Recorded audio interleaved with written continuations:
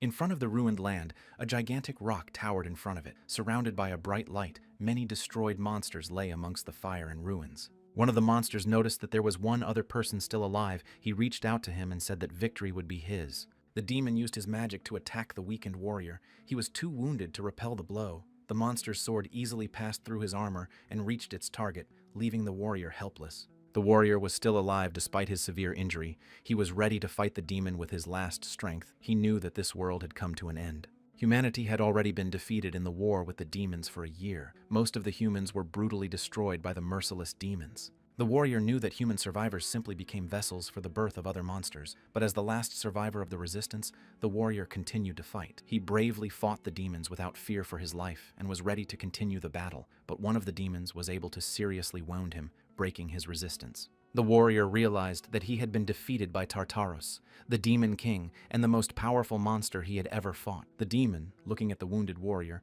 mockingly remarked that he must have been in pain and offered to help him, about to deliver the decisive blow. But the demon didn't want to destroy him too quickly. He restrained his body, adding that he would give him some time and so they could talk a little. The demon looked at the man carefully. He remembered that his name was Jafir. He was the first person whose name the demon remembered. The demon noted that the warrior was the first to bother him so persistently. Amazed at his persistence, he added that someone who fought without any chance of victory was considered a fool. He approached the restrained and wounded warrior and said that those who surrendered afraid of the power of the enemy were not wise. He considered them even greater fools. The demon was starting to get even angrier when he saw such weak and impatient trash. He was sure the warrior understood him. After all, he was the strongest of the humans. Tartaros did something he had never done before. He wanted to offer the warrior something special. He invited him to come to his side. He offered to leave this foul land and start conquering others, including the abode of the gods. He was sure their powers would be enough to conquer anything they wanted. The warrior looked closely at the demon, couldn't believe that he was really willing to accept him into his army. The demon replied that he would be willing to make him a great warrior if he would agree to fight at his side and his suffering would cease. The warrior smiled, saying that sounded pretty good, but he wasn't telling him the truth. The warrior realized that the demon couldn't be trusted, and he wasn't going to go over to his side. He realized that his injury was too serious, and the demon couldn't help but know that he was beyond saving, but he still offered him to come to his side. It was quite strange for a warrior, but he knew why he did it. The warrior thought the demon wanted to see him begging him like some coward, his friends, his loved ones begging the enemy who had taken everything from him. He held out his hand to him, pretending that he was ready to accept his offers. The demon holding out his hand in return was happy that he had managed to break the will of such a powerful warrior. The warrior remembered the words of a loved one who had asked him not to swear with bad words, but he didn't listen to her and always did his own thing. He smiled and said that he never listened to anyone, so he decided to do a fun spell before he would be destroyed. The warrior suddenly grabbed the demon's hand and wouldn't let go. The demon couldn't understand what he was up to. There was a look of fear, of incomprehension on his face. He was shocked that the warrior continued to resist. He knew that if he did the spell with his hand, the power that was beyond his capabilities would simply destroy his body. The warrior clenched his fists and looked at Tartaros and grinned with determination in his eyes and showed him his contempt with a gesture, making it clear where he should go. After his words, a spell was triggered and there was a powerful explosion where they were standing, from which it was impossible for them to dodge. None of them would be able to survive. The demon looked at his hand in horror and couldn't understand what was happening to it. He didn't know what spell the warrior had used before his death. Tartaros looked at the warrior and suddenly screamed very loudly. It was a cry of despair. It was as if he had figured out the spell that the warrior had used and knew that he was in for a sad end. The warrior's body was incredibly mangled. He had no chance of survival, but he did his best to rid the world of the demon Tartaros. The demon was furious at Jafir's insolence. Unable to contain his anger, he kicked at the warrior's body with all his might, seeking to crush him for such an insult. The warrior disintegrated into small pieces. This was how his battle ended. He failed to avenge the people he held dear. Before his death, the warrior thought that he had failed to protect anyone as he had promised them. For him, it had ended in ignominious defeat. He realized that it had to be this way. But suddenly he woke up lying on the ground, not understanding what was happening to him. He couldn't believe he was still alive. He realized he had just been destroyed by a demon. Jafir thought that everything around him looked quite strange. He examined his body carefully and was shocked that all his wounds were healed and his armor was intact as well. He wanted to know where he was and how he was able to get to this place. He noticed that there were statues of gods all around him. He didn't know they had a temple somewhere. The warrior stood up to scrutinize everything. He smiled and thought he had entered the afterlife after his death. But suddenly he heard a strange voice informing him that this was not the afterlife. They were on the lower level of the pantheon, the abode of the gods. Turning around, the warrior saw a bright light that was moving straight towards him. Soon he saw a girl who was like an angel with huge wings. Upon seeing her, Jeffer tried to draw his sword, which was always behind his back, but he realized with horror that he could not summon his sword. The girl told Jafir not to be too surprised that he couldn't summon the sword. She was here to give him the will of the gods. Her name was Mercedes. She was an elder angel. She informed him that he was dead, and following procedure, she was obligated to send him straight to the underworld, but there was something she couldn't do. Mercedes explained that due to the insistence of several gods, the three supreme gods had made the decision to send him back in time. Jafir couldn't understand what she was telling him. She added that he would travel back in time. With all the memories he had, this meant he had a chance to change the ending of the battle. However, he would be left without all of his acquired skills, magic, and his incredible stamina. Mercedes said that once he had already been the one who managed to climb to the top of the human pyramid, she was sure he would have no trouble recovering everything. Jefir thought it was a dream. He knew Tartaros did not master the art of illusion. He assumed it was an agonizing euphoria. He asked why the gods had decided to give him such an incredible chance, to which she replied that it was hard to believe, but she was willing to provide him with proof that would help him. The warrior calmly stopped her, saying that proof wasn't needed. He was interested in something else. He wondered what he had to do for the gods. He realized that everything in the world always had to be paid for. He realized that they needed something from him. That's why they gave him this chance.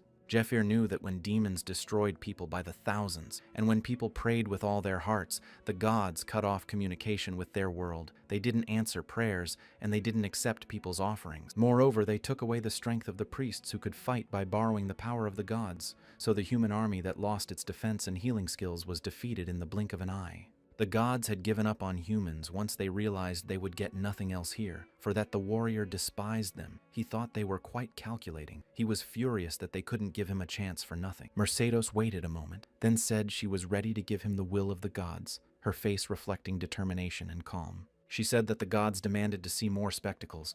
They longed to see how desperate people were. They wanted to have fun watching people in desperation. Jeffer was shocked to learn that the gods took pleasure in watching humans suffer. He was shocked and didn't know what to do next. Mercedes said that the gods who had turned their attention to him were sorry to see him die. They had rarely met such determined people, and his 5-year battle with the monsters had been quite interesting to them. She added that many gods would be upset if it ended so quickly, so they were watching them. She asked if he remembered that near the end he was getting increasingly lucky. Mercedes said that the gods had helped him in the battle against the monsters, and now he had to pay them back. But she had no sooner finished her sentence than Jefir began to attack her. Jefir couldn't listen to her anymore. He realized that people were desperate to fight the monsters, and no matter what continued to believe in the gods who had cynically betrayed them, so he decided to attack Mercedes. He was furious at her words. He couldn't understand how they could be having fun and mocking them when they were desperately trying to survive. Jefir stated that the humans were fighting to survive, and he didn't understand how the gods could enjoy this spectacle, his words expressing bitterness and incomprehension. Jefir clenched his fists and asked bitterly, did they really think he was fighting for their amusement? Like a puppet theater, he was pissed that this was how they saw people. Mercedes realized that the situation could have gotten out of hand and that Jeffer was at his limit. She decided to be the first to launch her attack to contain the force of his anger. A huge foot covered in chains struck Jafir. The incredible force of the impact split the air, creating a powerful energy surge. Mercedes warned the warrior that the gods were looking at them now and asked him to be more polite, or they would have to use their powers, even though they liked him. She approached him and told him that he had misunderstood her slightly. She explained to him again that when the gods said, interesting, they were only talking about him. They were not interested in humans as a race. 68 Mercedes added that it was simple. If he proved his worth, he could get what he wanted. It could be something personal to him or to all people, because everything always had to be paid for. She freed him from the giant foot and told him that among all the gods, there was one god who persisted in asking to be brought back in time for another reason. Tartaros was furious. He was smashing everything around him. He couldn't realize how long he had to wait. He wanted Jafir to appear before him immediately. He wanted to fight him once more, and no one around could calm him down. He said he had managed to get more than 10 worlds. He couldn't believe he was stopped by some human. It was ridiculous to him. He wished it never happened. He needed to fight him again. Tartaros stated that he was willing to pay for it as much as would be required of him. Seeing this, Jafir couldn't understand what he was doing or why he needed it. Mercedes explained that the devil Tartaros was a god of destruction who destroyed 10 worlds, including his. His goal was to destroy everything. He was invincible and was never hurt. She said he was the only one who had managed to ruin his record. She wanted him to realize how badly he had hurt his pride. Jafir was shocked that just for that reason, Tartaros was beyond angry and wanted the gods to return him. He thought he was a madman who failed to accept losing. Mercedes said he wanted to fight him one more time and get a clean win. Now she was just waiting for Jafir to decide. He smiled and replied that it was such an obvious question. If the demon wanted to lose again, he would have to honor his request.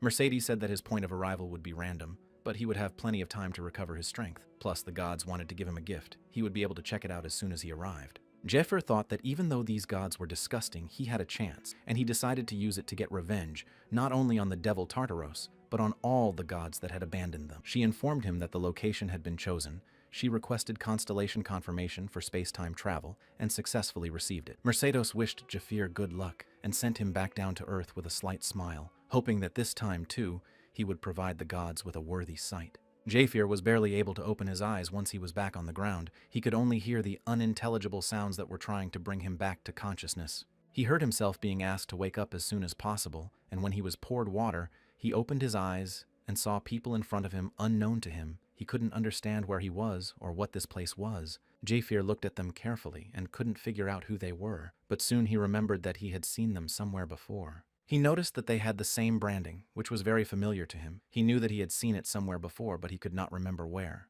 But he soon remembered where he had seen that branding and began to laugh at the realization that he had gone back 10 years when he was exactly 20 years old. He went back to the time when he served in the temple as a slave. This is where his journey of climbing to the top began.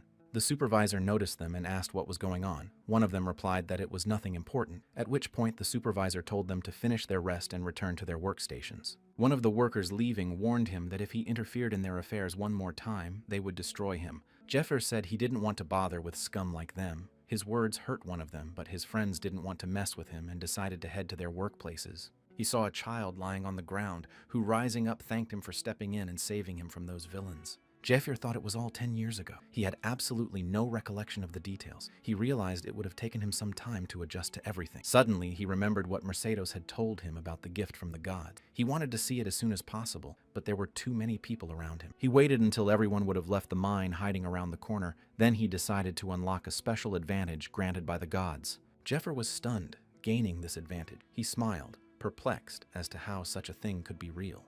The other miners saw how he worked, realized that this newcomer was not so easy. He was a great worker. He assumed he was a miner. He was incredibly fast and worked harder than the others. He looked like he wasn't tired at all from the hard work, and the others couldn't understand how he managed it. One of the workers thought it would be great if he was in their crew, but his comrade replied that then they would have to work normally too. Jafir still couldn't believe that the gods had really given him an incredible advantage. It shocked him and pleased him at the same time. He knew he would have an easier time recovering his strength. After he opened the special advantage, all the information was in his head in the blink of an eye. It was quite an unpleasant feeling. He found that he had access to a vault of all the best skills available to him, including some he had never had before. Jafir smiled and could barely contain his feelings. He was at a loss as to how the gods had just given this to him. He didn't notice the supervisor, who was quite angry with him. He ordered them all to get back to work. He threatened him with a lash if he didn't get to work immediately. Jafir saw the head of the mining crew walking confidently straight at him to flog him for disobedience. The miners' crew chief took his whip in his hand as firmly as he could to strike. He was sure they didn't understand nicely and would need to be taught a lesson. Jafir effortlessly managed to catch the whip, which did him no harm. The boss was shocked that he managed to catch his whip with his hands. He approached his boss to humbly give him his whip. He asked for his forgiveness and added that he would return to work immediately. Jafir looked at his hand, thinking that because of his past combat experience, he was able to see every movement of his opponent. He looked carefully at his hand and was in shock. There wasn't a single scratch on it. He realized that it was the effect of the skill the gods had bestowed upon him. Jafir realized that he had a special skill, Iron Wall, which increased all his defense skills. He felt almost no fatigue. He could work all day long. He thought that although the conditions were miserable, if he used this skill correctly, it should be quite useful to him. Jafir realized that he had gained a total of 9 special abilities. If one further took into account his knowledge of the future, he would quickly be able to recover his strength. He realized that the first thing he had to do was work hard to make money, so he started working even harder. At the end of the day, all the workers stood in front of their supervisors, who read out their ratings. They asked to listen carefully. The supervisor announced that the first place was awarded to the F Brigade. The young guy standing next to Jafir was shocked that his brigade won first place. Next in the rankings was the B Brigade. These were the guys who beat up the young guy. They couldn't believe that the F Brigade was able to be the first in the ranking. The chief added that third place went to the H Brigade, and those remaining today were not so lucky, with the last place going to the E Brigade. According to the rules of their mine, the last team's money and groceries were distributed among the first, second, and third places. After announcing all the information, the boss told the workers to pray to Arya, the great goddess of light, and all the workers, including Jafir, began shouting the words of the prayer. Jafir knew that on the continent, among the three great deities, Arya, the goddess of light, was worshipped the most. She was also the biggest creditor to the people. He realized that almost everyone who lived here had lost their homes to the monsters. They worked hard to get money and food. Some of them just wanted to get to bed. Jeffer realized that there were others like him here who were adventurers, but after the temple saved them from death, they were enslaved to pay off a huge medical debt. He realized that as long as he was branded, he wouldn't be able to move freely. If he went outside without permission, his heart would be quickly stopped. He needed to pay off his debt as soon as possible and regain his freedom. And then something could be planned, he thought. Tartaros wouldn't defeat him so easily on this one. He had made a promise to get revenge on the demon by all means. He was willing to work hard to be ready to do battle with him, but there was something else he wanted to do besides revenge. Jefir kept thinking about his beloved who was mercilessly destroyed by the monsters. He couldn't forget her face. He was sure that this time things would be different. He firmly believed he could protect his Alteo. His resolve was unwavering, and at this moment he was willing to do anything to make sure history didn't repeat itself. Soon he reached a place where the nun said that anyone who needed to go to the store or confess could come to her, but all the workers preferred to eat and drink something. Jafir entered the store and was surprised to see how much money the groceries cost. He thought he hadn't seen such incredible prices in a long time. Suddenly he was approached by a young guy he had stood up for in the mine. Jafir didn't understand what he wanted from him, and then the guy said he would like to buy him a beer. Jeffer was surprised at his action. He figured he had a lot of money if he was so fiercely eager to buy him a drink. The guy unclenched his hand and showed him everything he had. He said he had just gotten the money but couldn't buy himself anything expensive with it. He added that he had protected him then in the mine, and because of him, their crew was able to take first place, for which he was paid. The guy said that they had only wimps on their team, so they usually came in last place, so you could tell it was the first time he had gotten money. Jafir realized why they were beating him. If even one ore miner in the group got sick and couldn't work, the effectiveness of the whole crew would drop drastically. He knew to sabotage at least one team in this way, and then his brigade would automatically move up a place higher. Jafir answered him that he would not have eaten the child. He thought he was doing it to pity him. He asked him not to pester him with nonsense. He walked into the store where he was greeted by a salesman. He asked him what he could offer him, but Jafir already knew what he needed to get on with his work. Jafir asked him if they had a restorative in the store, much to the surprise of the salesman, who hadn't been asked for one in a while. The vendor noticed he hadn't seen him here before and asked if he had money for the remedy. A glass cost 1 gold, a bottle 4 gold, but if there was no pain, he advised him to be patient. Jafir threw the coins on the table and said there was 1.5 gold pieces. The rest he wanted to borrow. He knew he had to have a receipt. He asked to get it so he could sign it. The young lad wanted to stop him. He thought Jafir was crazy if he decided to borrow the restorative potion, but he didn't listen to him and signed the receipt. He approached and asked if Jafir knew what would happen if he didn't pay the debt. All his earnings would go to cover it. He wanted to warn about the high interest, but Jafir wouldn't listen.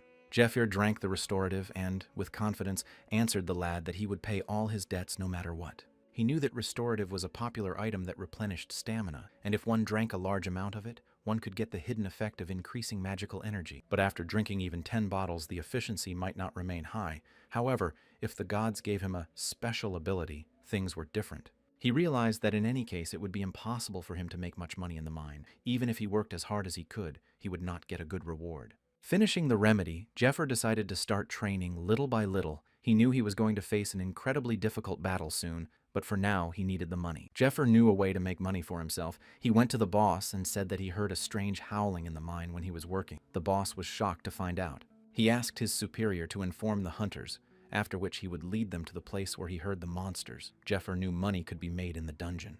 Monsters were creatures spawned by the magic flow. Many of them were aggressive and posed a great threat to humans. In all the years of war, these monsters had taken a lot of damage. The emergence of monsters became beneficial to humanity. Their magical crystals, bones and skin were used to create weapons and armor, turning the monsters into a valuable resource. He knew that every monster-inhabited cave held both great danger and great profit, which was why he needed to get there. But the first to enter the cave were the hunters. They were slaves who had military skills. They were the selected special to deal with monsters. He realized that the price for their work was as high as the risk of the hunt, and the success of the mission often boded well for their extra pay. Jaffer couldn't understand why an adventurer like him was assigned to the miners. He was sure there had to be some reason for it. The next day, Jafir went to the store to see the salesman who sold him the restorative, but he was unable to get the remedy because the salesman could no longer credit him. Jafir thought he was over his credit limit, but the salesman replied that his rank was too low. The salesman warned him that he wouldn't get another penny from him. Not knowing what to do, he was about to take the remedy away from someone. Suddenly, a nun approached him and offered to open a line of credit by selling his organs for scientific research. Jafir looked at the paperwork and saw that the surgery was scheduled for the following week. He asked if it could be canceled by returning the money. The nun assured him that it was possible. He went back to the seller to buy as much of the restorative as possible. The seller replied to him that he could do as he knew. He didn't care about his fate. The nun thought he was a bit of a silly guy. She didn't understand why he needed so much restorative, but she was sure that the temple would have gotten all of his organs. Jafir drank all he had left. He felt a surge of energy dramatically, and now he was ready to get back to work. Suddenly, he was approached by a guard who was looking for him. He informed him that he would be the one to escort them to the place where he heard the monsters. Jafir smiled, realizing they had shown up just in time. He nodded in agreement and confirmed that he would go with them to the monsters. The head of the reconnaissance team said his name was Goth, and those behind him were named Dale and Marco. They were now ready to embark on a dangerous journey. Jafir informed them that he had no night vision skills, but he could use a magic pulse. He hoped they would be able to work cohesively together. Night vision allowed one to see in total darkness, and magical pulse enhanced perception through energy. These skills were necessary to stealthily enter the monster's lair. Goth noticed that it looked like the price of the night vision potion was pretty solid. He said that if everyone was ready, we needed to move out. Dale told Jafir to take his load and follow them forward. Marco was impressed that the miner had used a magic pulse. He had never met people like that before. They were shocked that Jafir acted as if he was going to crush the monster's lair with them. They thought it was impossible. Jafir followed them and answered them nothing. He was sure they would still regret their words. He wasn't familiar with two of them, but one he definitely knew. He remembered that he had been transferred to hunters, and a month after the lair had been cleared, 2 hunters had died there under the vaults of the cave. Jafir thought of a way he could use these hunters who had traveled with him to the monster's lair. Near the entrance to the monster's lair, they were met by a group of warriors in dark cloaks. Their faces could not be seen, but they seemed to have been awaiting their arrival for a long time. One of them said they were a cheerleader and asked them all to stretch their arms forward, and he put special bracelets on their arms. He explained that they were magic bracelets, and if anything were to happen to them, the bracelets on his arm would break, and they would be able to immediately request help from headquarters. He added that he hoped he wouldn't have had to do that. He asked them to focus on the task at hand and do their job cleanly. He let them pass, wishing them luck. Jafir walked first through the dark gorge of the cave without fear, his confidence and determination evident in every step, boldly leading the group forward. They were met by 2 monsters who were inspecting the cave for enemies. They didn't realize that the hunters were already inside the cave and would soon find them. The monsters noticed the small stone suddenly hitting the wall beside them. Puzzled, they stared at it, not realizing who could have thrown it. Jafir knew that the main objective of the reconnaissance team was to locate the monsters and gather information about their lair. Based on the data collected, a lair mopping up team was formed to destroy the monsters. This was the standard sequence of such missions. The hunters of the reconnaissance group carefully examined the monsters and realized that they were the ones that had survived last time. They thought there was another lair that was on the other side of the mine entrance. They knew that last week groups A and B had cleaned it out. The surviving monsters had dug a tunnel and lurked here. Jafir thought it was quite expected that the scout group had some good military skills. Goth called out to all the hunters to tell them his plan. Goth thought they were able to deal with the monsters themselves. He thought they could handle it without anyone else's help. Jafir realized that if the scouts thought they could handle the sweep on their own, they were going into battle without orders. Marco replied to the commander that they could just scout the situation and that was it. He didn't want them to put themselves in danger. He was worried that there might be a stronger monster deep in the cave, and after all there were only 3. But the commander corrected him and said that there were 4 of them, and their goal was to capture the kobold. Marco thought the commander was joking. He said there were 3 of them and 1 porter who wasn't a full-fledged warrior. He couldn't believe he was going to go into battle with him. Dale asked Marco not to get worked up. He looked at the commander and asked if he had a plan of action. He wanted to listen to him first and then decide. The commander listened to them, smiled, and told Jafir to get the necessary equipment, preparing for the next phase of the mission. Jafir pulled out the fruit and leaves of the actinidia, carefully placing them in front of the commander, who had to explain to his team what they needed it for. He said that if you ground them up and mixed them with cobalt litter, a special odor would be formed that would attract monsters. The commander knew that this smell was incredibly strong. It could be smelled farther than 100 meters away. He realized that the monsters wouldn't be able to resist that smell and would walk right into their trap. He thought it was a brilliant plan to trap the kobold. The commander added that then, using this mixture, they would lure the bestiary into a trap they would have prepared in advance. His plan worked, and one of the kobolds fell into their trap. The commander was sure they would have succeeded. His subordinates were shocked. It was the kind of decisions they respected him for. They couldn't understand when he was able to prepare all this. They had never even heard of such a method, to which the commander replied that it was his life experience. But Jafir understood that he was the one who had prompted the commander to do so. He knew that in his past life, after he had been transferred to the hunters, he had been on the same team with Goth. He had sought recognition from the other hunters, but he had never gotten the chance. Goth, holding the flask in his hands, asked Jafir's question excitedly, his face expressing tension as if he was waiting for important information about what was happening ahead. Jafir admitted that he had already gone down there yesterday. He reported that there was a small den of Cobalt survivors. Goth thought he had an overconfidence if he ventured down to the lair alone. Jafir had said that before getting to this place, he was in charge of scouting for his team. He was good at finding hidden paths. Goth was glad when Jafir informed him of the monsters ahead. He was sure they could handle the 4 of them if they stuck to Jafir's plan. Jafir answered him that he understood that the decision was up to the commander, but he thought it was worth trying the plan he suggested. He was sure this place could bring them some good money, and it would be a shame to share it with other hunters. Goth realized that Jafir wasn't as useless as he might have thought. Goth realized that Actinidia wasn't easy to find, but he was well prepared and it looked like he was well versed in monster hunting. He liked that he left the decision up to him. He figured that if he, as a commander, put in a good word for him, he could be quickly transferred to the hunters. He handed him the knife and asked him to take it for himself. Jafir thanked him for providing him with a weapon. Goth thought that it was probably all done on purpose to look in the best light in front of him. Goth soon realized that there was no difference either way. His eagerness was commendable. He tried not to worry about the Cobalt lair and keep his cool. Goth decided it was time to take everything this cave had to give them, destroying the Cobalt. The commander realized that they had already managed to deal with most of the monsters. Dale said he didn't think it would be so easy and fun. Goth, taking the stone in his hand, said he was sorry the quality of the stones was terrible. Jafir emerged from one of the passageways to inform the commander that it was clear and the way was safe. They could go on. Marco noticed that there were bones lying on the ground. Perhaps they were someone's remains. Lifting the skeleton's arm, he thought they were wild animals, but they didn't look much like them. He thought they might be cobalt bones, but suddenly a hand seemed to come to life and move toward him to grab him. Marco was trapped by the monster. It grabbed him and immobilized him. Marco didn't have time to avoid the monster's nifty attack, and now he only had to rely on his team. The mysterious creature with huge claws threw him hard. Dale, standing nearby, was shocked and didn't know what they were supposed to do. Marco flew into the wall of the cave with incredible force. It seemed that the monster had managed to finish one of them off. Goth didn't understand what so powerful was able to do such a thing to Marco. Dale realized that they were starting to be attacked by a mysterious monster. He took his hammer and activated his ability to protect the rest of the hunters. He asked them all to get behind his back. He thought that their battle with the monsters was over, and they were able to clear the cave. But now their enemy was hiding, and no one knew what kind of monster might have attacked them. They realized that now they would have to get out while keeping their defenses up. Dale said he had made a magical shield that could stop even an orc chieftain. He was sure the monster wouldn't be able to penetrate it. Suddenly the monster made its attack, shattering Dale's shield. The shield was no problem for the monster. The monster's next attack disarmed Dale himself. Seeing the monster's tail, Goth couldn't believe that it was this creature that attacked them. There was consternation on his face. He realized that they could have died in this cave. The head of support, looking at his hand with the mysterious bracelets but could understand what was happening to them, he realized that inside the cave something had happened to the hunters and they needed help. The support head was perplexed as to what was going on in the cave and why his bracelets had torn. He tried to find an explanation, but the situation was getting out of hand.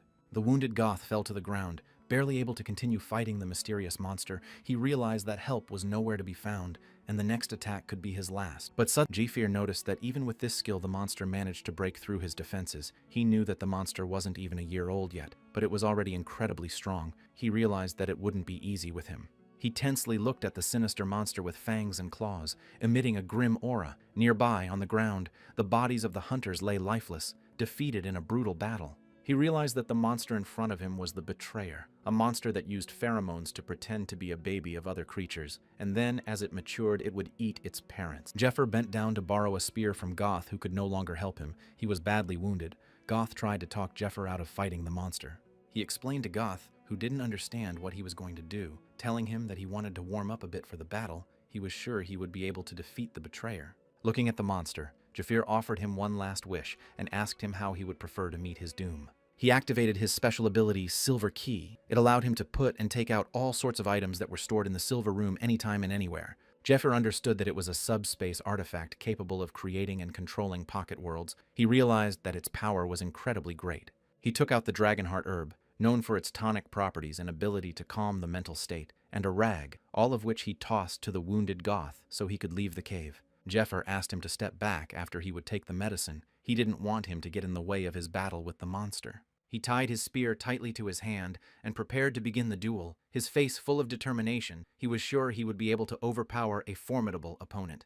Goth didn't understand what he was up to. He realized that Jafir was no fighter, and he was sure he couldn't overpower this powerful monster. He added that even if he had to die here, hiding behind a miner's back was too humiliating for him. Suddenly, the monster rushed to attack. Goth was unprepared for the fight. Gripped by fear and confusion, he realized he could not fight this opponent in his condition. The monster applied the skill Fear. Goth was under its influence, after which he was paralyzed and gripped by fear of the beast. Jafir remembered that a story his petty officer had told him in a time when he was still very young and inexperienced. A few years ago, when a nearby village was attacked by a predator, the villagers watched the whole thing happen without even blinking their eyes. It was because their bodies were completely consumed by fear. They were so frightened that they couldn't even close their eyelids. If a person fell under this skill, there was nothing more they could do about it. All they had to do was wait for their end to come. Goth was at a loss. He didn't understand what was happening. He heard strange noises. He couldn't understand at all what he kept looking at. He was no longer in control of his body. The fear skill had no effect on Jefir, who continued to fight the monster. He skillfully wielded his spear and kept the monster from getting closer to him by fending off its attacks.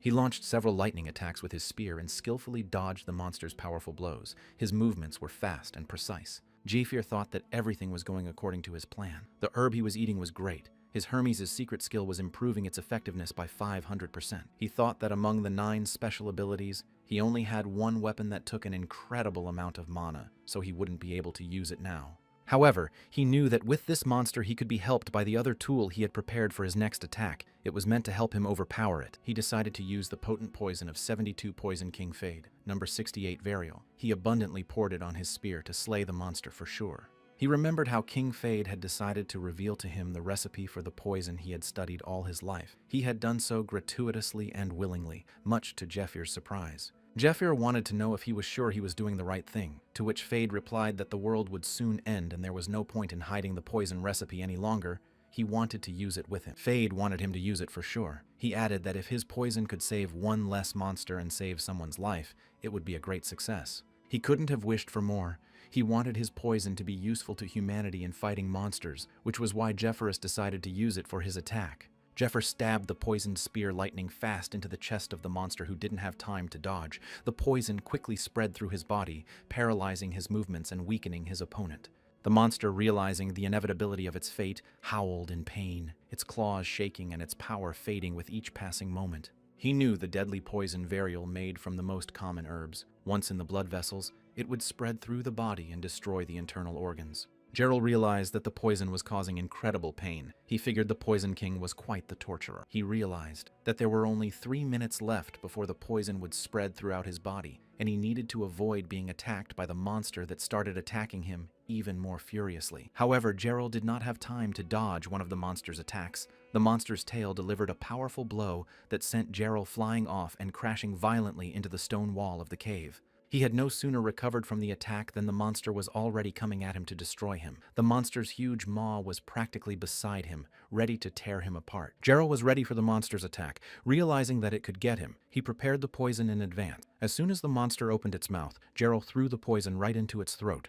Gerald managed to dodge, and the monster missed, smashing into the wall of the cave where the warrior had just stood with a clatter. He could see that the poison was starting to take effect, and the monster was slowing down little by little. He could see the monster starting to cough up blood. Its end was near. Gerald thought that he had 2 minutes to last and the monster would be defeated. But as he turned around, he realized that there was 1 minute left before the betrayer was destroyed. He realized that with his current skills, it would be difficult to dodge the monster. So he decided that after 1 minute, he would either try to survive until the monster was destroyed. He realized that he also had a second option, to make spear attacks on the monster until it would be destroyed. He took the spear and started to finish off the monster. But the monster was still quite strong. He struck again with his tail, but this time Jeffer was ready for it. He grabbed his tail with his hands and wouldn't let go. Jafir struggled to hold the monster's powerful tail, realizing that he needed to hold on just a little longer. As soon as the monster lifted him high enough, Jafir leapt with his spear, ready to deliver the decisive blow. Clutching the spear with both hands, he lightning struck with the spear, piercing through the monster. The monster was unable to dodge the attack due to the effects of the poison. The The monster tried to throw him off his head. The pain he was experiencing was driving the monster crazy. But Jafir didn't back down and prepared a new attack for the monster. He broke his spear and thrust the second part into the monster. He was determined to put an end to their battle. He realized that the monster would not be able to survive his attacks. Pulling out his knife, Jafir decided that a final strike was necessary to make sure the monster was truly defeated and no longer a threat. The monster didn't give up and began to fight back even more. Jafir could barely stay on the monster's back, but he knew he needed to do as much damage to it as possible. Jafir nearly toppled off the monster but managed to grab onto the knife, holding onto its back. He realized that the monster still posed a serious danger to them. He raised his weapon, intending to deliver a final blow to make sure the monster was no longer a threat to them. He thought going back 10 years he had lost everything he could be better than this monster. He had no power or magical energy, so he had to prepare himself. He needed magic to finish off the monster. Jafir used the discharge magic power control technique, which he channeled directly into the weapon that was sticking out from the monster's head. Seeing him fight, Goth laughed and thought he had made a mistake. He was sure that Jafir, and without his help, could have quickly gained the recognition of the other hunters and risen to the top. Goth realized that he was now a mere minor, and he would not be able to go down into the dungeon without special permission. He realized that Jafir would need a ticket to get into the dungeon, and that ticket for him was Goth. Jafir, after defeating the monster, approached the wounded Goth and offered him some conversation to discuss their next steps. In the quiet, sunny forest, suddenly there were loud screams, a man kneeling on his knees, bleeding. He was trembling with fear, realizing that he would not be able to escape his end. A huge man with a gun intended to destroy him. The man desperately tried to justify himself by claiming it was all a misunderstanding. He claimed that they had entered the temple together. He tried to convince them not to destroy it, but the hunters didn't believe him and were already preparing to launch their attack. He asked a man named Sahak to believe him that he didn't worship the devil. He didn't know how to prove it to them. He just hoped they would believe him. But Sahak did not believe him and ordered his partner to finish him off. The partner obeyed his order and happily destroyed him.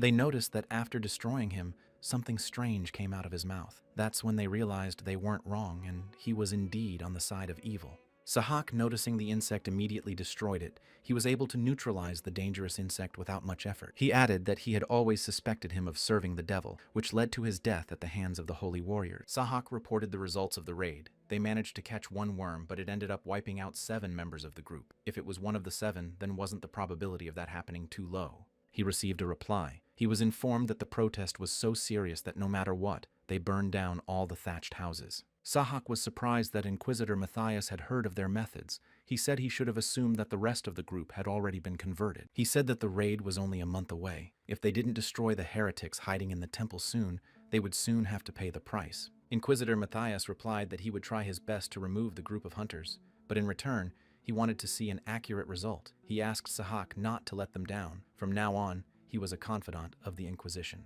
Goth came to the HR department to hire Jafir to his group. This required him to give his name and assignment and fill out an application. Goth gave his name, saying he had recently started mining work. The girl explained that the person hired from another department was becoming part of their team, and his mistakes could lower the overall results, affecting the evaluation in the HR department. She asked if he was agreeable to the terms. Goth gave his consent. He was absolutely sure of his decision. He figured that if he worked properly, all his accomplishments could be his. He was glad that he had taken Jafir, who was incredibly strong, into the dungeons. He never thought he would have gotten such a chance yesterday in the dungeon.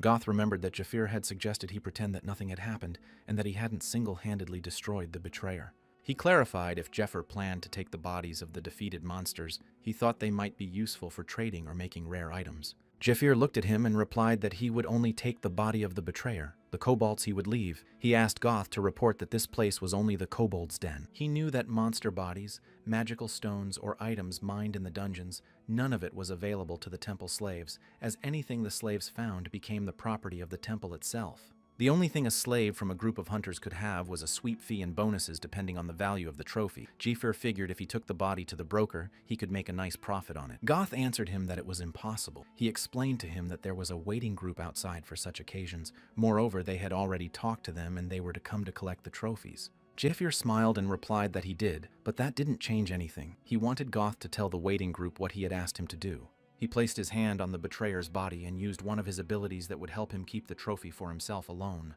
Suddenly, he couldn't believe Jafir was using subspace. He knew it was usually clogged from a few things. But before his eyes, the monster's huge body disappeared.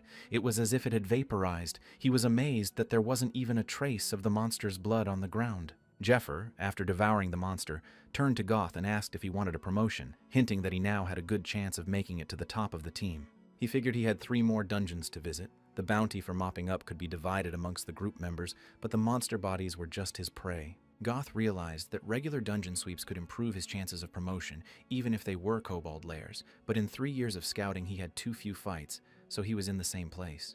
If an experienced hunter joined their group, they could be the first to enter the dungeons, taking everything without interference. Defeating several dungeons, his reputation as a commander would greatly increase. He figured he needed a promotion and Jafir needed money. He figured they could make a great deal. They just needed to not get caught and everything would be fine. Jeffer thought that he would be able to cover all his debts when he sold the betrayer for a good price, but he wanted to leave the temple quickly. However, he still had some business to attend to here. He realized that he had to get on the raid team by any means necessary and get his hands on that very item for the sake of changing the future.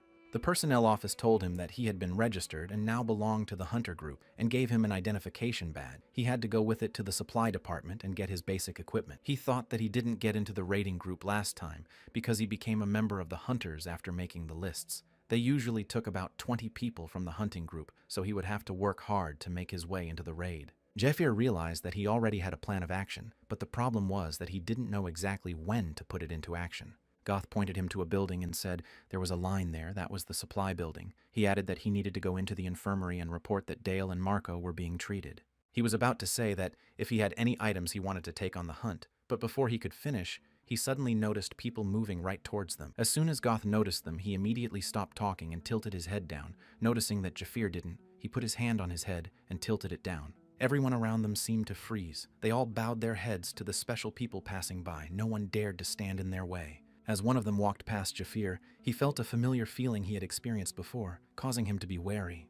As they passed them, Goth exhaled with calmness. He was happy that they had passed and now he felt safe. He explained that these were men authorized by the Inquisitor of Heresy. They were slaves in direct subordination to the Inquisitor. Goth added that these were no ordinary slaves, so they had better be treated as important persons. Under the pretext of searching for heresy, they could destroy without warning, even for an accidental touch. He said the most dangerous of them all was Sahak. His name was Mad Dog. He started working for the Inquisitor because he wanted to destroy people. If he was targeting someone, he would go all the way until he destroyed them. Suddenly, Sahak stopped and turned to them. Goth was incredibly scared. He was afraid that he might have heard their entire conversation, and then they could be in big trouble. He turned to them and said he had a point of interest he wanted to discuss, awaiting their reactions with curiosity. Sahak pointed to Jafir, dressed in the rags of a miner, and added that his strange attire had attracted attention, raising questions about his true status. He took off his hood and said that he was a confidant of the Inquisitor of Heresy and that his name was Sahak. He asked Jafir to give his name and his rank. Goth replied that the guy Sahak had pointed out was Jafir. He had recently joined his group, and if there was a problem, he, as commander, should be aware. Goth's words angered Sahak and he ordered him to shut up, adding that he wasn't addressing him now and preferred to discuss this with Jafir. Goth fell silent. He couldn't disobey his order. Watching him, he couldn't understand where Sahak got such threatening energy from. Sahak looked at Jafir and thought that now he was sure of his speculations. He just stood there without showing fear. It was immediately obvious that he was not an ordinary guy. He realized that others were unlikely to notice such a thing, but he was unmatched in acuity of feeling. He was convinced that Jafir was an incredible master. Sahak noticed Jafir's clothes again and realized that he had just been transferred to the hunter group, which meant he was originally in the miner group. He knew that new slaves arriving at the temple were first tested for their physical and magical skills. Those who could fight could be included in the group of hunters, where strong men were always needed. However, Sahak realized that this slave was first in the miners group, and only then was he assigned as a member of the hunting group. This looked very suspicious to him. Sahak thought this was rather unnatural, and he ordered his warriors to surround Jafir, who stood quietly waiting for their next action. He realized that Jafir was a strong fighter. However, he was not to the point of being so strong that he couldn't handle him. He decided to ask him a few questions. He had to answer honestly and not lie to him. Jafir, looking at Sahak, couldn't understand what he wanted from him. He didn't understand why he had to answer his questions. Jafir was ready to teach him a lesson. Sahak asked him the first question. He wondered if he had heard anything about the demon god worshippers. He was very much interested in this question. Jafir thought he knew about them better than anyone. The followers of the demon god were the people that worshipped Tartaros. They were the traitors to humanity that led them to defeat in the Great War. So far, however, they were known only as heretics hostile to the present religious order. Sahak explained to him that they had a few differences from all the other humans. They stood out amongst the rest, and that required special attention to them. He said he was recognized for finding these distinctions quickly, which is how he became a subordinate of Mr. Matthias, the Inquisitor of Heresy. He pointed his sword at Jafir and said that his gut told him that he was a very dangerous man. Sahak added that he was now the executive officer of the Inquisitor, and he was about to be interrogated. He asked him to remember that his every word or action could be used not in his favor. Jafir listened carefully to Sahak and expressed a desire to ask him one question before continuing the interrogation. One of them couldn't understand how he dared to say such a thing to them, but Sahak calmed him down and gave Jafir a chance to ask a question. He asked him if they could change the location for their warm conversation, but Sahak couldn't understand why he would want to. Jafir explained to him that they already had a large number of onlookers gathered around them, and he would not want them to do the interrogation in front of all the people. He added that he was just afraid that if something untoward happened here, the executive face of the Inquisitor might not be in a very comfortable position. Sahak smiled and said he noticed that he had too much confidence. He was sure he wouldn't have been able to handle the 5 alone. He added that each time he met such people, he became more convinced of the importance of his work, feeling that his efforts were making a real difference in their world. Sahak applied the skill Red Field, the power of abilities inside the field of allies. The hold time and reinforcement effect depended on the number of skills used. He was sure that now they could overpower him in a matter of minutes. He was sure that his skill would help them contain Jafir's power. Jafir thought this was quite interesting to him. Seeing his skill, he decided it was time for him to use his special skill. Sahak was surprised to see his stance and thought he was using some unusual fighting technique. He thought it would be best to observe him first. He was sure that's what anyone in his place would have thought, but he didn't need to watch him. He started attacking him, confident that inside the red field, he was invincible. 369 Sahak applied acceleration, swiftly attacking Jafir, who only had time to defend himself. Sahak thought that this fight might not be as easy as he expected. Jafir deftly dodged the attacks and waited for the right moment to deliver his counterattack, which lightly grazed Sahak's head. Sahak barely had time to dodge Jafir's attack,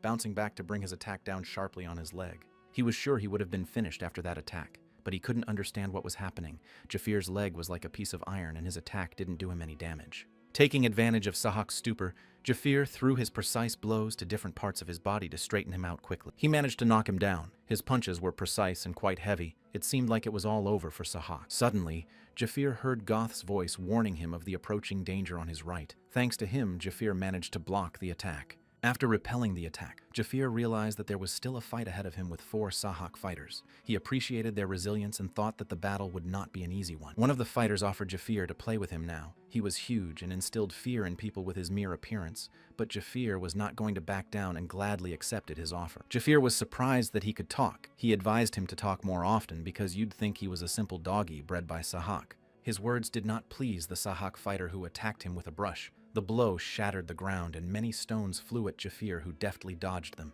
The people watching the fight were forced to scatter to avoid the huge stones that flew sideways from the blow of Kastani. Goth thought Jafir was a scary guy. He realized he was special back in the dungeon, but this time he easily dispatched Sahak with strange techniques. He was surprised that even now, as the big man Morningstar Flail was hitting the ground with all his might, Jafir was fighting off absolutely every rock. He thought that Jafir might have defeated them. And Sahak himself would have burned with shame when he came to his senses. He was sure his pride would not have allowed him to report this to the man in charge and produce a warrant for his arrest. Goth decided to support Jafir. He shouted to him that he should have won and then they would have gotten away from him. He added that if he lost, he would have been taken away with him as an accomplice. The man standing next to Goth laughed and said that his friend was unlucky when he decided to fight the Inquisitor's commissioners. Goth couldn't understand what he meant when he told him that. He said that although he was like a fierce man and had skillfully fought off all attacks, his problems had started a few minutes ago. The time had come, he thought, and Morningstar Flail had used his chains to restrain Jafir's hands,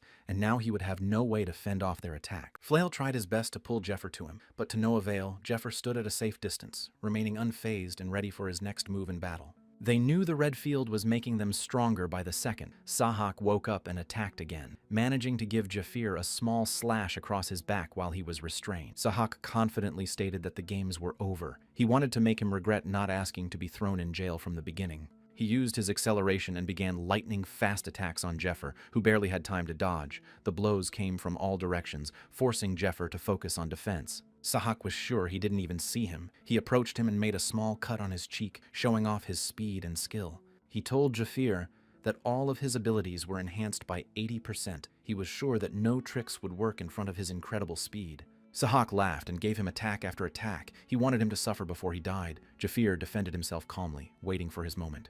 He realized that as soon as Sahak got closer, there would be a chance for a retaliatory strike, and a moment later the distance between them shrank, and Jafir delivered an incredibly hard blow to Sahak's head. Jafir took him by the hair and gave him a hard kick with his foot. He couldn't understand what kind of cheesy teamwork they had. He was frustrated that they couldn't all work together. Sahak thought it couldn't be. He didn't understand why neither his speed nor his red field defense was working. Jafir told him that because he was flying around him like a gnat, the big guy Fail was standing around and not helping him attack him. He added that if he was so keen to showcase his incredible speed, he should have used a normal defender to do so. Fail decided that he needed to intervene in the fight right away. He realized that Sahak had already lost his fight. He had taken quite a heavy blow that would be difficult to recover from. Jafir was angry that Fail with his size was standing aside and not taking part in the fight. He wished he could fight him as well. He thought Fail was afraid to get close to him. He grabbed the chains, determined to pull him to him. He figured that if in his past life his subordinates had shown such teamwork, he would have destroyed them himself for it. Jafir decided it was time to use the basic control method of enhancement magic. He managed to retake the initiative, and now he was already attacking them.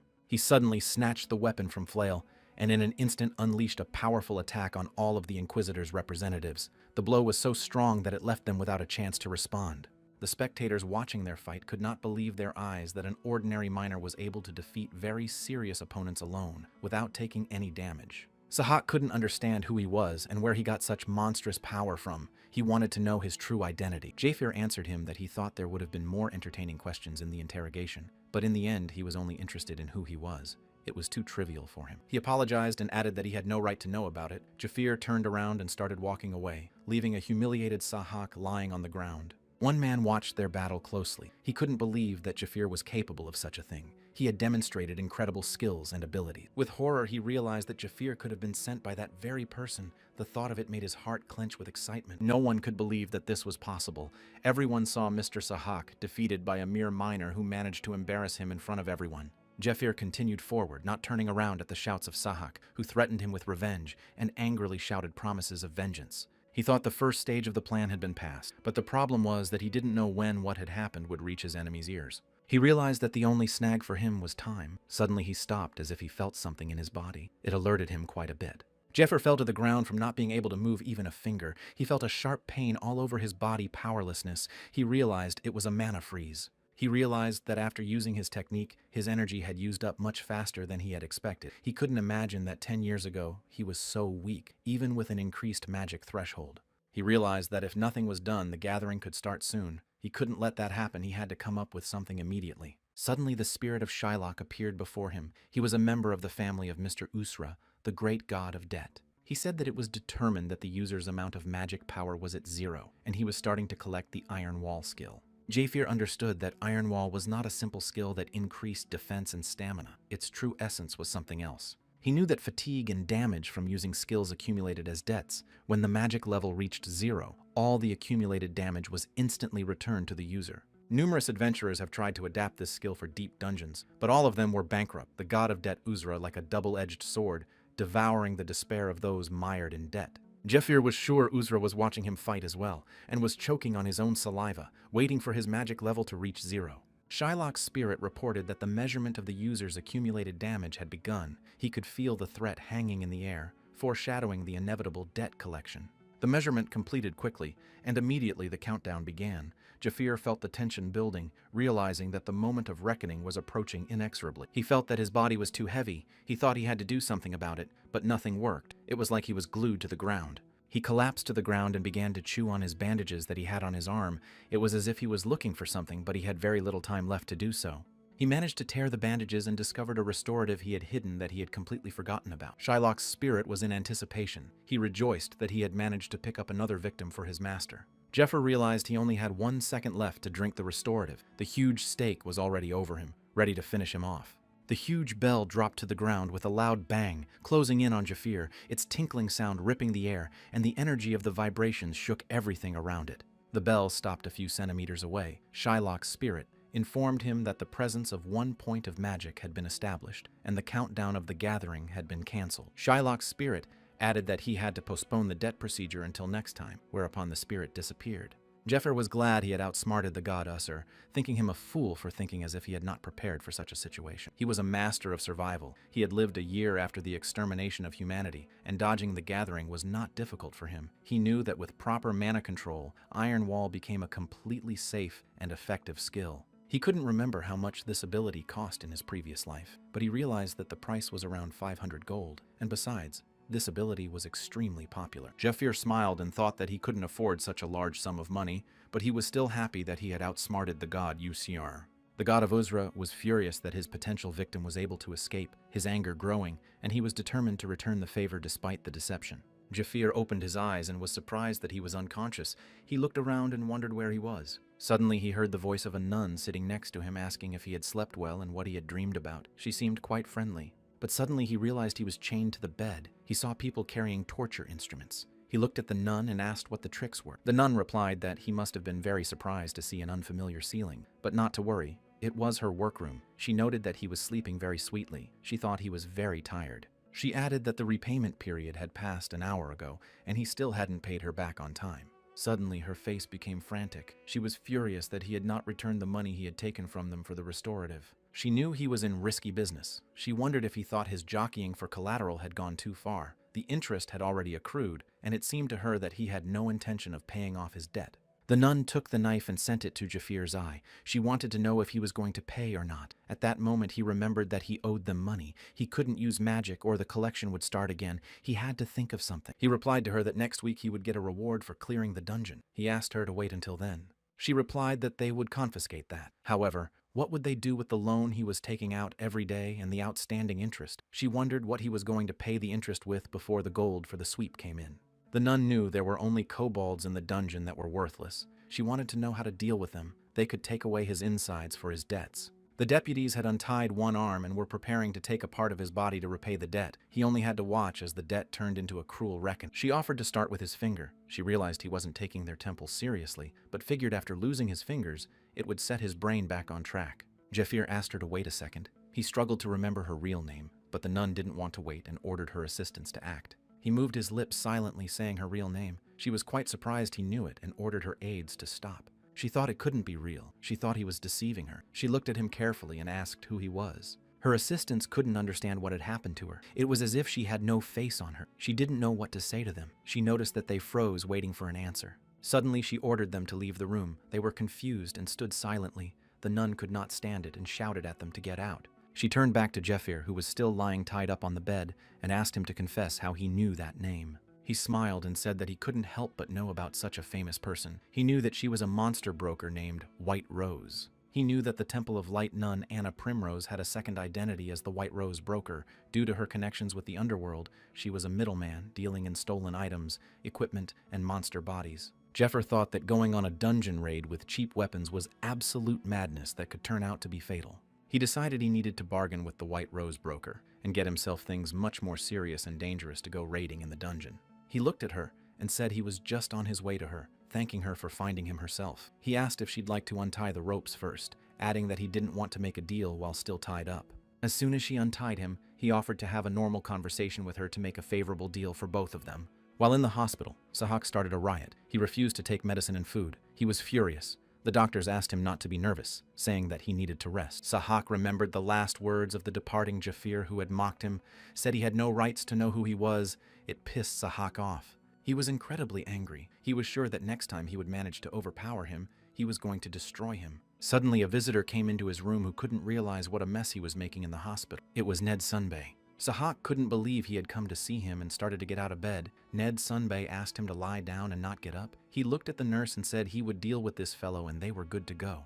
As soon as the nurses left, Ned Sunbay said he had heard that there had been an unpleasant incident involving Sahak. Lowering his head, Sahak apologized to him. Admitting his mistake, he assured him that he shouldn't have worried about what had happened. Ned Sunbay pulled out a knife and pointed it at Sahak. He was annoyed that he kept being reassured, claiming there was no reason to worry. He was tired of hearing it. He reminded him of the words of Mr. Matthias, who had clearly told him not to make trouble that he would be ashamed of later. But despite this, Sahak still let himself be beaten in front of a gathering of slaves. His eyes filled with anger, he was about to use his weapon. He hit back, saying that everyone turned a blind eye to his antics only because they had pinned their hopes on him. When he first discovered the devil worshipper, he thought Sahak had a unique talent. But in the past 6 months, including his first admirer, he had only found 2 in total, which was negligible, and it was clear that he had no particular talent. Ned Sunbei added that the chief inquisitors were beginning to doubt him. He didn't realize how long and still had to put up with all this circus on his part. He couldn't believe that Sahak had made the heresy inquisitors branch of authorized persons look like a joke. It was unforgivable. Sahak fell on his knees before him, begging for one chance to redeem himself, his voice trembling with desperation and willingness to atone.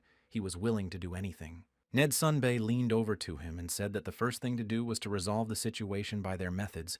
He needed to send the one who had shamed him to the other world, and then they would decide what punishment to mete out to him. Sahak realized that if he couldn't do even that, he would have to remove the red uniform of an Inquisition commissioner. Ned Sunbei threw him a package telling him to use it. When he opened it, Sahak couldn't believe his eyes that he had given it to him.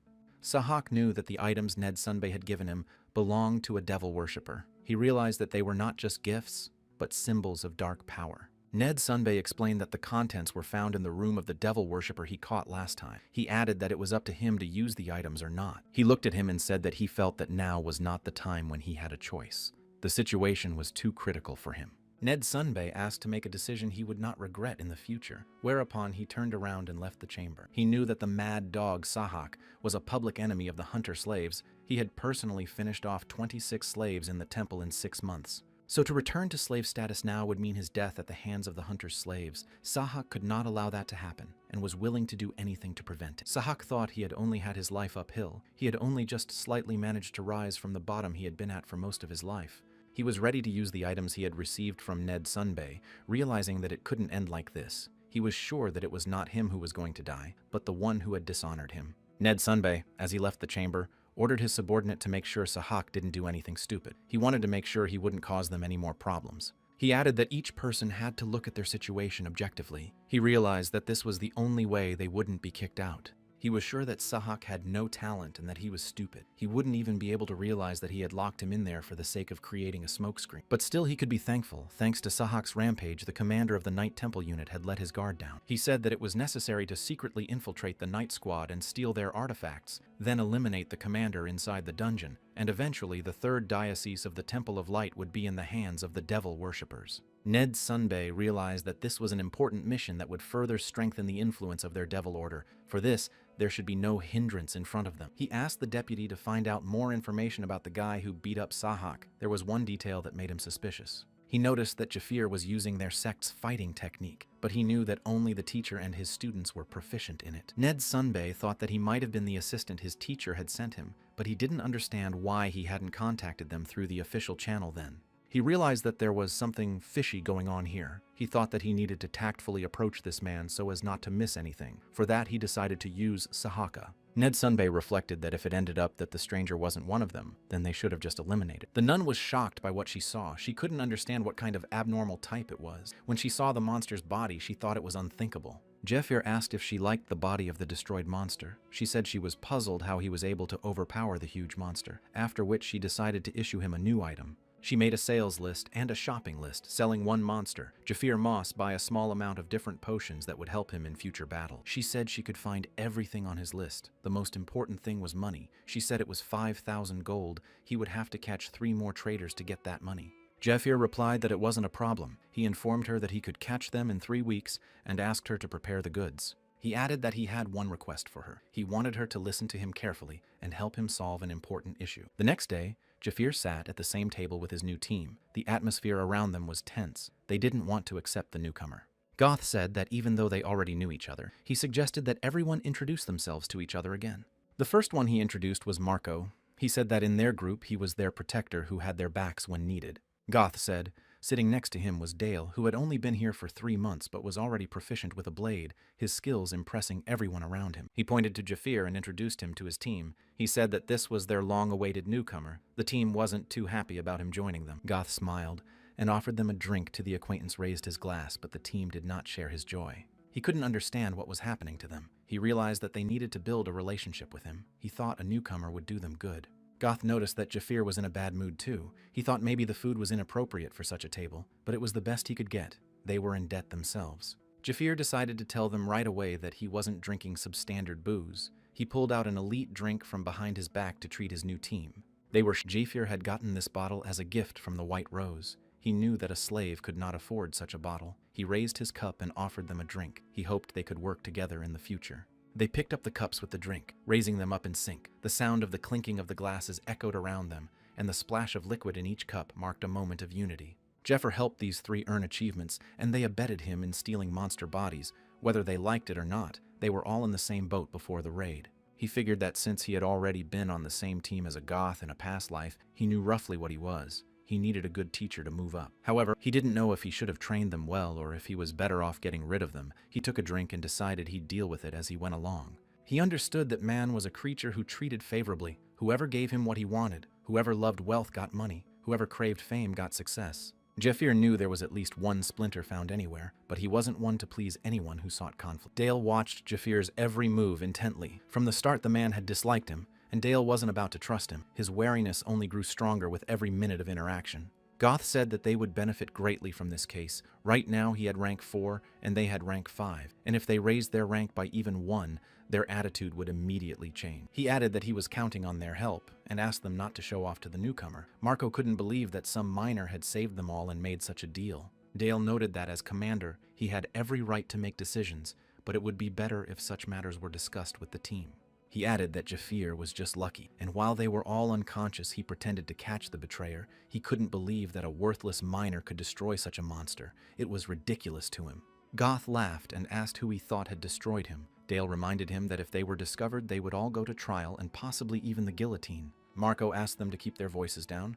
They could be heard, and then they would definitely be guillotined. He stated that the newcomer had already become part of their team, and the decision was final. Furthermore, the reward for the sweep would be split solely between the three of them. Marco suggested just observing him for starters. Dale thought it was all nonsense. He didn't understand why they needed to watch the rookie, one calling himself commander, making all the decisions himself, and the other just buying a bottle of booze. He couldn't recognize Jafir as a member of their team. He couldn't understand why some outsider type would come to them and start making his own rules. Dale thought that if he really was a simple crook, they would soon realize it. He figured that someone who could only talk would never last in this place. He was sure he would have been taught that by them, the hunters, and the dungeon itself, where they went as a team.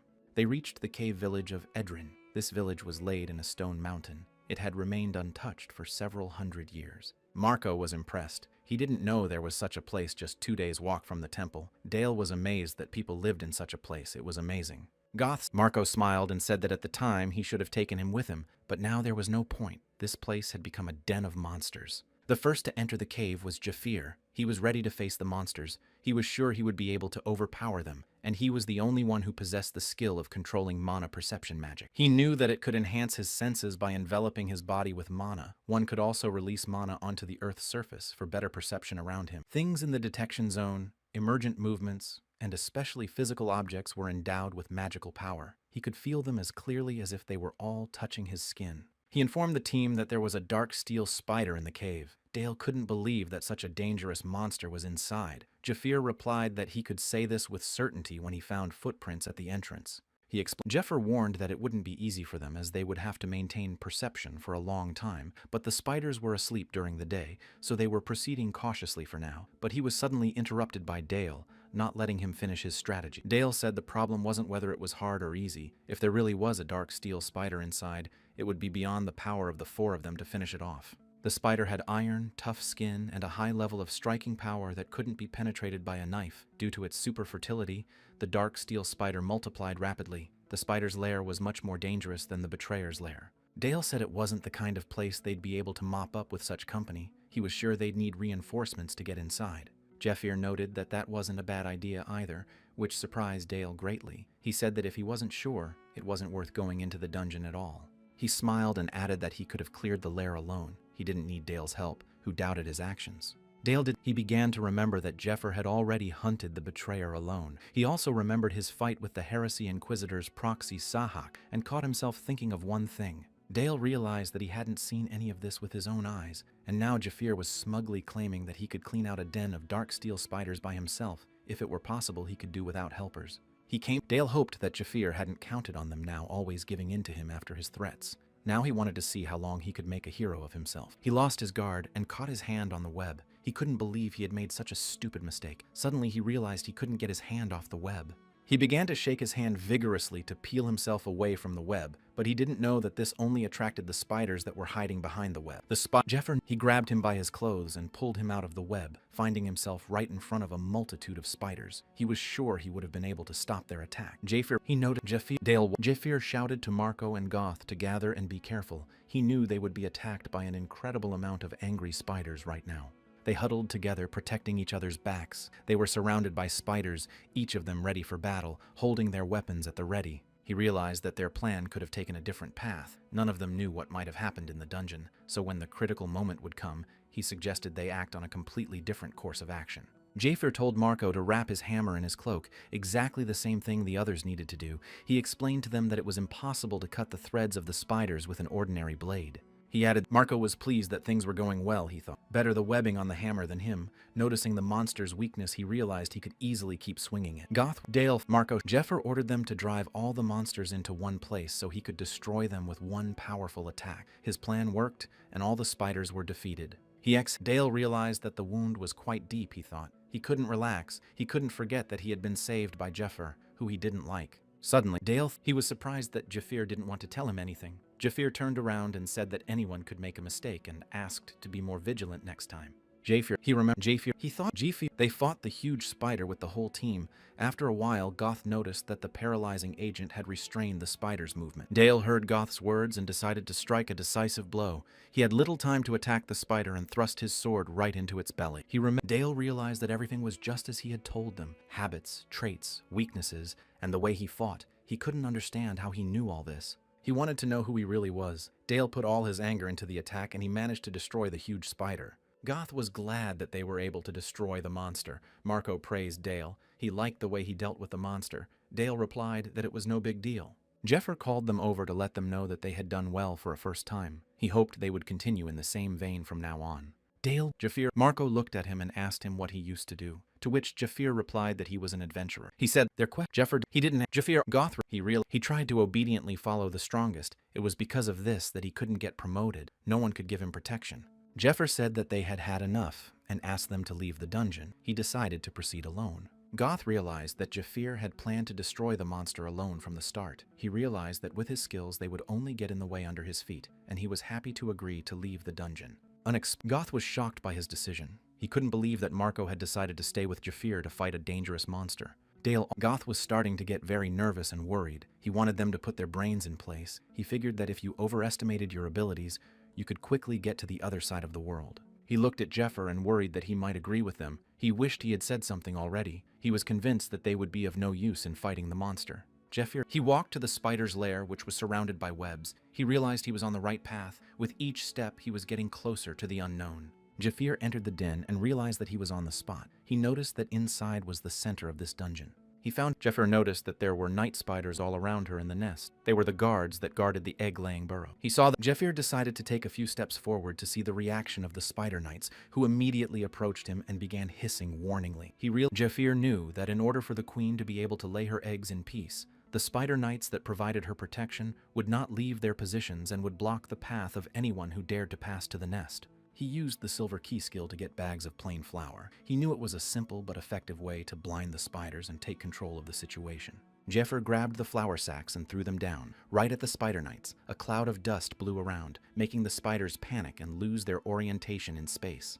Jafir pulled out his crossbow and began to take aim. He needed to hit his target accurately. He couldn't have another chance. He waited for the right moment and fired at the spider knight, but the arrow bounced off its sturdy armor, leaving only a few sparks, causing the spider no harm. He knew that hot sparks in tightly packed flour provoked a chain reaction of spontaneous combustion, and having obtained the necessary sparks, he set up a fire trap. Jafir was running away from the flames. He had to bide his time. He realized that this was not the end, and the main battle was ahead of him. He realized that it was impossible to finish off these monsters with such a technique. He turned around and saw a spider knight running after him who was all on fire. Jafir, running away, decided to attack them with his poison arrows. He used the potent poison 72 of the Poison King Fade, which caused sharp pain.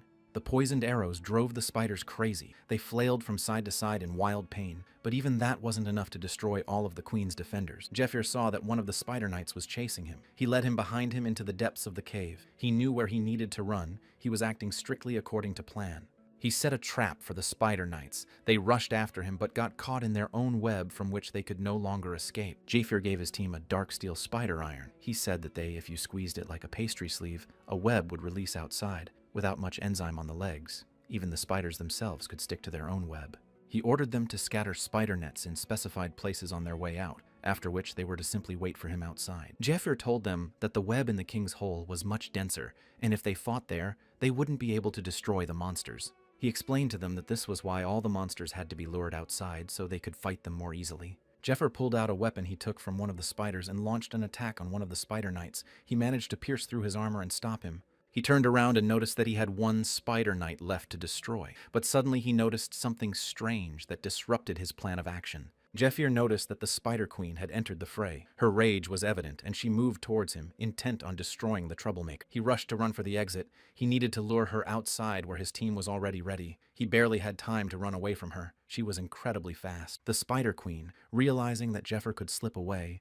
made the decision to use her poison, releasing it in the direction of her fleeing foe. Japhir noticed the Spider Queen's venom flying at him. He realized that its acidity was quite high. However, he knew that its special effect was worth the fear. He remembered the Poison King telling them that it was a curse that blocked defense and regeneration ability. A person with low defenses would melt in seconds. The Poison King added that therefore, if they wanted to continue living, they should have avoided poison at all costs, by all means possible. Japhir pushed off the rock and instantly leapt out of the cave, deftly avoiding the Spider Queen's venomous attack that never hit him. He realized that he was still being pursued by the Spider Queen, who followed him, destroying the entrance of the cave and crawling out. His plan had worked, and the monster was out of its lair. The Spider Queen landed on the ground with a clatter, her massive paws causing massive destruction. The team struggled to stay on their feet as they tried to resist the power coming from the monster. Japhir ordered the team into their pre-assigned positions, reminding them of the plans and emphasizing the need for immediate compliance with his instructions. He climbed onto the queen's huge body to attack it from above. He managed to pierce through her armor, doing as much damage as possible. His attack further enraged the Spider Queen, who screamed in pain and attacked them with her huge paws. Japhir stood before the Spider Queen, challenging her to a fight. He was sure he could overpower her in battle. The Spider Queen was ready for battle and was immensely enraged by the destruction of her lair and the annihilation of her guards. Her rage was at an all-time high. Japhir informed his team that he was taking on the role of protector, as he was the only one who would be able to fight the queen face to face. He informed the team that while he was diverting her attention, they were to attack the monster and finish her off. Goth thought that he had lived all this time because he had avoided the dangerous bridge, for his life was precious to him. He and his team always did that. They avoided dangerous dungeons. Now he didn't know if they would be able to defeat such a dangerous monster. Goth remembered when the other hunters treated them like trash. They made them cook their meals for them and clean their gear. No one believed they were hunters like the others because they didn't fight, so they had to endure humiliation from other hunters. Dale didn't realize how much longer they had to put up with being treated like this. He figured they had come such a long way and now was not the time to be afraid. He was sure they were capable of fighting. Goth and Marco backed him up. They realized they were capable of more and wanted to prove it. They were certain that originally they wouldn't have even dared to go against such a monster that could destroy them. However, after Japhir appeared, something within them changed. Their resolve grew, and they began to act with a new level of confidence and synchronicity. Marco thought that up until this point, everything had been going fine if they followed Japhir's words, so they needed to trust him again. Goth saw that his subordinates were going to attack the monster despite their fear. He realized that they were not listening to their own commander. He thought it only made him feel ashamed. He decided he couldn't just stay standing by. He drew his weapon and rushed into the attack. Goth realized that there was an important moment when the outer layer of the monster's shell cracked from the explosion. They need to not miss the opportunity and attack it with all their strength. He knew that the monster inside wasn't that impenetrable, only the outer layer of the shell was strong. Then his team launched their attack. Goth thrust his sword into the monster's shell, and to pierce through the outer layer he took his hammer to strike his sword harder. This would help him break the monster's strong armor. He remembered that before the battle Japhir had shown them where to place their attacks to be effective. He had pointed them to the nerve bundle that ran down the center of the spider's legs. They needed to cut the bundle with a blade that was well lubricated with paralyzing poison. Dale managed to follow the setup that Japhir had given them. Dale was encouraged that they could defeat such a powerful opponent, but suddenly realized he was trapped, and a web was rapidly descending on him, and he would not be able to dodge it. He was again aided by Japhir, who attacked the monster in time, and the web failed to envelope the fear-filled Dale. Japhir, watching the Spider Queen, couldn't figure out where she was pointing her paws. He wished she would focus her attention only on him. He launched several powerful attacks, but all of them failed to penetrate the strong armor of the Spider Queen, who was biding her time for her attack. Dale was amazed at Jeffer's skills. He couldn't understand how he could fend off absolutely all of the Spider Queen's attacks. He realized he was having a hard time keeping his eyes on his movements. He remembered telling him that they didn't have the strength to fight the Spider Queen. He couldn't believe he was seriously suggesting that they destroy this monster. Jeffer assured his allies that they would have enough strength while he himself burned the spider eggs and stayed in front of the queen. In her anger, she would hardly pay attention to what was going on behind her back. He added that there was something else quite important. He said that the black steel Spider Queen had one unusual feature. Dale thought it was just as Jafir had told them. It had been about 5 minutes since the fight had started, and everything was still going according to his plan. He realized that the Spider Queen had barely moved from where she had fallen as she chased Jeffer around her lair. Jeffir realized that it was because the monster was producing offspring. While in the narrow egg-rearing room, she had a habit of barely moving her hind legs, so the area around her hind legs was relatively safe. He realized that aside from webbing and standard attacks, the most effective strikes would be those that would strike an opponent who was directly in front of the queen. Dale thought it was a pattern he was used to when he fought the big spiders inside the dungeon. He realized that Jeffer was distracting the queen's attention, so if he immobilized her with the paralyzing poison, it would only be a matter of time before he destroyed her. They believed they could do it, and that they would succeed in immobilizing the queen. Goth thrust a spear smeared with poison into her paw. Now they had to wait for the poison to take effect. The Spider Queen, feeling the incredible pain, started screaming frantically. She started attacking them chaotically in hopes that the pain would stop. The queen managed to drop Goth, who, despite his best efforts and desire to do maximum damage, was unable to stay on top of her as she began to move erratically. She looked at them and said she wouldn't forgive them for daring to touch her children. She was ready to destroy them for it. The Spider Queen said that crushing them would not be punishment enough for her. She added that her venom would destroy them slowly and painfully. She was about to unleash her venom on them, but she was suddenly attacked by Jefir, who managed to quickly slip his hand into her belly. Jeffer realized that this was his only chance. He quickly grabbed her by the poison gland that was in her neck and tried to yank it out. He removed his belt to rewind the gland. By doing so, the Spider Queen would not have access to her venom, and it would give him time to finish her off. Jeffer thought that now, while she couldn't use the poison for a few minutes, he would immediately attack her to deal as much physical damage as possible. Jeffer was calm and confident in his actions. Realizing that there was nothing to worry about, he decisively gave the Spider Queen a strong kick with his foot, calculating that it would seriously weaken her. He realized that he shouldn't be in a hurry. He realized that precision in his attacks was important, so as not to prolong the fight, and not to put anyone else in danger. Jafir was sure that this battle would be won by whoever remained focused and calm throughout the fight. They managed to defeat the Spider Queen. They were incredibly happy that they managed to destroy a huge and dangerous enemy. Dale did not share the joy of his teammates. He understood thanks to whom they were able to successfully clear the dungeon. He thought, Jafir was the one who finished off the monster. He was the one who told them how to proceed, and he had personally fought the Spider Queen. Dale realized that the hunt and its success depended on who was leading it. He thought that if he followed Jafir's lead, he could become much stronger. Jafir realized that he wouldn't be able to cover the Spider Queen's tracks, so she wouldn't be able to be taken whole like she had been with Predator. He knew that there were several other large spiders that had been caught. These he decided to give to the White Rose. He decided that from the Spider Queen he would take only the essentials, but suddenly he heard Dale's voice that made him turn around. Dale said he had done such a good job and asked him to leave the whole routine to him, and suggested he take a break from the hard battle. He added that he was always great at dismantling monsters. He offered him water and called the others over to help him dismantle. He didn't want Fire to wait too long. Jeffer, because of the fact that they were fighting as a group, he had saved a decent amount of mana, so he didn't have to worry that he might have gotten hit by Uzra's debt collection during the hunt. He realized that his team wasn't that bad. However, that was the end of their hunt together. They wouldn't be able to handle a more serious opponent. Jeffer decided they wouldn't be suited for the big cards in a battle against that type. Skill level, gear, team members. He realized he was missing nothing right now. He realized that without a suitable countermeasure, his chances of success were slim to none. Time was running out, and he had to come up with a strategy that could turn the tide in his favor. He returned her the promised payment and added that he had put up a little more than he owed. He wanted the money to be put to good use. White Rose thanked him, saying that the goddess saw his piety too. She noted that he had brought enough bags of subspace, and if anything, she could lend him more money. Jefir was amazed that illicit trade was going on in the middle of the day in the temple of the goddess, but he realized that in these times there would be no simpleton who would believe that the temple was a place where there were only saints. He knew that the money donated to the temple by the faithful was collected by the mountains, and the reason why a city was built near the temple was only one, so that the temple knight and battle slaves could destroy the monsters.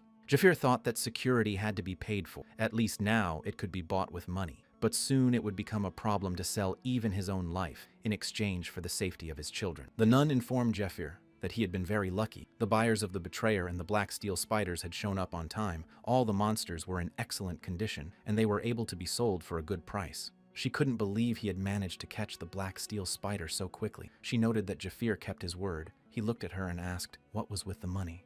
The nun replied that he would receive 48% of the intended amount, but 20% would be deducted from the profits, which would be returned to the temple as payment of the debt. She added that he was also signed up to clean the lab. She gave him a package that contained a suit and a card to enter the lab. She explained that the alchemical equipment was too expensive to borrow, but at 7 p.m. the lab would be empty and he could use it. She asked only to cover his tracks after himself. Jafir thought this option was much safer than stealing quietly. There were constantly short of hands to clean the lab. He decided to visit the lab today. He answered her that since there was no other way he could not do anything, the nun said that he had to be paid by the hour, and everything had to be found. Suddenly a man appeared behind them looking for the nun. Ned Sunbei came up to them and said he needed something from the nun. He asked if she could spare him some time. Jafir was shocked to see him. He wondered how he had happened to meet him at such a moment. The situation couldn't have been worse, but it was too late to retreat. He knew that it was a confidant of the heresy inquisitor named Ned Sunbei. Among the 12 confidants, he was the only one who was considered a Class 1 fighter who was recognized by the temple itself. The nun wanted to know how he was here. She realized he had come to consult about the loan, but she told him she was a little busy at the moment. She realized that even though he spoke to her, his target was her client. She knew that Ned Sunbei was Sahak's boss that Jafir had beaten up. She expected that they would want to get even with him.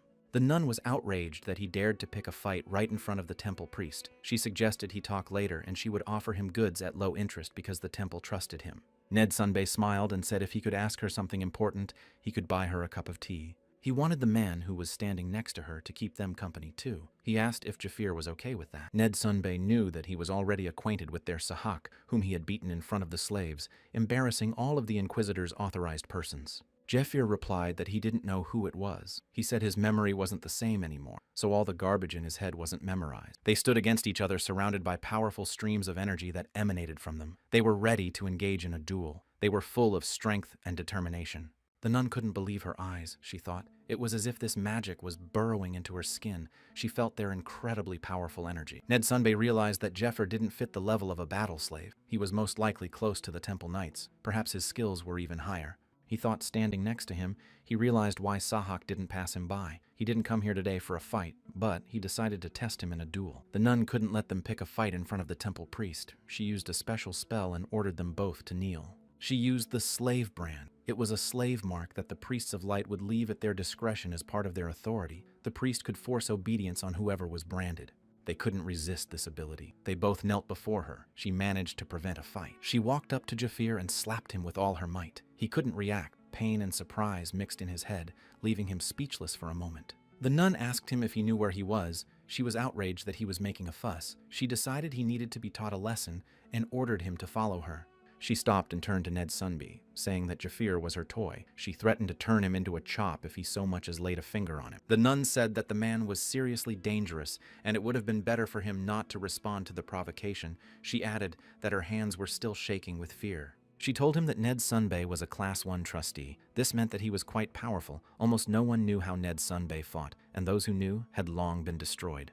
The nun shouted to Jafir that she might not be able to stand these worries and his ventures. She added that if anything happened to her book of whims and expenses, she would surely destroy it. She walked over to him and put her hand on his face, asking him to act more carefully. She said that outside the temple she wouldn't be able to protect him. Jafir answered her that it could be considered a simple warm greeting. He said that if Ned Sunbei was going to actually do anything, she wouldn't even have time to intervene. He thought that since he had shown himself, it meant that the preparations were almost finished. He decided that he should hurry up too. He turned around and headed for the lab. Jafir stopped and said that he had another request for the nun. She looked at him in surprise and couldn't believe he wanted to ask her for anything else. Ned Sunbei rose from his knees, shaking off the dust from his clothes, and realized how powerful the branding was. It was worse than he thought. He remembered how his teacher had ordered him to go to the Temple of Light and become a slave, where he would be branded a dishonorable slave. Ned Sunbei answered him that he knew perfectly well the hatred he harbored for those scoundrels. But despite that, he was forcing him to go there. Teacher informed him that 2 of their devil followers, whom they had sent to the temple under the false status of priests, had been repressed. He added that the vetting of the priest had intensified. Those who had not yet been exposed were being shunned for risky actions. He said that this method was no longer working. However, they still had a way out. The teacher told him that the priests of light did not keep track of the slaves who were branded. He thought they were making a mistake in thinking that the seal was sufficient for control. He offered to take advantage of their miscalculation. He had his apprentice brand himself, enter the temple, and then steal the reward from the raid dungeon. The teacher was certain that only his student Ned Sunby could accomplish this mission. Their future depended on it. He was sure the priests of light would never know that they had found a way to safely disarm the stigma. Ned Sunby realized that he couldn't use it now. He would have to wait until the time came, and when it came, all the priests would pay for their sins. There was construction work going on in one of the villages, and people were trying to reinforce the fence so the monsters couldn't get into their village. One of the construction workers was called in for lunch, and he stopped, surprised at how quickly lunch came, as work seemed to have just begun.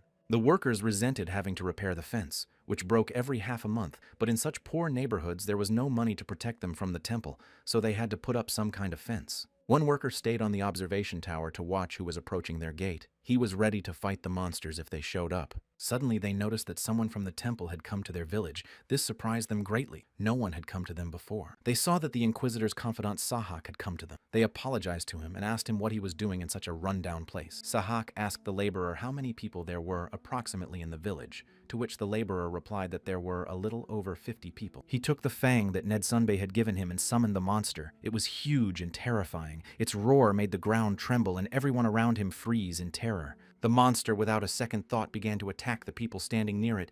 It mercilessly destroyed one by one. Sahak was thrilled with his new power. He felt invincible. Now Sahak craved one thing. He wanted revenge for his shame. He laughed and thought that there was no way he would have forgiven Jafir. He had no doubt he would have paid for everything in full. Sahak couldn't wait for their new battle. Late in the afternoon, when no one else was around, Jeffer went to the laboratory of the Temple of Light to create his own gear and potion. He mixed various ingredients and boiled them in hopes of creating something valuable and necessary for further raids on monsters. Jeffer realized that further monsters would only get stronger, so he decided to first make the poison Zagan. It was from King Fade's 72 potent poisons. He finished working in the lab and went back to the nun's room that she had lent him. She noticed that he was carving something into a piece of wood, but she didn't know why he was doing it. He told her that if Ned's henchmen interfered, everything would turn into utter chaos. She hesitated but realized his words were true and agreed to borrow the room, realizing that their fates were linked. She looked at the sheet that Jafir had given her and noticed that there was a strange diagram of a person. She couldn't figure out what it was. Jafir finished making strange markings on the wood and told her that this was no ordinary wood. It was as strong as steel. It was Arcan wood. He centered his aura in his hand and split the trees with a single blow, despite the fact that the wood was incredibly strong. The nun asked why he had split the wood, to which Jafir replied that he had made needles out of it. It was a medical device common in the East. He explained to her that he would dip the needles into Belial and Zagan poisons that he had made in the lab. He would dilute them 1 to 100 and leave them in for 10 minutes. Jafir knew that poison was a thing incredibly simple. It was just a substance to exhaust and destroy. He was sure that was what everyone thought. But no one knew that after the infernal beings invaded and the gods took over, they would rely on poisons. He took a needle that were impregnated with poisons and stuck them into his body one by one. He was in incredible pain, but he knew he had to do it. He clenched his teeth and continued to exert great effort to insert the needles into his body, his veins turning green. It was obvious that the poison had begun to take effect. Jeffer nearly collapsed to the floor in pain. The nun, scared for him, ran up to help him, but he stopped her attempts to give him aid. She remembered him saying that it didn't matter what would happen. She wasn't allowed to pass out, and when he would give the signal, she needed to run one specific errand for him. Hearing his errands, she couldn't understand what he was talking about. She wanted to know what he intended to do.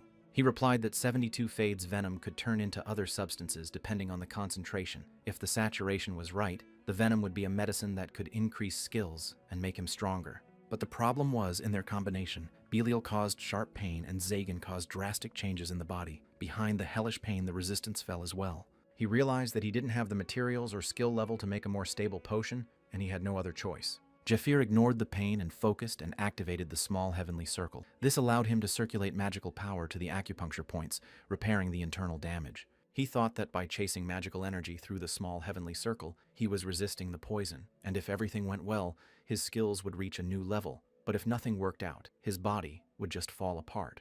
There was nothing wrong with it, he thought. It couldn't be called agony or suffering. Jafir realized that compared to what had happened then, and compared to what had happened in the past, he could endure this pain. He remembered the face of the demon Tartaros who had finished him off. It helped him focus and remember why the gods had brought him back to Earth. The nun saw that his entire body was covered in blue energy. She noticed that the color of his veins had begun to return to normal. He told her before the procedure that it was possible that O would not be able to move, so she needed to monitor his condition, and she needed to wait for a signal from him, after which she needed to stick the remaining needles in the marked areas. He asked if White Rose had been inserting needles into the specified places, then shouted sharply that the time had come and she needed to act quickly. She knew she had to stick a poison needle in his head. She knew that if she failed, she could send him to the other side of the world. The nun didn't know what to do. She doubted herself and didn't know if she would be able to stick the needle correctly. A few hours later, in the northern forest, not far from the Temple of Light in the sky, there was a signal for help. Someone was in trouble and hoped to be rescued. A huge number of monsters were chasing the hunters who were running as hard as they could, but they almost caught up with them. They thought they were finished. They were angry at the scouting party who informed them that there was only one nest. They didn't understand why there were several dozen monsters there. The commander of the hunters wanted to know what was up with the help, to which his subordinate replied that he had let off a flare. He was sure reinforcements were on their way. He wanted to add that they needed to run to the temple as soon as possible. He didn't notice one of the monsters was already near him. Grabbing him, the monster destroyed the hunter. The commander saw that his subordinates had already been wiped out. He realized that it was about 5 kilometers to the temple, and even with good visibility, the road would take another 20 minutes. He suddenly stopped. He couldn't understand where the 20 minutes had come from. He was already at his limit and couldn't keep running away from the enraged monsters. The commander turned around and saw that he was surrounded by monsters. He realized that there would be only bones left of him in just a few minutes. He covered himself with his shield, hoping that the backup would have time to save him. The monsters started to attack him, but suddenly someone managed to destroy them with a long-range attack. The commander looked up into the sky and saw something bright coming towards him. He didn't know what it was, but it was saving his life right now. He noticed a man landed next to him, emitting an incredibly powerful energy. It was so strong it literally made the air shake. Jeffer came to his aid. He was ready to fight monsters after transforming his body. He wanted to test his fighting ability. He could easily dodge the monster's attacks. He grabbed one of them and destroyed it with ease. He noticed that his physical power had increased noticeably. Jeffier noticed that the remaining monsters were 12. The spines of the winged monsters were also only 12. He thought that was an incredible catch. He decided that he needed to end the fight with him quickly. He took the spine of the destroyed monster and fired it at the rest of the monsters, killing them all with one attack. The terrified hunter couldn't realize who he was. He was shocked that he managed to destroy all the monsters by himself. He noticed he had a temple branding. He figured it was reinforcements. He couldn't believe he had come to help so quickly, but he didn't understand why he was alone. Jafir looked at the frightened hunter and asked him where the nest of monsters was, his stern gaze and determined tone leaving no doubt about the seriousness of the question. The hunter got up to show him the way. He said that if he went straight on the said road, he would get straight to the nest, recognizing the road Jafir headed towards the nest. He thought it happened automatically, as if he had heard an order from a superior officer. He felt a strong pressure from Jafir that he couldn't resist. He reflexively gave him the location of the dungeon entrance, but after his common sense returned to him, he regretted greatly for not warning him, but the stranger abruptly disappeared. The hunter realized that out of the 7 people of their group in the dungeon, 4 had died, and among the 3 who had gotten out, he was the only one left. It was too dangerous in the dungeon. He grabbed his head and thought he should have warned that guy. He should have asked him to wait for backup or not let him go down into the dungeon alone. The hunter didn't know what he should do now, but suddenly he saw again the same bright light that had appeared before he was rescued. He noticed heavy explosions and a pillar of fire coming from where the dungeon was located. He looked at the road and saw the silhouette of a man walking towards him. His eyes were full of wonder. He couldn't believe it was possible. What he saw seemed unimaginable to him. He saw the guy who saved him from certain death dragging the body of the dungeon boss behind him. It seemed impossible to him. Jefir realized that his entire body was incredibly light. He realized that his skills had increased by 2.5 times. The efficiency was obvious.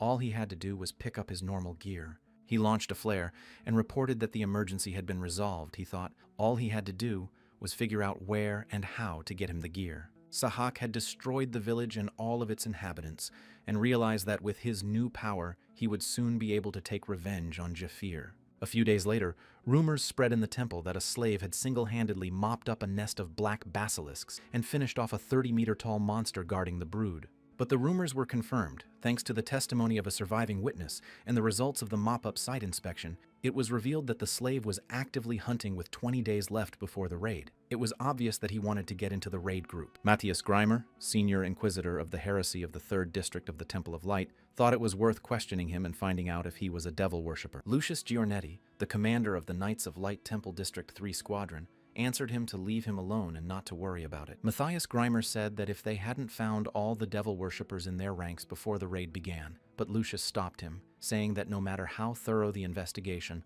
all of them could not be found. Lucius had said it would be better if this guy turned out to be one of them. He wanted someone in the raid he could use. Matthias couldn't understand what he meant. He turned away and said that the devil followers would never have reached the main monster on their own. He knew they were only engaging in thievery. Lucius added that it would be best to take them with him, use them to find the lair, and then destroy them all along with the monster. Matthias said that as the raid team's security squad leader, and as his longtime friend reiterated to him that he was against the plan, but it only made him laugh. Lucius replied that he knew he would start to lament, so he decided to show him something special as his longtime friend. When the doors opened, Matthias's face contorted with surprise. He could not believe his eyes. What he saw behind the doors was beyond his expectations. He saw that Lucius was hiding incredible equipment from him. Lucius showed him the spear of light and the winged shield. He said he had found them after spending a third of his fortune searching for them. Matthias couldn't believe that he had managed to find the legendary objects he had only read about in books, and now he was seeing them with his own eyes. Lucius said that now they could end this dungeon they had been storming for 11 years. He asked him not to worry. He was sure he would be invincible in this raid. Goth and his team were coming back from practice. Dale said he only warmed up for 3. He didn't understand why there were so many people on the practice field. Marco replied that it was because of the raid. He had heard that there were only 2 to 3 spots left and everyone wanted to show what they were capable of. Dale said that all this noise had nothing to do with them. They probably wouldn't have been taken on the raid. Suddenly, Goth stopped seeing something strange. They noticed that a nun was approaching them. They greeted her, to which she replied that they should remember to repay their interest on time. Dale couldn't understand why this evil woman was leaving their room. It was quite strange. Goth also couldn't understand what she was doing in their room. Jafir noticed that his whole team was finally done with their training. He put the ring on, couldn't understand why they were looking at him so strangely. They saw the ring and realized that Jafir had just been with the nun. They wanted to know what kind of ring was on his hand. Goth asked suspiciously where Jafir had gotten the ring from. He only grinned and replied that he had gotten it from one person, leaving the details private as if it was an insignificant detail. Jafir realized that the nun had given an excellent item. It was a purity ring. It increased the resistance to magic and increased the circulation of the wearer's energy. Once could be used, curse release. He remembered that the nun had told him that he needed to find the right equipment for him after the reinforcement, and had asked him to try out her gift, which was quite hard to find, but she could find anything for him. Jafir was amazed that she had prepared everything herself. Even though he hadn't assigned her anything yet, he noted that she was savvy. He was sure she smelled money. The nun walked down the corridor, remembering the important details she had been told by black market informants. They told her about a guild of assassins called Persephone. They were legendary mercenaries who enhanced their abilities with poisons. They were trained in dangerous martial arts, they knew how to destroy, and they did it magnificently. She remembered the suspiciously high professionalism in hunting and fortifying the body with poison. She realized that her client was a Persephone mercenary. The nun knew that Persephone had disintegrated due to internal conflicts, but old clients, aristocrats, and high-ranking individuals were still looking for survivors of their poisons, willing to pay a fortune for their skills. She realized that now was not the time to take commissions on deals for monsters. She decided to take her chance and take on such a client. She happily set out to find the best gear for him. 859 Jafir was shocked. He thought it looked like she had extremely misunderstood him, but he didn't care about that. He thought it was even for the best. He thought that if White Rose had spread such rumors about him, that dangerous type would definitely come to him. Goth approached Jafir to find out, since when he had been on special terms with the nun, he was shocked that she had provided him with the ring as a gift. Jafir couldn't understand what nonsense they were all talking about. They thought they had started dating, and they were trying to tell him that they respected him for it. He stopped them and decided to talk to them about the dungeon, but suddenly they heard a strange sound, as if someone had stuck something in their door. Dale heard the sound and was a little wary and went to the door. He thought it could have been anyone, and before he opened it, he wondered who was behind the door, but as he opened it, he was surprised that no one was there. He turned around and was about to walk back into the room, but he found a note on the door that had been nailed to their door with a knife. He brought it to the others, and they learned that they had received an urgent order. They needed to go to the specified place immediately and scout the situation. They couldn't understand who was giving orders like that, but it looked like the document was official. They noticed that the document had both the seal and signature of the chief of the hunters. Jafir snatched the document from them to personally verify its authenticity and began to scrutinize it. He smiled and thought that the signature did indeed belong to their head, but the handwriting was Ned Sunbay's. Jafir clutched the document in his hand and thought that meant he had sent him an invitation. He was ready to meet him. He had informed his team that he would be going there alone. He ran to the indicated place to meet him quickly. He thought that there were about 20 days left before the Temple Knight's raid. He kept thinking about the dungeon that needed to be cleaned up. He knew that the dungeon they were about to descend into was not an easy one. It was the tomb of the abominable princess, one of the 8 great problems of the world and the ruins of the Medea kingdom that had been stormed for 10 years without success. Jafir realized that this was why the criteria for selecting the raid group members was so high. It had to be a hunting group that ranked at least 5th in the rankings of the outgoing year. But someone who received a letter of recommendation from a slave in direct command or a slave in command of a priest involved in a raid could also be in the group. Jafir realized that no matter how hard their hunting team tried now, they wouldn't be able to make it to the 5th position in the rankings in time. So in this life he decided to use Ned. He was a slave subordinate to the heresy inquisitor Matthias, and if he deceived Ned, he could get a recommendation to the raid group. He knew that Ned had been tasked with such a difficult mopping-up mission. He just wouldn't be able to ignore a master of the exact same martial arts. He was sure Ned was eagerly waiting for a moment to test him. He didn't realize whether he was a trustworthy ally sent by the teacher, or if he was a criminal who had stolen the sect's martial techniques. It was important for him to know, if he turned out to be an ally, he would have to take with him how strong he was. Jafir arrived at the location and heard a voice that was excited about his epic appearance. He couldn't see the enemy due to the fog, but his voice was familiar to Jafir. He saw Sahak appear in front of him, wanting to know if he was alone or if he had brought his new crew with him. Jafir couldn't understand what he was here for and why he was looking to meet him. Jafir looked at him and told him to go home. He didn't have time to play with him. Sahak laughed and told him that all these 10 days he couldn't forget him. He dreamed of meeting him. He wanted to avenge his humiliation. He said the facial wound he had put on his face hurt every night. He couldn't get a day's worth of human sleep. Sahak said he would see his new power now. He asked him to build up his resolve, but he didn't have time to finish. Jafir was closing in on him to attack him. Jafir instantly approached him and gave him a single attack that made Sahak start to fall to the ground. There was nothing he could do. Jafir was incredibly fast. He turned around and started to walk away. Jafir realized that Ned was cold-blooded and meticulous. He wouldn't check him with one Sahak. He was sure he had hidden someone else. Jafir shouted nervously for everyone who hid to come out. He was ready to fight them all. Suddenly he heard laughter that only grew stronger by the minute. He stopped and realized that their fight with Sahak was still going on. Sahak couldn't understand why he was ignoring him again. It made him even angrier. He drew his weapon and prepared to use it for his attack. He started playing a strange tune that made a huge monster appear. Jafir, seeing it, couldn't believe he owned such a dangerous monster. Sahak said with a crazed look and complete certainty that he would finish him off. He would do it slowly and painfully. He was ready for it. He ordered the monster Shoggoth to finish him off. Jafir stood calmly and waited for the monster to approach. He was sure he would be able to overpower it. Jafir saw the monster attacking him, but he stood calmly and waited for it to approach. He couldn't understand how this monster ended up at Sahak's side. He crashed with fury into the ground where Jafir stood. He demonstrated his destructive power by attacking him. Sahak thought he had succeeded in destroying it and avenging his shame, but suddenly he saw him destroy the monster with his energy. He couldn't believe he had managed to defeat Shoggoth. It was incredible. He saw that Jafir had gotten even stronger. Jafir knew that this was a living weapon of the Shoggoth devil followers. He could expect anyone, but he didn't think to see him here. He knew that Shoggoth slept in an egg-like shape, but when he heard the sound of an instrument that contained the power of hypnosis, he would instantly wake up. Sahak used the tool Ocarina of Hypnosis. With it, he could control the monster. Depending on the sounds, the player could give different orders. The tool protected the user from soul pollution. Jafir realized that Shoggoth, who lacked reason and was endowed only with an endless appetite, was not affected by physical attacks, but grew stronger by absorbing the magic of the people he ate. He found the monster frightening as it was, but the true horror of Shoggoth lay in its ability to pollute the soul. One touch of it was enough to cause the victim to experience fear and hallucinations. When the level of soul pollution reached 100%, the person would fall into a state of demonization, losing their mind and attacking allies. It was the perfect weapon of destruction, created by the devil's followers to destroy their own kind. Sahak saw that Jafir didn't resist the ability to pollute the soul. He thought he was stupid and was in a hurry to die soon.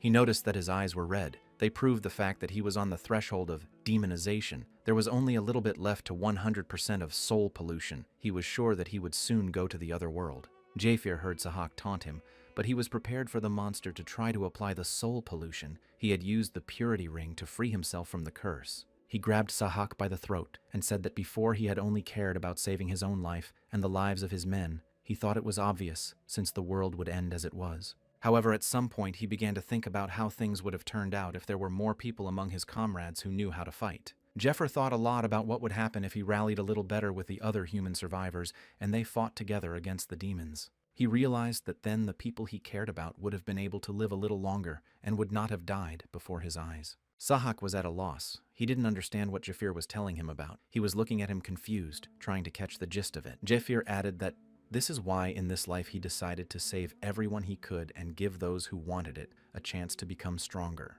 Jafir was furious at Sahak and ready to destroy him on the spot. He wasn't going to forgive him for what he had done, and determination flashed in his eyes to finish him off. He asked him if he realized how many people he had fed to the monster Shoggoth. Jafir was sure he had destroyed about 100 innocent people. He couldn't realize how many more people had to die for his amusement.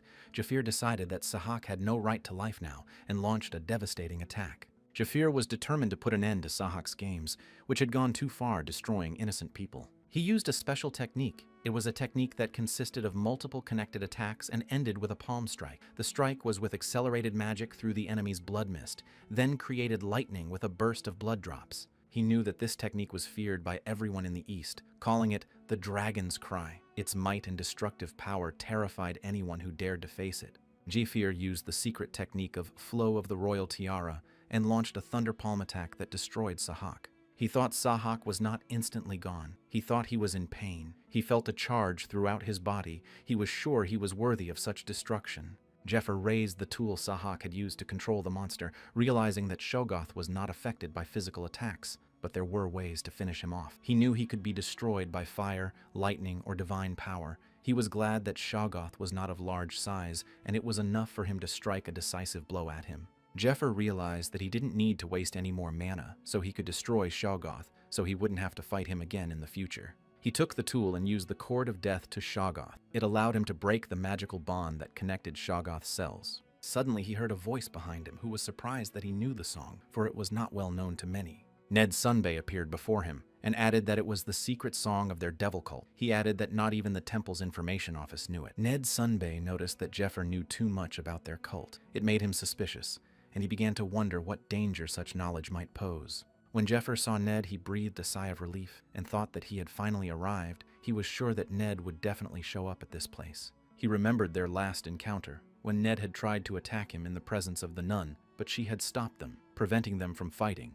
Jafir thought that finally this moment had come. He had to pass the test and make Ned believe that he was one of them. Only then would he be able to change the future. But he also wanted to repay the mental debt he had failed to repay in his past life. This desire haunted him, and he hoped that now he would have a chance to right his wrongs. Jafir wanted Ned to meet the other end this time, and to do that, he needed to get close to him, after which trick him by all means. Ned told him that he had been watching him all this time and had come to one conclusion which he believed to be correct. He was sure that Jafir was to be destroyed. He drew his sword and prepared to attack him.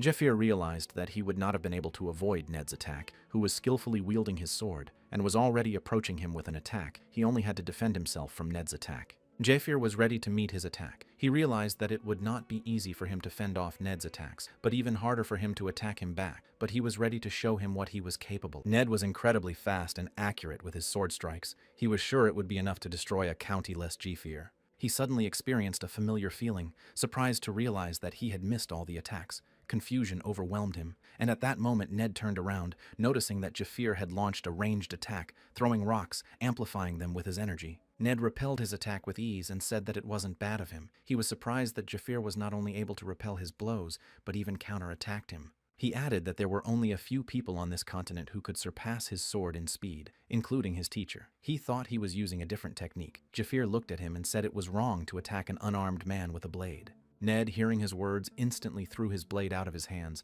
He was ready to fight him without it. They stood opposite each other, preparing to attack. Jafir knew that the same principle as the thunder palms was the secret technique of Flow of the Royal Tiara. It surrounded the body with electricity caused by explosive acceleration. Due to this, one could obtain tremendous strength and speed. He realized that there was a way among the natives of one place to counter such a reception. He used the secret weapon of the Flow of the Royal Tiara, floating clouds. He knew to have electric flows of yin and yang, their electricity attracted to each other. However, the same flows tended to repel. It was a defensive technique. Ned understood that Jafir matched his blows to the attacks of the yang flow, protected the strike sites, and repelled all of its attacks. Ned thought it was easier said than done. He was able to deliver blows in such a short moment, the speed of which was hard to follow with his eyes. He knew that this technique could be used in real combat if one honed it so that he could control the amount of electricity, time, and location of the attack in a few seconds. Such a thing could not be copied with tricks. Ned looked closely at Jafir. He realized that he wasn't a fake at all. He had seen all his movements and attacks, and he was amazed that they had the same techniques. However, this made him even more confused. He said that the secret technique of flow of the royal tiara was only inherited by him and a senior disciple. Ned couldn't understand who he was. He wanted Jafir to tell him the truth, how he knew the secret techniques. He knew that the ninth in the hierarchy of the devil followers was Qin Liang, the dragon of cold. He had crossed the impassable Sahara. He had traveled from the eastern to the local continent of Aslan. Qin Liang had risen to the level of a member of the devil cult's leadership due to his martial arts techniques. He had two true heir disciples who were able to learn the depth of the techniques, unlike others who only studied the superficial aspect. The first heir was Qin Liang's native son named Qin Gang, a mighty dragon. The second heir was his apprentice from the continent of Aslan named Ned Strayer. He knew that in order to learn the depth of the technique through dueling, two direct disciples were needed. More were not necessary as the hidden truth of the technique had to be carefully concealed. Ned told Jafar that he hadn't seen his face even among the regular students, but that wasn't the only thing suspicious. He noted that he had destroyed the cult's prized possession, the Shoggoth monster that had been fed hundreds of people for the upcoming raid, and now he doubted whether or not he was a follower of the devil. Ned wanted to know what his true identity was, what he wanted. This question tormented him, forcing him to search for the answers he was hiding from him. Jafir was surprised the teacher hadn't said anything to him. He couldn't believe that Ned really thought there were only two students. He added that if he wiggled his brain, he would have figured it out long ago. Two apprentices were indeed required to learn the secret technique, but what would happen if one of them died? Jafir said that in such a case there would be no equally strong opponent to duel with, and the busy teacher could not guide the remaining student in everything, and it would take time to nurture a new direct student. He added that he was the Shadow's apprentice, that he had been bred for his death. Ned couldn't believe it. He had never heard of him. The Shadow Disciple was a reserve disciple of the Eastern Warriors, preparing in case of trouble with an official follower. It was a hidden card that ensured the legacy would continue in an emergency so that the clan's strength would not be cut short.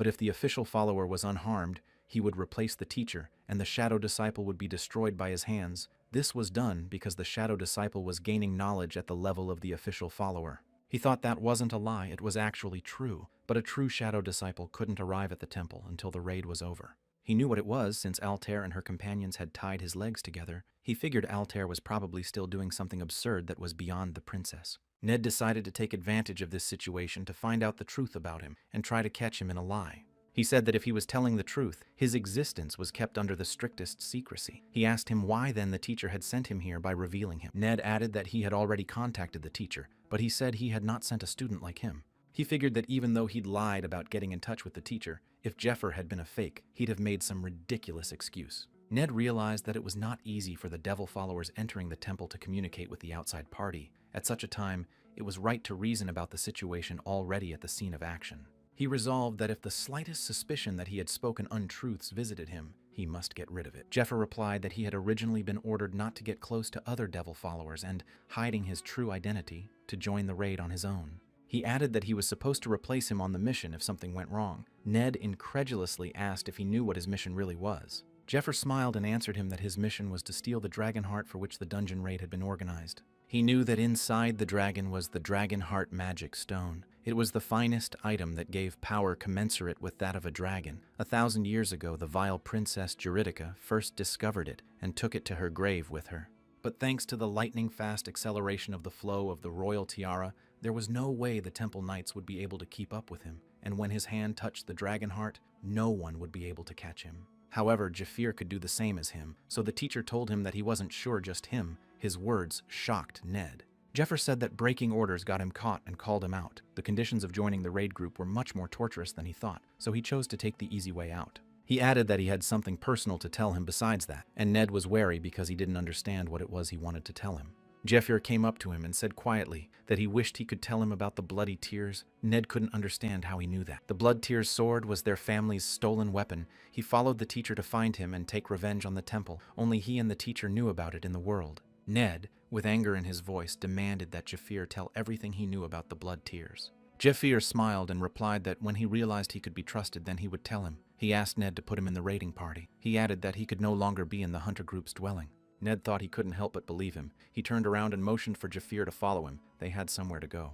He brought him. Ned gave his name and said that he had been sent by the teacher to assist him in his mission. He said that his identity had been verified according to procedure. Jeffrey saw the silhouette of a man sitting at the table. He couldn't see his face because he was in the shadows. The man told him that he had hoped for a distinctive member, and his hopes were realized. It was Matthias Grimer. He was on the 36th position in the hierarchy of devil followers. He asked to consider it an honor to help in the cause of the Disciple of the East, calling him a young fellow. He rose and informed them that the members of the raiding party with slave status who would follow the Heresy Inquisitor's confidants and the 40-man hunting party had become followers of the demon. Matthias Grimer noted that since they had a newcomer, he decided to explain the raid tactics again. He asked them to remember that mistakes were unacceptable. Jeffrey thought that by joining the raid with Ned's help, he would have been able to recognize in advance among the group those who pretended to be followers of the devil. But in the end, all 40 ended up being consistent devils. They were flatly different from Sahak, who only relied on items with monsters, and from him, who had prioritized ambition in his past life. He understood that each of them were talented. This was an elite army assembled to execute a strategy. He didn't understand why they had such power to follow the devil. Ned figured that if this guy showed himself, it meant that the teacher didn't trust him completely, which was displeasing and disturbing. He was shocked that Jafir knew about the bloody tears. He wanted to know what their relationship was. If the teacher shared such secret conversations with him, he thought that maybe the teacher trusted Jafir.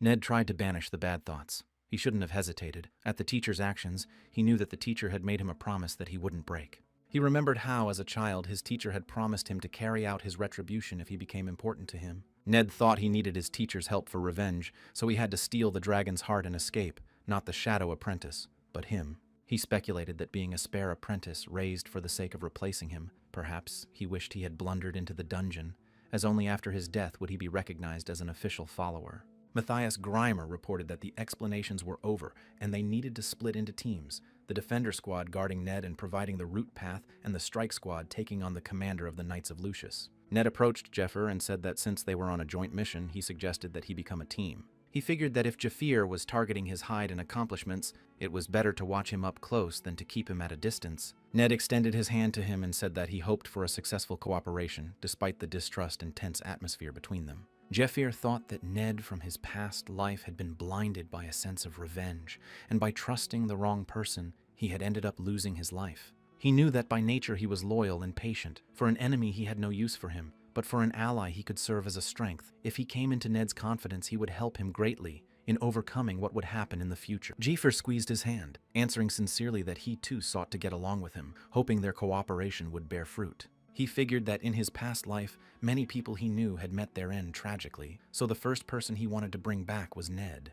Jafir remembered their battle, when Ned had told him that either he learned the strongest martial arts technique and helped him escape, or he would die and turn into a piece of meat. He thought about the mysterious connection that had made him the strongest man, and his teacher Nita, who had taught him the flow of the royal tiara technique. The next day, the raid list for the Tomb of the Abominable Princess dungeon was announced, which all the hunters were looking forward to. They learned that the members of the raid team would meet tomorrow at 6 a.m. and would live at a certain location until the day of departure for the raid, and would receive training to prepare for the raid. Jafir learned that for safety, the raid participants were forbidden to communicate with anyone but their comrades. They had to prepare everything they needed and report back on their calculations. He realized that everything was going according to plan, and it was time for him to deal with something. He realized that thanks to the Black Steel Spider dungeon, the Basilisk Nest, and the village in the narrow gorge that Ned had signed as a goblin cave by forging documents, he had managed to get the achievement for clearing 3 dungeons, as he had promised Goth. Goth and his subordinates were quite grateful to him for this. They were happy to have met such a man who taught them a lot. They asked him to be careful in the dungeon. Jafir said that they had achievements now, as well as many openings that came up after selecting 40 slaves for the raid. He was sure that their promotion was just around the corner. He warned them that it would be a lot harder for them after the promotion. He asked that they be focused and ready for anything. Suddenly Dale had something he wanted to tell him. But he changed his mind about telling him that he wanted to follow him and learn many more things. He felt it was too early for them to act on their own. He thought it didn't matter that they hadn't known each other long, but in the time they had spent together, he realized that Jafir had a purpose, and that purpose was so grandiose that simpletons like them couldn't have imagined anything like it. Dale decided that he was too weak, so he had no right to go after him, no matter how much he wanted to. Suddenly he heard Jafir tell him if he worked until he fell, there would surely come a day when he could keep up with him. That's when he could join him. Jafir turned around and started to walk away. He told them that he would look forward to the time when they could join him. He thought that the two that at this point in time, in his past life should have already been destroyed, were still living. Seeing their eyes filled with energy, he realized that his actions were not in vain. But they could still be considered dead if the devil followers successfully performed the summoning ritual. Then after 3 years, many people, including them, would have gone to the other world. To prevent that, he needed to get the dragon heart. Jafer decided to stop by the nun's temple before he would go to the dungeon. She wanted to provide him with the gear she had managed to get her hands on. He was pleased. Everything was as he had ordered. He noticed that the nun had gotten him a blunt weapon that channeled mana well. He knew that the vile princess's grave was a dungeon that was filled with living skeletons. Since they were already dead, they felt no pain, and due to the fact that their bodies were composed of their strong bones, they were not affected by physical attacks. Jafer knew he had few options in such a case, and the only proper solution would be to smash the skeletons with blunt weapons. He scrutinized the weapons and told the nun that the quality wasn't bad, and he was going to buy all the gear from her. Jafer realized, even among the vast array of weapons, the one he liked the most was the long sword of sunset that emitted an unknown energy. The nun said that even though she had found all the things her client had asked her for, but the long sword wasn't the most effective against skeletons, she wanted to know what he was up to. 1030. He realized that in the upcoming dungeon, he would have to worry, not about any skeletons, but about the Temple of Light that was about to complete the 10-year dungeon assault. He felt that he should also be worried about the devil followers who were willing to risk their lives for the existence of the cult. Jafer realized that he had to eliminate them all and get the dragon heart. In other words, all the members of the raid were his enemies. He thought there was something else important. It was Ned. Jafer realized that he didn't trust him yet, and he intended to rectify that situation. But even telling him the truth wouldn't be so easy to convince him. If Jafer didn't succeed and they had to engage in a fight, it wouldn't end like last time until one of them died. Suddenly there was a knock on the door. Jafer opened the door and a nun stood in front of him. She apologized for being late and said her name was Angelina. She was a sorceress in the lab. She realized he was the one Anna was talking about. Jafer knew that enchantment was something that empowered equipment by a type of magic, holiness, and acceleration. The higher the skill of the enchanter, the more powerful and lasting the power was. He figured that as far as he knew, Angelina was one of the most powerful spellcasters in the temple, and he decided to trust her. Angelina proceeded to cast spells. She was well aware of the spells needed to make his weapons more powerful. He thought that even though he had prepared himself to face the raid group members, he couldn't be negligent in preparing for the dungeon. If he couldn't withstand the sinister energy, he would die. Jafer felt Angelina's spell working, and he was growing stronger. He thought that was the end of their basic preparations. She informed him that he needed to pay 3,000 gold for 5 items. She asked him how he would pay her back. He handed her the bag of gold and thanked her for her work. He thought that 3,000 for an illegal deal with a sorceress was kind of cheap. He was sure the White Rose had done well for him. The nun asked if it was time for them to settle up. Jafer asked her if she was sure, but the nun didn't understand what he meant. He knew she had barely gotten a commission on her share. He didn't think the gear was worth 2 pennies. She replied that she had purposely used her power to gain favor. Jafer thought her schedule was quite busy, but even so she had helped him. He was incredibly grateful to her for that. But he warned her that he didn't have the money and he wouldn't be able to pay her back for her help. He hoped she would have understood him and wouldn't have to fork out her money again. The nun was surprised to realize that he could not pay her, and this stunned her, for she had expected monetary gratitude for her help. He explained to her that he had been given little money for the basilisk, and the village in the gorge wasn't really a dungeon and he hadn't been able to save up, so he couldn't give her anything either. He added that this was why he was willing to pay her back with Freud's potent poison, King Poison number 68 Belial and number 61 Jagan. Jafer hoped she would accept the potent poison of Persephone as payment for her help. She was insanely happy that he had provided her with these poisons and tried to take them for herself as soon as possible, but Jafer was in no hurry to give them to her, and she asked him to stop fooling around. He asked her to sell them carefully. He warned that the mole side was dangerous, so it wasn't worth selling there. He turned and left. The nun wished him luck and said that when the raid was over, he would be sure to stop by and she would have some change ready for him.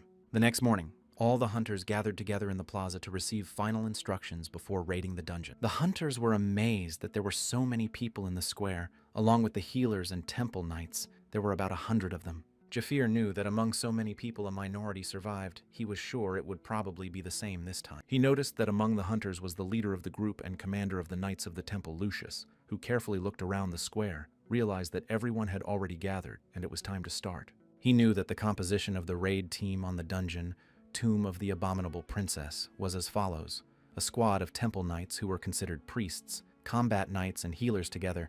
They were 28 people. Jafer understood that the lowest formation of the Temple Knight Squad was next. They were hunters in slave status. There were 20 of them in total. After them came the Inquisitors of Heresy, Among them there were combat inquisitors and healers, totaling 18 of them. Next, he knew that there were 86 men in total, divided into groups by role. The vanguard squad was responsible for close combat, breakthrough, reconnaissance, and defense. The rear squad dealt with long-range attacks, recovery, and magical support.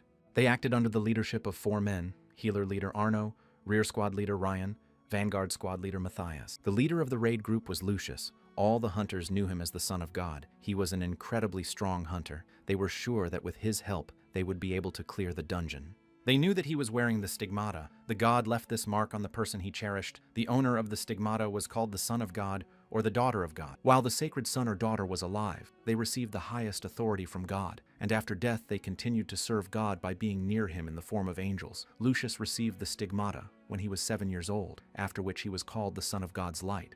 Jeffir knew that people treated God's sons and daughters like angels. They respected them and considered it an honor to see them live. He couldn't believe that Lucius had personally shown himself in front of the usual squad members. It surprised him. Suddenly he heard a strange sound that Ned made. Jeffir noticed that Ned was looking at him with hatred, as if he were an enemy ready to be destroyed, and in his eyes he wanted to finish him off at any cost. Lucius was going to make them one prediction. He was sure that this time they would put an end to the 10 raid on the grave of the vile princess. They would solve one of the 8 great dilemmas of this world with their own hands. He added that the names of the raid participants would remain in the temple and promised that the slaves would be given their freedom. He suggested they endure 2 weeks of brutal training and walk the path of honor. Lucius Jeffir knew that all members of the raiding party would be sent to the special training place Peak Scream, where harsh trials awaited them. Jeffir realized that after successfully executing a large-scale raid, glory and honor would follow the participants. However, it wasn't really for something as noble as heroism and saving humanity. He knew it was just good business, and it was all for one purpose only: to earn as much gold as possible. Matthias showed them the bundle and said that there was a piece of tombstone that had been brought from the dungeon. He said that they had to get used to the ominous energy of the tombstone, and for 24 hours they were not to remove the stone from the body. He realized that preparing and storming the dungeon could take several years. Political procedures were followed to obtain the rights to conduct the assault, and raiders were recruited, and donations were collected to cover the costs. But after the raid was successfully completed, the place that became safe, roads and towns were aged. It was a large-scale business in which various kinds of profits could be made, including an increased price for the land.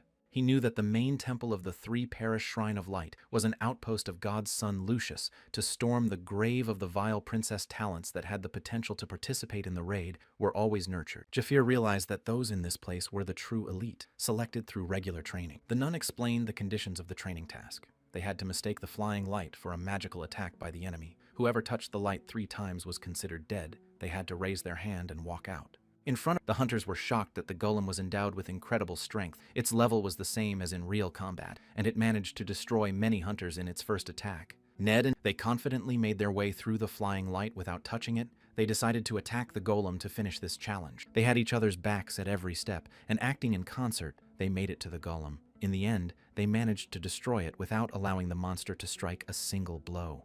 The nun informed them that the mission was complete, and they had 15 minutes rest. One of the leaders noticed that they were keeping up with the pace much better than he thought. Compared to the last raid, these slaves were what was needed. He singled out Ned and Jeffir from all the slaves. He noticed that they had incredible skills. They were also able to work together harmoniously. He thought that maybe this time they would actually be able to clear the dungeon. He went to the slaves and used the Holy Cross to ask Arya for strength to help them. He informed the slaves that he had healed their wounds and relieved their fatigue, making it a priority for the members of the vanguard squad to continue the fight. The monk Ned sat on the castle roof on the last night of training and heard the nun announce their end. Everyone had made it through it, and tomorrow they had a hellish journey to the dungeon waiting for them. They needed to rest and gain strength. He noticed that he was approached by Jeffir, who was surprised that Ned wasn't going to eat today. Jeffir noticed that he had hardly eaten anything in all the days of training. He said that today they gave a great chowder in honor of the last training day, to which Ned replied that he had already eaten enough. Ned explained to him his decision not to eat. He said he had to watch his weight to maximize his speed. Jeffir looked at him and decided then he would do the same thing and set his food on the ground. He warned him that if Ned failed, he would have to take the mission on himself.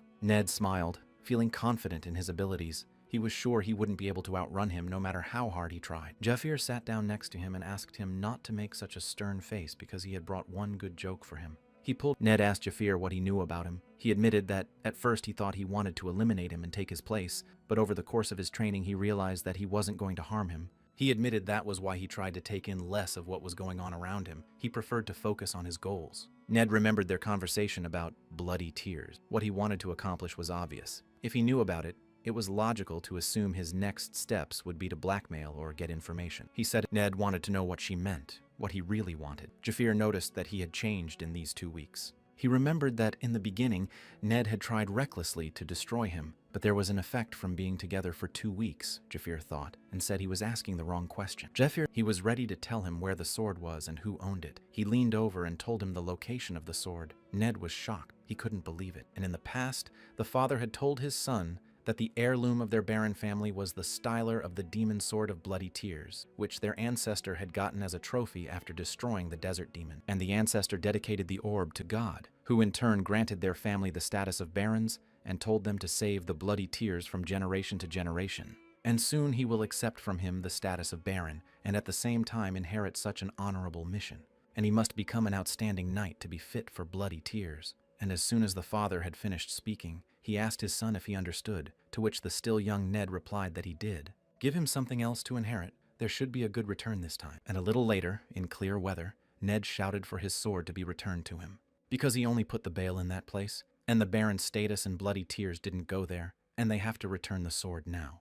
But the Aldine priest began to reply that how could he have made such a commotion on the temple grounds, and that he was mistaken altogether. After all, the bloody tears don't belong to him and the family, but to Snyder's defense, and instead of the debt, having put his own status on the line, he now has no rights. And as soon as the young lord heard this, anger overwhelmed him, and he began to draw his sword, and shouted to the priest who had taken away his sword that he was a fool. But as soon as he ran up to him, the other knights began to attack him, and eventually killed him. Watching it all was his young son, who couldn't believe his father had just been murdered. And at last the priest began to say that he should be glad that the sword had not touched him, for if a commoner like him had been in the Temple of Light, maimed his nobleman and the bishop's son, they would have to execute his son as well. And a similar pattern was part of the phenomenon 12 years ago, and dungeon speculation that had been heating up for years. There was widespread investment and dungeon storming powers, and raid group and item prices skyrocketed like crazy, and financial commodities related to dungeons, and at one time investors were able to make a huge amount of money with this.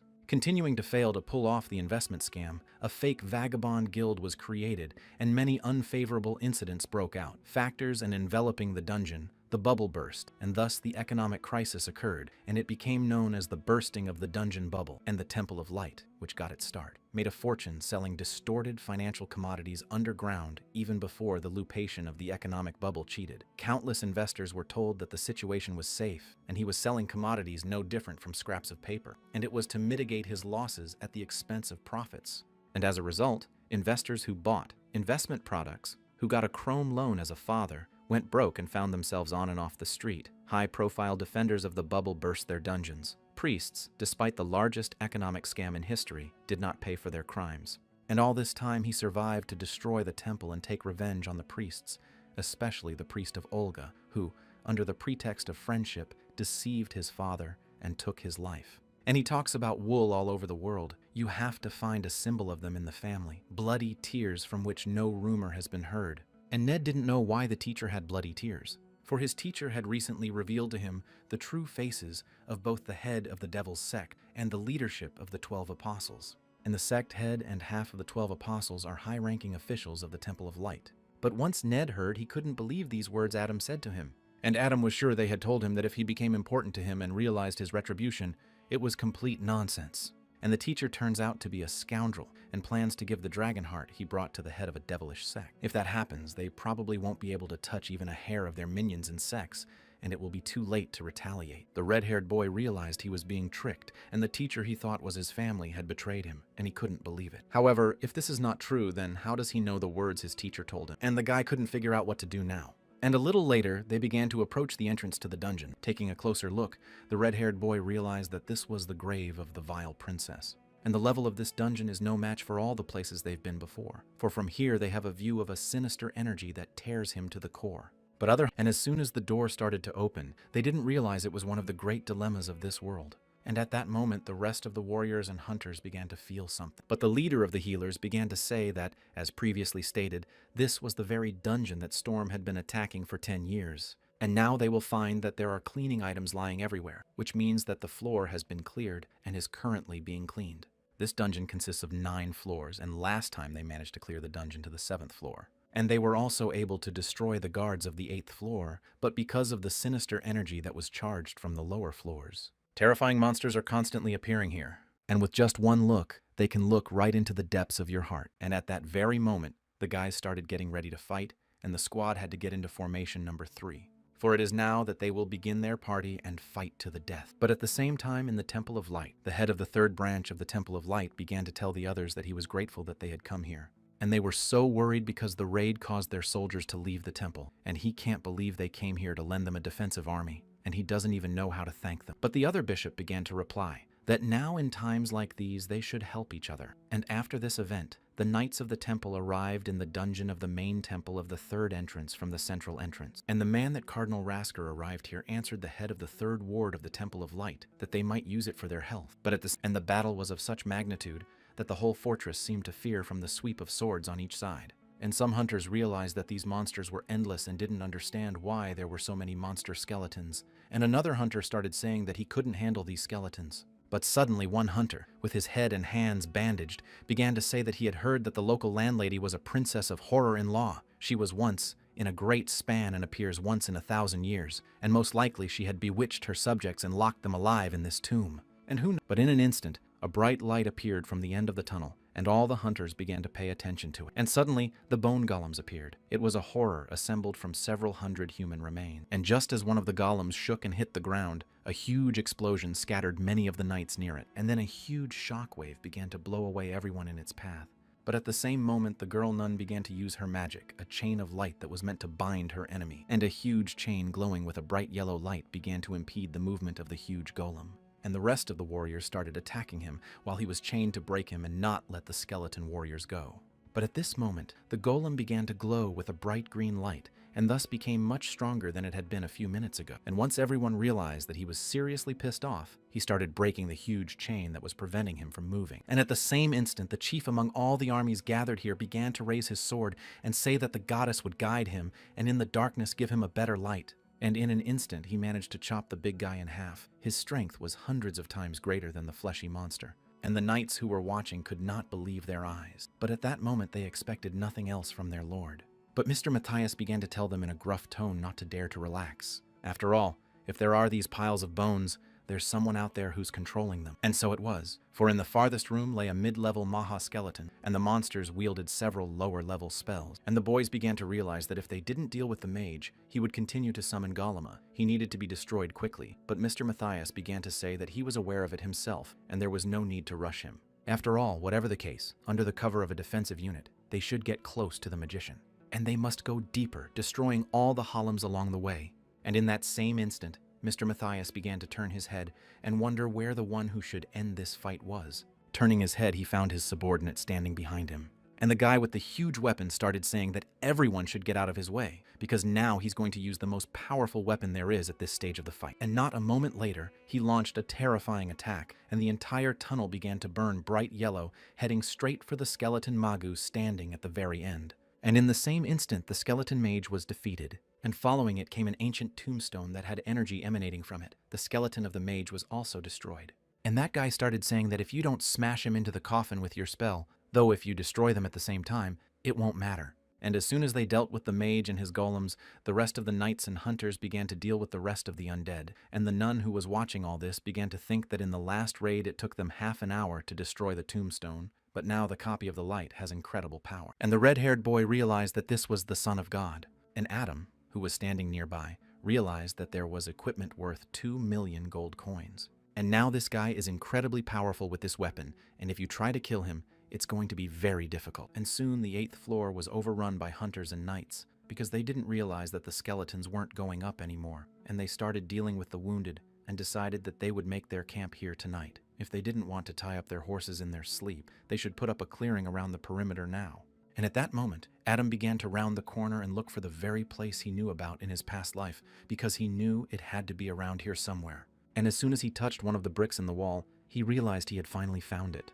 And in the temporary military structure, the boys began to carefully discuss the map of the 9th floor. And according to intelligence, It took them about 6 days to reach the main villain's room, and now they would be on the offensive while destroying all the tombstones they came across. But the nun didn't understand. Would they really have to destroy all of them? After all, there were 1,000 of them there, and it would take them 2 days to destroy the slabs that would be in the way. But Lucius began to reply to the nun that a year ago, they certainly went well, taking a shortcut. But in the end, they were defeated. And last year they also made it to the tomb of the abominable queen. But in evading the attacks of the guards guarding the passage, they fell backward and were caught in the ring of a whole legion of dead monsters climbing out of every crevice. And they lost too many fighters that day, and now they won't step on the same rake. And even if they need more time, they should destroy those slabs. And even if they get trapped in front of the main tomb, they will lose a lot of good warriors, and the fewer there are, the higher the risk of failure in the decisive battle. And one of the most important tasks this time is to conserve Commander Lucius's energy and get him to the main monster as fresh as possible. After all, with him, their current commander, it was possible, and he could defeat the monster. After all, a year ago everyone wasn't watching and was horrified by what they saw. And when they looked at each other, they saw a terrifying monster that was so powerful that it inspired fear with its mere look. And that someone is the keeper of the vile queen's tomb, which under his gaze broke all their fighting spirit. At the same instant, a loud scream echoed through the camp, and the squad leader began to come to his senses, not realizing what had happened. But suddenly he saw something he never thought he'd see. 8th floor. It was a Shoggoth monster that was devouring knights and hunters, and all they could do was scream for help. And the squad leader couldn't believe it, even though he had prepared 5 Shoggoths for his strategy. But now was not the time, nor were they supposed to use them now, and he didn't understand. What kind of idiot did this? And in that instant, the leaders simultaneously looked in the same direction. And it was a premonition, or rather an instinct, the feeling of hidden danger all over my skin. And as soon as they looked at Adam, who was standing not far from them, he began to answer them, at which they stared. And as soon as he pulled the handle coming out of the wall, something strange began to happen under the feet of the chief and all the other boys. And all of them could not understand why it was happening, how it was even possible, because last time it did not happen. And they didn't understand how the dungeon could even move or who was running it all. The day before the list of raid participants was announced at the Devil Followers meeting, it was said that the passage to the main evil spirit had been cleared by a powerful magical barrier, and therefore the door would not open until the guards arrived. But after everyone enters the main hall, the passage will close again, and so it will be until the vile queen is killed. This was discovered by a reconnaissance team after deciphering the magical runes that covered the entire passageway. But another man began to ask if it was possible to simply break down the wall, but he was told that if it was possible, then did he really think that the raid had dragged on for 10 years, and the lower it went down, the stronger the protective magic was, and it could be assumed that it couldn't be broken down at all. But they knew that their commander Lucius was not so simple, and so he took some measures. And he borrowed a legendary object of faith from the Holy Pope. It was an indestructible sacred relic, which Lucius rented for 10,000 gold coins a year. And he thinks about staking the door to keep it from slamming shut. If these welding seams were made by the great creator, it will not be possible to break the shrine. And the strike team in charge of Commander Lucius will divert attention to themselves, and the others will carry him as far away from the entrance as possible. After Brother Ned steals the dragon heart and escapes through said passage, they must awaken Shoggoth. And Shoggoth is a living weapon. This monster eats people and grows stronger from their mana, and whoever touches it is plunged into madness. And people like Lucius and the rest of the commanders have strong protective magic, so their minds won't be clouded. However, ordinary priests would not be able to resist the 5 Shoggoth, and seeing the priests go mad and kill their allies would cause the commander to lose concentration. And it would take at least 3 minutes to deal with the maddened members of the team, provided the Shoggoths were in the way. Which means the monsters will have enough time to deal with Lucius in peace, rather than getting out from under the ground with serious losses and reporting to the temple about another failed raid. And that special elixir obtained from the leadership, if they drink it, the effect of the slave seal disappears for a while, and the priest's orders will not affect them, but once they drink it before entering the tomb. In order to get out, they will need the fringes, hypnosis, and should not mindlessly whistle at them, especially before launching an attack. After all, this is a musical instrument that can be used to control this monster, and when used, the user is not affected by the powers of the second monster. And as I held this instrument in my hands, I realized that the devil's minions were well prepared. Adam, standing nearby, realized that most of the guys would die before the device was even activated. He figured that since there was a large group of medics gathered here, there wouldn't be any serious problem. And as soon as Adam started, the rest of the hunters heard the music they had heard before, and realized that this music was not going to lead to anything good. And right off the bat, horrifying monsters began to emerge from some of the guys. And other knights, as well as healers and hunters, saw that it was a terrifying creature of Shoggoth. And Adam, who was standing around the corner, began shouting to the doctor for them to gather in one place and form a group so that it would be easier for the doctor to perform the cleansing. And as soon as the boys heard that they had to gather in a line, Adam realized that this was a great opportunity and now he could take advantage of it. And running up to a wall he knew about beforehand, he looked for the nearest ledge to press himself again. But at the same moment he realized that someone was looking at him, and he started to turn his head towards these guys. And once he turned his head fully, he saw that the leaders of the squad he had come here with were looking at him. And the chief leader began to remember the words Ned had told him about Adam being sent by his teacher to help him complete the task. And then it dawned on him that this was the same brother Ned had brought, and he didn't understand what he was doing here. And as soon as Adam pressed the secret button, some sort of wheel appeared beside him, and he began to tell the squad leader why they were looking at him. And as Adam turned his wheel, which had just opened, he began to set the mechanism in motion. After all, this device wasn't supposed to be discovered until 3 years after the raid ended, and by then this dungeon had become a haven from the onslaught of demons. I was the defense mechanism that changed the position of the walls, repositioning the piles and supporting structures of the tombs. And Adam's been here once before with his companions, so he knows the layout of the dungeon like the back of his hand. All of this was being watched by Lucius, who remembered that one slave had cleared out a nest of evil basilisks and was trying very hard to show himself when there were just over 20 days left, and it might be worth checking to see if he was a follower of the devil or not. Lucius began to remember that silver hair and tall stature, and this was the same weakling Matthias had told him about, and maybe he really was a follower of the devil. But Lucius decided it didn't matter. He had the seal of a slave on him, and he would not be able to resist orders, and at that very moment, he began to shout to Adam to stop. And he couldn't understand why he didn't stop, because it couldn't have happened, and all because it was a special elixir received from the leadership, and if you drink it, the effect of the seal of the slave disappears for a while, and the orders of the priests do not affect them either. And most importantly, the commander realized that this is the effect of the elixir.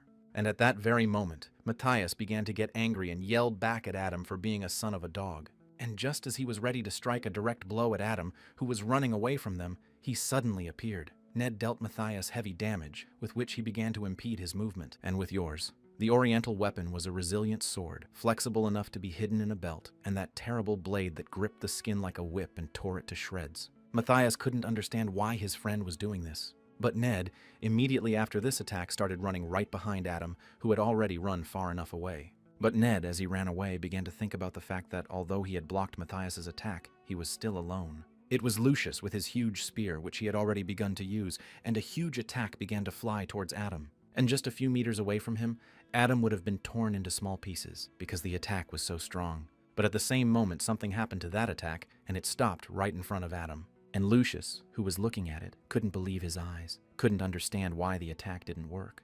And the fleeing Adam began to say that, let him forgive, but now no attacks would touch him. After all, he is endowed with divine luck, and at the time of endowing the incredible luck, the number of uses was 3, and at that moment it was only used for the first time. It was the blessing of goddess Fortuna, divine luck. And at the very beginning of his adventure, she told him what the gods had provided for him, a few gifts as support, so that when he returned, he would get an advantage and be able to test his privileges. After he looked at the notification window, and the day he went back in time, the moment he saw the list of benefits, this strategy struck him like lightning. And the guard moves all the tomb structures and forms new dungeon structures, and this means that for a long time, wood appears in the place where there was no path, and the checkpoint becomes useless. If he is lucky, he can get to the room with the monster. And now luck is on Adam's side, and he continued to run as fast as he could to get closer to the vile queen who was waiting for him and to fight her with his partner. And in that same instant, Adam noticed that his comrade had finally caught up with him. And his comrade and part-time mentor began to say that what Adam could do, he could do. And after saying that, Adam smiled, because he himself didn't realize the determination he had. And a little earlier, when he told him that after everyone goes to the tomb, the plans of the devil's followers would come, he would steal the dragon's heart and be able to escape with it. Ask him what he thinks of that now. And Adam decided that he would tell him how it was going to be. If he did that, he was frankly screwed, and they would have to deal with the major evil spirits together. But as soon as Ned heard the words, he couldn't understand what the man was saying. And, jumping up from his seat, he yelled that she was sick of listening to Adam because he was suggesting they kill the thing, and that's all those brains could come up with. But Adam answered him in a confident tone to sit back down, and he would tell him an interesting thought. And once Adam was done, he asked his partner if he had any questions, since he had already told him the whole plan. To which Ned replied that it was a good strategy and it could all be accomplished, but there was just one problem. It was trust, because Adam said he was finished if he ran away with his heart, and that's exactly what he meant. To his credit, he can also show the flow speed of the royal dash. If he starts running, no one will catch him, and what else will happen if he becomes the owner of Dragonheart? But that Adam, as he began to answer him, raised his hand and showed him with 2 fingers that there were 2 things. First, there was only one special way to get hold of the power of the heart, otherwise it was simple. And he can't personally do it, but he knows who can help them in this matter. And the second was a man who came as a porter to the main temple. The third parish was Cardinal Aldine. And if he doesn't show up at the rendezvous point, his knights will start pursuing and doubling back. The knights are true professionals in their continent. People with such training can be counted on the fingers of one hand. This is not the end. When news of him spreads all over the place, the entire devil cult will open a hunt for him. And speaking of the entire cult, he is also referring to their teacher, the master of the flow of the royal diadem. Giving Ned a venomous look, he finally asked if he was sure he could get them all through without his help. And now Adam and his partner continued on their way to the tomb of the vile queen. I didn't push as hard as I could. And Ned on the way began to reflect on what his old comrade had told him, that he really wanted to betray the dragon's heart personally to the head of the cult. Why would he do that? After all, he would already be sent to the dungeon, and as a responsible person, he couldn't do anything that deviated from the plan. But as he thought about it, he couldn't figure out if he really thought that they would arouse the suspicion of the chroma of light because the bearer was visible. And it seems he only heard from his teacher that Cardinal Alden will be the carrier, and is not aware of how the transportation will be done, and they have prepared such a safe way. What's better is impossible to imagine, so all he has to do is do his job. And by the way, that man from the east told him a lot of things. The structure of their organization is kept in the strictest secrecy, and therefore the faces of the other brothers, and especially the leadership, are known to few. And later, the teacher trusts him very much, and Ned began to understand that all Adam's words were true. Her nemesis Cardinal Alden was one of the leading figures in the devil cult, and he is on such close terms with the teacher that he was the one recommended for such an important mission. And one of them tricked him into ruining the life of a man close to him, and the other fooled him since childhood. And as he and Adam approached the gate, Ned saw a monster come out from around the corner and stand in their way. And, angry, he hit him with all his might, declaring that he would never forgive anyone for the betrayal he was now experiencing.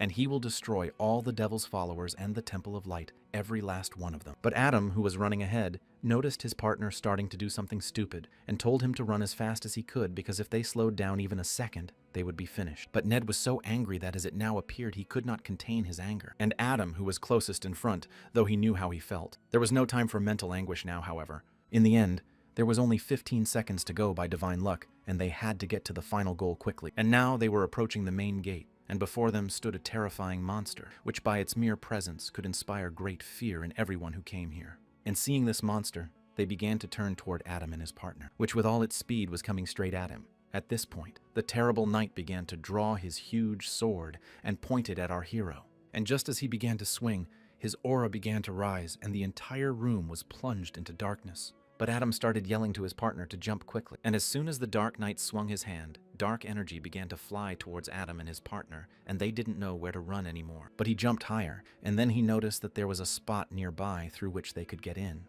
And Ned, just after these words, also noticed this gap through which they could get to the last room. Adam and his comrade jumped off the wall and began running at full speed through the huge night guarding the main gate. And once the system showed Adam that there was 1 second left for his divine luck, they still managed to get inside this room and fell to the ground. On the ground, they began to catch their breath. After all, how long had they been running for? And they would finally be able to stop for a little while. And in that same instant, Ned doesn't know what's more in him, surprise or laughter. But right now, he couldn't believe that they had managed to get into the main monster's room this way. But looking around, Ned couldn't understand why no one was here and where the creature they had come for was. But suddenly they heard a strange voice asking them who they were. Ned can still feel the knight's energy behind the door, but how did they manage to get inside and escape him? And at the same moment, a nasty princess appears and starts telling Adam and her companions that they have disturbed her dream. The dream is that of a member of the royal family, and they must reply that they are. Meanwhile, elsewhere, the guys started saying that the walls weren't moving anymore and they had caught all the Shoggoth. And after saying that, the nun began to tell them to gather everyone and see if there were any survivors. And right after that, the rest of the boys began to approach Lucius and ask their commander what they should do next. But Lucius only thought that freeing them has no effect, because the branding of a slave is a tattoo that the priests of light put on slaves. And with the branding, they can subjugate them to themselves. Raid for you, I didn't understand why. Adam didn't stop when he ordered him to because he is the son of God and can give orders from almost 1 kilometer away. And did he really not have the Arabic terminal with him? Or did he have something to take away the effect of the tattoo? After all, immediately after the appearance of the Cho'Gaths, this guy had started some strange mechanism, and the dungeon was in motion, and all this indicated that among them, although there were no devil followers, but their team had been infiltrated. And he gathered a group of men who could be trusted the most, and slaves who obeyed them directly. I started to ask Arno what the names of the 2 subordinates who escaped were, and Arno began to answer that the gray-haired man's name was Hell, and the one in the red robe was Ned, and Adam had joined them on Ned's recommendation. And Ned served under Mr. Matthias Eleusis, who, on hearing this, could not believe his ears. He finally looked straight back at Mr. Matthias, who was standing not far from him, and couldn't understand why the man had done that. But at the same moment, Matthias thought only of how those fools had shit their pants and run away, causing such a commotion. I had a chance to gain acceptance with the devil cult and succeed in the temple, and now his perfect plan is coming apart at the seams because of these 2. And he began to tell his brothers to stop the operation and all get ready. The real one standing behind him, one of the hunters couldn't understand why. And Matthias, turning his head with an embittered look, answered him, "Kill or be killed." After all, right behind his back stood the guys who were very serious. So Lucius started asking Matthias if there was anything he wanted to tell him, to which Matthias replied with a smile on his face that he didn't even know, and that they really needed to find out something. At this time, something strange was happening inside the tomb of the abominable princess, and Adam and his companion were looking at her and couldn't tell if she was a monster or not. But Ned, looking at her, began to realize that this was the mistress of the tomb, Princess Juridica, and he couldn't believe that this princess had caused such brutal bloodshed 1,000 years ago. She turned out to be such a nice and pleasant girl. And now it was obvious that the Chronicle had lied to them, and a man with such a fair face simply could not have done something so terrible, and it seemed that they had been digging up the tombs of the dead in vain, in search of a dragon heart that might not be here. After all, she had a very sad look in her eyes. And Ned began to feel like he'd do anything now, just to soothe her sadness and make her feel happy. But the instant he took a step, Adam, who was standing next to him, began to take hold of his clothes and thus keep him on his feet, for he was just falling into the trap he had prepared.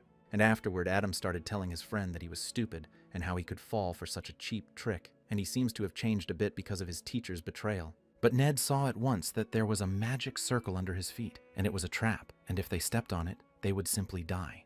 And immediately after that, the atmosphere in the room changed. A terrifying aura began to emanate from the abominable princess, and she began to say that it was such a pity. And it was the perfect opportunity to catch them. The real Adam across from her began to realize that she was now going to try to attack them. And in the same instant, the cute little girl began to turn into a huge monster that was several meters tall. And right after that, she started shouting to our hero and his comrade to say goodbye to their lives as soon as possible. After all, the aura emanating from her seemed to envelop the entire room, and now there was nowhere to go but to fight it. And as soon as Ned came to his senses, Adam began to urge the grief-stricken romantic to look, for she was his beloved. But his companion replied that the illusion was already gone, and that he should shut his mouth. And right after that, the princess started attacking them, which caused Adam and his comrade to start jumping in different directions. And the red hand steals the physical resources of the body, and the blue magical energy and jurisprudence can create several hundred of these hands at a time.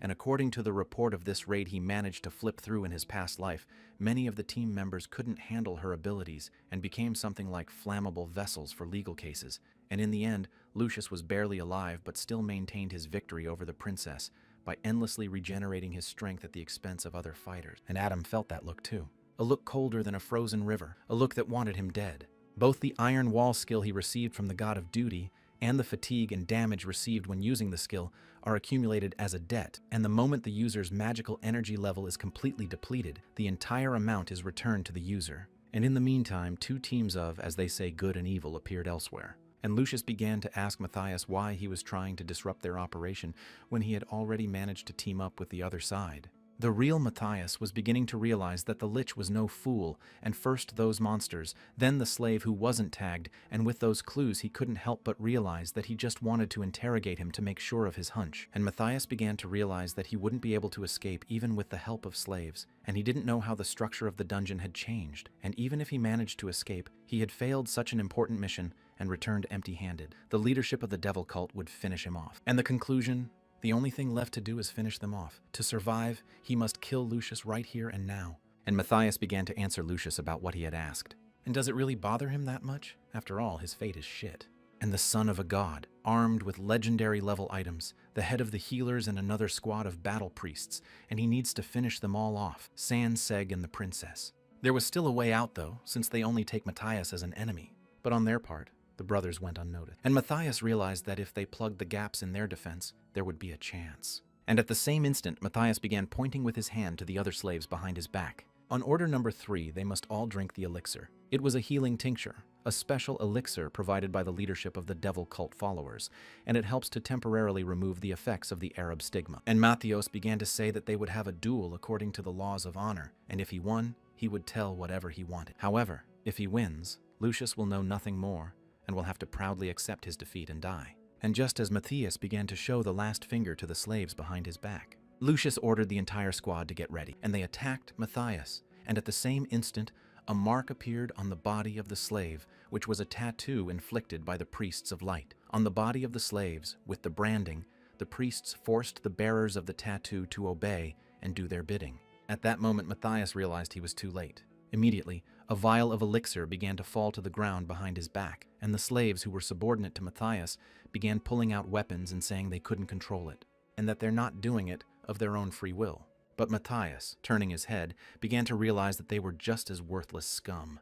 And the men standing began to say that the order of the Son of God is on par with his testimony from the Pope. As long as his order is in effect, the slaves do not obey other priests. Unless they are killed, they will continue to attack. Lowering his head, Lucius began to tell Matthias that he was sorry, though they had been friends since childhood and, thankfully, since entering the academy. They are now 32 years old and have been through many hardships together, and they were so close that they understood each other without words. And Lucius can't believe he stuck a knife in his back. And first, he's going to destroy all the traps he set here. And just a few minutes later, many of the slaves who had raised their swords against Matthias lay slain on the ground. And at that moment, an insect began to crawl out of their mouths. It was a stigma insect that parasitized the stomachs of the devil. Devil worshippers and followers were flogged so severely because of the physically enhancing effects of this insect, not on the human body, but on the shell of the beetle. And devil followers gained the abilities of both minions and priests, and this despite the rule that slaves and priests could only possess the divine mark.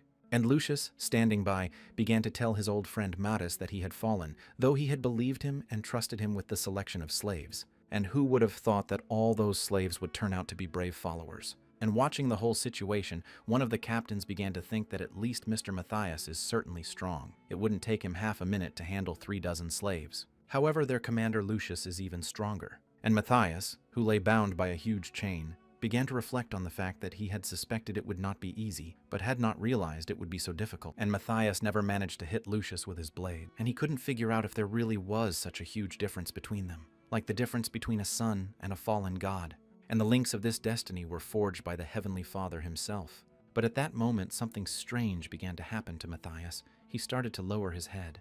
And at the same instant, he took out of his mouth something strange, some obscure vial with the symbol of a devilish cult. But Lucius began to question him because he wanted to hear the reason for his betrayal. But Matthias began to look up and say that Lucius didn't understand anything anyway, and since he was so interested, then he must place his goddess beside him and demand answers from her. And at the same moment, he began to gnaw into the vial he had in his mouth. And at the same instant, Matthias managed to free himself from the shackles that bound him, and he screamed at the top of his voice, "I am the secret weapon of the devil's followers that was given to him by his mentor. It combines the stone from Revelation and the insect mark, turning a man into a demon. And his mentor told him to use it only at the very last moment. And once he uses the stone, becoming human is no longer possible." And Matthias began to tell Lucius that everything that belonged to him should have belonged to him from the beginning. And if man is destined to be under God's dominion, he cannot resist it, and nothing will cause him to grasp at human life. But Lucius, seeing that Matthias was able to transform into a demonic form, began shouting to his comrades to attack him because once transformed, the power is not controlled. And at the same moment, the other priests began to use her, goddess, to bring light to her sons, and the skill they activated was the light of war, which greatly increased the abilities of allies and increased physical strength and stamina, magic energy of defense, healing skills, and the effect of light by 120%. Immediately, huge beams of light began to fly, attacking Matthias, but he put out his huge paw and began to say that it was useless. After all, with the incredible power he possessed, he was able to stop the enemy's attack. But suddenly he saw that Lucius, immediately after this attack, started running straight towards him. And at the same instant, there was a massive explosion. and the rest of the soldiers behind them began to marvel at such immense strength and the fact that their commander began to fight as hard as he could. In the same instant, they were amazed at what they saw. Although Matthias was able to stop Lucius's attack by simply raising his arm, he blocked his blow.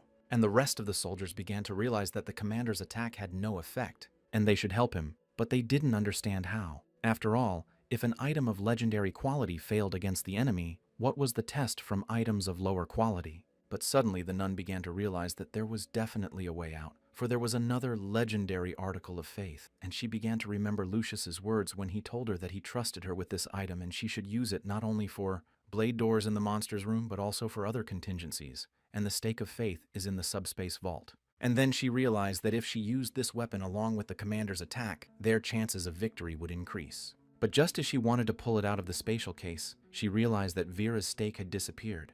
And a little earlier, Ned stole it, and while Adam was fighting against the evil princess, Ned was holding that case in his hands. He couldn't believe that Adam had gotten the idea to use the thing, and it's certainly not gentlemanly, but it was a cool plan. But as they continued to battle this huge monster, Adam and his partner began to dodge her attacks. Eventually, Ned began to remember Adam's words, that when they jump aside, then it will be like Adam said, this ability disappears if you dodge for 15 seconds, and you can't use Shirokov's flank attacks all the time.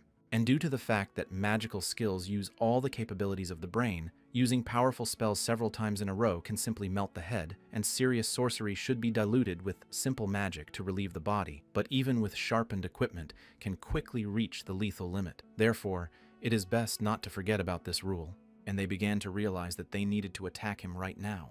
And jumping in different directions, they began to put the plan into action. 1 step back and 3 forward. And after that, they have to jump up. And at the same time, using their incredible strength, they began to outflank the terrifying monster. And even knowing the future, he is still unable to anticipate absolutely all of the opponent's moves. And use the Sword of Sunset. This is a demonic sword with a powerful aura, the power of darkness and light, depending on the magic of the wielder, the best weapon a non-priest can use. Adam began punching and chopping the monster as hard as he could. And what matters in this business is what you have gathered, and whether you have enough stuff, and whether you have found comrades you can trust, and whether he has the strength and the spirit of endurance not to waver, and whether he can get out of even the worst situation. Whether he had done everything depended only on himself, and with all his might, he struck hell and began to use the lightsaber technique in the Royal Dragon Dash, ascending to the heavens. And in an instant, he managed to chop off the head of this huge creature. But suddenly something strange began to happen. From the place where the head had been cut off, something else appeared. And Adam and his partner realized it wasn't over, and then the creature is transformed. But the one standing in hell realized that was exactly what he expected her to do. And watching as this huge creature began to gather a tremendous amount of power around it, he began to tell his partner that he had been waiting for this moment for a long time. His friend Ned told him he knew what to do next, and jumping up, he began to fly straight towards the horrible creature in front of him. And he began to remember the words of Adam, who had told him earlier that it was clear that even if he defeated this monster with everything they had, there was no way to completely neutralize it. If the bridge was destroyed, its head would take on a second form, and it would only get stronger after that. However, there is one point in the shape-shifting process where the monster will not be able to use skills and move, and they will wait for that moment. And in the same instant, Ned began reaching for the spatial case that held the legendary weapon. And after pulling it out completely, he started attacking with it and shot straight at this huge creature. And as soon as the outcome of the battle was clear, Adam began to fly up to the creature and attack it with his blade. After all, most of the damage was done by the stake of faith, and at this point they have to help with orbs to keep this creature from pulling the stake out of itself. And while the stake of faith has a legendary level, the sacred power it possesses has its limit. Once depleted of sacred power, the stake will become nothing more than a heavy piece of iron. And hell think Lucius, who lent the thing to the Pope for a decent amount of money, wasn't going to use it for the attack. However, and soon the stake of faith stopped working, which meant that the weapon had detected and neutralized the enemy. Throwing back his sword, Adam realized that because of this stubborn creature, they wouldn't even be able to take a break, and the prepared weapon had already lost all the effect of the sacred magic. But though, if he remembered who their opponent was, he hadn't spent much. And as he sipped the magical elixir that restored the lost mana, Adam thought about how Lucius was doing. If Matthias had already turned into a demon, it wasn't going to be easy for them. But he realized that with the powerful support of the Goddess of Light, he wouldn't just die this time. Even if he did, it would still be the same. And at that moment, Adam's partner began to stare at the monster he had just defeated. And noticing this, Adam began to tell Ned that this was not necessary, and this creature could not be revived in this state. And if you finish it off completely, the door will open and the guard will bring you here. But first, they need to find the dragon's heart quickly. And after tossing his partner a healing potion, Adam began urging him to take one with him just in case. After all, you never know what kind of trash will happen during a search. And turning around, Adam began to walk away.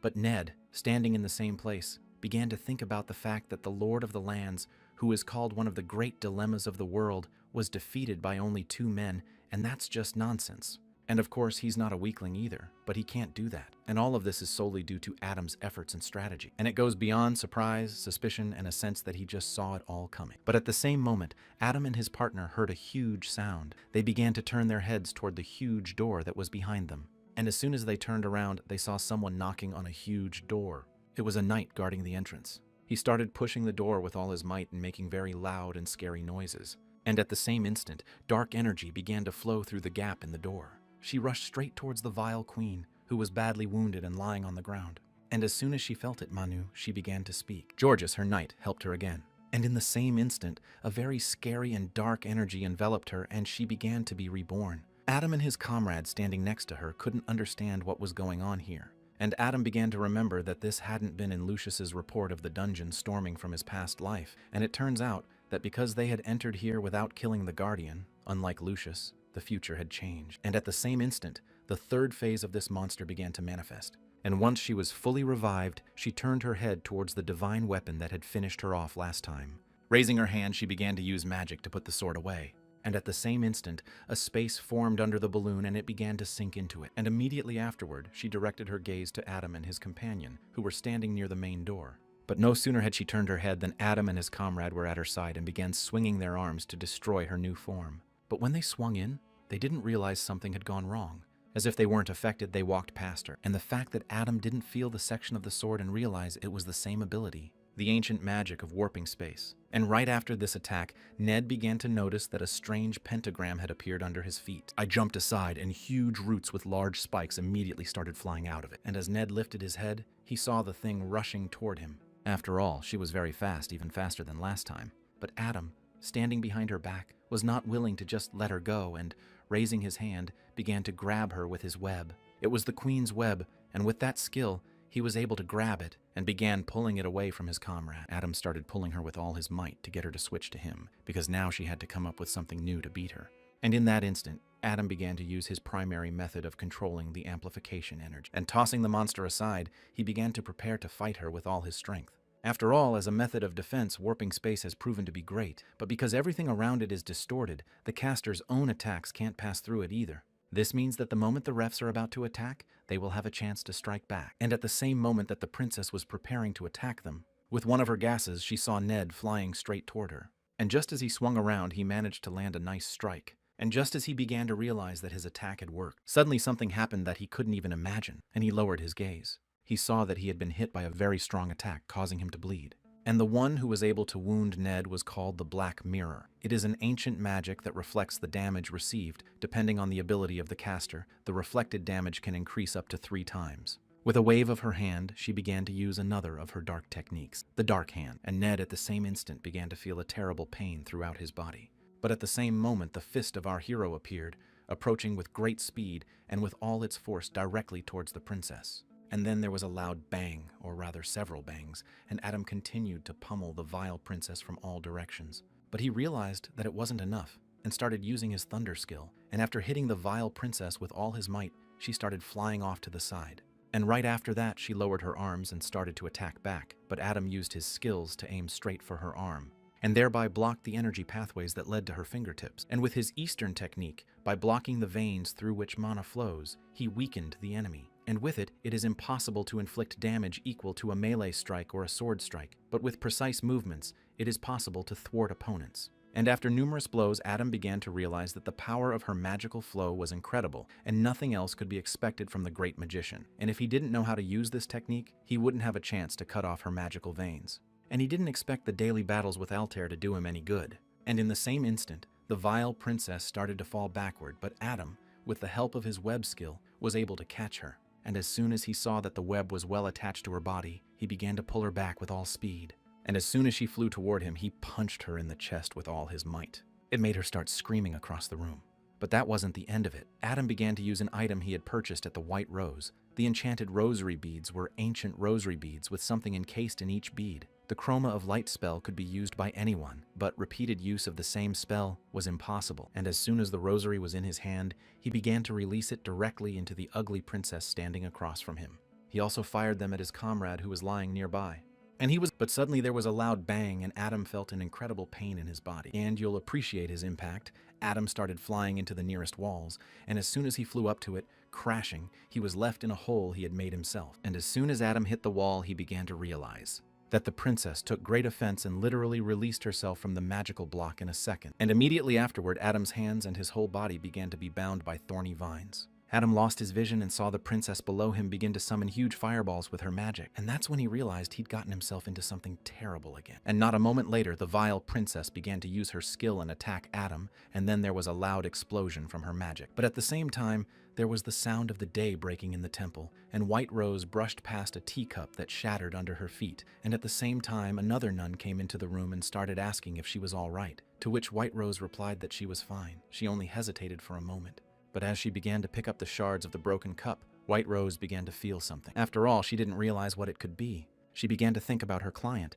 whether he was all right, and whether he was using the items she had given him. But for some reason, she felt uneasy. She began to think that maybe the rosary she had given him should be charged with more healing power. But the rosary she had given him had been destroyed, and his bloody hand lay on the ground. Gradually, Adam began to come to his senses after the horrific attack by the vile princess, but seeing his partner lying unconscious. Adam realized that this was a very bad scenario because the moment was lost, and that only played into this monster's hand. And it was funny that one of the 8 great unsolvable, and before rebirth, he was able to finish this thing off, because for him it was like 2 fingers. But now he felt his helplessness to the core, and so he had spent all the items, his weapons were no longer fit for battle, and he began to wonder what else he had left. Where they brought what looks like candy from the gods, it's actually all bullshit, and the bastard is definitely determined to ruin everything for him and a good half of the known sacred animals of man, so he looks like his own grave if he suddenly opens it wrong. Curtain, and while he's lucky not to take punitive damage, he's already decided what he's going to spend his remaining 2 charges on, using them and defeating them elsewhere. Regret and despair will be preordained after an unbelievable decision, the best appetizer for the gods. And the fact that the gods gave it to him was not at all willingly or as a gift, but simply for the teeth of the gods, but so that they would look at the sight and smile up there. And these chains they've put around his neck amuse them. They love the way he wriggles around looking for even a shred of hope. If Adam has to die here, all his deeds will become tobacco, and he'll throw out a finale that wasn't expected, which no one is sure to like, and once he's drawn that sign with his blood. There was a bright light that illuminated this dark room, and the goddess of light stood before the bloodied Adam and began to ask him how to understand it, and he had to explain how the man knew this blasphemous sign, to which Adam smiled as he realized that a big fish had taken his bait, proof of the shameful destruction of the gods in the past, and that was all he knew of this symbol. The gods had never placed a ban on it, so he would inevitably be punished for depicting it. The heavenly card is instant death, because whoever breaks the divine prohibition, one of the abominable rules, will turn into a corpse as soon as he finishes drawing. And an angel descended from heaven and stood before the badly wounded Adam and looked at him with a look of incomprehension. But Adam, looking up, began to realize that he felt no magical traces of jurisprudence, and realized that the angel had put up a barrier, and that was good, because in that time, he would regain his strength. And at the same instant the angel began to speak, he demanded an explanation as to how he knew this sacrilegious sign. But Adam began to reply that it was somehow strange that a higher being with a high spiritual rank could not enter the world of lower beings. Those are abominable rules for her information. And how did she get here? The angel began to reply. Had Adam forgotten that she was the one who had sent him back in time? An angel who made a connection with a lower being was authorized to visit the lower world. And she let him break the order of his answers, but there would be no second time, and asked again how he knew the offensive sign. But Adam answered with only one word, and so the angel in front of him could not understand what he was saying. But Adam went on and said that if she was so interested, she would be kind enough to transfer the coin to his coffers first. But the angel was perplexed. She began to ask Adam if he had gone mad. And in the same instant she became incredibly angry. A huge beam of light began to manifest its power, enveloping her body, and a strong wind rose in the room. But Adam suddenly began to realize that he couldn't move his fingertips. And was it really an angelic ability? To which she began to reply that he should not flatter himself, and although he had attracted the interest of the gods, he was still not a saint, and certainly not an angel. And for drawing that symbol, many gods were angry, and now and then discussed a way to kill him. and he's an ignoramus who overstepped morality. And right after that, Adam told her to kill him. But the angel couldn't understand what he was talking about. And Adam went on to say that if she was sure she could handle the problems that would start right afterward, then sure, if she had the right to. After all, if you scrutinize the back of the clues the gods gave him, it becomes clear that each of them wants something. Perhaps one of the gods said that gives him a double sword, and he cheerfully fights and dies, and the fact that they don't want a suicidal man, and the fact that they give him the great power, he becomes their slave, and those who want him in the ranks of their legion just won't let his soul go to the god of death, and such a conflict is not beneficial to the two personalities. And that's why they rushed the angel here without letting him finish painting that sign and the angel. I started asking him what the hell he wanted, and he began to persuade her to give him more. After all, on their privilege, he wouldn't last much longer, and it would be more fun if he died now. And getting to his feet, Adam began to shout that if the gods heard, if he died, they would get nothing. What would be more fun? They will watch and enjoy, and no. If they let him die now, no one else will stand out to them like he did. So they have to bid now, and he's giving them that opportunity now. And in that same moment of battle, they began to decide Adam's fate, and all those who looked down on him began to make their decisions. And in that instant, a bright light shone across the room, directing its glow directly at Adam. And as soon as Adam looked up, he realized this was what he wanted. And the angel standing by his side began to ask the wretched why their will was so. And immediately after that bright light, something changed in that room, and no one could tell what it was, but it would surely become clear now. And the vile princess, watching the bright light, didn't understand where it came from or what was going on here, since she had only destroyed everyone in this room. But what's happening now? And as she gazed intently into the bright light that shone directly into her eyes, she began to see the forces that were appearing in the distance. And as soon as the dust settled, the silhouette of a man became visible, and began to walk straight out to her with words, and told her that she really needed to wait, friend, because the real battle was about to begin. And in that instant, the vile queen began to smile grimly because she liked this outcome, that she would still fight.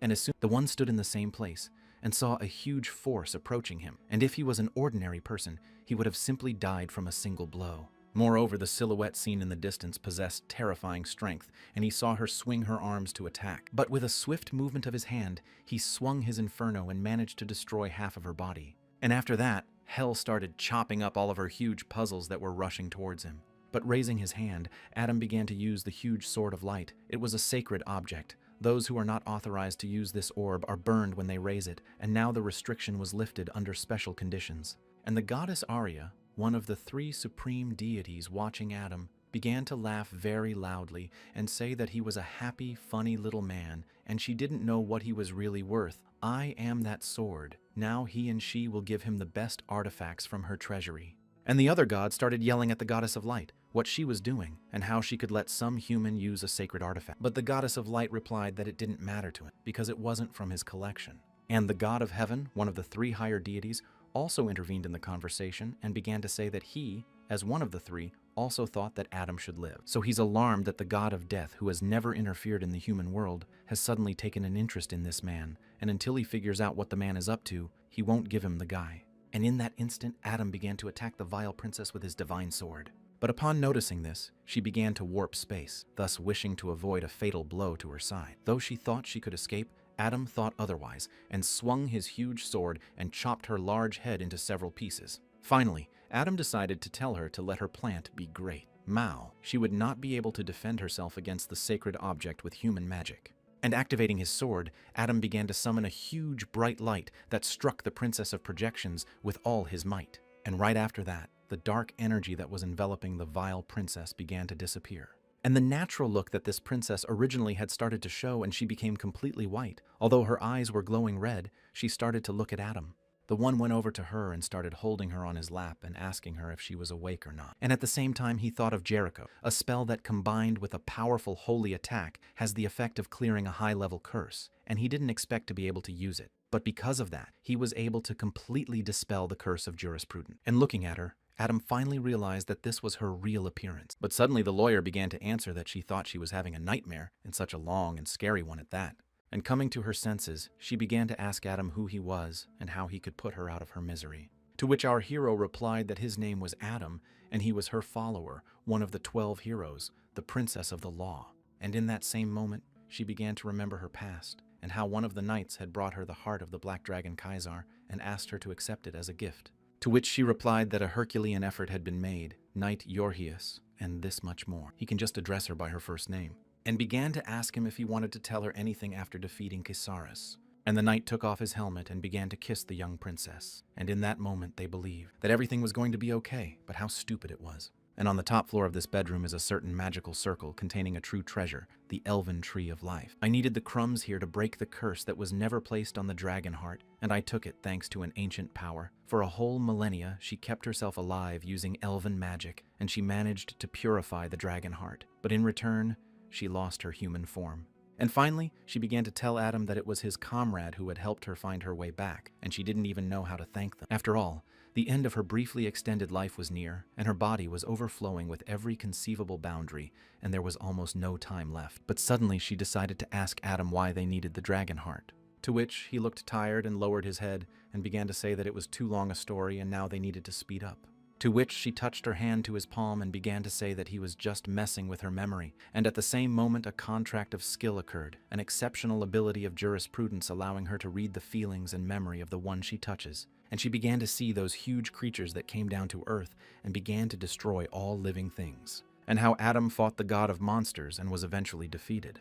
And how he ended up in a strange place where an angel approached him, held out his hand, and thus allowed him to be reborn back. She saw everything and everyone, and the various portals and everything else. Adam's entire life flashed before her eyes in a matter of seconds. And at this moment, while she was watching all this past, there was a battle between Lucius and his old comrade in the same temple. And Matthias started telling Lucius that with his face, he was having so much fun fighting him. And the pilot, taking all the blows, began to realize that even with Arno's help, such an opponent was too tough for him. I hadn't yet realized that it was such an anomaly that the reinforcing charms weakened with each contact. But Matthias was very pleased that he had gained such indescribable power, and he had such a sense of authority. All the holders, and he alone benefited from it all.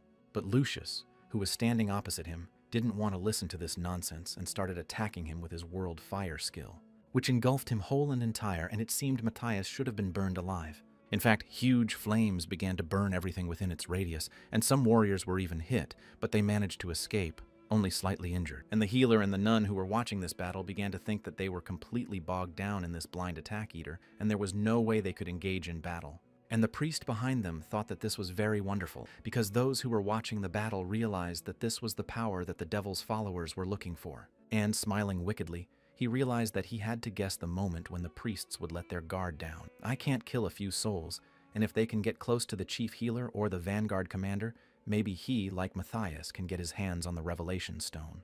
Pulling out his blade, the sinister priest began to whisper under his breath that they would die. In the name of their religion, nothing personal. But as soon as he started to approach them, a strange aura started to surround him near his body, and he couldn't understand what was happening to him, because just now, everything was normal. And at the same moment, huge creatures began to crawl out of the priests, standing behind them.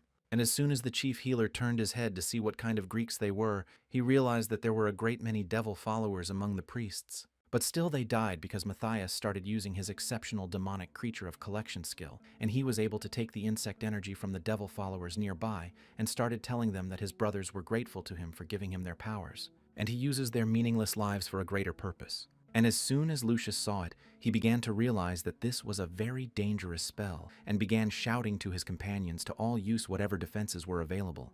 And after a few seconds, huge, bright red flames began to appear on all sides, and most of the priests said goodbye to their lives. But Lucius, who covered himself and the rest of the boys with his shield, was still able to defend himself from such a terrifying attack. Still, there were many such victims, and they all began to burn in a fraction of an instant. Lucius, who was watching all of this, couldn't believe his eyes that such a huge power existed, and began to shout to Matthias to stop these atrocities and calm down, for now they would all die together. Well, those words made Matthias even angrier, and he began to repeat word after word about the atrocities, responding to Lucius in a way that he didn't even dare tell him about, and reminisced about the past, about what they said was going to happen. There's no way Lucius would get the stigmata, and besides, he never claimed to be a son of God, and teenagers. They train until they're 15, and then they compete for the right to get the stigmata, and that's the oldest tradition anyway. He already has the stigmata. And Matthias wondered what would happen to him next, because from the beginning, he had claimed the right to be called the Son of God, and some people thought that Matthias would become the Son of God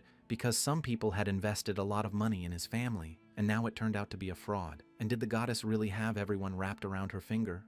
And anyway, they need to return all the money invested in the Grimm family right away. You agree with the old manuscripts if the person was not on the list of candidates for becoming. The powers that be received the stigmata. The age of calamity and destruction begins, which means that the hot days are returning to the Temple of Light. And what did the Father do after that? As he was chosen to be the Son of God, he deceived his people by spending said they could survive the apocalypse with his useless blessings and traded those blessings for funds from believers and successfully established his position. And keeps yelling at Lucius that at least he knows how many people have lost everything because of him, how many have had their lives ruined. His family are crooks, and no, they're worse and not murderers. If that's not a crime, what is? The Temple of Light at first only turned a blind eye to their machinations, but soon they completely united with his family and did so many terrible things that he was not held accountable. And the Temple of Light are the real evils that must be eradicated from this wicked country. And at the same instant, the young princess withdrew her hand from Adam's arm. Suddenly she realized that such a future might await them in the future, so she decided to ask Adam, why did he live like that, because it's very sad. But Adam, emptying his head, began to think how he should respond to such words, and soon realized what he needed to say. And he began to explain that the demon invasion she was trying to prevent would begin in a few years. But this time he wants to win, and is unwilling to suffer another defeat, so he has a favor to ask of her. He remembered the words he had told his partner, that the Dragonheart's power could only be captured with a special ritual. If not followed by everyone, the heart would simply kill the owner, and he himself was not capable of such a thing, but he knew someone who could help with it. I thought about doing things differently in desperation, but since legal circumstances are around, she's a changeling, she has experience, she'll do much better, plus she's an excellent law mage. I've already mated a Dragonheart once with Dahlia, the first dragon slayer, and he began to ask her to do it for him now. But the lawyer sighed heavily, and began to say that she was sorry because she would not be able to fulfill his request. And there was a look of horror on Adam's face because he didn't understand what she had just said. About 1,000 years ago, the world was on the verge of total destruction. The strongest of the 7 dragons, Kaiseros, had set most of the world on fire, and Koisaras was never one of the 12 heroes who fought demons, but an insidious curse robbed him of his mind, drowning the protagonist in his own madness, and death began to choke the earth on both sides of those worthy of Basil Kaisaris who remained, with Princess Eurydica and Knight Georgius and the Golden Dragon siding with the people at 11. The heroes had to engage in a brutal battle with their old comrade to protect and preserve the world. And after a long hero's confrontation with the Black Dragon, the knight took a swing at the Black Dragon and apologized to him for what he was doing now. And in an instant, Georgius's blow closed Koisaris' eyes forever. And Adam began to tell the princess that the events of her era were only unfolding because of the demons who had summoned the devil to their world, and the immutable rule that the gods could not descend to the earth of worlds other than those that belonged to them, but that one of the gods had broken that rule. And it was the devil Tartaros. His ability to summon demons of all stripes allowed him to infiltrate the human abode. And those devil worshippers who had helped Tartaros in this had founded a devil cult, and were now preparing a beachhead for the next coming of the devil from the underworld, and their goal was the same as his now. For Adam knows she understood, seeing his memories and aristocrats and priests to so many. The powerful men cared nothing for their world. They cared only about the jingling of coins in their purses and pockets, and greed drove them to collude with the cult followers and their bought indifferent resistance. The only warriors who stood up to the tyranny of Tartaros were his comrade, and he didn't go back in time for the good life, only to fight again and hold on to victory. And Princess Eurydica, the strongest magician in the history of mankind, who led a squad of 12 heroes and convinced them to fight shoulder to shoulder with a common enemy, Adam began to ask her that she would give him the strength to protect their home. But Princess Lo looked directly into Adam's eyes and began to realize that they were so different, but why they were so alike. And remembering the past, and that conversation with her knight, who told her that in just a few years he and the Golden Dragon had broken the curse on the dragon's heart, and had done the fusion ritual many times, and he was fine, and on the contrary, feeling confident. And the remnants of the demon army fleeing into the desert, the red dragon, foaming at the mouth, greedily stares at the land of men, and they have the power to protect the light. But the princess didn't quite know what he meant, to which Georgius told her he only wanted to give his daughter a world without war, and she must believe in him because he is ready to unite with her heart. And a little while later, something strange began to happen to Georgius. A terrifying energy began to emanate from him. And the princess, looking at all this, couldn't understand what was going on, and the maid told her to be careful because it was very dangerous. And finally, Georgius, maddened by such a terrible power, began to lose his mind and turn into a monster. And the princess watching this realized that this was the same taganry that Kaisaris had when he lost his mind, this demonic curse. And at the same instant, the Golden Dragon began to appear, when the princess said that she had cleansed her heart of the filth. But why is this happening? And the golden dragon cast some magic and created the illusion of dispelling dark charms. And he had fun pretending to be his comrades, but he had an important mission to fulfill. And with a wave of his hand near the princess, he created a strong magic that prevented her from moving. And the golden dragon began to fulfill the mission assigned to him and use his dragon language skill, that exceptional dragon skill of imposing silence, and he began to say that the princess would shut her mouth forever. And the secret she had learned, no one would ever be able to hear again. And as soon as I regained my strength, the golden dragon started saying that it was such a pity, and if she hadn't been after the dragon's heart, you and your daughter would have been able to happily spend the allotted years of their lives. And her skill is impressive. She performed the ritual over Dahlia and the cursed heart flawlessly. And now she will watch her husband destroy all living things with limitless power. For he had now become such a horrible monster that anyone who looked at him would immediately feel the full extent of his horror and cruelty. And pulling his sword out of the ground, he began to demonstrate his incredible strength. And the princess standing beside her could not utter a single word due to the silence effect imposed on her, but it was obvious from her eyes that deep down she was screaming very loudly with anger and hatred towards the golden dragon. And now the princess went on to explain to Adam that she had ripped the dragon's heart from George's chest with her own hands. And a whole millennium had passed since then, and along with the cleansing of the curse, she waited for a hero to whom she could pass the dragon's heart. And she knew Adam had earned the right to do it, but his case wasn't ready for the ritual. He'd be torn to pieces or permanently paralyzed. There is no way he can strengthen himself with potent poisons unless he takes a pause of a few months. His energy points will become confused. And the 7 poisons of Jagan and Belial can only be used at a low level of training, and it can be said that he used all the methods of rapid growth. However, there was still a chance of success. To which the princess replied that he seemed to be thinking of using divine luck. If there was even one chance of a better outcome, using luck would definitely do it. However, he had miscalculated, and divine luck would be needed more than once. But Adam couldn't understand what she meant, and in the same instant he was surprised at what he saw, as if the lawyer wanted to tell him something important. But at the same moment, a spell appeared around her neck, preventing her from saying a word. Noticing this, Adam started asking the lawyer if she was okay.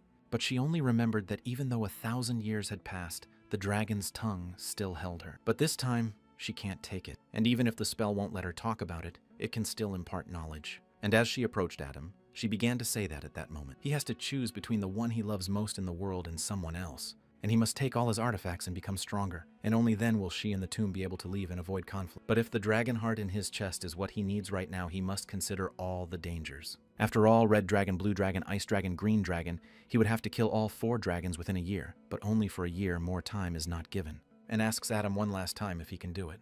But Adam, for his part, continued to listen to her, but suddenly he answered. Was it possible that, according to her, he was a weakling? After all, 1 year was more than enough time to finish off 4 dragons. And, holding out his hand, he said he would promise and show her the world he and George wanted to raise their daughter in. And 6 months would be enough time for him, and she could trust him with this mission and watch him on the other side of the mortal abyss. And in that same instant, the lawyer thought she understood, for it had been an overwhelming burden for her, and now she began to feel a strong, calming calm. But she felt so sorry that she was entrusting herself with a mission she couldn't fulfill. And in the same instant, the castle began to crumble towards me, and out of the huge dragon's heart emerged, and huge binding shackles began to carry that heart right into the hands of the judiciary. Suddenly, Adam, upon seeing it, realized that this was the very heart of the dragon of Kaisares, and the princess of the law, who held him in her arms, told Adam that this was the kind of determination worthy of a hero. And lifting it into the air, the lawyer said she would now begin the preparations. And the inferno lying nearby was ready to receive this mighty heart and use it to destroy all its enemies. But the dragon heart lying in the princess's hands and Adam's determination deserved the respect to become a new hero. And the princess of law decided it was time to get started. And in the same instant, Adam activated his divine luck skill, and for a while, it endowed him with incredible luck. And so, lying on the ground, he saw before him a bright light and a princess who held the dragon heart above his head.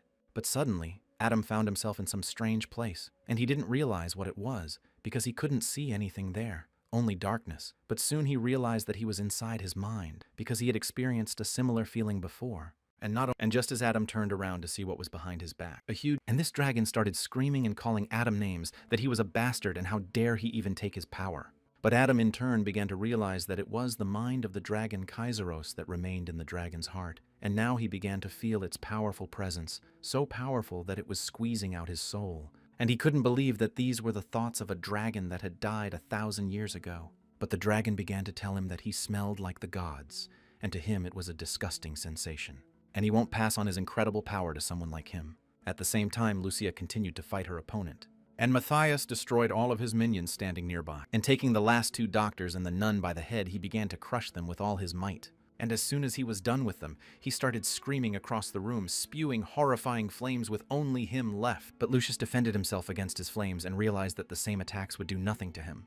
And with a retaliatory strike, he began to rain his even hotter flames directly on Matthias. But the demon Matthias was very fast and in an instant was able to move behind Lucius's back, who had no idea he would be there. And with all his might, he hit Lucius with a huge red stream of energy. Lucius began to scream in pain, for he hadn't expected to be able to get such a swift stab in the back. Matthias, standing behind him, began to realize that the likes of Lucius was exhausted, his speed limited, and his reactions dulled. Well, Lucius, lying next to him, realized he was a bastard and was increasingly using demonic power and his ability to regenerate. They both took hits, but only he felt the effects. But at the same moment, Matthias began to continue beating Lucius. But it didn't take long for him to force himself to respond, and Lucius began punching Matthias back. But just as Lucius wanted to strike Matthias with his huge weapon, the latter managed to catch him and pin him to his body. Thus, he began to lift Lucius into the air, and after extending his other free hand and activating the Hellfire skill, he began to attack him. And in the same instant, a bright flame appeared and began to vaporize Lucius, who was in the air and could do nothing because his opponent was holding him back by grabbing his weapon. And right after that, Matthias hit Lucius with all his might, who started flying into the nearest wall. Crashing into her, Lucius began to realize that there were no more comrades who could help him, and it turns out that there is no way out, and it remains only to use his last trump card. However, in doing so, he would be putting himself in mortal danger. But Matthias, who was standing in front of him, raised his hand and a huge stream of mana began to concentrate in it, which began to turn into a huge fireball, and he already wanted to end everything here. And as soon as Matthias swung, he already wanted to say goodbye to the tears, for now he would see the last final attack. But suddenly he noticed that his fire orb was gone. Something had broken through the fire and destroyed it. It was a magic feather that suddenly appeared. Lucius began to rise to his feet because behind him stood a powerful being, an angel that came from heaven. He told Lucius about his past and began to ask how much he was willing to sacrifice this time. But the angel didn't like that, so he raised his hand and said 1 month. It was not enough to defeat him, and it would take 6 months. And he was filled with tremendous power and so incredible that everyone who looked at him immediately realized that he was fighting not an ordinary man, but an angel. When Matthias saw this, he couldn't believe what was happening and was simply frightened. And looking closer, he couldn't believe it himself because he couldn't know that such a thing could even exist, and it was completely impossible. For Lucius was now his equal, and at that very moment he attacked him with his bright light, which pierced Motivus's chest. And after that, he began to attack them even harder, and a multitude of bright streams shot out from Lucius's hands and began to pierce his opponent's entire body. And Matthias, falling to the ground, began telling Lucius that he was a bastard and could keep the family's secret, and couldn't believe he'd been hiding that ability for decades. But Lucius answered him that it was a glimpse of honor, a skill that only a son of God could use, and he was gaining the power of the angel he would become in the future. But in return, he gives a part of his life, and this is the secret of the temple, which is known only to the Pope and the Cardinal. And for this reason, the average life expectancy of the sons of God is not more than 30 years, and he tries not to use this ability, dreaming of the duty of a full life, and sooner or later still meets an enemy who will force him to use it. By skill in temple, doing what he does, sends the sons of God to deadly places. They have their own reason for doing so. And San Son of God is cruel, he is but a jester dancing the temple. Finally, Lucius decided to ask about his old friend, that he really wanted this power so badly that he was willing to betray his friend and give up everything for it. Lying on the ground and badly wounded, Matthias began to answer him that he was only saying that because he had been chosen as a son of God, and he thought he was the only one who could make puns here. And the only difference is that the goddess recognized his life and he did not. And how was he different from Lucius? He was a gifted child with expectations, but he didn't understand why things had turned out the way they did. And the goddess who gives no answers is infinitely ruthless. And at the same time, Adam's partner began to come to his senses. He couldn't understand what had happened, what had gotten so quiet, and what was happening to the main monster. But as he looked closer, he saw something in front of him that he never expected to see at that second. He saw the lawyer sitting next to Adam doing something, but couldn't figure out what. At the same time, Lucius began using his healing magic to heal his comrades. And after a moment, he was still able to help them, and they began to come to their senses. But Lucius was the only one who survived. That was the end of their raid, and they decided they needed to head back. In the meantime, Adam continued to be in the terrifying maw of the huge dragon, which with all its strength and power began to roar at him. But at the same moment, the dragon began to feel a strange energy. It came from Adam, who was in his huge paws. Venom in turn noticed this light himself, and it was due to his divine good fortune. And it was like she was trying to protect him. He only needed to relax for 5 seconds, but she was still doing it her way. Kaiseros's mind will immediately bite them, even if the ritual itself goes perfectly and he starts to remember what he used. And on Adam, at the same instant, his armor from his past life began to manifest. And right after that, he started flying towards the dragon's huge muzzle at full speed. In mid-air, he managed to punch the horrible face. And even earlier, he began to jump back and watch as the mighty dragon began. And, drawing his sword from under the space, he began to say that if the dragon thought he had never played these mental games with other dragons, then, if he remembered correctly, and now he'll be the 5th person he crushes. And slowly approaching him, Adam began to say that dragons make things difficult for themselves and others, and he was dead. So he should let him finish the human ritual. But no, he decided to get him and talked about the worthy and the unworthy. And now he's gonna smash his jaw, and then they're gonna raise him, and it's time to teach him a lesson. But the dragon began to reply home that he had a sharp tongue, and now let him try to attack him. And, gathering all his strength into his sword, Adam began to attack the huge dragon that stood before him in all its terror. But at this time, Adam's comrade Ned began to come to his senses and saw Princess Eurydica in front of him. He couldn't understand what was happening now. Adam appears to be unconscious. Had he really been overcome?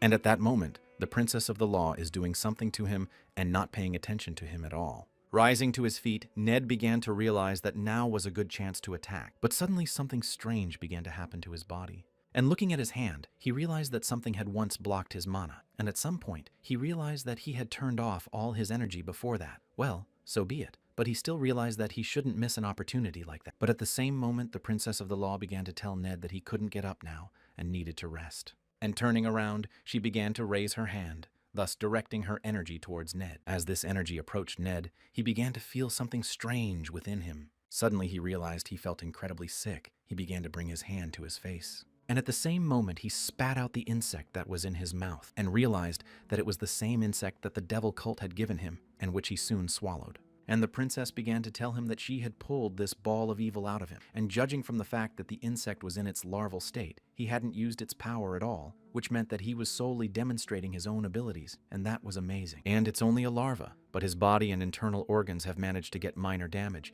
and he should get some rest. She will share magical powers with him, and so after a good sleep, everything will be fine. And at this time, on one of the floors, Lucius started telling the remaining guys to look at that place and that cleansing thing. It was from the 5th floor. It was moved here.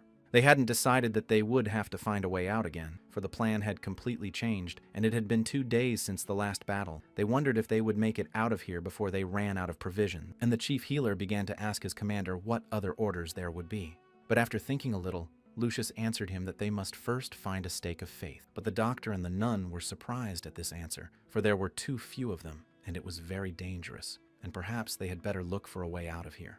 But Lucius replied that no. On the contrary, they only had a chance to get out in time. And they started running in the direction that Adam ran because I didn't realize that those slaves who stole the calavera were acting strange. They looked like devil worshippers, and those slaves didn't engage Matthias but still attacked him. I wondered why. What if he doesn't belong to different divisions of the cult that are feuding with each other? In which case the Son of God and the internal political enemy Matthias should have destroyed each other, and that sounds logical and explains their actions. If Lucius dies, all the money invested in this place will go down the drain, and the temple will have to auction off the dungeon to somehow restore order, and since the whole decade of preparations and raids failed, it will be of no use. They will not sell even 2 slaves. No, one faction of the devil's cult operates on a much larger scale, and they were interested in this place from the very beginning. They need the tomb itself, in the depths of which lurks the heart of the dragon. And after the cult buys out the rights to own these ruins, these 2 will enter the newly reorganized raid and return to these corridors with the stake of faith. If they really have such a task, the cult had to provide an escape implant, or they have something to help them find their way home, and they have to find them and figure out how to get out of here before they leave the tomb. That was Lucius's plan. But as soon as they approached the princess's main tomb, right at the entrance they were met by a huge knight and began to instantly attack them. The guys could not believe it, because the stake of faith was in the last room, and the guardian remained alive. How could this be possible? And the door to the last room opens only after killing the guardian. But the fearsome knight began to scream with all his might, continuing to attack Lucius with his blows, causing the shield Lucius was holding to start flying out of his hands. And the nun, along with the head healers, began to scurry away from the terrifying wave that was moving right at them. And after a huge blow, Lucius found himself under the onslaught of the knight's sword that attacked him with all his might. And Lucius realized that he couldn't use a glimmer of honor, and not once a week he had to use it in the battle with Matthias 3 days ago, and he still had to wait for 4. And in his despair, Lucius began to realize that the end had come for him, and he won't be able to see his wife and young child again. But at the same instant the gates of the main tomb began to open, Adam began to emerge from them, and Lucius, who was looking at it, could not understand what it was, but suddenly, looking closer, he realized that it was the same slave, but he did not understand why he was leaving the last room. And as soon as Adam opened the door, he began to tell that minute by minute he was able to get in here. He was asked to help him as a son of God. And at that, for the one to bare his head and use his dragon tongue skill, which is exclusively a dragon skill, imposed silence and limited use due to the dragon heart.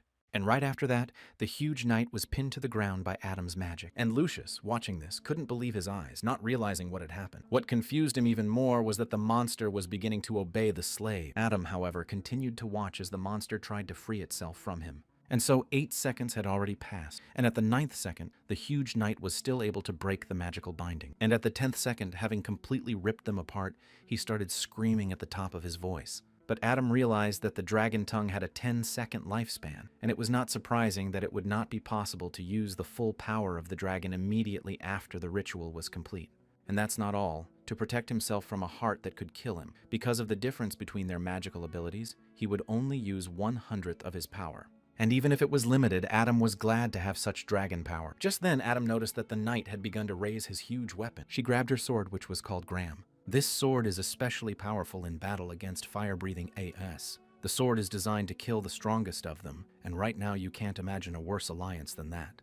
The knight swung his sword and began to attack Adam standing in front of him. But immediately after this attack, there was a bright yellow explosion, and a multitude of yellow lightning bolts began to fly apart that were in the knight's hands. And Adam realized with his lightsaber that instead of the power of the dragon, he would have to use this holy weapon. And at the same instant, Adam, using the full power of the amazing weapon he had received from the goddess, began to attack the knight with the words that he could now go and slay dragons. "And let there be light," said Adam. And at the same instant, a bright flood of light and marvelous power swept over the knight. And Lucius, who was watching, couldn't believe his eyes, because there was no doubt. He had seen a legendary weapon, and it was a weapon that only a chosen priest could raise, the Sword of Light.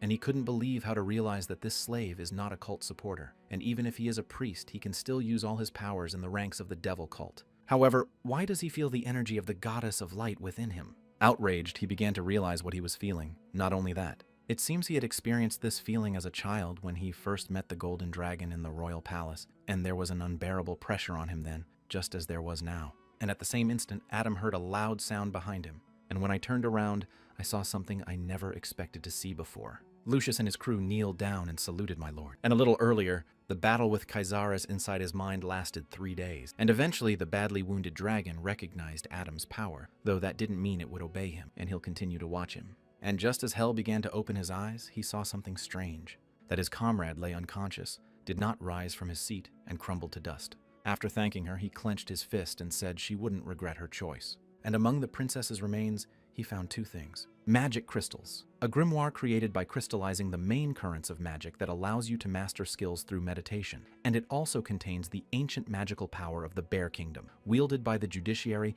and the master key of the judiciary, a key that allows you to use all the functions of the tomb. Adam began to remember the words of the juridic woman that the power of the dragon's heart was only 100th, but when it filled his body evenly and raised the safe threshold for its use, and that was the message the juridic woman had left him in the crystal. However, if the force in the heart increases and exceeds the threshold of 1/4 or 1/3 of its maximum, physical reconstruction of the body will be required.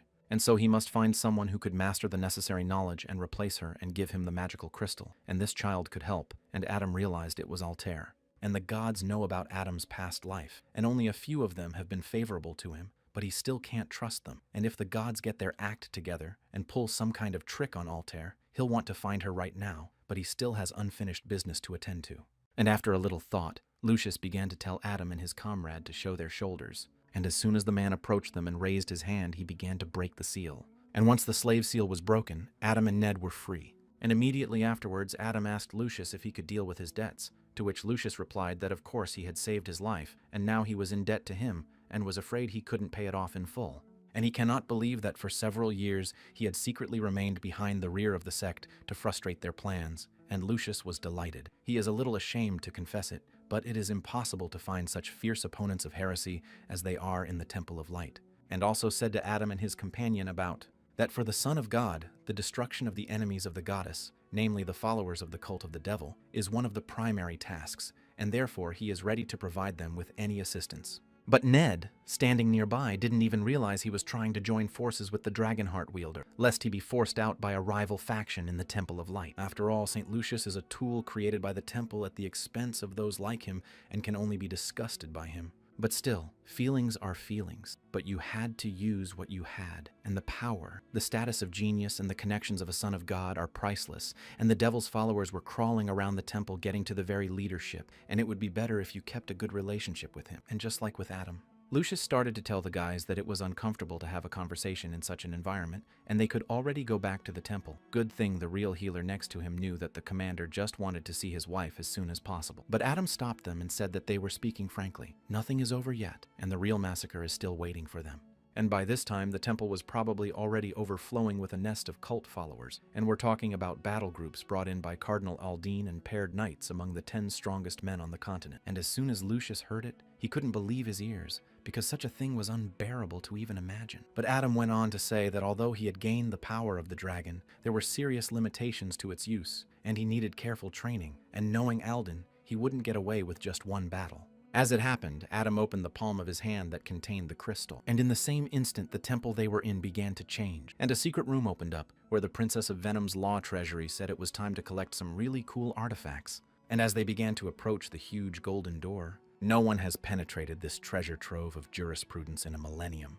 And I'll open this huge door, he wondered what was inside. And as soon as the door opened, Adam, Lucius, and Ned were surprised at what they saw there. Many crystals that held various artifacts floated in the air and shimmered with bright colors, and some of them were surprised that the objects were inside the crystals. And Lucius realized that it was clear at a glance that there were dozens of serious artifacts in there, and all of it was legitimate treasure. Adam started to reach for the crystal they had gotten here with as soon as he got it up the mountain. Then the energy emanating from it began to draw the artifacts right into Adam's hands, and he realized that there was only this way to go. He had to get it. But Lucius, standing behind them, began to think about the fact that they didn't know a way to destroy the crystals and were doing nothing to defeat the main monster and owner of these trophies, Adam. And he thought about who was helping who here and how arrogant he was. The next step, Adam started asking the guys if anyone had a grade, and the nun and the doctor started answering that they did too.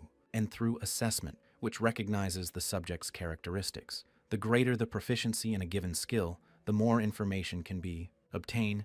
And as soon as they proceeded to examine it, they realized that this ancient state of Medea had a serious knowledge of magic, and that the quality of their magical objects was superior to that of the present day. And of course, one could put a price on such an artifact, but because no one sells them, money doesn't matter, and the Medea relics were priceless. But suddenly, Adam started to turn around and saw something amazing. And looking at the magic vial, he couldn't believe his eyes that she was here. And so he was glad that he had seen, or rather found her, and at that very moment, his spirits began to lift. And the other guys started taking the artifacts that were in that tomb. It was a precious soul, a pewter shield, a stone ability, an obsidian bracelet from the mirror chain. Ned took a raven robe from his twilight tunic, as well as a bracelet of mist and the sword of mirage. Adam took a huge sword that used to belong to the knight who guarded the temple of jurisprudence, along with a plastic cloak and plastic dragon slayer boots and a set of gloves. And once they had collected the artifacts for themselves, Lucius began to tell that about a recent conversation and what he had said about having to fight against Aldin, and Lucius wouldn't say he doubted it. There are simply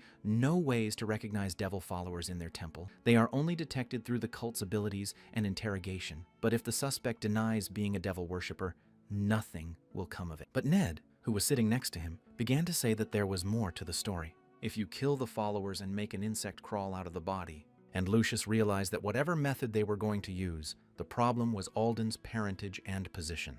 The Aldine family, aka the Rackers, had serious influence and had been in charge of the 4th parish after his father, and now that he had been appointed cardinal, he had taken charge of the central parish. Moreover, His family has a good relationship with him, and since he maintains neutrality between the temple factions, he has no enemy. It is impossible to arrest or kill such a person without any evidence. Ned began to suggest what could be done with the material snails after massacring him, and although he said the exact opposite, he is still not believed because he demands proof. Finally, Adam joined the conversation and talked about the evidence. Of course, there is evidence. And picking up the artifact that Adam had seen earlier, began to say what they thought about it. And at this time, Cardinal Alden began to tell Bishop Alphonsus to look to his right, then looked to his left, and then began to look ahead, and as soon as he had finished, Cardinal Alden began to ask how he was feeling, to which Bishop Alphonse replied that he felt fine. And Cardinal Alden began to say that it would be much better if he listened to him right now, and Bishop Alphonsus's wife, who sat behind him, could not understand why Cardinal Aldine was doing so. But suddenly Cardinal Alden turned his head and began to ask Claudia what she was going to say, because he said he had prepared something interesting to say. And he's talking about insects whose climate is in the stomachs of the devil's followers, and they allow him to use demonic power, and the more he uses it, the faster the insect grows. And when the growth stops completely, there's an unusual ability, and the special ability of the insect inside this beetle hive to queen, and now give birth to and eat insects from such a hatch allows man to be in control. And that's what's happening now with Bishop Alphonsus. And bowing his head, he began to tell Claudia what she now understood. Why is he saying all this? And she must convince her husband Lucius. But Claudia did not understand what she had to convince her husband Lucius of. And at that very moment, the baby in her arms started sobbing loudly. And Cardinal Alden began to come up to her and say that the child seemed to be frightened. But now it was all right, and he began to ask Claudia what her name was, to which she replied that Marius. Cardinal Aldine, smiling grimly, said it was wonderful Marius and whether he liked bugs. And the second he did, he started bringing the bug right up to him and telling the boy it was going to be his little friend. And as soon as that bug touched the boy's face, he started sobbing even harder. Aldine took his hand and in doing so threw his arm aside. But suddenly she saw that his whole arm was made up of these bugs, and there was a look of horror on her face because she couldn't even imagine it. But Cardinal Aldine was beginning to get angry because she touched him and could see his terrifying hand. But at the same moment, a security guard burst in on them and started telling Mr. Aldine that they were in trouble, and that Lucius is outside right now. And at the same moment, Cardinal Alden began to look outside, thinking that it couldn't have happened so quickly, and now the raid had to be in full swing, and he didn't understand what Lucius was doing here. Well, as soon as he looked below, he saw Lucius fighting everyone in his path. And Lucius, seeing Cardinal Aldine at the window, began to answer him that he had not seen him for a long time. But Cardinal Aldine began to scream in his face that he was out of his mind, and why he was attacking the priests of his own parish, and why he had left the reed. But Lucius remembered Adam's words when he said that this thing was called the Eye of Truth, and all it took was one drop of liquid, and then you'll be able to see the insects inside the devil's followers. Smiling, Lucius realized he didn't look all that perceptive, and began to shout to Cardinal Aldine that he was Lucius Gurnetti, arresting him on suspicion of involvement in cult affairs. And the deception of the Temple of Light is a tough nut to crack, and he'll have to atone for it. But an angry Cardinal Aldine looked at Lucius with a fierce gaze, and realized what an arrogant type he was. And he began to remember that the leader had predicted that Lucius would return alive. However, it happened too quickly, and the men and the rest of the group would not have time to clear the tomb. It soon becomes clear that Matthias has been defeated, and it seems that he was discovered before the final battle. But he couldn't believe Matthias had given him away, a worthless piece of trash. But there's nothing I can do about it now, and it doesn't matter. Eventually, he fell into a trap, and as soon as he stepped over the threshold of the temple, and suddenly the bishops of Alfonso began to come out and ask Ulios what this trick was, and accuse the cardinals of diabolical heresy. How dare he accuse him of such things? But looking at his uncle, Lucius began to understand. Aldine's abilities that Adam and his uncle had told him about were now under control. But his uncle kept saying that though he and God were dangerous, there were things that could be accepted and things that could not be accepted, especially what he was doing now. Lucius went up to him and threw down the letters and said that this was proof, which made Cardinal Aldine even angrier. Finally, he saw the very letters he had seen long before now. Legal labyrinth that they would keep the truth hidden until, and if people found out this thing existed, they would soon finish him off. And now they'll have other but no less compelling evidence. For the Tomb of Jurisprudence is a large labyrinth occupying a vast underground territory, and in truth, the labyrinths run all the way to the bottom of the main temple of the Third Ward. And so if you find the exact spot and then buy a loophole and get out, Matthias used the devil's followers gathered here as well, and physical evidence found in an abandoned building. And this is the letter he exchanged with Matthias, and here is a plan to steal the dragon's heart and praise the devil. It's all in here. But Cardinal Oldine could not understand where he got these letters from, because it was ordered that the letter be burned after reading it. But for some reason, Matthias had decided to keep them in case he passed them on, and now it was immediately apparent how much he trusted him. And at the same moment, Cardinal Olden began laughing loudly and telling what and how he was up to. But did Matthias really feel obliged to him and tell him everything? He won't lay a finger on him because he took his wife hostage. And as soon as Lucius saw his beloved Claudia, he became nervous and angry at the same time. But Claudia, faced with the death threat, could not hold back the tears on her face. And at the same moment, Cardinal Olden began to say that he would calmly impale her before his eyes even burst open. And he has a very interesting insect, and whoever eats its offspring will become his faithful servant. And he has prepared an insect princess especially for him, who is very good at brainwashing him. And he has to choose who to feed it to, his lover or his child. Or he'll eat that insect himself. All that's left is to pick Lucius and call it a day. And he needs to pick and choose 3 people to do it. And in the same instant, Lucius started yelling that he was on his own and that he shouldn't touch his wife and son. But after a terrifying smile appeared on Cardinal Aldine's face, he began to put the insect into Lucius's lover's mouth, not to mention feeding the bug to his lover. But at the same instant, Ned appeared, and with his new blade pierced Cardinal Aldine's chest. He, in turn, couldn't understand what had happened, and the Cardinal's guards couldn't understand when this entire floor was checked with detection magic and he sensed nothing. But with the help of bracelets possessing my stealth and an offering of a couple, only appropriate legendary-level charms can detect, Ned was able to sneak in undetected. And just after he pierced him, he pulled his blade out and chopped the Cardinal in half. And Ned, grabbing Claudia, began urging her to hold on tight. And right after the loud words, he started attacking him and a huge wave went up in the room. And Ned saw that the eldest of the twins was an Iron Knight, and for the first time fell under his attack, realizing that he was quite strong. After all, this is one of the continent's 10 strongest warriors. But at the same moment, Lucius, who was outside, began to attack Cardinal Alden, who was standing at the window with his weapon. But the elder twin noticed this attack and began shouting to his master to get away to safety. But the elder Gemini brother still managed to defend his master and took the entire attack. But at the same moment, another knight approached Ned and Claudia. But Ned, hitting him in the face with his fist full swing, began to say that he didn't have time for him either.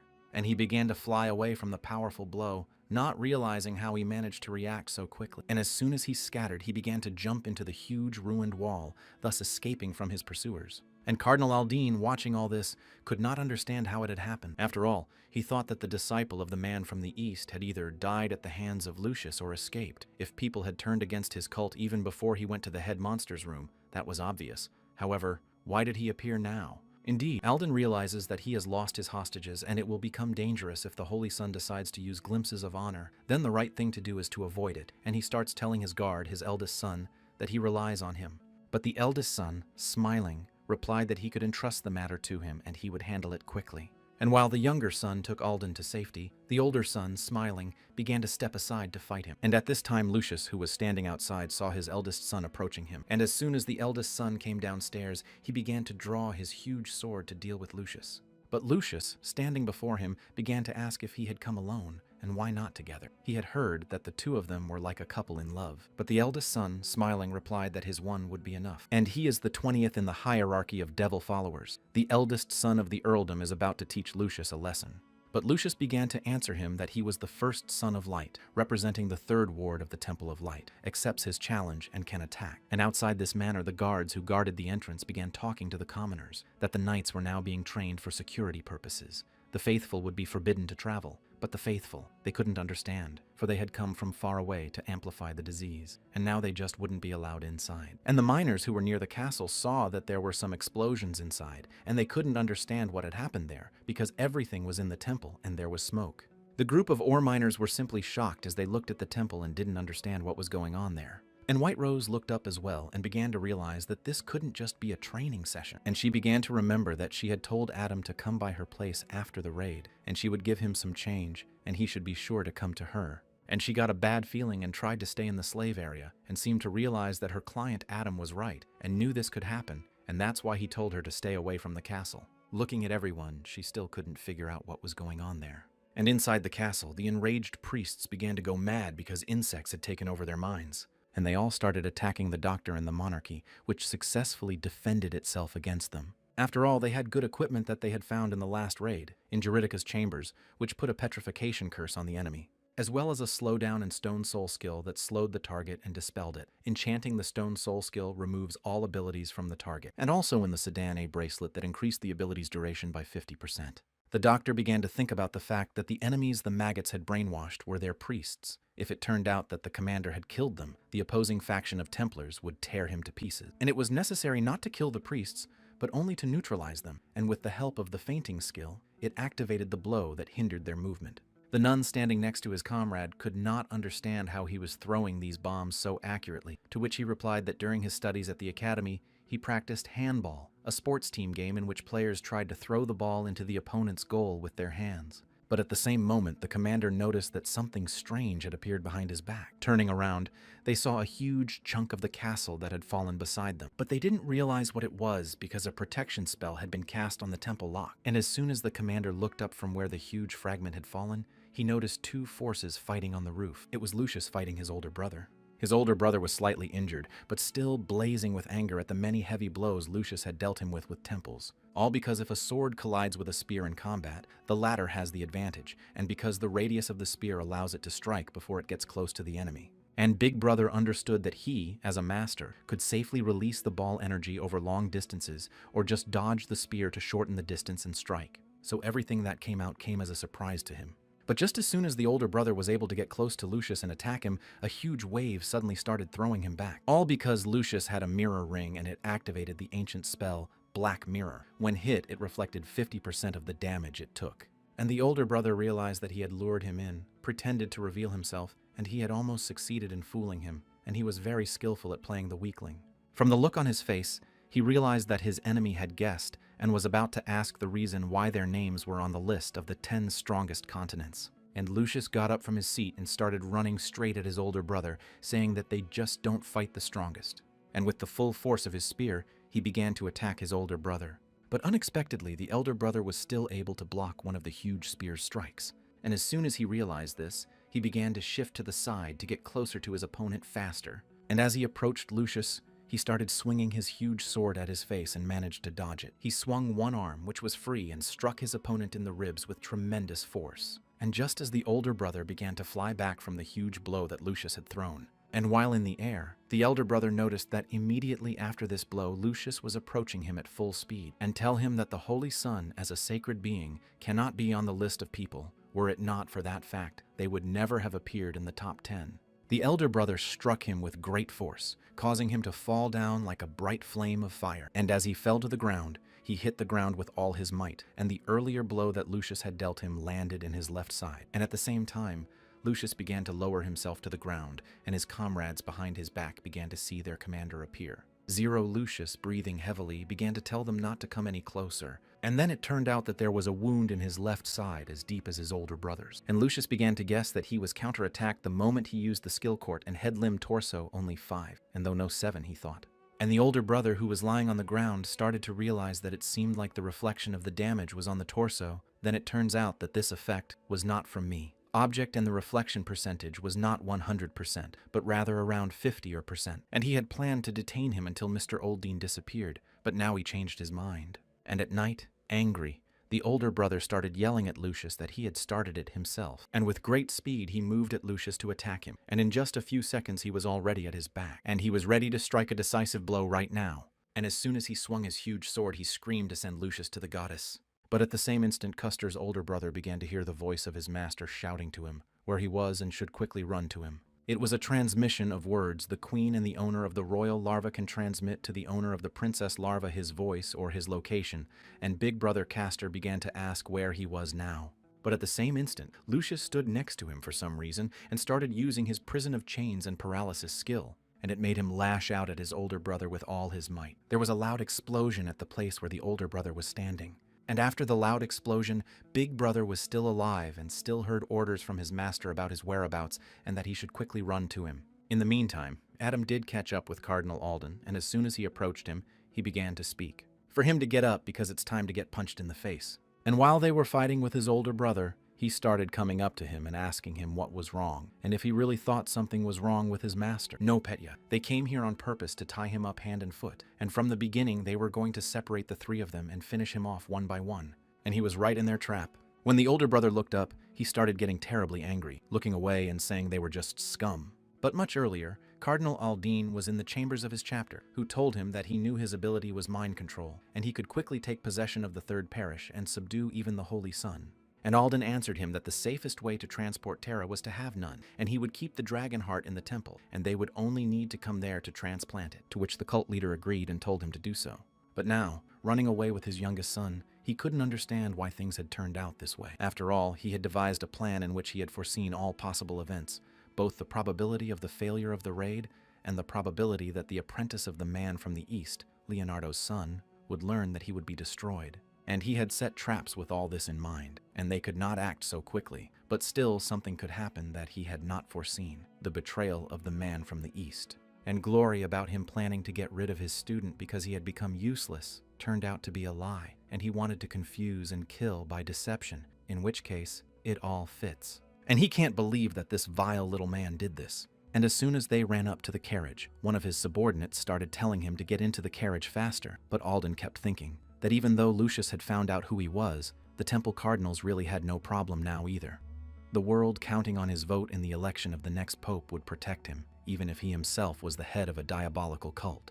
But he was more concerned about the enemy forces. If the man from the east betrayed him, he doesn't know how many more disciples he has. And if the man from the east himself or his son Chingan are involved, he would lie low first, and he needed to gather more fighting strength. But suddenly, while entering the carriage, he touched a strange substance with his hand. And in the same instant he began to examine his hand, not realizing what it was. Looking closer, he began to feel something, like something was pinching his fingertips. And immediately afterward, he felt a terrible pain throughout his body. And as he fell to the ground, he began to scream in terrible pain, and his protector, the youngest son, ran up to him and asked him what was wrong. He said that it was a poison, and he was in great pain, and it was the 68th poison from the royal collection of deadly poisons, and the peculiarity of this poison was a sharp pain. And taking off his hood, he stood before Adam and began questioning Alden, whom he had just called names. And as soon as he had completely removed his cloak and stood in front of Aldine, the latter began to walk closer and closer to him. And Cardinal Aldine started to say that he was not his subordinate and who he was. But right after he said that, Adam kicked him in the face. But as he continued to knock him down, Adam told him to shut his mouth. And at the same instant, the youngest son began shouting to Adam that he was not afraid of the Silver Knight, one of the 10 strongest on the continent, and if he surrendered right now, he would be pardoned. But at the same instant, a single needle flew at the knight. He fell to the ground, and Adam began to say that he was weak and should have gotten the real one instead of this dying fake. But the cardinal of the order, agonizing in terrible pain, began to order him to come to him. And afterward he began to tell Adam that let them talk and what he wanted, and who sent him here. If the reason was money, he'd give him twice, or even 3 times what he'd promised, and pretend he hadn't found it. And he couldn't believe it himself. With his exceptionalism, he still couldn't regenerate without poison.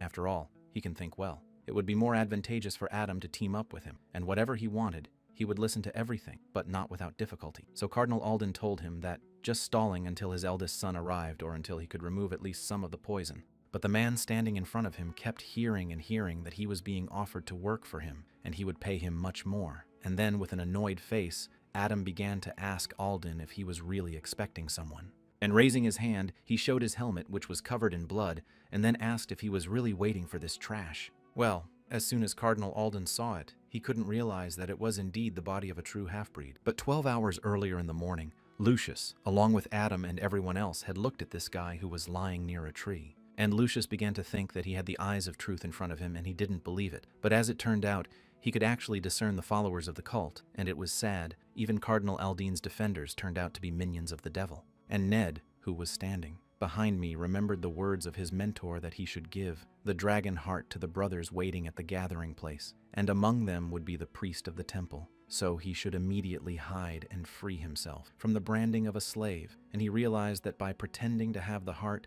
they were going to subdue him with the Arab branding and kill him, and the disguised Silver Knight absolutely guaranteed the success of this plan. And he believed that these goats would help him get his revenge, but in his past life he had miraculously escaped the Silver Knight, and, after a long wander with the dragon, a heart he couldn't devour.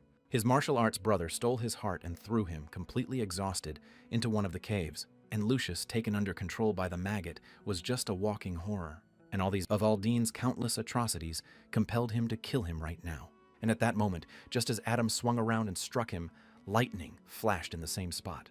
And after a loud explosion, Adam noticed a strange liquid that was near his blow. Upon closer inspection, he realized that its volume was very small. And even if it caught fire from lightning, the volume couldn't have been that small. And at the same second, some strange discharge or shock flew towards Adobe. Non successfully defended himself with his huge sword. And after that, he began to hear a terrifying laughter in front of him. And Alden, smirking, began to say that he hadn't taken this form in a long time and had always trusted the twin knights to fight. Not because he was weak, in fact he was much stronger than them, but the reason he didn't fight was because of that. That he didn't want to show this image of him being in a state of demonization. And Adam, looking at it, began to realize that after the lightning strike, part of his body had been torn away and he had transformed into his true form, and in that state, he had most likely already neutralized the poison. And it had been 5 years since he used the Revelation Stone and became a demonic being, and in that time, he had acquired a disguise skill, allowing him to transform into a human, as well as stable demonic power. And of those who have seen him in this form, no one has survived. And he's surprised he was able to get him to use the metamorphosis. And Cardinal Alden kept telling Adam that he had made a grave mistake. And right after that, there was a huge explosion. And from this, the explosion was so strong that a huge part of the forest was turned into ruins. And Ned, meanwhile, being nearby with Lucius's wife and child, began to realize what had already begun to happen. And he began to tell her to hide in this cave and not come out until he let her know. A spell of secrecy had been cast on them, but she didn't understand why he was giving them to her, for what would happen to him. But he turned around and started telling her he didn't need them. And at the same moment, he started running off somewhere. And as he ran through the woods, he thought about how he had waited a very long time for this day. The day when he can take revenge on those who killed his father and stole a family heirloom. One had already died, but 2 remained. And at this time, the older brother fought Lucius, striking him hardest. But Lucius, with the help of his blessed shield, reflected everything that came near him.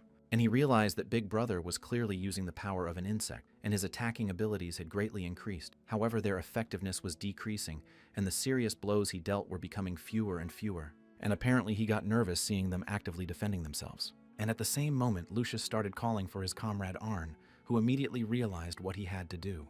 And with the help of his goddess Arya skill, he began to use his best skills to increase Lucius's power. Ollie's light in battle greatly enhanced the skills of the allies. Moreover, the attack powers of defense abilities and healing were increased by 120%.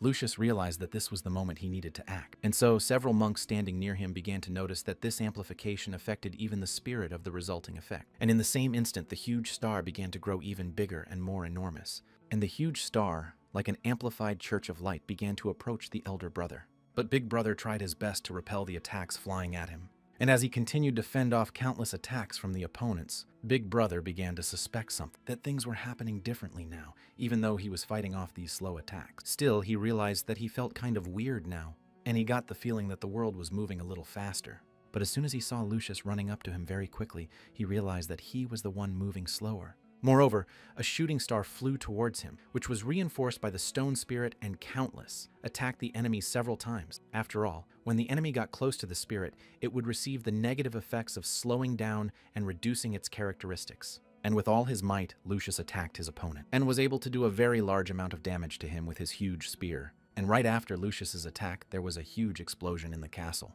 And once his enemy was defeated, shards of desire scattered throughout the area. Lucius, who had been standing without strength, finally realized that they had managed to defeat him. But suddenly everyone began to notice that a huge lightning bolt had appeared. And behind Lucius, something strange began to happen. A piece of the huge castle began to fly off to the side. And Lucius, turning his head, couldn't figure out what was going on there. But he saw the nun who was standing behind him and had been covering him the whole time start to jump aside because of the explosion under her feet.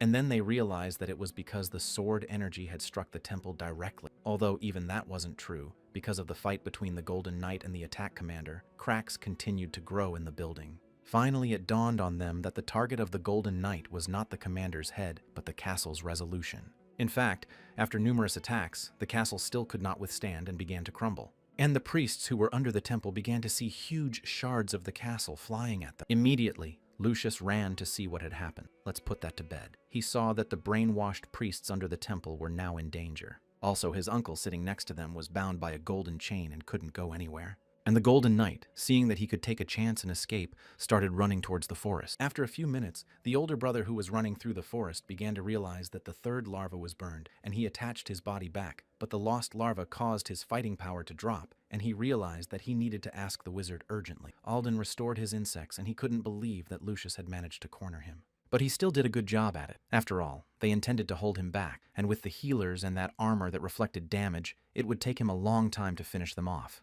And the best option for him right now was safety, because he remembered the words that Alden had told them, that their older sister had appropriated the right to inherit the Arab title, and the fact that they had to serve him as a priest because of it was not their failing. It was not because they lacked anything, and because this world is wrong. And together, they will change it so that the world into which the false god has deviated belongs to the one and only true God, and they will become the truly righteous people of the new world. And I keep running away through the long forest. He was going full speed to get to his master as soon as possible. Or Mr. Aldine has given you a new meaning to their lives, and he will never let you touch that man. And now his master must be waiting for him, for he would instantly rush to his aid. But before he could run for long, the eldest son noticed something strange before his eyes. And at the same instant, Ned's surprise attack came upon him. Using the Mirage Sword, he secretly attacked his older brother. And as soon as the attack was perfectly executed, Ned stopped and swung his blade, for now he and he together were to win.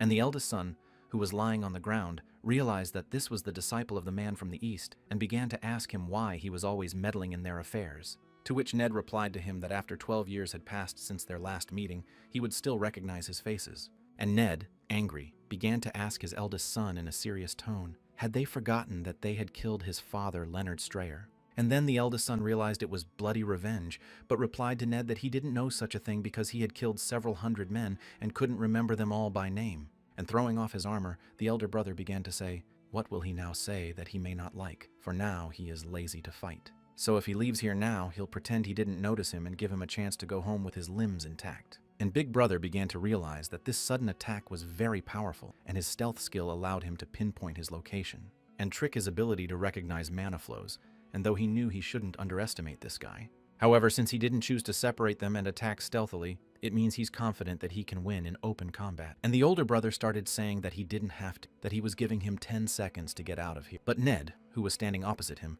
began to answer him that he did not seem to have aroused his interest, what he would then say about what he was about to show him. And as soon as Ned threw off the robe that covered the sword, his older brother was surprised at what he saw. It wasn't even that he was surprised, he was shocked because he didn't understand where he got that sword from. With this sword in his hand, Ned was ready to fight to the death. After all, the symbols the Gemini Knights received from Alden are the components of the Golden Knight's sun balloon sail and the Silver Knight's favorite weapon, the Moon Sword. And Ned's older brother said that if he defeated him, he would tell him what his younger brother's last words were.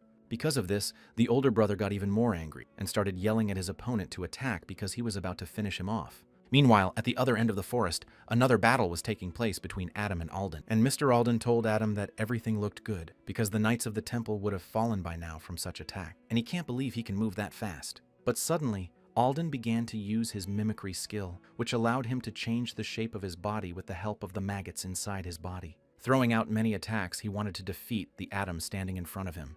But Adam successfully blocked all of his attacks. Not that he blocked, but he could even respond to the attacks with attacks. And as soon as Adam saw his chance, he swung his huge sword and started hitting Mr. Aldine right on the head with it. But during the battle, Mr. Alden kept saying that if one concentrated mana, one could not only change the image, but also create it using the metal point and the monster's tough armor. And turning around, he began attacking Adam with all his might with his maggot digestive juices.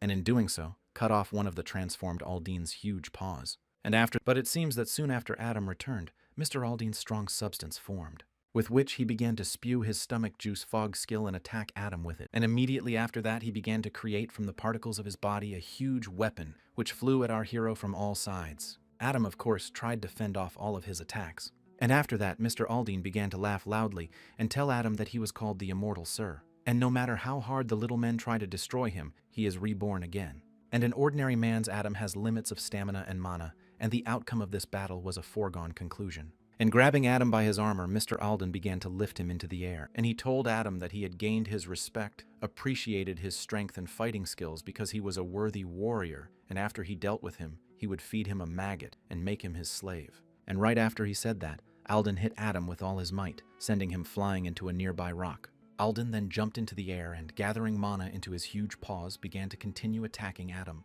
And upon landing, there would be a huge explosion that would cause the earth to start bursting at the seams where he was. And Alden raised his huge hand in which a huge blade formed, and swinging around he struck several more times at the place where hell was. And after the hardest blows, he started laughing very loudly. And he remembered his mentor's words about wealth and fame being an immutable status, all that a priest from the Marquis family could enjoy. If he swallowed the mark insects like his father did, it would all become his. There is no insect that gives him unlimited power. It all depends on how he uses it, and he should try to raise a larva. And from day one, he took the power of the insect so that it could grow, and he used that power to kill people over and over again, and when the bug's growth was complete, it became a demonic being with the help of the Stone of Revelation. That's the way it was, Mr. Alden thought, because right after he said that, Adam stood up and started asking for that 1% power, and that's not a bad thing, but he sure as hell wasn't going to give in now. But Mr. Alden was surprised that this guy had remained unharmed after such attacks and didn't understand how that was possible. But Adam began to answer him that he and the twin knights would finish them all off at once if he wanted to, and perhaps he would ask why they had been separated in the first place. He needed to reward Ned. His revenge would lose all meaning if he dealt with them alone. And secondly, demonic beings are now a rarity, and by raising his hand, all hell broke loose. And then a bright light flashed, illuminating half the forest. And after a bright light, Adam started to tell Alden that he had just gotten the dragon heart power, but there was nowhere else to try it out but here, because once a day he could increase the dragon heart power, and the duration is 1 minute, and the power increase is 9%. And for him, the experience gained in the battle with demons is especially important, and the fact that he is an immortal will come in handy. But seeing this, Alden was very surprised that he was using a dragon heart, because even though he had realized before that it couldn't be, after all, he wasn't a holy son or a disciple of the man from the east, he was just an ordinary brigand, and that was impossible. But with a lot of pressure on himself, Alden began to hear Adam telling him to try to resist, because he was trying to use several techniques on him. But at the same moment, Adam began to notice his opponent begin to run away with all his might. After all, Alden didn't just want to die here, and he can't end up like this. But at the same instant, he felt someone chasing him. And in the same instant, he saw a huge hand in front of him that cut him into several pieces. As he fell to the ground, he began to struggle to move. But Adam, standing beside him, began to urge him to get up. After all, he still had many things in his arsenal, and he couldn't just die here. Meanwhile, at the other end of the forest, Ned was fighting a golden knight, and after a long battle, his sword bounced aside. And the golden knight began to tell him that he had made him sweat, but that was it. Now he was going to die. And, pushing at Ned with all his might, the Golden Knight was about to finish him off, but Ned began to remember the words Adam had said about this being the way to deal with twin knights.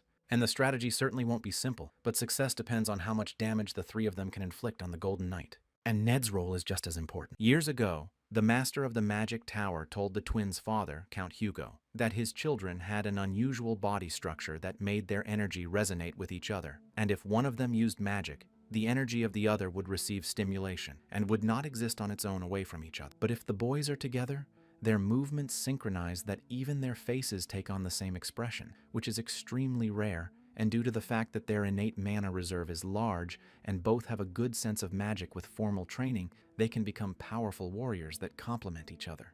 And the twins' father realized that if left to their own devices, they would live in their own world, and he would have to try harder. And soon, thanks to the efforts of the twins' father, Earls Hugo Custer and Pollux were able to become knights with promising talents. And Alden, seeing this in them, secretly invaded the Hugo family's Earl title legacy and made the twins his subordinates, and afterwards gave them swords of the sun and moon resonating with each other to maximize their innate abilities, as well as the clutter technique, complete with sun and moon balloon, that after the opponent's attack, while he is changing position, there is bound to be a flaw in the fighter's movements, and this is a weakness that everyone has. However, the Silver Knight's strike seemed to have closed the Golden Knight's vulnerable spot. Storm of Blades flawlessly pulverizes foes, surpassing the limits of speed and accuracy that can only be imagined when freely ignoring the blades. In a duel, due to the connection in striking with the balls they strike together, there are no mistakes. And when Adam told all, his comrade Ned replied that he understood.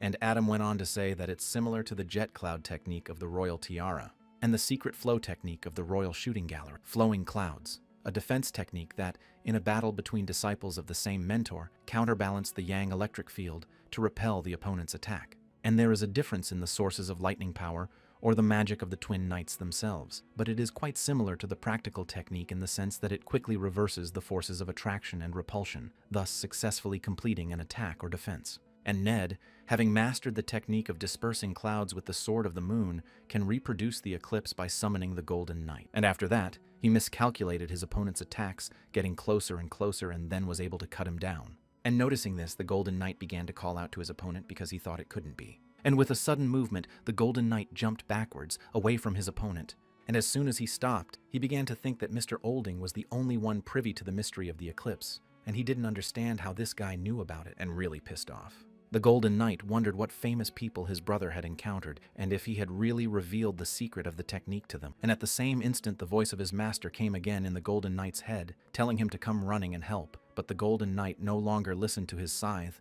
and decided that he would deal with his enemy in 1 minute.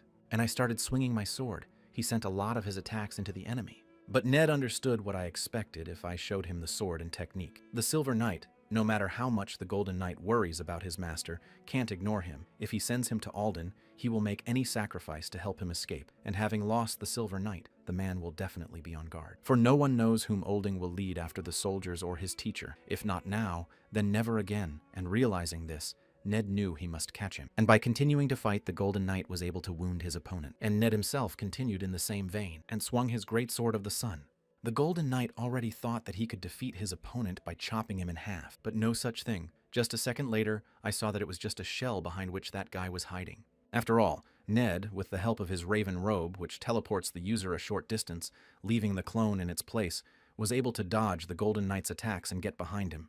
And with his incredible Thunderpalm skill, he dealt critical damage to the opponent. And I realized that he stopped his movement just the same. It was his chance to finish off the Golden Knight. But just as Ned swung and thought he had already destroyed his spirit, he saw that the Golden Knight was still able to block his attack. But Ned, not realizing what had happened, for he thought his blow had worked, but the sword connected with the other sword and stopped moving. And at the same moment, the Golden Knight began to turn his head, telling his opponent that he had finally been caught, and that the Sword of the Sun and the Sword of the Moon attract each other. After that, the Golden Knight turned around and punched Ned in the stomach with all his might, causing him to fall into a huge hole. This caused Ned to realize he had taken critical damage and began spitting blood. And as soon as his sword fell and stuck into the ground, the Golden Knight began to tell his opponent that he had made him sweat, and now it was over. And the Golden Knight, having crushed his opponent, had already nearly dispensed with him. But Ned just didn't want it to end this way, and began pushing the huge sword away as hard as he could, even though his hand was slashing at the same time. And he began to remember how his father had told him that the time would come and he would continue his work, becoming Baron Rogue, and the time would come and he would accept the mission of Guardian of the Bloody Tears. And he must become the greatest knight worthy of that sword. And then the still young son of his father remembered those words and promised him that he would not give up. And now he wasn't about to let himself be killed right there, and raising his hand he began to build up energy in it. And with all his strength, he was able to throw the sword aside, which flew aside, and thus cut off his opponent's arm. And right after that, Ned started bringing his electric hand right up to his face. And immediately activating his ability, he began to generate a huge electric discharge from his fingertips, and thereby sizzling his eyes, which made him unable to see. Now he couldn't see anything. And worst of all, because of the super fast attack, he didn't have time to recover and started yelling at his opponent that he was a fool and that he would finish him off. And he began to search for his enemy through energy trails. Ned used his raven robe, which teleported him and created clones, and was able to confuse his enemy. And the Golden Knight realized that now his opponents were too many. And as the Golden Knight swung to finish off his enemies who were in different directions, in the same instant, his opponent Ned was already at his back and once again dealt critical damage to him, making the Golden Knight unable to stand still. After all, Ned was very good with his blade, and now he had decided that this was the end for him and the Golden Knight would be finished. And with his strongest technique, lightning discharge, he attacked the Golden Knight. And immediately after that, a huge wave rose up and began to destroy everything in the place where it hit. And all that remained of the Golden Knight was his blade, which lay at Ned's feet. And now the names of the brothers who were among the top 10 strongest Continentals at that time were crossed off the list. And at that time, all the guys who were in the castle started helping the others get out from under the rubble. Though they didn't realize that because they had destroyed the falling building and used protective magic, the damage was negligible, and it was a good thing Alden had cleared the building of people. And the chief healer of this castle was calling on various knights to help with the healing, though they didn't understand what they were doing here. And even though Lucius was watching all of this, he realized that those maggots were dead, which meant that people had woken up from hypnosis, which meant that Alden was either dead or neutralized. And at the same instant, Lucius began to turn around. And the badly wounded Ned walked with Adam and Lucius's wife, and thus,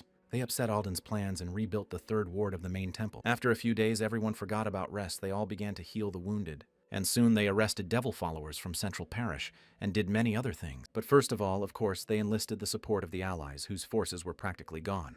And when everyone had gathered, Lucius raised his glass, and those who drank from it began to feel a sharp pain in their bodies. And in the same instant, there was a purge of the cult followers who had wandered among the temple attendants for years. Alden's abilities were terrifying, but they couldn't believe that a priest like him had completely lost control of his mind, and the internal wounds inflicted by the maggot had left them unable to get out of bed for days. But soon Lucius asked his uncle if he was feeling better, to which he replied that he was fine. Lucius began to thank Adam and his comrade, and didn't even know how to thank them. After all, they had provided an invaluable service. But a smiling Adam answered him that they had done everything they were supposed to do.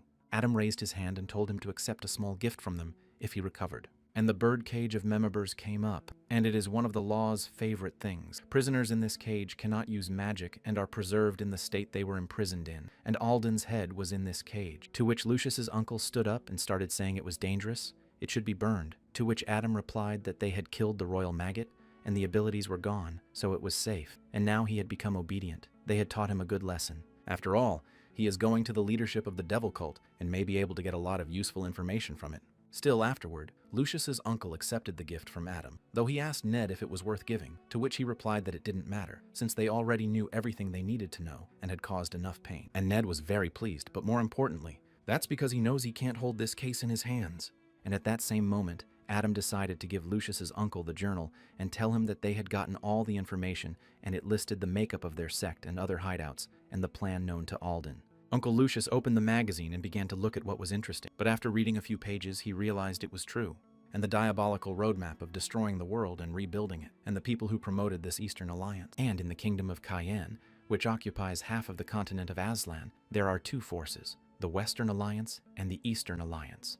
Originally, the two factions were equal, but after the Duchy of Giornetti and the Western Union, a queen and a sainted son, that balance was upset. Due to some negative factors, the Dread Alliance continues to be in a state of decline, and some of its territories have been sold to the West. And at this point, the power differential has become too great. Therefore, for several years now, there have been devil cult worshippers among the aristocrats of the Eastern Alliance, and as a consequence, two great intractable humanities, the Blue Dragon Artalis and the Ice Dragon Marinia, began ravaging the Western territories. That was why they were in such a hurry to raid. There was no time left in the West. The Deep Dragon's nest was located in the continent's largest grain region, and the Ice Dragon had occupied the central port of the West. And if nothing was done about the dragons, there would soon be no time left in the South. And in the West, because of the situation, people who lost their homes and united aristocrats joined the Devil's sect. They didn't even believe that it was all planned by the sect. And as Aldine said, the Devil followers only pushed the world to the abyss, and dragons don't help devil worshippers, which means everything will end after the destruction of the Deep Ice Dragon. And after that long talk, Adam said he and Ned would handle the dragons themselves. But Lucius's uncle thought otherwise and started yelling at them. Are they out of their minds? Killing dragons in itself sounds crazy, so they decided to figure it out together too. But Lucius, sitting next to him, started to say that they didn't need him. To which Adam replied that he had to protect the third ward and could not allow the temple to be taken over, and the attack was not over yet, and the Son of God was afraid to imagine what would happen if something happened to him or his family. And the man agreed with these words. Nothing better could be thought of. Suddenly, he stood up and began to say that on behalf of Lucius Gurnetti, he was appointing Adam and Ned Sr. as holy knights, and also thanks them for their help in protecting the parish. They will be given precious gold and magic stone, and the senior holy knights will be able to visit any place under the control of the temple, and it will issue them a certificate stating that they are authorized to gather people and lead them. And they will also be given half of the dues paid to the temple. But all of a sudden, Adam started saying that the status can be documented, but due to some circumstances they can't get the mark of a priest, and Lucius wondered why they can't use the abilities of light. Well, Adam replied that it doesn't matter. They don't want to go under the control of the goddess. And shaking his hand, Lucius said that he understood everything. If suddenly their decision changed, let them say so, and they would try to help with preparations for the upcoming hunt. Even though Lucius's uncle didn't realize what this dragon raid was all about, he was worried about the dragons, but since people put their name on the line, he can't say anything against the Holy Sun. I decided to observe first, and at that moment Lucius asked Adam when they planned to leave, because they needed to have a reception before they left. Adam replied that there was no need to do that. And at the same moment something strange began to happen in the same room, and they all began to turn their heads in the direction of the cage in which Alden's head was imprisoned. and it began to glow very brightly, causing all the rooms to light up brightly. And inside that cage was Aldine's head, and dark energy was emanating from it. And at the same moment, the head that was caged began to say that it was trying to make a connection. I felt Alden's life force drying up, and started saying that they were the very heroes who had caught Alden. But Lucius shouted out who he was. And immediately after those words, a bright light appeared in the room, shining even brighter than before. And the cage that held back Alden's power began to break, and the flying head began to respond in such a way that they bowed their heads until he bit. After all, he is the head of a devil cult, and everyone in that room couldn't believe their ears or the feedback, couldn't understand how he knew Aldine had failed and decided to do it all himself. But the head of the devil cult began to stare at Adam and said that there was a tremendous energy emanating from him. But Adam didn't understand why the creature had already appeared, for he knows that now it makes no difference to the chapter whether the dragon heart is simplified or not, and everything that happened was part of a bigger plan, and he continued to enjoy his double life, while they quietly dealt with Alden and his twins just because they were allowed to do so. And the head of the cult was to remain inactive for several more years, and in that time, Adam was going to eliminate the cult leadership, order Lucius to start a war between the temple factions, and then rip the headman's head off. But suddenly Adam wondered if there was some special relationship between the head and Alden, but then he wouldn't stand by and watch Alden being tortured, and whether it was usually fickleness, or if it really was the hands of the devil. And at that very moment, Ned began urging Adam to run and hide. It would help him buy time. After all, he had easily destroyed the birdcage, the effect of the ban on the use of skills, which meant the head of the cult was at least an archmage, and it wasn't going to be easy, but Lucius knew he had a TOZ and a glimmer of honor technique up his sleeve, and he couldn't be allowed to take the dragon's heart now. But Ned, who was standing beside him, began to make fun of his face and asked him if he really knew how to use a sword. But what did the Lich answer to keep up with him? Lucius, though, realized that if the binding spell weakened, if the intermediary bond was broken, they would just have to crack Alden's head open. And, determined to end it all very quickly and not with two sides,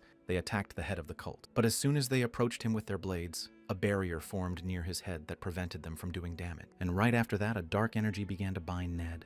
What I didn't realize was that he used the cloak in irony without giving them a chance to dodge, and that the activation speed was just terrifying, and that the magic dissipated and Lucius couldn't do anything. And at the same moment, the head of the devil cult started telling them to retreat because they won't be able to handle it. And his skill is the shadow of the ancient dragon, and the characteristics removed by this skill from the target are greatly reduced, and the use of magic is completely blocked. And the head of the devil cult kept saying that he felt no trace of this woman and wanted to know if his intervention had changed the situation, but apparently he was wasting his time. And at that moment, he began to activate his skill-binding curses, Curse of Sickness and Curse of Pain and Curse of Decay. And Ned and Lucius began to feel terrible pain all over their bodies. And Lucius's uncle, who was standing nearby, also experienced great fear and pain and began to beg the goddess Arya to help them. But suddenly Adam, who had been standing and watching all this, decided to intervene, and with the help of his weapon was able to free his comrade. And to destroy the bond of the curse, the Sword of Light alone would not be enough. In which case, the only thing left to do was to increase his stats several times and use Adam's draconization skills and the secret medicine of Meteor's Tear. And with such a set, he was able to use the Sword of Light for about 10 seconds without the help of the goddess. Venom began to realize that the worst-case scenario could only be that he had come here at the behest of the devil himself to buy them. And now he realized that he needed to pull himself together and use a safe fight. After all, if he wanted to hold on to victory without losing anything, he would have to be led away from here in this situation. And remember the words I said to him, the King of Demons, that he was the first man who was able to resist him simply because of his amazing perseverance. And it is said that he who enters a battle without a chance of victory is foolish, and those who flee from the mere sight of the enemy or surrender are not wise, in my opinion. They are common weaklings. And the devil who conquered 10 worlds was hit by some little man, and that can't be. And when the goddess of light told him she wanted to fight victoriously again, Adam realized that Tartarus craved pure victory and wanted to defeat the completed version of the hero, which meant killing him now was contrary to his plan. And the fact that the cult leader was here out of choice, and that he thought he had come here for nothing. But Adam was interested and decided that since he was being asked by the head of the cult himself, he couldn't help but answer. However, it was no fun to talk for free, and he began to suggest to him that the pair ask each other a question, and if Adam wins, he will reveal his true colors to his comrade, and the latter can do the same. But the cult, as had Lucius, who had definitely heard about the true face of the cult leader, and the cult leader began to tell me that his magical search skill allows him to recognize lies. And now this guy really knows his true colors, but Adam went on to say that now they would act no nonsense. If he threw a bloody party here, Of course his comrades would be uncomfortable, but he can avoid it, and there is plenty of time. And the cult leader must believe he will ruin his life. All other things being equal, he has no reason to reveal the secrets of even a precious existence, to which the cult leader agreed. And right after that, Adam flipped a coin and started saying that he would have said it right away. The flying coin caused everyone to follow it with their eyes, and as soon as the coin fell back into the hand of one, he covered it with his other hand, and the head of the sect started saying that he was picking tails. It was only then that Adam was able to take the eagle for himself, and the second he started raising his hand, everyone was wondering who was going to win. A little earlier, a coin lay in the palm of his hand. Adam asked Ned how he could guess 10 times in a row, to which he replied that he could guess 100 times because in the eyes of a trained person, a falling coin is extremely slow. And on that day, except for Bishop Alphonsus, there was not a single person who did not see it. And what side did the coin fall on before Adam covered it with his hand? Lucius and Ned, who watched it, said it was a head. Ned, looking at Adam, didn't understand why he was trusting fate blindly, or whether it was just another trick. If not, then why not? He chose a game where whoever talks first wins, and then he said he was picking tails. And later they were able to find out the reason for this choice.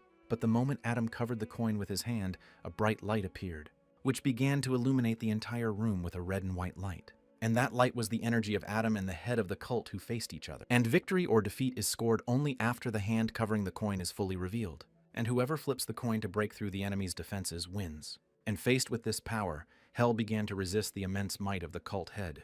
And at this point, the hand began to secure its position before the other part of the coin was revealed. It was the usual confrontation of forces. And many felt that was the point of the game. And if you compete without certain victory or defeat conditions, it will be hard to back down. So Adam made the rules, and so it was finally settled, because Adam flipped the coin as quickly as possible, which began to fly, and Adam, along with the head of the devil cult, began to watch her. And while the coin flew, Adam had time to move and activate his skill. And apparently the head of the devil cult noticed that he was using the accelerating electricity of a man from the east. And literally seconds later, maybe even less than Hell, hit him with all his might. And he started punching through the ground below him and falling to the floors below. And as soon as Adam struck the final blow, he realized it was time for his draconization in glass. But Adam was sorry for the way things had turned out, that there was a tie. Only the building had collapsed, and Adam had managed to chase the head of the cult away without serious damage to his side, and the fact that Adam had seen right through him, and he had learned what to do with him, and made him leave. And the girl sitting opposite Ned began to ask what the wager was, for the winner had to ask a question and reveal the true identity of his opponent, and since that was the case, it turned out to be a draw. Adam, who had gone inside, said they didn't delay and decided to fight another time.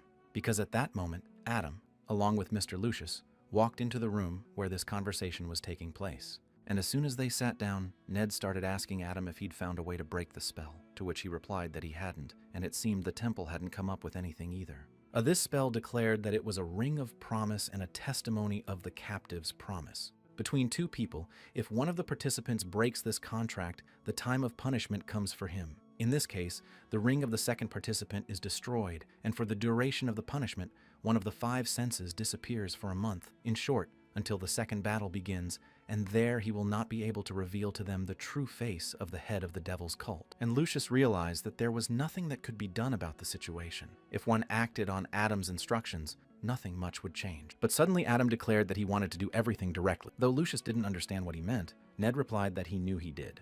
And Adam began to explain that he could give a riddle for them to figure out for themselves, or the clue would only be an indirect reference. But this story is more dangerous than the Eastern Alliance, and he can only tell it to someone he trusts completely. And once he started talking about the head of the devil cult, at this time the head of the cult himself was walking with a bouquet through the huge castle. And suddenly he started to wonder when he looked at his hand, because he thought it would give away his identity right away, and the promise ring hadn't disappeared. And when he made the offer to compete thus, he thought he was a complete lunatic, but perhaps it was a bluff, or his nefarious motives are too obvious. Either way, the cult leader was looking forward to Exodus, just so long as it didn't disappoint him. And coming closer and closer to the lone girl standing across from him, he began to turn around. And in the same instant, he congratulated the girl on her 12th birthday, whose name was Altair. To which she replied to him that he was unrecognizable without his chrome robe, and thanked him for coming. It was the first princess of the kingdom of Cain Altair, Justina Cain.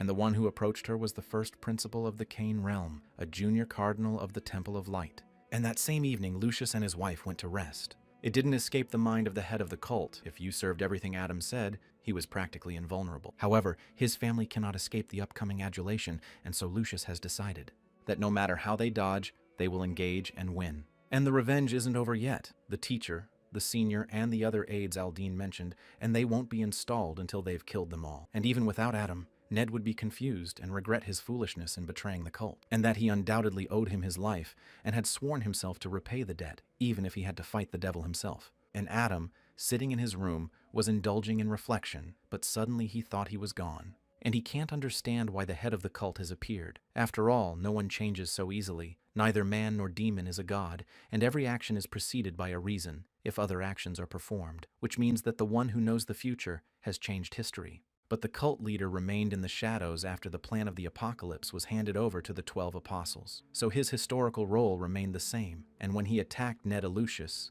the latter did not feel seriously threatened, and the head seemed to drive the flies away from him, but no more than that.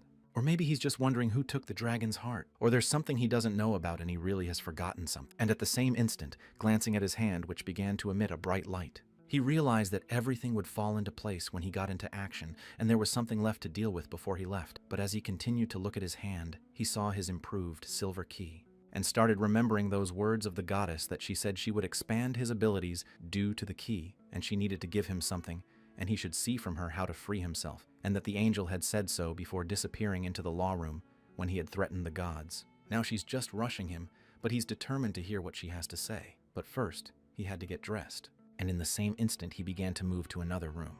In an instant he found himself in another room that had just shone with bright colors, and Hel realized that this place is connected to the silver key. To which an angel that appeared out of nowhere replied that that was correct. Her key was connected to her Fork's guest room. Greeting Adam, she told him to make himself at home. But Adam didn't realize what this one-room villa was, and he still couldn't figure out who had given him the silver key, which meant it was her. Angels could bestow special powers too. And she began to answer him that, after all, she was responsible for him because she had special powers, and besides, the fight craved spectacle, and if he met a dull end, her reputation would suffer greatly. And Adam realized this and began to say that he was so grateful he was ready to cry, but still it was just a joke, and he began to tell them to get to the point and what kind of conversation was in store for him. To which the angel asked Adam to move them more comfortably. And with the help of teleportation, they found themselves on comfortable couches. And the angel began to get straight to the point, that the conversation would be about additional rewards and rules, and it was certainly interesting, but they wouldn't let rudeness and threats like that get away anymore. So with the next such joke, the abilities and skills available to him will be taken away. And since he's now prey, all his skills will go to whoever hunts him. And in that instant, Adam realized that the gods had directed their brains and were telling him that if he didn't want to give all his goodies to the enemy, he should play by the rules and not resist. But in fact, he knew that such a trick would only work once. If you fooled them in the same way twice, could you even consider them gods? And suddenly he decided to ask the angel, what about the reward? Because he had heard for sure that the goddess of light would give him cool stuff, and it wouldn't cost her anything to drag the cat away by the balls and lay it out. To which the angel replied that he had already received something, and also relaxed the requirements for the use of the orb of light, a privilege never granted to a person who was not a priest. And as for the conditions for the complete removal of restrictions, he would either need to get the permission of the goddess of light, or get an order from her. I have another new rule. He must do the god's errands, and as a reward for completing the mission, he will be given special skills prepared not only by the goddess, but also by the other god. And of course, they prepared only the best for him, selecting privileges according to the strictest criteria. And like she said, nothing in the world is free, and he must serve the gods and fulfill their commissions without hesitation, and prove that he's worthy of owning everything. Although I am warm now, they are very uncomfortable sending heroes through the Mystery Gate tasks, and they will receive them with all honors upon their return, as you do, the bishop's words. And getting on my horse, I'll hand it over to him. I realized that now, as the end of the raid was approaching, the human spies were monitoring the temple with their fog bracelet, which grants the ability of the unknown. Thanks to this trinket, there is now no need to move around at night, and it is best not to go through the main gate. Lucius's wife walks up to Ned and starts urging him to take what she's giving him because she collected. And seeing this basket of Claudia's food, which after consumption restores stamina, and Manu, he began to remember that when the Golden Knight had pierced his stomach, she had treated him to this, and he began to thank Claudia for such help. Finally, Adam turned to the side and said he was relying on him, to which Lucius wished them good luck in battle. And as soon as they set off, Lucius realized that there was more than just the cult of the devil. Aristocrats, bigwigs, travelers, those who go after the heart of the dragon, are countless. His role is to pretend to own the artifact, diverting attention to himself and buying Adam time and room to maneuver. And after they galloped away, the gates closed and no one else was allowed out. And from that point on, the third ward was closed to all. In the meantime, the lawyer, who was making her rounds of her estate, felt Adam's footsteps receding, and she realized that it looked like he was leaving the place. And at that moment, her soulmate walked up to the lawyer and said, "Yes, they'll go where they need to go too." And, agreeing, she shed a tear because she realized this was the end of her role, as well as 1,000 years of loneliness. She too can retire and think of nothing else, for she is now passing their mission to a follower, and to the descendant who will go with him. And the girl who went to the window met a dove who brought her a letter. Opening it, she read the beginning and realized it was from Lucius, which said that he wished her a happy birthday and apologized for not being able to attend the reception because they would not be able to see each other for a while. As an apology, he sends her a small gift and is sure she will like it. Well, at least the princess realized he said that all the time and sent something wonderful. But suddenly the princess heard that there was some noise outside, and looking out of the window she heard a fight going on near her window. Looking closer, she saw a man who had beaten almost all of the guards below. And then she realized that this man was a gift from Lucius. And the Lindell Castle was Altair's territory, and she received it along with the title of Duchess when she was only 16 years old. As Adam and his companion approached the main gate of the castle, they were met by guards. But Adam took out a letter and began to tell them that it was a letter from the holy son of Lucius Ionatus. And the old man who came up to them said he would accompany them as well. And Ned remembered the words of Lucius, who had said that the letter bore his seal and they must give it to Her Majesty, and he was sure that the princess would help them. But he did not understand, though he could see by her face that she did. But could she help in hunting dragon? After all, if you think about it, he is one of the aristocrats. So he started asking his friend if he knew the princess. He replied that he had seen her once as a child at a reception at the royal castle. And they say she's burying her talent, and he doubts she can help them in any way. But at the same instant, some strange warrior in armor flew right to his feet, and Ned didn't realize what had happened, and the old man who had accompanied them began to say that they must have been frightened, but the thing was that they are now facing the princess's favorites. And at the same instant, there was a look of surprise on the faces of Adam and his companion. They didn't think they were minions. They thought they were simple bandits. But Princess Altair is beautifully noble and talented, and she has everything a shining star needs from birth. Aslan and even luck were on her side, and when her first son fell ill, the king said the right to the throne would go to her and her husband, and the crown was given without a fight. And the other fools dreamed that if they married the princess, he would become her son, and they would be kings. But the princess said that before discussing her marriage, she would tell them all something, and she will not exchange a word with anyone who does not prove her strength and honor. And countless noble men wanting to win the favor of the princess was not an easy task. They were defeated and brought back, and so on in a circle. And they were all tested by Altair's first knight protector, Ophelia Arm. Watching all this chaos, Ned didn't understand what was going on here, though he had to admit he was a little surprised. I thought these people were incapable, but they have a pretty good level of training. To which the old man replied to him that he was right, and many were hired to represent the Britons in the arena. If the nobles struck Lady Ophelia coherently, there might be a chance that the princess would recognize their strength, and then the priests. The real Adam beside him realized that they weren't his equal, but he shouldn't despise them for it, and therein lies the real problem, in that the opponent is one of the 10 strongest people on the continent. And looking at her, Adam realized that he hadn't seen Ophelia in a long time, and she looked younger. Apparently they had met earlier than the last time. But suddenly some fool came up to them and started asking who they were. And with an angry look, he began to tell me that the end of the line is in the other side, and they have been here for 3 days and have not broken the order. And looking at his yellow bird on the blue cloth, Adam realized it was a priest from the Temple of Heaven, a representative of another religion in competition with the Temple of Light.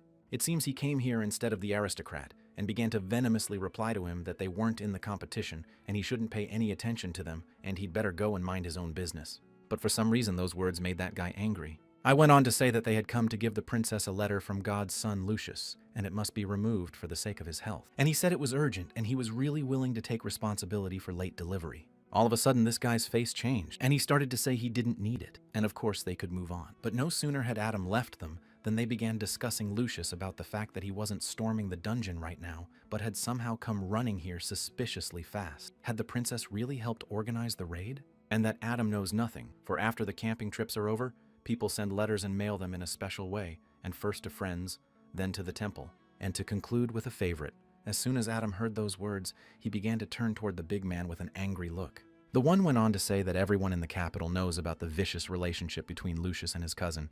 They say they had a child and are secretly raising it in the temple. And just as the big guy continued to say something with all his might, Adam punched him right in the face. And he began to fly a few dozen meters away, because there are tense relations between the temples of light and sky. And that's why these guys are so angry that people above them in status But Adam didn't understand what this had to do with Altair and what he had just said about the girl who had loved only him until the day she died, and the connection with her cousin. Hadn't they been slapping his face with his hand for a long time? Adam started to say that those who were standing next to him should come here too. After all, they're freaks who've been standing there for 3 days to get their heads bashed in, and no one seems to be talking to them, so they're bored.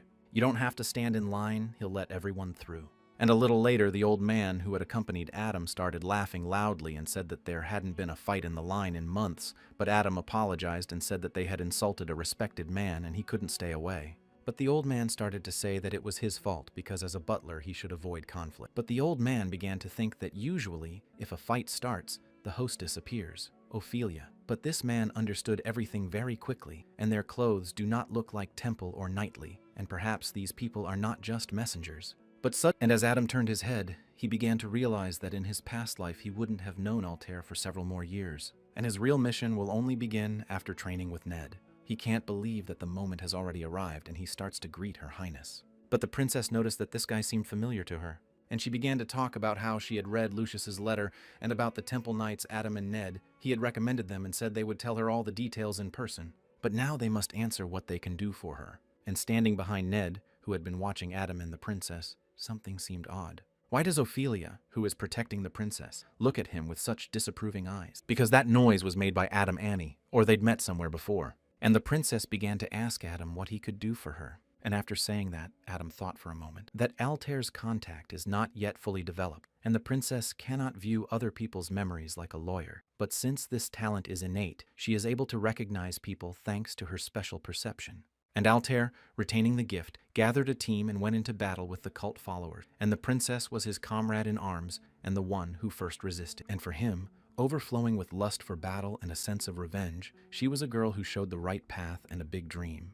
And the absurd search for a groom was only necessary to find the best warriors sent by the cult and gradually took over the kingdom, and Altair's ability to inherit her throne could not guarantee victory. She needs a strong ally, and at that moment, Adam apologized to Her Highness and activated his power. He said he could become one of them, and decided it would be the fastest way to show it off. And suddenly the princess, along with her guards, saw that it was the power of a dragon, and Adam had a dragon's heart. And at the same moment, the princess began to ask if Ophelia was in the contest or if she was with Adam. She answered that she was not. The new series began immediately pulling out their blade and saying they would try to strike 3 blows at home. And standing across from each other, they didn't begin to radiate immense power. But suddenly Ophelia noticed that Adam was just standing still, but there were no visible weaknesses in his stance, and if she rushed headlong into the attack, she might run into trouble. And she realized that she had to proceed as carefully as possible. And as soon as she moved, she realized that Adam had begun to deflect the sword blade with his hand on the first encounter. And in the second collision, all her blows had left not a scratch on him. And on the third collision, the weapon flew out of her hands and a hard palm strike followed, which caused it to fly off to the side. But right after that, Adam's hand was at her back. And just as Ophelia came to her senses, she realized that she had lost because Adam, who was standing at her back, asked if she wanted to continue, but she didn't realize how he had managed to get behind her. And suddenly she said no. The lieutenant had seen enough of both this mana of movement and defense. Everything was perfect, but she still didn't understand where he was coming from. And after a short battle, the princess spoke up because she had heard that the blue dragon had destroyed the food zones, and they were looking for a solution to the problem. And it is pointless to create new arable lands. The devil followers are multiplying like cockroaches, and these lands will be devastated again. But still, because of the new threat, they will have to cultivate the territories of Tournament Ridge.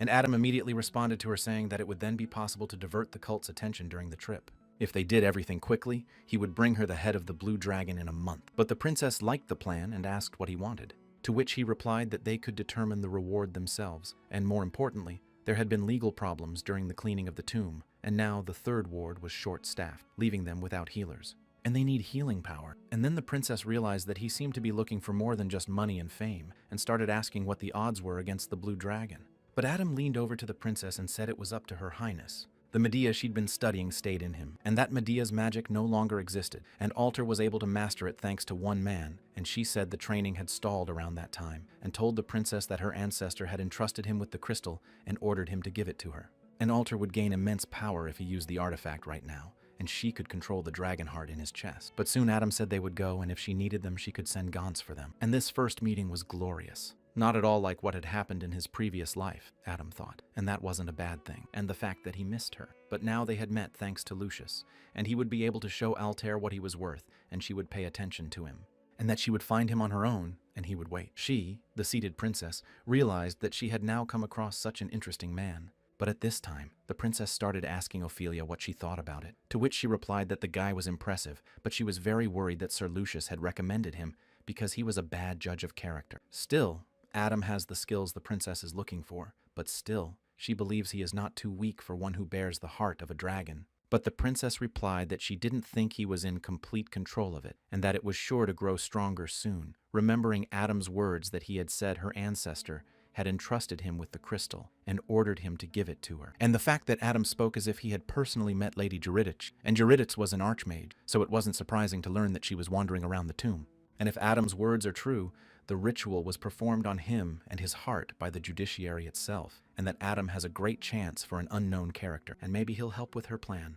But there was something else that bothered the princess. It was something she'd always felt either warm or disgusted by another person's touch, but what she'd felt with Adam. She saw something strange that she hadn't seen before, and she wondered what it was. But at the same time, in another place, the head of the devil cult summoned his subordinate to him. The one, as soon as he arrived, began to ask what the orders would be. It was the deputy head of the second in the hierarchy of cult followers. And the head of the cult began to say that there was a vacant place among the 12 apostles. But Alfred didn't realize if there was a vacancy among the cult leaders and what it was. One didn't understand. But suddenly, the head of the devil cult asked Alfred, was he really trying to make sure of it through him? And he was supposed to scout the situation and suggest the next commander, but he doesn't understand anything himself. And he is free to dispose of all the remaining apostles, but the plan of the apocalypse must be carried out, and Alden's failure should not create problems in his work. And in the same instant, the illusion created by the head of the devil cult dissipated.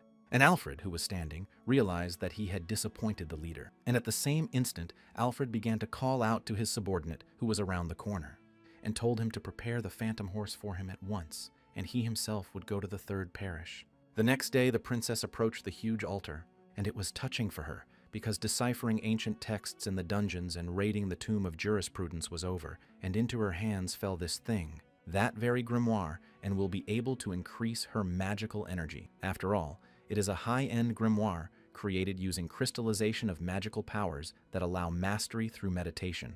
And she began to remember the words that told her that her allotted time would soon be over, and Altair, her apprentice, should forgive her for not being able to teach her more than she needed, but she was sure she could find a way to improve her abilities. And at that moment, a bright light appeared in the same cave. Suddenly, she began to see different things that surrounded her, and suddenly it seemed to her that it was really subspace, or that the crystal was connected to her mind, and magical knowledge seemed to appear beside her. A voice also appeared, asking her that it was really beautiful and that it was Medea's magic they had comprehended. And the lawmen who appeared began to say that she was just a spiritual body left in the magic crystal, but she would still like to meet the princess and her heir. Meanwhile, Adam and his partner were playing rock, paper, scissors, and as soon as their game was over, Adam started saying that he won and was going to the party, and Ned was going to go and find the devil followers in the castle. And Ned thought that was even better, because he didn't like noisy events anyway, so Adam could go quietly and have fun. And Ned, picking up the bracelet, asked Adam if he really didn't need it, for he had said himself that if he didn't show his face, it would be easier to act. But Adam replied that this mansion was home to one of the 10 strongest fighters in the world, so he would need both bracelets, or he would be captured quickly. And by the way, that girl gave him a disapproving look. After thinking for a moment, Ned replied that it was true and he didn't understand why. After all, it was their first meeting, and it was rare to meet such a southern woman, and even with magical powers, and he would not forget their meeting. And has she really known him since the cult? Or maybe she's more dangerous than he is. But Adam replied that he didn't think she was one of the devil worshippers, but he still needed to be on guard, and he was sure Ned would do a great job. Stirring the strange substance, Adam realized that now he too needed to prepare himself, and once he'd done his hair and styled his beautiful voice. Then with the face-changing technique, and this is his channeling technique to change his appearance, a special technique of the shadow disciple who would become one of the 12 apostles of the cult in the future. And the facial expression of the pose all greatly impresses others. A connoisseur of such a technique can easily deceive a person and immediately disappear into the crowd.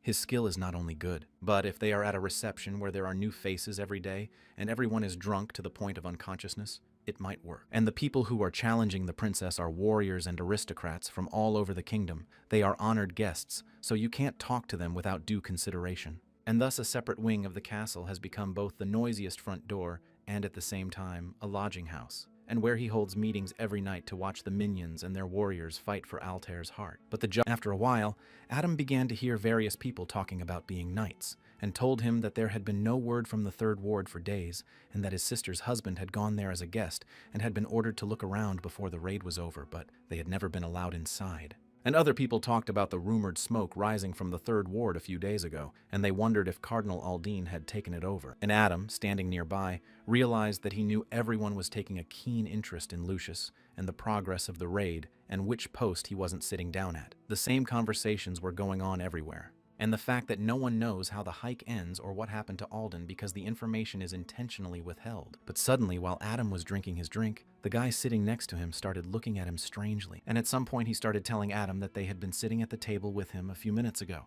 And it was surprising that everyone who was here knew the Baron. But as soon as he sat down at this table, they took him for him, though the Baron himself had long since left to dance. And the fact that Adam has some pretty good skills, if he's not wrong, he's the one who brought heaven down on the priests. And at the same instant, Adam turned his head and realized that this man didn't look skilled, but he could recognize the technique of changing his face, and Adam wondered who he was. Floors below walked a guy who was a servant in this castle, and at the same instant, someone dragged him by his clothes into the other room. And as soon as Ned finished him off, an insect started crawling out of this guy, and so Ned started killing all the minions of the devil's cult, and then, as soon as he was done with the East Wing, he decided to move on, and started jumping from one building to another. Ned looked at the huge castle and marveled that it belonged to only one man. And he was beginning to think he wouldn't be able to get used to it, because Lucius's house in the temple was the size and similar to their old home, so he felt comfortable. And it was not only spacious, but warm and cozy. And then it was the same with them. And that's when he saw his sister and mom for the last time. Had she been alive, she would have been a wife and mother, but disaster changed everything. But suddenly Ned heard a voice asking him what he was doing here. The guests were having a good time, and he chose a rather unusual place for a night out. But he didn't realize when he didn't feel her approach, and that was his biggest mistake. And thanks to the effect of the 2 bracelets, she is almost impossible to detect. And most importantly, Princess Protector. She is one of the top 10 strongest, and it is not for pretty eyes that she gets such a place. Suddenly she began to tell him not to worry, for she had come because she felt a strange energy here, but she had some business to attend to, and could he spare her some time? But Ned began to tell her that they had to be honest with each other, and how long she had been following him, to which she replied that you couldn't fool him from the 2nd floor of the East Building. And Ned starts telling her that he killed the devil's followers, and she can see for herself that there are maggots lying next to the corpses, and he apologizes for wandering around the castle. But his leader decides that a quick cleanup is much better than an explanation because every second counts, to which she tells him that it's amazing and it's a smart decision. However, he is somewhat misguided, and she tells him the purpose for which she came to him. And at the same instant, she swung around and began to attack Ned. And a dragon raid is the princess's wish. She is working hard to gather the best warriors and lead them to victory. And his comrade, Adam, has already proven his worth. But now she needs to test him, and he needs to show what he can do. But Ned did not see why such platitudes were necessary. And yet he was told that if she wanted to be punished, he would agree and fight with her. At the same time, near the 3rd lobby, the ghost hounds were searching for footprints. They were Alden's demonization marks and lightning discharges, and the lad was sure they belonged to a warrior of the royal Tiara stream, and it was obvious that the apprentice of the man from the east was there. And where the Silver Knight's footprints were left, the footprints of several others could be seen, and a Saint Force attack was used. But what was even more interesting, inside the carriage the lad saw some strange substance on the door. After tasting it, he realized it was me, Persephone, who couldn't be here. And a man from the east, the Holy Sun, who had joined the Tarantula cult 3 years ago. They had teamed up and planned to get rid of Alden, and he couldn't believe the man could be so crazy about a task whose success the cult's future depended on. After all, the entrance and exit to the 3rd lobby was closed due to a spell preventing magical analysis. Nothing could be seen inside, and the carrier pigeons sent by the informants were gathered in one place as if they didn't know where to fly. And it seemed that something very valuable was hidden in the temple, and one of them is most likely the head of the cult. But what if the Holy Sun's team was able to get another host, and are now stalling for time to complete the ritual and stabilize the dragon's power? And now everything was coming together. If someone had that kind of power, then the outrage of the visiting patrons about the closed gate would become an empty phrase, and if the information got out beyond the temple, there could be trouble, and they saw it all coming. And the question is to whom the heart of the dragon belongs, the man from the east or the holy sun. If the first, we can assume he was insane and used the light dew. If the second, there is a possibility that the man from the east betrayed the cult. And it was already after the battle with Alden that he needed to act. It had already been a few days, and he must find Straight Ulick before the dragon heart transplant was fully completed. But suddenly, the guy looking for footprints saw a mysterious man standing not far from him in the woods. The unknown man stood in a black robe and looked straight into his eyes. From above, Rainbow Man saw that this guy had a bird beak mask on his face, and he was definitely the deputy head of the cult. But the deputy realized that it was just a premonition, that this man was definitely connected to what had happened and could not be missed. And at that very moment, he began to order his ghostly dogs to chase him and catch him, and continue the chase. The ghostly wolves had almost caught up with the mysterious man, and clawing into his shoulder with his ferocious teeth, the man began to feel the pain in his body. And the sheriff's deputy watching began to notice that he had managed to catch up with him after all. But suddenly, Mysterious Guy started using his Thunder Palm and destroyed the ghost dogs. And the deputy suddenly saw that it was the flow of the Royal Shooting Gallery. He was pleased that they had met. After all, he has business with them. If he cooperates well, they might not kill him. But the man from the east realized that this guy was a pain in the ass and wouldn't just give up. Meanwhile, on another continent, in a huge castle, the sounds of battle rang out. And the girl, for all her strength and such Ned, didn't give him even a moment's peace. And Ned began to tell Ophelia what he had imagined, or whether her words really had a note of prejudice in them. After all, they had struck 3 blows long ago. And she began to answer that the problem was that those inferior to him in strength could not participate in dragon hunting. And as they continued to fight as hard as they could, they began to attack each other even harder and faster. Suddenly, Ophelia decided to attack him with a direct hit.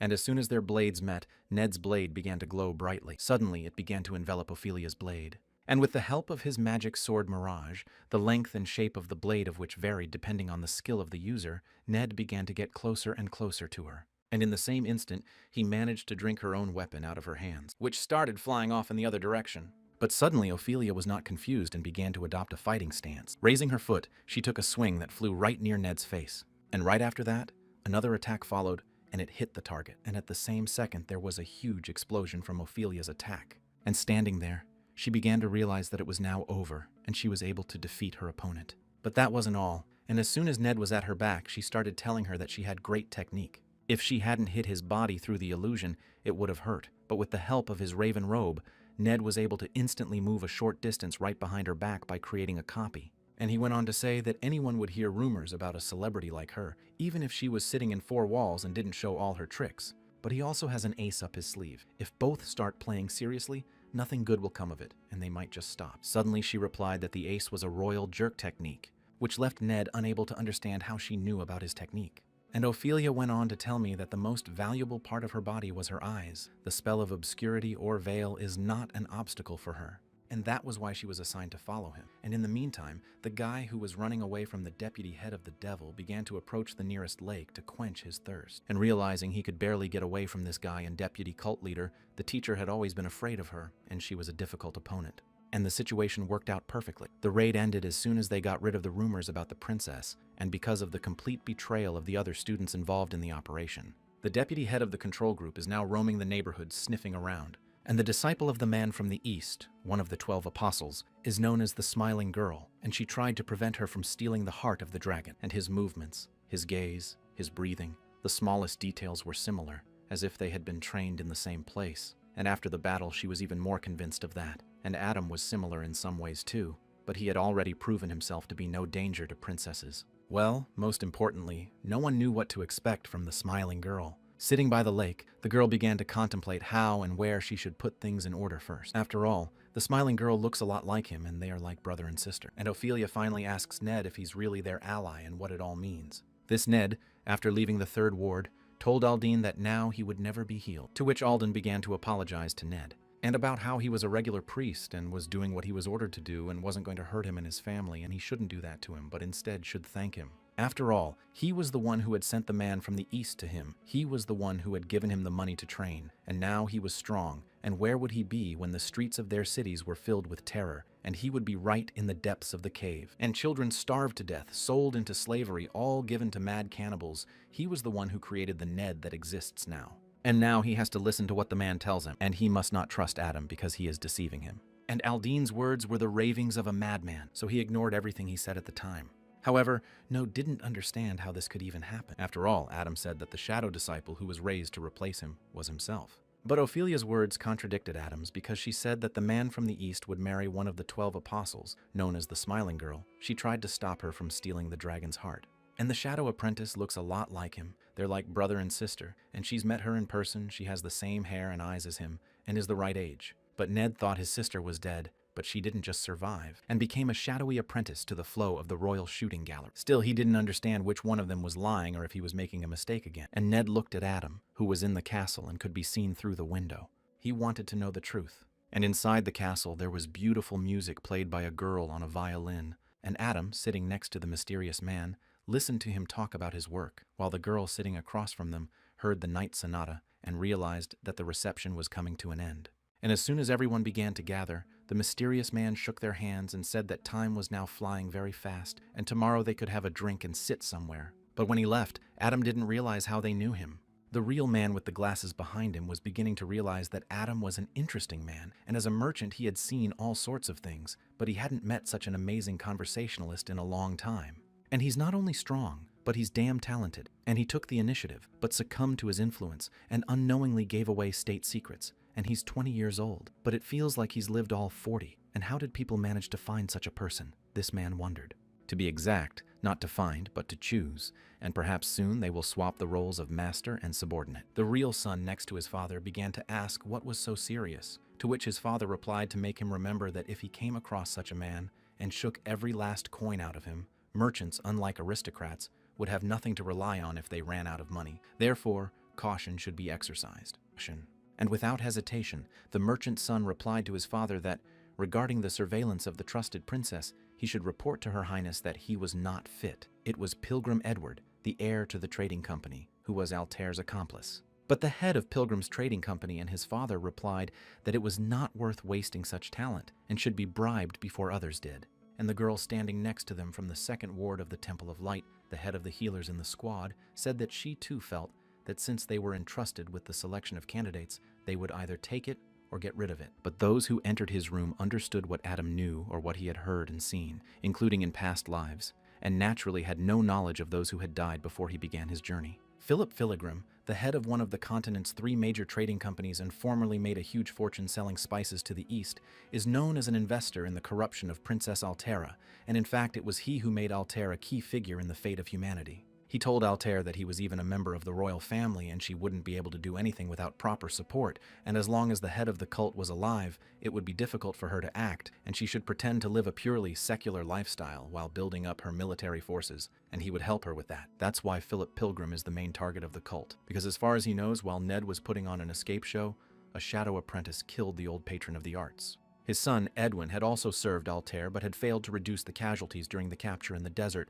At this point, there were more headaches, the first being preventing Philip Pilgrim's death, and the second being dealing with the shadowy apprentice. And of course, it will be very difficult for him, and the Smiling Girl can take on the appearance of a man, a woman, or an old man. And even he doesn't know her true face, and no one knows what this girl looks like. As Adam entered the room, he realized that his comrade should have returned by now. Peeking around the corner, Adam saw his comrade sitting on a chair with a blade in his hands. And as soon as Ned saw Adam, he said to him, "At last you have come."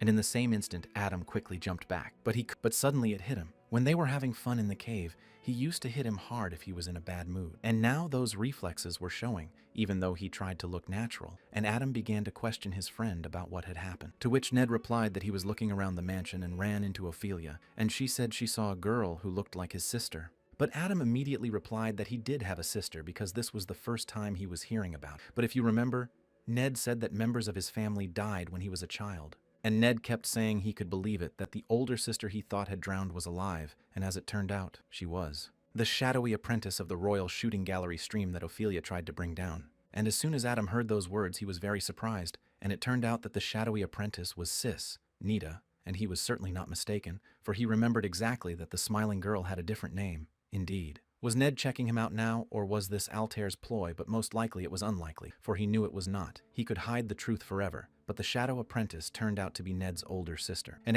the fact that she doesn't remember her past is due to one incident, and the current carried her to the shore, and she ended up in a foster home, and she had martial arts abilities, so the teacher took notice of her, and that he himself had personally heard from the man from the East that she had a rare gift for martial arts, and there was a good chance her younger brother had the same, in which case the man from the East had teamed up with Alden and dealt with Ned's family to get capable students. But it was still interesting when he didn't need Ned anymore. He just threw him out, and what a freak he was. But at the same moment, Ned kept saying he didn't understand anything. After all, Ophelia has no reason to deceive him. But if everything he said is a lie, then it turns out it's some nonsense too. After all, his father trusted Alden, and the latter trusted his teacher, and both of them trusted the wrong people, and his father's life went to hell. That's why he's afraid to trust people. But he and Adam had been through a lot together and had been to many places, looking for just a little something to keep them from saying goodbye to life. And the fact that they overcame a lot and looked into the eyes of death together, and Adam is now his comrade in arms.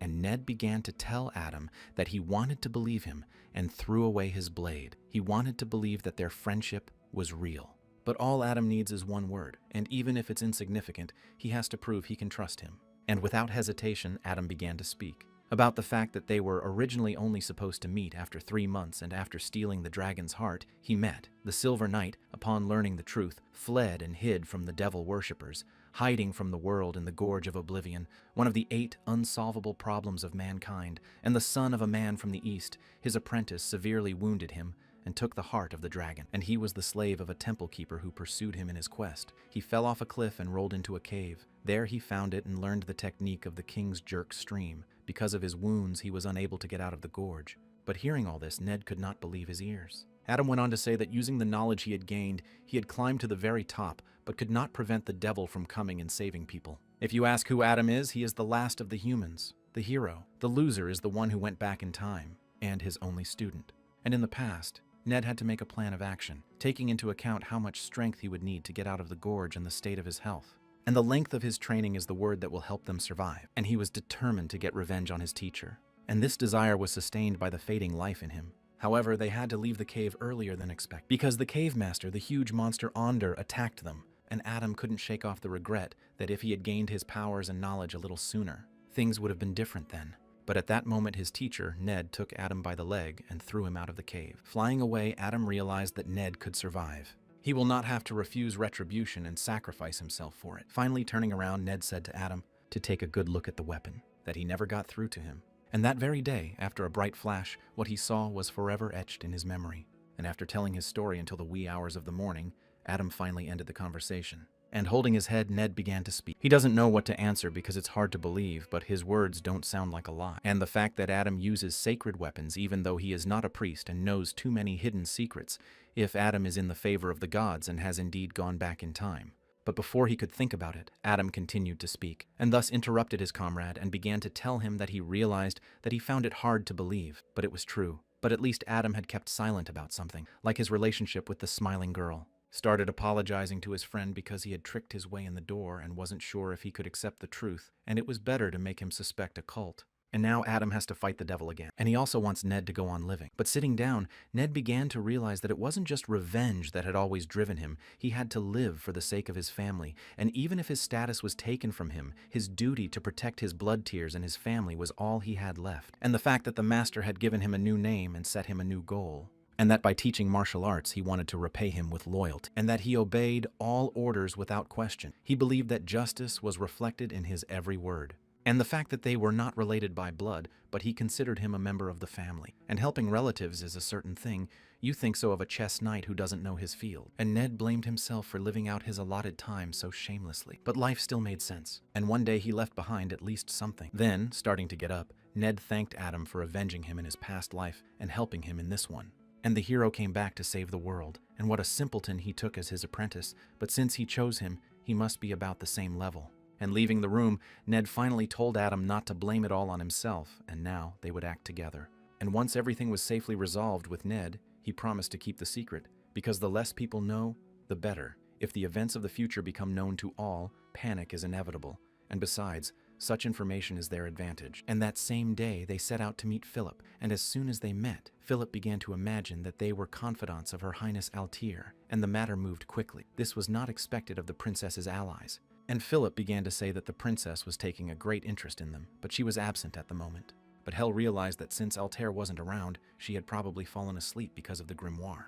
And the crystal grimoire delivers information directly to the brain, but there is a disadvantage. While magical knowledge fills a person's head, he is forced to sleep. And the higher the grimoire level, the longer the sleep, the body temperature can also rise. And the healer probably cares about her. But since it's not a mental spirit, there won't be much help from them. And it all depends on how quickly Altair subdues his magic. And that she should try her best now. After all, they'd had a rough time with the law, so now was the time to relax.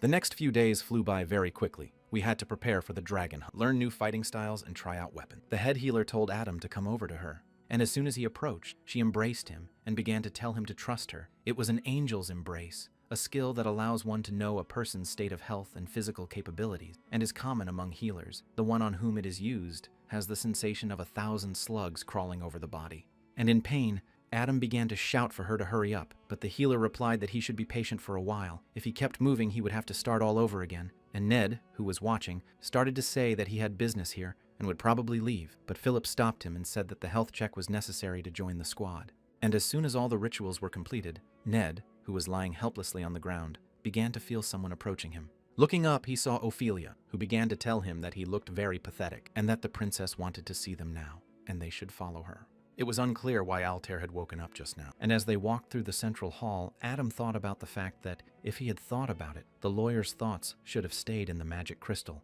and she had told him a lot, and they had even been able to talk a little. And once Ophelia opened the main doors leading to Altair's room, she, sitting on the bed, began to tell them to come into the room. But Adam, standing right in front of her, couldn't tell if she recognized anything about him. And when the 3 stars stood in a row, the judges congratulated Altair. Now her knowledge of Medea had reached the 3rd level, and the foundation of the ancient magical art was already within her, and now only training would increase her power, and at each next level, a new star would appear. And she is certain that one day she will know the final 8th step, which neither she nor anyone else will be able to reach. And then the path to the throne will be open. And lastly, the lawyer said that unfortunately, she had expended a lot of energy, so she would have to go into a sleep before moving to the next level. She would not remember her words, and now they are collected in the magic cup, and she must remember one thing, Adam. He is like a past life for her.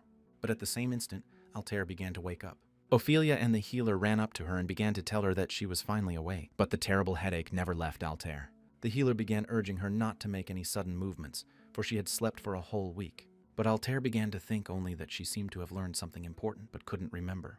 And all she had in her head were words about Adam, that he had done something for her, just like in her last life. And at that very moment she began to say that they should go after Adam right now. As they entered the room, they greeted the princess and she told them to hurry in. And the fact that she wanted to see them earlier but didn't say hello to her and is now apologizing for meeting them like this. Adam, on the other hand, looked at her and thought about how much Altair had learned from her lawful thoughts. It could affect not only their relationship, but also the upcoming battle with the Blue Dragon. After all, if Altair learned everything or got the chance to read the memories as a lawyer, he could put his feelings aside. The important thing was that he wouldn't have to convince Altair of the importance of tactic, which would save them a lot of headache, and how it actually turned out. But Altair looked up and realized that Adam was asking her if she had gotten the contact. After all, when they had given the magical crystal away, she had thought he just wanted to join her, but it turned out that his goal was to make her stronger for his own interests. But suddenly Altair said that unfortunately she couldn't use it, a high-level contact skill, and she was only capable of 3rd-level spells, and she couldn't read other people's souls like her ancestor who had reached the 7th level. And at the same moment, they went back to their previous conversation about how a plan to destroy the Blue Dragon had to be prepared for it to be operational within a month, even 3 weeks. And Adam has to remember that he has to be convincing. But Adam started to raise his hand, which was sealed by the effect of space, and said they would discuss it over lunch. After all, his story is too long to listen to on an empty stomach. And after a few days, the preparations were over. They set out to fight the Blue Dragon along with Lindale's knights and his healers, and in addition to the silver shoulder, he took a few other items with him. Altair was officially off on her journey, dressed as a princess. A servant set off in a luxurious carriage to sightsee, so she would provide cover for her highness. The cult's supporters are probably busy being suspicious of everyone in their ranks, as Adam has purposely replaced the Dragonheart tracks in the 3rd corridor, and their attention is surely on Lucius's seclusion.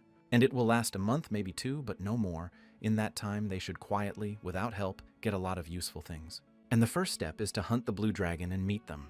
And he still had one more worry that he decided not to talk to Altair about his return to the past, because she hadn't yet mastered contact. But the conversation with the law had been forgotten for now, and Ned had been right when he'd said that a man she'd just met was approaching her and talking to her. In short, she had been his girlfriend in the past, and it would be interesting to see who she would take him for. There are two options, either a fool or a pervert, and he doesn't know why. But the princess trusts him, so we have to tread carefully. But Adam understood the need to embellish a bit, but he didn't understand why Altair trusted him, since Lucius's recommendation must have had such an impact. Or maybe it was the fact that Altair had lost several people important to her in her past life, so she was secretive and distrustful. And at the same instant they arrived at the place, and the man in the carriage began to tell them that beyond the pass lay the plain, the largest grain region of the continent. This was his home. And it turns out they were from here. And thinking about it, Ned began to remember that he had been here as a child on a family trip, and the fields of wheat that never ran out were more impressive than ever.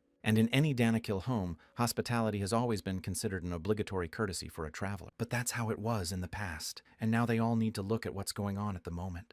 And as soon as they looked out of the carriage window, they saw the vast wasteland and the ruined houses that stood lonely throughout the neighborhood, and the many dried-up bodies that lay outside the houses. And it was horrible. It started 3 years ago when the Blue Dragon arrived. And as soon as they got out of the carriage, Altair began to talk about how he settled near a body of water and began to poison the water with his poison, and the healers were unable to purify the land, and in 3 years, 80% of Pashin had disappeared. And soon the remaining 20% will disappear. Then the earth will become eternal, and it is a miracle that it still yields crops. And it is all about river water. And now is the golden time. If they miss this moment, they will lose not only the fields to sow, and as they began to approach the settlement, the knight who met them began to tell him to make himself at home. And inside the settlement, Altair continued to tell Adam that this aid station also gives shelter to anyone who has lost their home. They teamed up with soldiers sent by the owner of these lands, Danakil, but goods were still in short supply. They had to wait, gather what they needed, and travel on.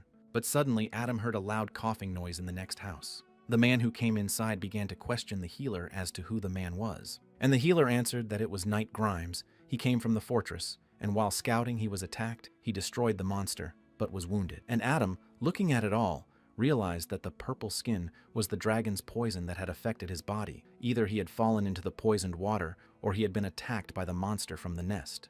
And worst of all, the healers can't help, and he is left to wait for death while the comedians try to ease his suffering.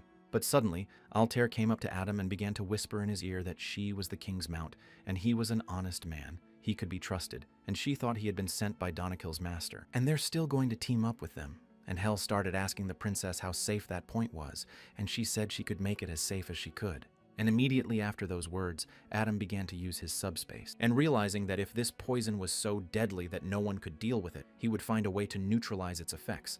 Every poison has its antidote. And now this station is a level 1 secrecy military base, and with his potent poison, Adam decided to cure that guy. Fade won't be finishing his poisons anytime soon, and the thing is that the key ingredients are very rare, and some of them can only be obtained from Adam's body, a strong poison based on the blood of a human dragon. And it destroys all the connective tissues. However, if you determine its concentration and control the condition with the help of a healer, the body can be fully restored once the poison is neutralized, at which point Adam told the healer to heal this man every 3 seconds after the injection. Poison in drugs and medicines. It all depends on the master and the method he uses, and the princess didn't know if Adam's needles would work against the blue dragon's poison. Altair's mana detector beeped that someone was approaching them. And at the same time outside, the commander of the night squad welcomed the head of the trading company. And he started talking about how they hadn't seen each other in a while and started asking how they were doing. And once he turned out to be the head of their trading company and said he was glad to see them. But the commander of the night squad about the contents of the letters they sent to his father, and it's the host of the Donatel, and they're putting together a raid on the Blue Dragon, and they've been helping each other for a long time, and you could say they've become family in a way. And so being the eldest son of the owner of Danakin, he just can't help but wonder who is behind them. But the head of the trading company couldn't understand what he meant, because the hunt for the Blue Dragon should only start after a year, and on the condition that the Holy Sun would find the dragon's heart. And so they sent their man to the third parish, who periodically put him on notice. But now the temple is closed, Lucius has canceled all meetings and locked himself in his office, and they understand that the situation for hunting is unfavorable, to put it mildly. And it would also be right to come to the castle first and meet with the owner of these lands. However, the fact that they are so successfully preparing for a raid and asking for military assistance leads him to believe that someone is playing a game for them and that they are being dishonest. And as soon as the head of the trading company heard this, he began to answer him that there was nothing wrong with the warning, to which he received a reply from the master that he himself began to ask the commander of the knight's troop whether it was he who had ordered the check or whether they themselves had made such a decision. But the commander, waving his hand, began to say that it was useless to gain time for himself with such jokes, and now first it is necessary to unhook the rescue point. But suddenly they heard a loud scream coming from a neighboring house. Once inside, the commander immediately started yelling at the front door what was wrong. At the same moment, he saw a man who was lying on the table and started screaming terribly in pain, and I realized it was Sir Grimes. The commander didn't understand what was getting him so worked up. And am I really the one sticking the needle he's holding? And at that very moment, he began to snatch his sword and shout at Adam to move away from Sir Grimes immediately. But no sooner had he taken a step than a woman's heel struck him right on the helmet, and Ophelia, who was standing behind him, started asking why the hell he pulled out a sword. But as soon as the commander turned his battered head, he saw Ophelia, the knight patron of princesses, and began to ask what she had forgotten here and why she was in his way. But suddenly the princess began to tell him that she had overheard their conversations with the head of the trading company, and his suspicions were natural. Still, they cannot interfere with the upcoming hunt and harm their comrade, and the letter my father received was not a request for help. And about the order given to her personally by the princess of the kingdom of Altair, Justine Kane. And after the princess's words were spoken, the commander's eyes widened. He got on his knees and began to apologize to the princess. After a while, the knight, squirming in pain, began to tell one that he didn't even know how to thank him. And the commander started apologizing to Adam and couldn't believe he could save the elite knight of their squad and didn't know it. And so he was rude to him, but Adam told him to raise his stupid head and actually think he was actually capable of apologizing. Apparently not all was lost yet. And at the same moment, a princess came up to him and started asking him if he remembered the times when he was in the academy. When they were given collective assignments and the guys on his teams because of his stern character, but to be frank, they always paid more attention to detail than anyone else. So there were no disagreements or contradictions in the group and he was unapproachable. And now, as always, he wanted to find out about everything personally, and the incivility in his character inclined him to trust. And the conversation went further, to the point where she began to tell the commander that, as the Duchess of Rindel, she would like to declare that Adam was sent by the goddess Arya to save the Holy Sun and the whole world from destruction. And as soon as the commander heard that control again, his eyes widened, and greed clouded them at once, and they could not recognize among them the followers of the cult of the devil. But Mr. Adam the Blessed Leek himself appeared as their savior, and at the command of the goddess, the heart of the dragon was given to him. And his will is the will of Arya, and they must obey it unconditionally. And Lucius himself wrote this letter. And the commanders immediately started sobbing with happiness at the fact that the saint and the sun and goddess Arya were in favor of him. It was incredible, based on the prophets, to share that role with him. And he immediately started saying that goddesses come to him, but Adam, who was watching all this, realized that now you can open an office called Professionally Cheat for Money. I also have a letter. It's just a princess fantasy. And as he left, Adam began stroking the princess's head, as was his old habit. And the girl watching all this could not understand what he was doing, and so the rest of the group accepted him as commander-in-chief without hesitation. And in this connection he had several duties. He applied them to other patients, but it was not possible to cure them completely. And after a few days the disease began to spread through the body again, so it was necessary to create an antidote as soon as possible. And the ingredients for it can only be found in the Great Forest, located in the western part of the continent of Aslan. But once in the forest, Ned said he thought the forest would die out like the Christian towers, and couldn't believe such a place still existed, for the forest was of fantastic size. And the feeling here was different. It was due to the high concentration of energy, and after the village, one would not be able to ride a horse, as horses were afraid of the strong mana. But the head of the food company couldn't understand that they needed to go deeper into the woods because it was scary. But Adam replied that it was safer here because there was a smiling girl walking around outside and he couldn't leave him here. And it would be convenient to use subspace, because he once asked an angel if it was possible to put a person in space, to which she replied that it was possible and she had no objections. And by the way, the angel kept saying that the previous owner of Silver Shoulder, and that one complained about his mate. After returning from underspace, my head didn't move for a few days. I was a beast and wondered what had happened. Suddenly, Adam realized he had to protect his friends, keeping them under his wing. And what silver key was he talking about now? But a little later, the princess began to tell them that that village on the outskirts used to be Danikil's land, and now there was an outpost there, and the team members who had arrived earlier were already waiting for them, and they needed to get to the outpost as soon as possible. And starting to move, Adam galloped alongside the princesses. But suddenly something strange happened, and Adam realized it. And he couldn't figure out what it was because for a moment he felt someone's eyes on him. And the princess asked him what was wrong. But Adam, on second thought, told the princess he wanted to check something out. And the last message from the village 2 days ago, a homing pigeon flew in from them, and that was it. And Maya from the magic tower had installed a device that would release red smoke if there was trouble in the village. But this was their first trip there, so they told her. And she personally scanned the surrounding area. Through her eyes, they found no ambush or camouflage skills and decided that everything would be fine. After all, they have such talents in their arsenal. But what does only one know about the forest or the elephant? And he began to reminisce about the past, about how he had been told that his homeland. And he wasn't sure if this story would be of interest to anyone if they wanted to listen to this just nonsensical account of the past. To this I answered him, in terms of the story he mutters even in his sleep, and told him about this place. Every time there was danger, he lit a fire, as if trying to drive away the darkness. Through this, he had learned enough about this place, and while it was beautiful, behind its beauty lurked something that could irrevocably consume a person. And at the same moment, Adam began telling Ned to protect the head of the trading company. After all, an attack could happen at any moment. As they made their way through the forest, the princess suddenly noticed something strange, something standing in front of them. It was as if all the branches of the trees were connected into one. And when they came closer, they saw that it was a forest door, and it was blocking the way of the uninvited guests. And it used to be in another part of the forest, somewhere beyond the village, but they hadn't gotten to it yet, and she didn't understand why this door appeared here. Suddenly, a loud voice resounded among the trees, addressing the people. They left here because it's not their land. At the same moment, Adam began to tell him that the last news from the village had been 2 years ago.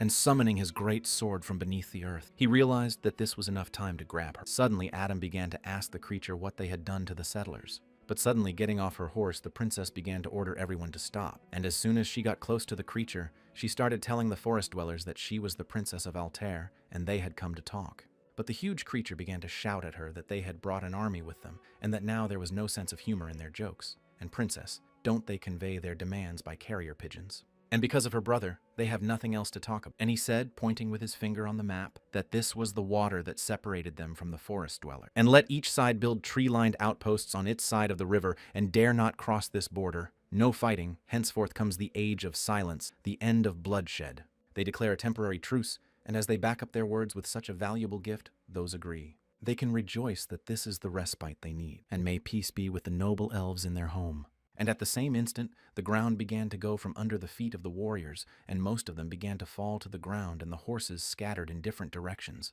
But Adam realized that elves had long ears, lived several times longer than humans, and had a high affinity for Mary, and their kind had long ago formed their own kingdom. And over 2,000 years, using the life energy of the forest and developing magic through alchemy, the elves built an impregnable fortress. The knights began to shout that they had nothing to complain about. If they acted as they did in training, everything would work out. But suddenly the horse began to step on some strange substance, and at the same instant there was a tremendous explosion. And the standing princess realized what they had answered with, and was very sorry. Immediately, the huge creature in front of her began to open its huge maw and spew bright light towards the princess. And a huge bright light began to illuminate the entire forest. And at the same instant, from inside the watchtower, from where the elves watched the forest and the magical plants, they thought they had destroyed their opponents. And they began to rejoice that this worthless princess and those who had invaded their land were killed in an instant. But there was nothing to rejoice about, because after the bright flash, silhouettes of people began to appear. Adam and the princess, and he, with the help of his dragon slayer robe, which reduced any magical damage, was able to repel the attack. And with the help of the sacred barrier, which anchored the enemy's attack with holy power, and whose range could be increased depending on the user's skill, the healer commander was able to completely repel the attack. And once Adam asked the princess if she had taken it, she said thanks to him. All the elves defending the forest door are just soldiers and whatever their formation. That wouldn't stop Adam, and using the language of the dragons, Adam said that the gate would open because there was power in his words. The huge gate in front of them began to open and diverge in different directions. Looking at it, Adam realized that the salt he felt on him had come from there for the gate to open. After all, the center of the tree is the watchtower, and the elves inside saw the door of the forest open and could not believe how this was possible. And in the same instant, the two elves started wandering around, and the little elf turned out to be a girl standing in the same spot. I saw Adam go up to her and tell her that she looked very small, but she was definitely over 100 years old, and she would punch someone in the face once first. And then they would have negotiated by now, but suddenly the little pixie started screaming at Adam to let her go to the ground as soon as possible, Looking closer, he realized she was a little different from the elf, especially her eyes, which were different colors. And at that very moment, a huge arrow flew right into the place where Adam was standing. And just as the explosion went off, Adam was thrown aside, and the falling little pixie started screaming that he was an idiot and decided to send her to the other world, and she was having a hard time controlling the force, and they should try not to get hit. And she'll give him vodka again, and he has to finish him off. Real close by, Adam realized he had memorized this skill and this power, and it was one of the 10 strongest. An unsurpassed archer who in the future will be together with humans to fight demonic creatures, Daniel and he stood and realized that the distance to the target is 1 kilometer and wanted to kill Adam with 1 arrow. He is one of the 10 strongest, unrivaled archers who will fight alongside humans against the demonic beings of divine Daniel in the future. And Daniel realized that the distance to the king was 1 kilometer and decided to lay the house of A with 1 arrow. Using his head, he shot right where Adam was. And the other foals noticed that the enemy was attacking, but they didn't understand where the arrow came from, because the forest was very thick and they couldn't understand where it came from. But the girls decided to find out by using their visual abilities. Gray was able to transmit image and voice information between the remote-controlled golems, and the first went to Commander-in-Chief Adam, while the second determined the direction of the attack, and that the trees were too tall, and the maximum movement radius of the golems was 200 meters. And at this very moment she still saw the enemy that way. But before she knew it, the arrow was already flying towards her golems. And in the same instant, the arrow hit the target, and the girl realized that it was just a monstrous distance, and the arrow flew 1 kilometer away from her. And the second arrow flew straight at Adam, who stood ready for this attack. And swinging around, Adam struck with all his might with his huge sword, and was able to deflect an arrow that flew straight at him. Both the little elf girl and the princess watching were amazed at what they saw. And Arthur, standing in the same place, remarked that it was a good attack. And the pixie couldn't believe her eyes that he had deflected the arrow, because that simply couldn't happen, and it was most likely an accident. But even that didn't matter because Adam's arm was badly wounded, and he wouldn't last long, and she immediately started yelling at Daniel to use something more serious. And she would support him, and as soon as he heard those words, he listened to her and fired 3 arrows, which turned out to be 3 red comets. And in the same second, they started flying straight at Adam, who was standing at the back of the woods. And as soon as he stood up and turned his head, he saw that the 3 arrows were crushing and faster than usual. They were red comets. And because of his speed, it would be difficult to deflect the arrows even with his dragon tongue, and if he dodges, he'll get hit by the shockwave. And getting serious, Adam decided then, he's gonna do some tricks too, and swung his sword several times. And Ned saw that Adam's body was as slow as the swing of a sword. But in reality, not even a second passed, and in the next instant, his movement turned into a dragon's. And at the same instant, there was a loud explosion in the forest. And in the east, one of the significant last words in the Royal Theory Flow technique is dragon. It's true that everything depends on the current mana and power, and as far as he knew, the technique has nothing to do with a real dragon, but it turns out it has that level. And as soon as Adam's huge attack happened, he stayed where he stood and stared at the spot where his dragon attack flew. And the elf watching this couldn't believe whether it was really a human or some monster in human form, and how it was even possible to fight such a creature. Oh, and the fact that they've already lost many brothers to the deep dragon, and if this continues, then she won't be able to keep the promise she made to her mother. And the elf began to tell Adam that they had lost and would not attack again, and started asking Adam if he was human or dragon, because she didn't know what he was. If he needed something, she would do anything, but in return, she will only ask him to help them. And then the princess started coming out with the rest of the guys, and walk over to Adam, who was standing deep in the woods next to the little elf. A few hours later, they reached the main house of the elves, and in one of the houses, the elf began to tell that Knight Grimes was indeed recovering from the poisoning, and some of the poison was still in his body. But this was the first time he had encountered a substance with such a powerful repellent effect. Though still unwell, frequent movement only disperses the poison through the body, and Sir Grimes deliberately followed the group to demonstrate by example the reality of the antidote. And after hearing all that, the man began to imagine that his name was Geron, and he was an elder of the ancient elves, and said that Daniel was standing next to him, and he was a valiant warrior and protector of the forest of Kiara.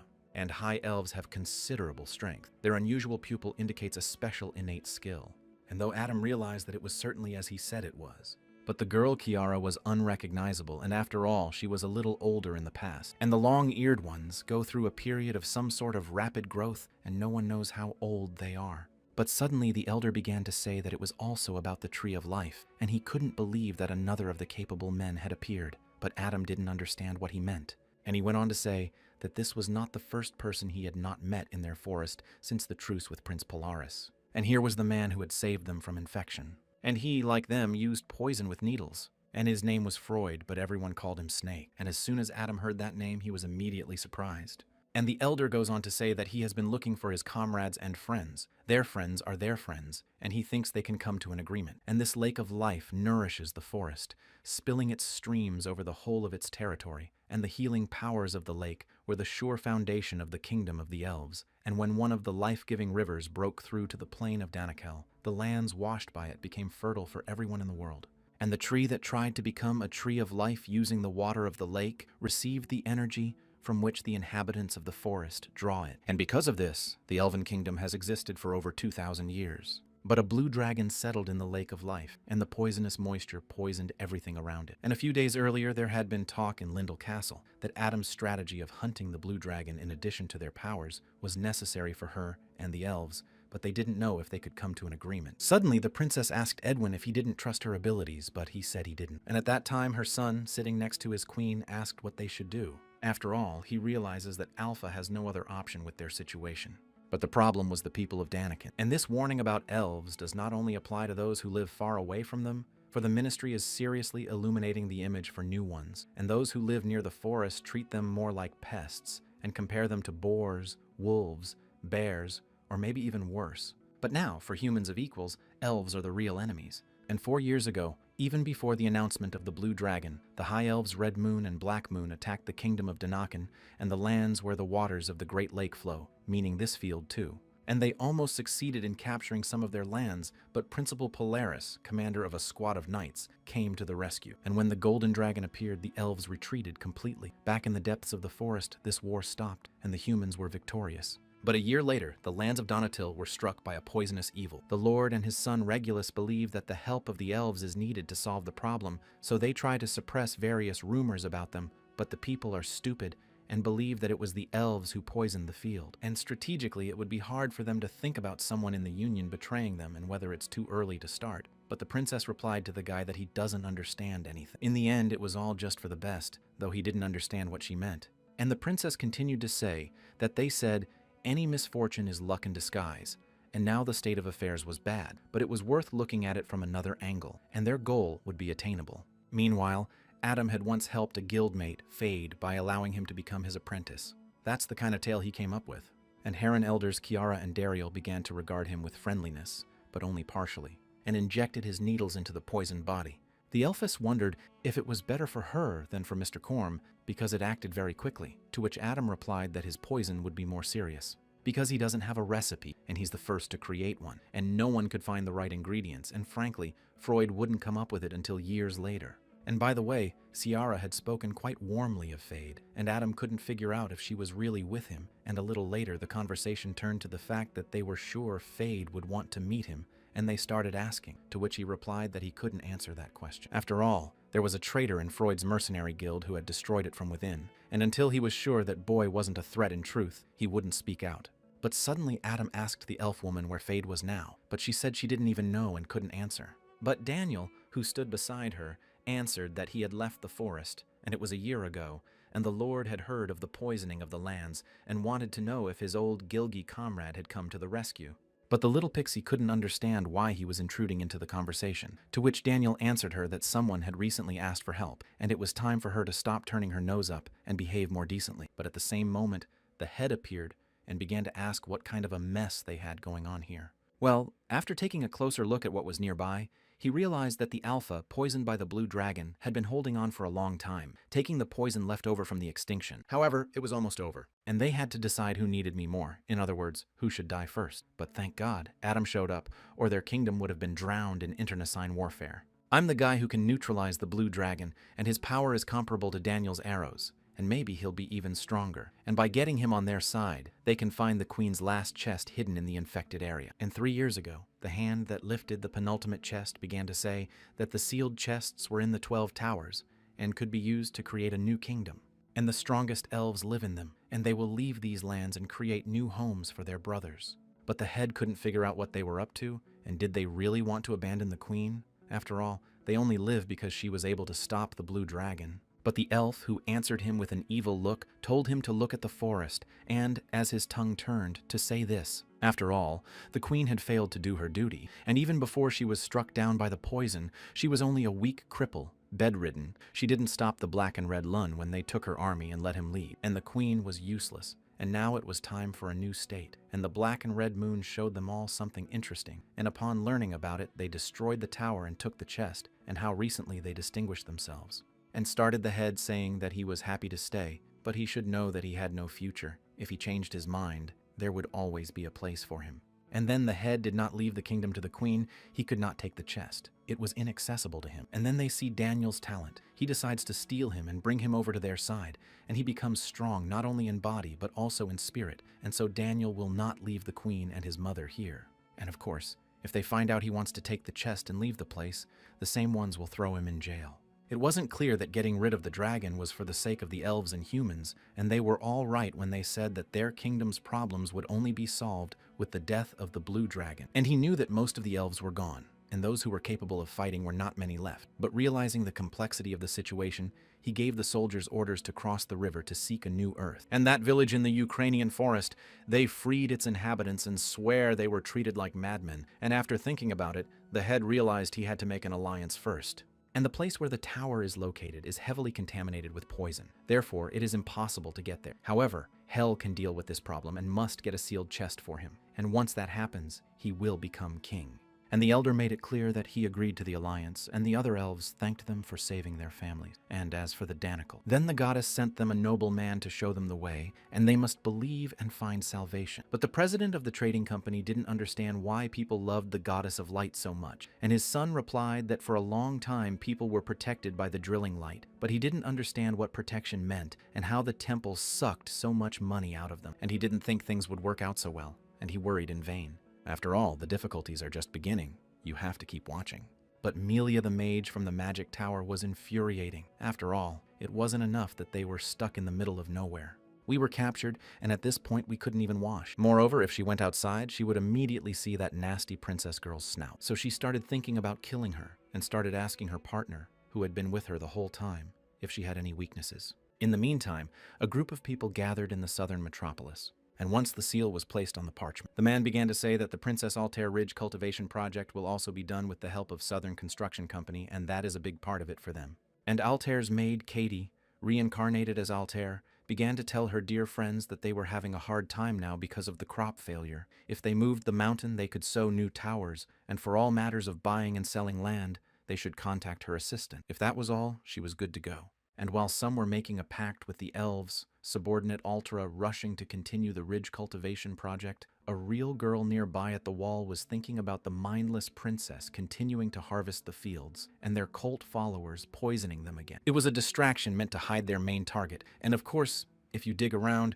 you can figure out that Altair to the south is the real princess. But after Alden's death, there was a vacant spot on the list of the 12 apostles, and the man from the east aroused suspicion in the cult. So now the devil's followers have other things to worry about. Meanwhile, Hell and his friend looked at the one place the little elf pointed to and said that if they saw these things, magical plants that create food and materials produce different things depending on the code you enter. And the alphas created them to live comfortably. And this magical plant, the mana flower, took root on the riverbank and could store and filter the water of life, spreading mana through the air. But now they were poisoned. Therefore, they emit poisonous vapors, and the prisoner has become a real lair for the monster. And just as one of the huge monsters started emitting a huge scream, the elven archers began to pull out their Loki and prepare to attack. And their first and foremost condition was to protect the village from monster attack. Because of the poison, they continued to move further away from the center and ended up in their original places of residence. And if they moved further away, they would not find places to feed so many mouths. And what's more,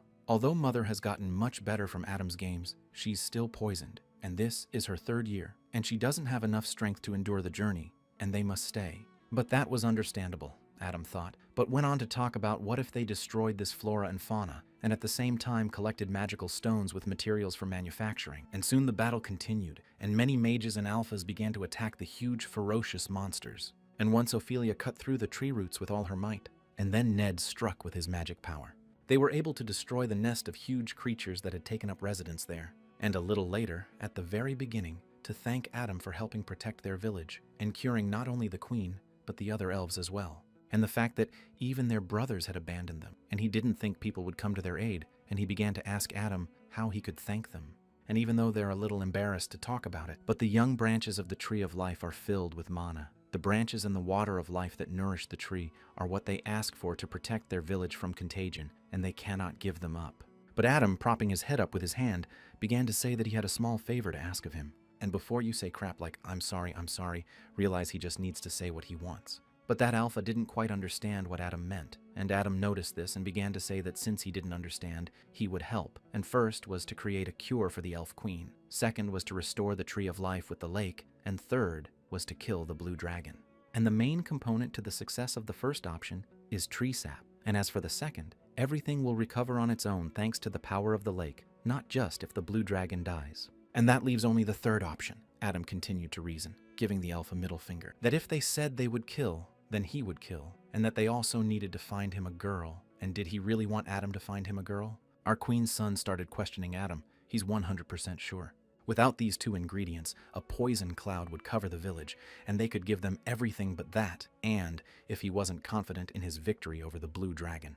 And the middle four over the elves left in the village, he alone can fight. It is his duty to protect his brothers. But Adam blandly replied to him that he could go to hell with his duties, but right now he had no choice. If not now, then when his men are ready, and if he thinks someone, the blue dragon will be waiting for him, the queen's disease, the people just waiting for them all to die, and every day he creates an antidote, and how long will that last? And he's not some blood donor for them, and now Daniel has to wake up. After all, they have to solve the problem right now or everything will come to an end. But suddenly Daniel started telling Adam that he would get out. No dialogue was building between them, and since that was the case, they would talk forcefully. And in the same instant, a bright yellow-green flash appeared at the same spot where they were standing. Her enormous magical aura began to come out, and the princess standing nearby couldn't believe her eyes that he was using the spell right there. But suddenly she couldn't understand what had happened to them.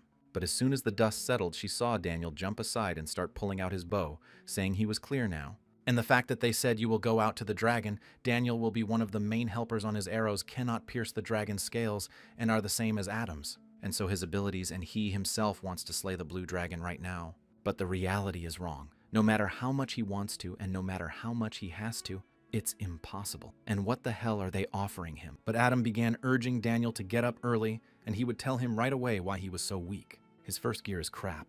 And right after saying that, Adam broke his magic bow, and went on to say that he just had the materials he needed, so they would do something for him. But now he should save his tears, and he would cry when he was done.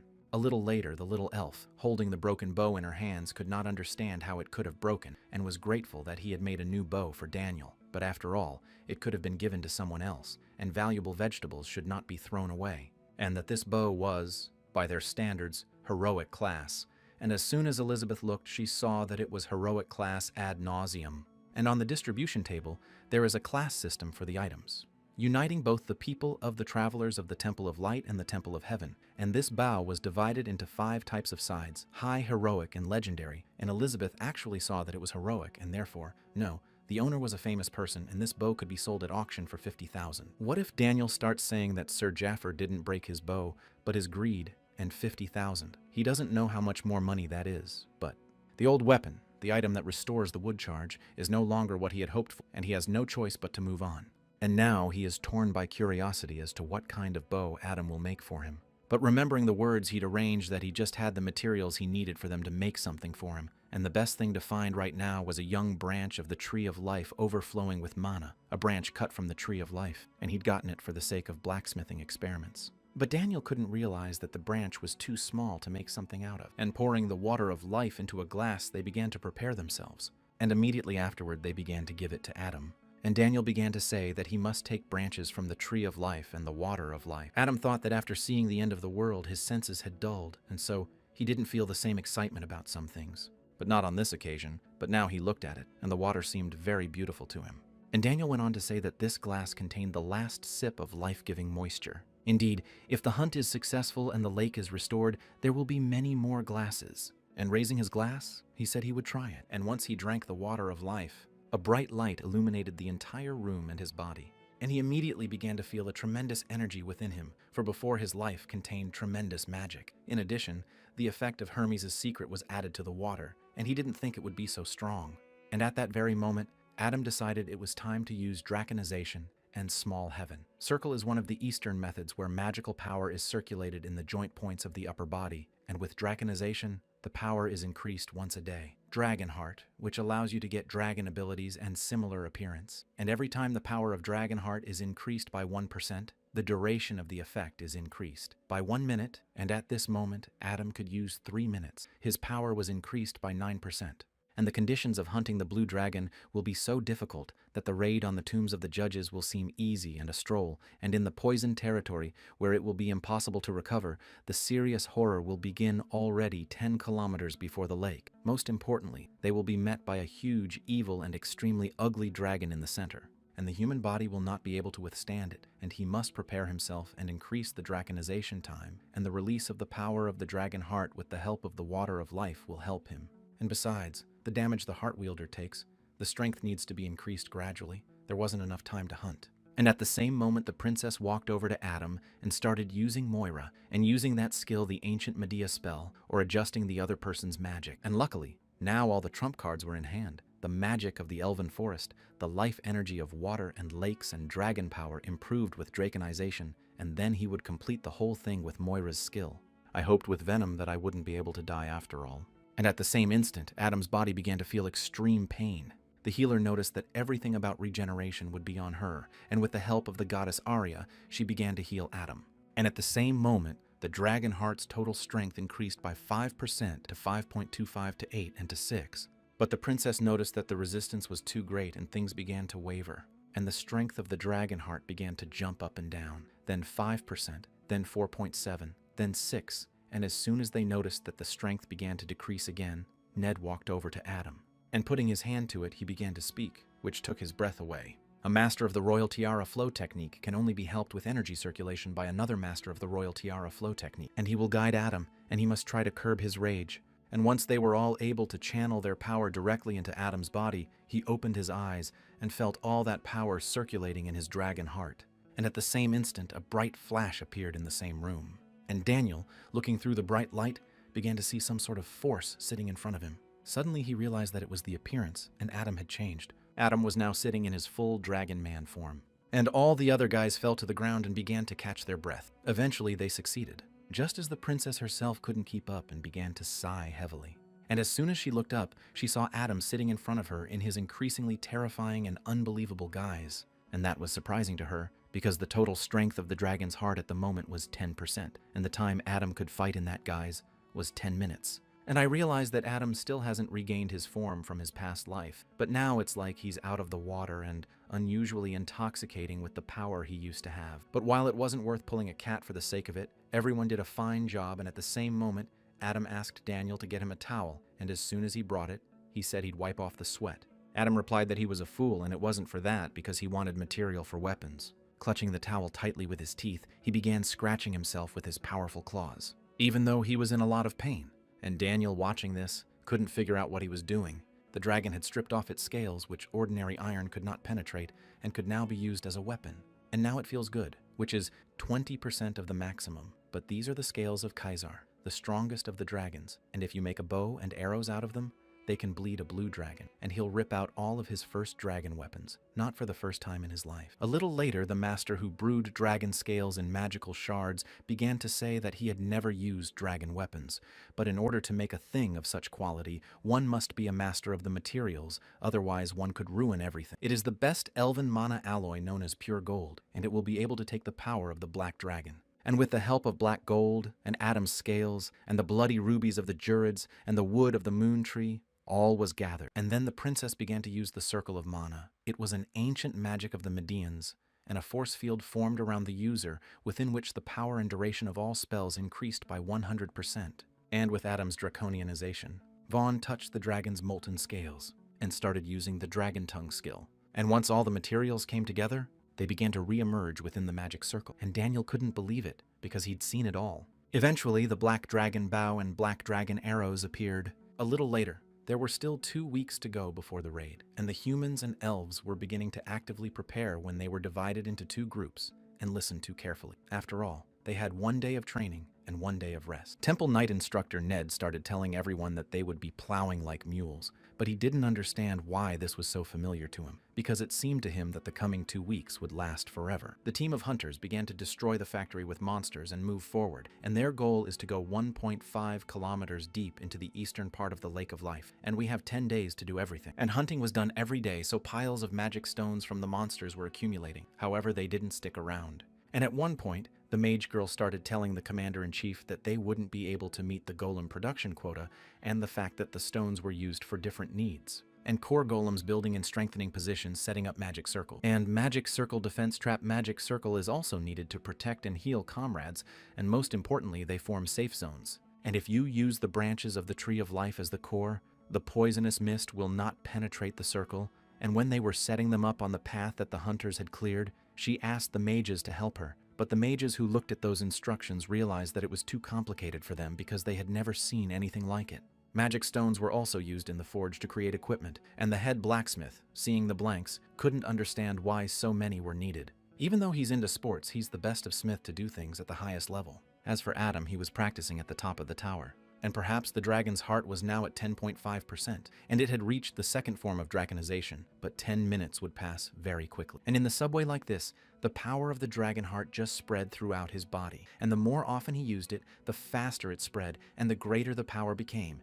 and he should increase it as much as possible before the raid, and the best option to accelerate it to 19%, well, at least to 17. If he succeeded, then there was still such a chance of defeating the blue dragon, and under any other circumstances, he shouldn't expect to win. And he will use that power over and over again until he can outdo himself, and until it reaches its limit, and will be able to cross the line and eventually slay the blue dragon. The night before the raid, the construction and inspection of the camp by the lake was completed, and all who had worked to the last were to have a good rest until tomorrow. After all, for them, those 2 weeks were simply unbearable. Adam was sitting in the tent with his friend Ned, who started to tell him that they would have to act fast this time. But Adam was so hungry that he ate his steak in a split second, and Ned couldn't figure out where his food had gone. And after a hearty lunch, Adam got up from his chair and started saying that he finally wanted to get a good night's sleep. As soon as he started to leave the tent, the princess came to her senses. And after telling the others that it was time for her to go to bed as well, and telling the older ones good night, she began to walk out following Adam. But suddenly Ophelia, who was sitting next to her, started to follow her, but Ned stopped her and started asking her if she was going to fight him. He really wants to test the techniques before going out to Ophelia and started yelling at her to get behind her, but Ned did it on purpose and wished his apprentice Adam good luck. And the princess, standing outside, began to think about what she would be told about it. She wouldn't have believed it before, but after all the preparations, they would finally engage in battle with the blue dragon, though they had tried to talk her out of it before. That somehow they wouldn't take on such a task, and she had to leave. And though they were sorry, their estate had already sent a lot of forces to the Eastern Front, so soldiers were in short supply, and they hoped for their understanding. The princess was beyond happy. After all, they can't go to battle with the dragon, and no one helped her, no aristocrats or small families, and she could only rely on her people. However, things started to get better when she met Adam, and maybe luck, maybe fate. And someone will say exactly that as soon as the princess starts to enter the tent. Where Adam was, she believed her luck. She ran up to him and started hugging him and kissing, but Adam didn't see it coming. And at the same moment, he began to feel something strange in his body. And suddenly he realized that it was Medea's kiss, an ancient magic, and the one kissed falls into mental submission, and the magic makes the target speak only the truth. But Adam began to ask the princess what she was doing, to which she told him to be quiet because he wasn't asking questions now. And she went on to say that it was no surprise that the sick woman had recovered, and they had teamed up with the Fs, and the raid on the blue dragon, which had proven impossible, would begin tomorrow, and all thanks to him, in less than a month. And she had her suspicions, so she kept watching, and seeing someone turn into a dragon man. The princess asked Adam to answer honestly what his real goal was, and he wouldn't sacrifice his strength and rip the scales off alive. After all, in their world there is a price to pay for everything. If he withholds something or does someone's evil will, no one can stop him. And hello, that's the end for everyone, so she wants to understand his plan, and he should be honest about who's behind him. Again, using his ancient magic of the one who kissed, the user falls into mental submission, and the magic forces him to speak only the truth, and the princess asks who sent him. Adam replied that he was here of his own free will, and he's only here for her, for the princess. But the princess didn't understand if he really wasn't lying, for the magic was definitely working, and began to ask in what sense he was here because of her. But looking at her, Adam began to say that she had once given her life for him, and he had gone back in time to make things right. And at that very moment, the princess couldn't believe it because she heard it. And with her strongest magic, she began to take her by the neck with her magic hand. And once her grasp reached its target, she started urging Adam to stop bullying her. But Adam kept saying her voice was like a leaf in the wind, and apparently she was a little surprised, but she knows he can't lie while the kiss is in effect. Medea's magic is considered cheating due to the fact that a full analysis is also done at the same time as the spell is used, and spellcasters can make sure everything works. There are no mistakes, and the altar boy will be able to figure out who he really is, even if he's using the kiss for the first time. And grabbing her hand, Adam began to speak. He was waiting for her determination, and in order to gain Altar's trust, there was no other way, and she could question her all she wanted, and he would tell her everything she wanted to know. And is she really not going to ask for anything? And the kiss won't last forever, though she can repeat it since Adam doesn't mind. And pulling her against him, Adam kissed her again. And at the same time, next to a huge herd of goblins that were lying on the ground. The girl didn't understand what she was doing here, for she was already tired, and the fact that the princess plays with them like harnessed horses. But her partner began to answer her that Lord Donakill had hired them, but he's just shining his name, and his real employer is Princess Altair, and they are her subordinates. And although her partner knew it, it annoyed her that she had to obey the arrogant princess, and that if they didn't get the job done, the teacher would beat them, and that made her very angry. And the fact that the princess acted like an arrogant fool during her studies at the academy and didn't sleep nights. She studied everything, ran after teachers, and she was constantly tormented by bullshit and all the problems she solved with the help of money or connections. And goal-oriented people the princess considers idiots, and the fact that she will never recognize her. But her partner began to tell Melia that the winged one was swearing so loudly and convincingly, and she decided to watch the princess to see if she would ruin their whole team. But no, she was doing fine, and she was just jealous of her. But since they've been given orders, they have to calm the little girl down before she makes a mess of things. If she is successful, she will be recommended as a court mage to several aristocrats in the capital, Duke Gurnetti and Marquis Klein. After all, they asked to find them Omaha, although the conditions were not easy, and they looked not only at age but also at achievements, and there were no suitable candidates, so the aristocrats decided to take a good fighter. And most of the warriors have outside support, so she's the only one acting on her own here. If they killed the dragon, there would be no questions at all, and she could become a court mage in the capital. And after saying that, her eyes shone with joy. And they decided to go home, for the ordeal with the Golemas was over for him. He needed sleep, for tomorrow he would be on his way, and the elder of the elves was watching all this. And once he realized the mages were gone, he began carving magic runes into the golem. Not that the golem would perform certain actions according to the magical symbols on the surface of its body, if it added a few signs here and there. Then the golems would only obey his orders, and he already wished it would be morning sooner rather than later. And the next day, as soon as the echoes of the drums were driven away, everyone started to go to their seats, and all the hunters and knights began to line up. And the mages standing on the ledge were staring at one point, and Ned realized he shouldn't say it out loud. Everyone understood that someone is going to drown in mud today, and some will see a turning point in history. And at the same moment, the princess, along with her tributes, began to cast a strengthening spell on Adam. And most importantly, the healer began to ask the goddess of light to grant Adam a Siddha. And the little elf, with the help of the merciful tree of life, began to release mana towards Adam. And the last was the princess who most endowed him with her magical powers. Adam knew he was walking the path of blood. However, it was much worse than that. And when the princess asked him why he was taking over the place again, her question surprised him. After all, she goes ahead. We can't imagine the future, and Adam knows everything in advance, so he'll do much better. And in the end, he'll get what he wants. And the princess, with the help of her stars, began to empower Adam because she knew that Adam would overcome all obstacles, crush all enemies, and help her win the throne. And when the time came, she should make him her king. And after the brightest light appeared beside Adam, he turned into a new weapon of mankind, the Dragon Man, and let the blue dragon eat. The group had a total of 225 stormtroopers in charge of long-range attacks, and assistants who dealt with healing and various spells and golem control and repair, and defenders who were involved in positional defense and helped vanguard. There were 224 men in the rearguard detachment, and only one in the vanguard, who was ready to defeat anyone he met in his path, and one who stood behind him like a mountain and believed in his strength and capabilities. And when Adam soared into the air using his wings, or in the air, he thought of the rear and front being far apart and very different in structure, an absurd idea, but this way they had a better chance of winning.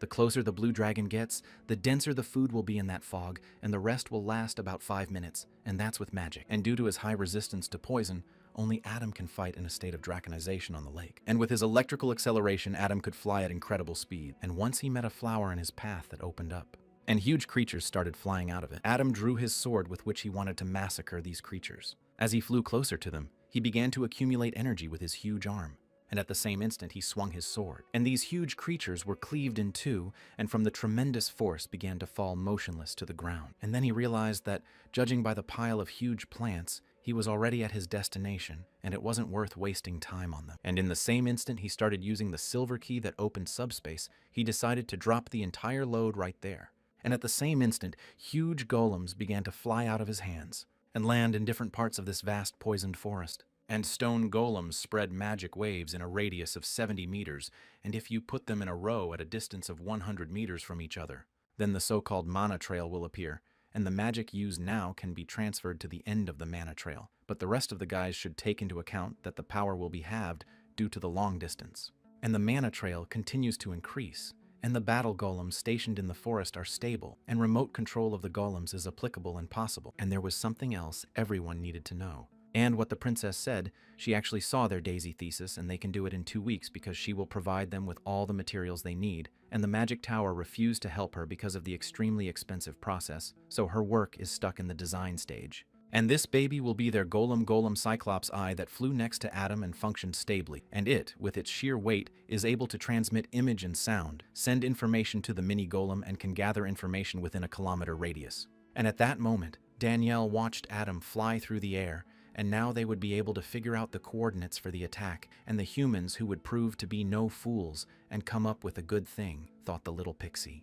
But the princess watching the broadcast began to notice that the wings of a deep dragon could be seen in the distance, who lay in his poisoned swamp, and as they flew a little closer, the infected lake, the tree of life, and the blue dragon became visible.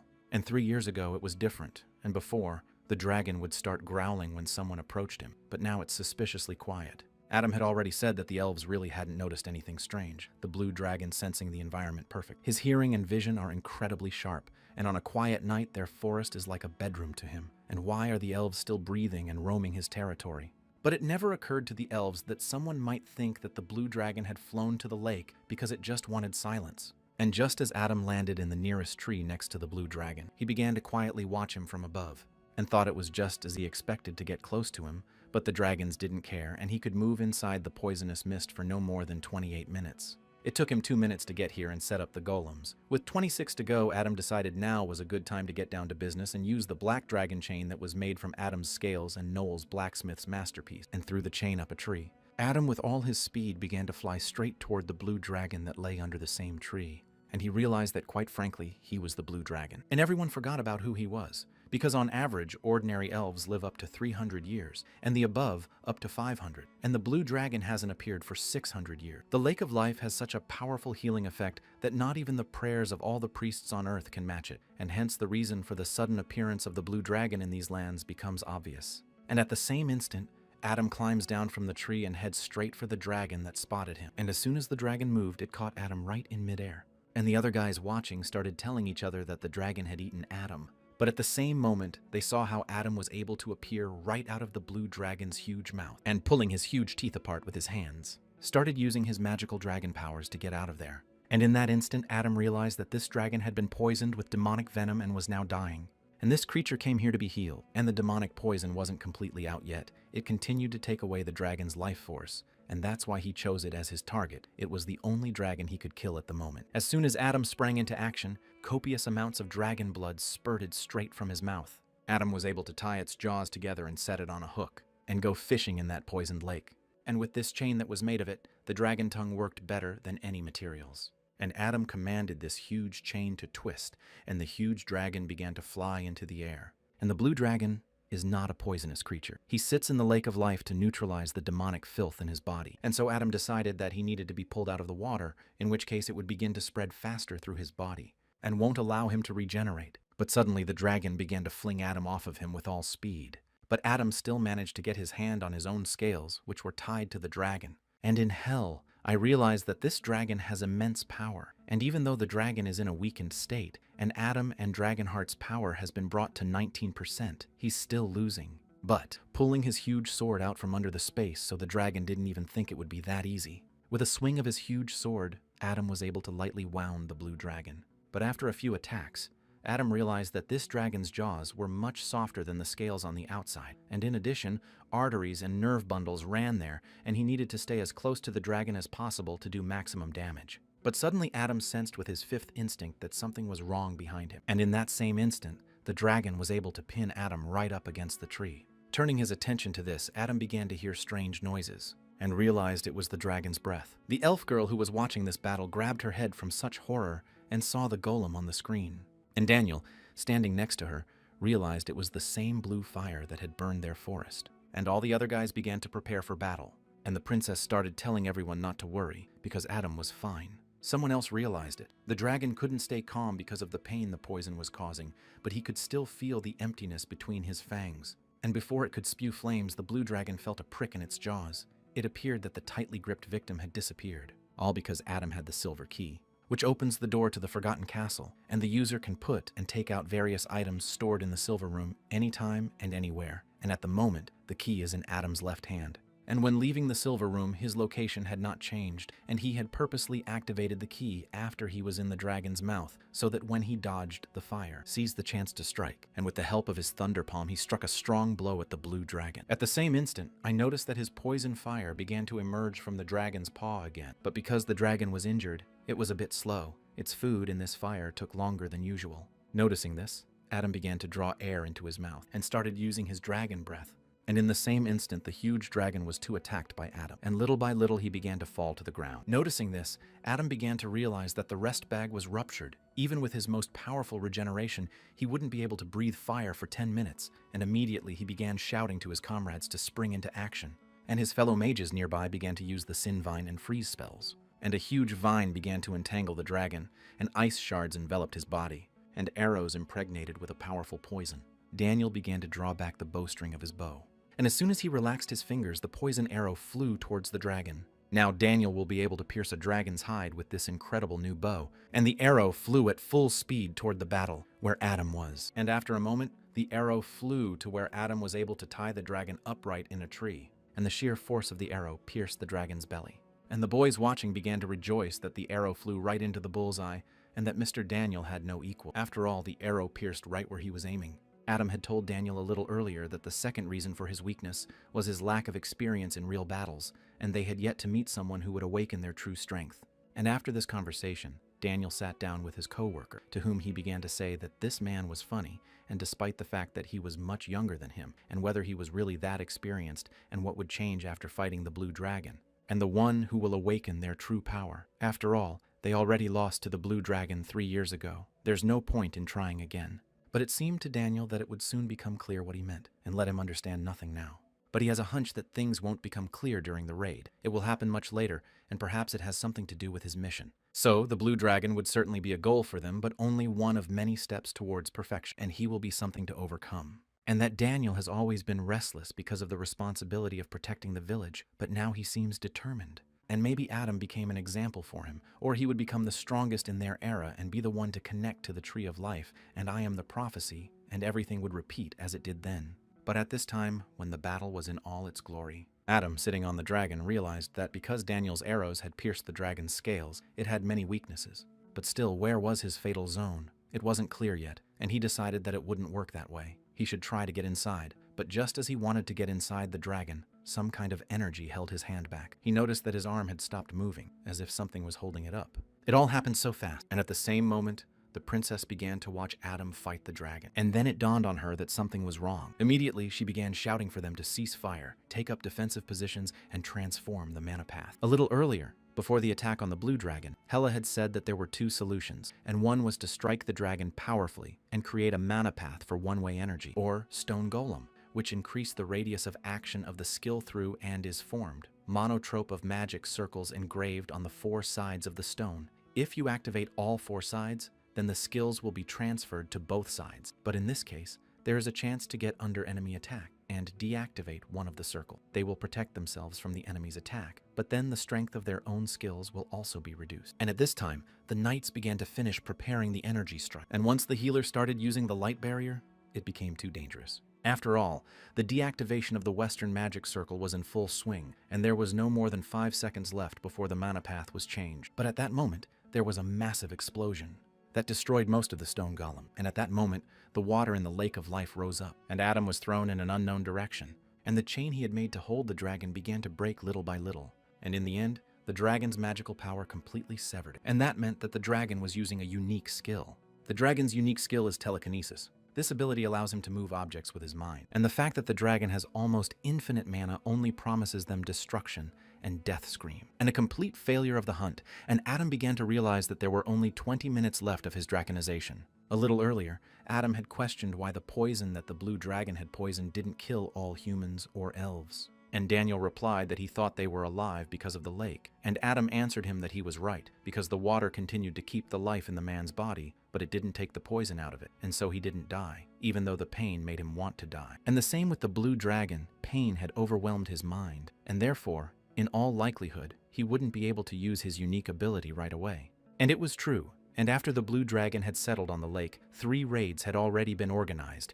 and each time his attacks became more and more monotonous, and it turns out that the threat from the elves did not bother him. But this is the perfect opportunity for an attack. True, it won't last long. This story won't last long. The dragon would rather come to its senses than be targeted at all, and then the real battle will begin. And then the real fight against the blue dragon will begin.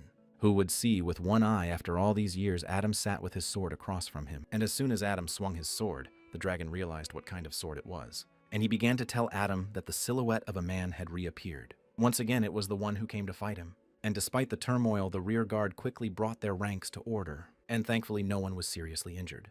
And the mana path change was successful too, because with the help of the magical road that was formed from the mana used inside the monotrope, the skill was moved to the very end, and because of that, Adam was able to avoid being hit. However, Adam believed that there would be nothing left of Argard if it faced the power of the deep dragon, and the mage girl couldn't believe that Adam was so unsure of them. But what pissed her off most of all was that he was 100% right. After all, now their strength will be even less, and only Daniel will be able to shoot. At long distances alone, they need to come together and show all they can do. But the problem was that the Scarlet Comet would take 4 seconds to travel 1.5 kilometers with his super-fast technology, while the other one would take as much as 12, and he could hit if the devil held the dragon for 4 seconds. And the door behind which the success of the dragon hunt awaited closed. And everyone was waiting for a man, one that won't allow her to shut down permanently and irrevocably. And at that moment, Adam was running away from the blue dragon's ultra-precise attack. But suddenly he noticed that even a sturdy branch capable of supporting the dragon's weight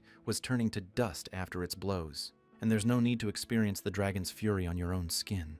And piling onto the magic tree, Adam tried to hide from the blue dragon's huge attacks. But he noticed Adam and began aiming his attacks right where Adam would fly in a few seconds. And at the same moment, the dragon, using his telepathy skill, aimed one of the tree branches directly at Adam, which hit him, and he started to fly off to the side. With venom, he realized that he now needed to soften the blows that followed. And once he knocked down a few more trees, then the dragon flew in and opened its huge maw. It came closer and closer to Adam.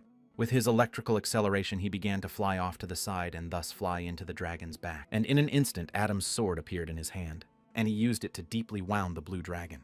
And shortly thereafter, there was a tremendous roar, which caused the water that was near the Tree of Life to start erupting in different directions. Still, the dragon was able to fall into the lake after Adam's strong attack, and the mages watching this realized that the blue dragon fell into the water, but did not understand what they should do now, whether their efforts were in vain, because of the dragon's poison, he would not be able to recover quickly, and the water of the lake would cause him great pain, and he would drown. But now there was a bigger problem. That means the poisoned water is out of its banks. And the plants used as material are tasted exclusively on lake water, and the more water, the higher the quality of the product produced. And having absorbed the poison, the plants produced offspring.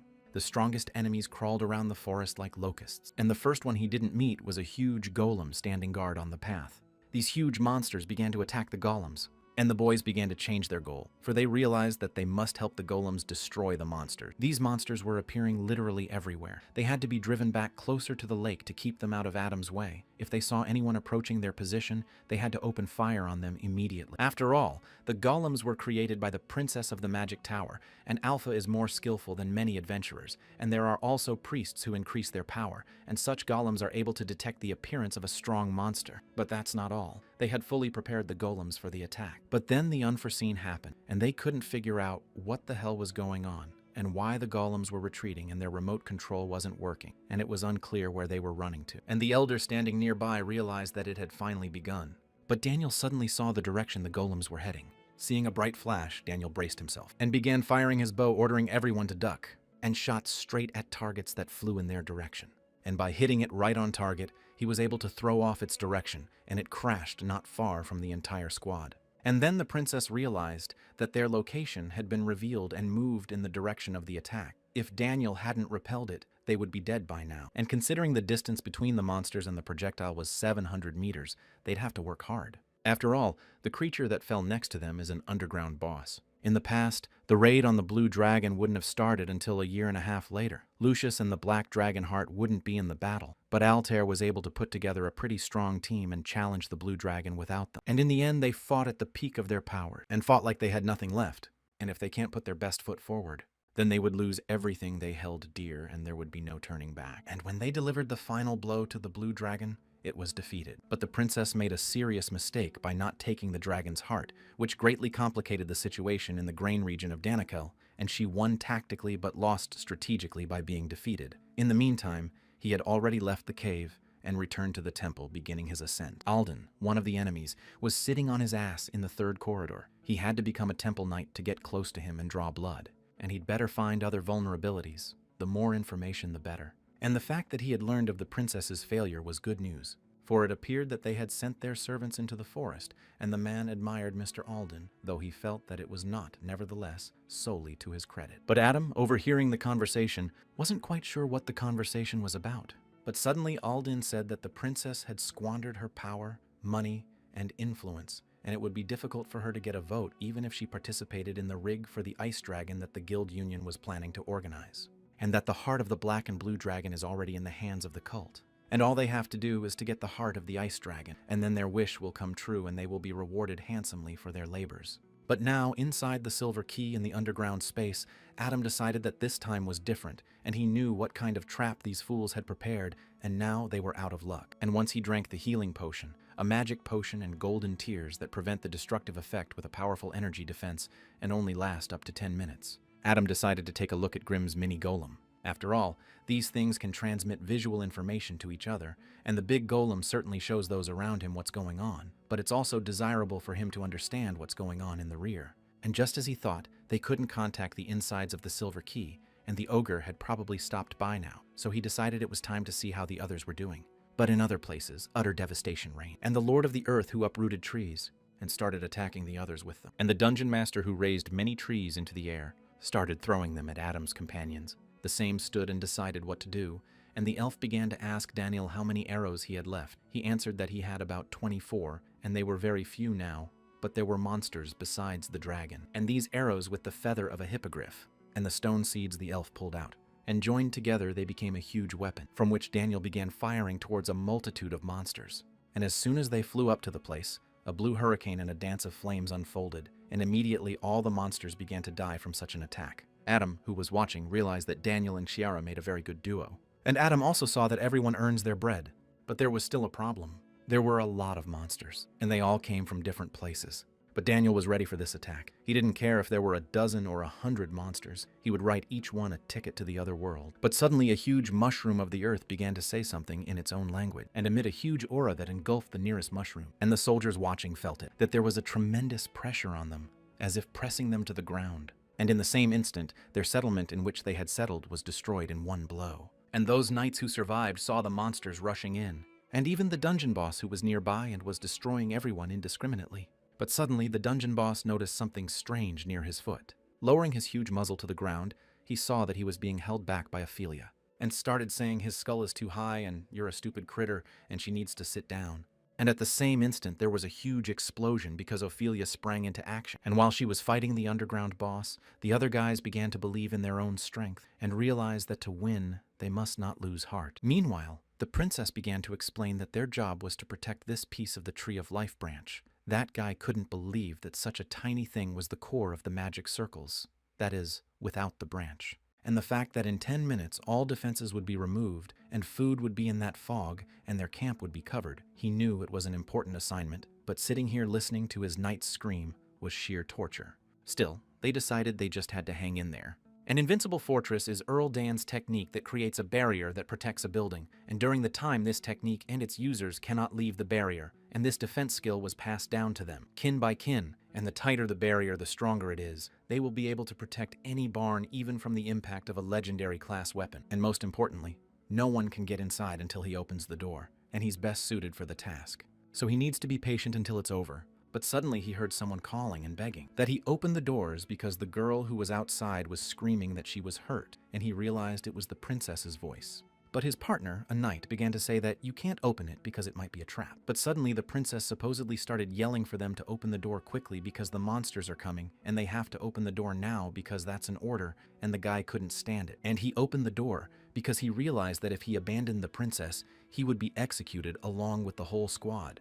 But as soon as he opened the door, he saw the elder in front of him, who spoofed the princess's voice using the chameleon acorn artifact. If held in the hand, it memorizes the voice of the object. If put in the mouth, the user will speak in the object's voice. And at the same instant, the elder began to use his staff and caused a bright flash. And as soon as they looked, they saw a bright light. They stopped seeing everything in the neighborhood. But the elder was only able to blind his opponent for 3 seconds. But it was enough because he used an acceleration spell on himself. And with all speed, he moved toward his goal, which was motionless. It was the nucleus of power. But suddenly Ophelia, who was fighting outside, heard a scream. And in the same instant, everyone started shouting that there was an emergency, and the core of the magic circles had been stolen, and that the elder was fleeing from the camp.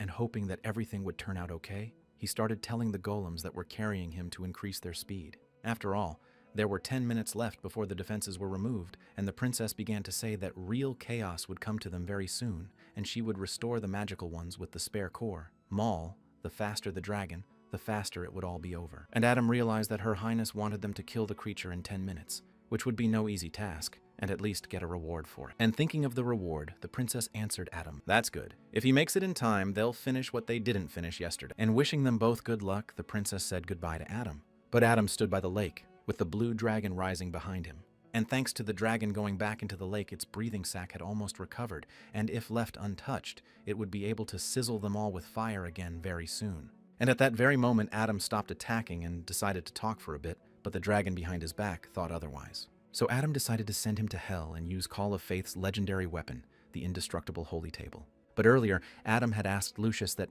by the way, he could use the thing. If Lucius wants, he can pay for the delay out of the deposit. Well, he did manage to convince Lucius after all.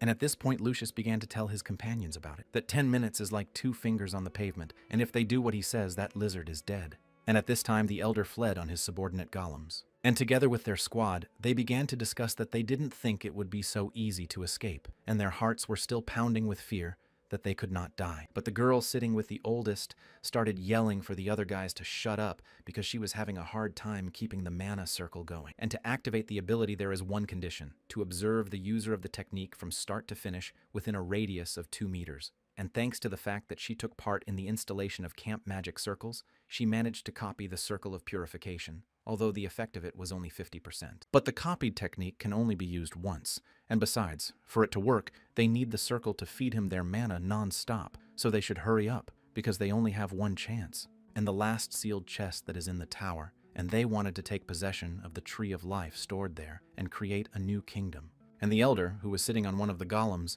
began to thank the guys who stayed with him until the very end.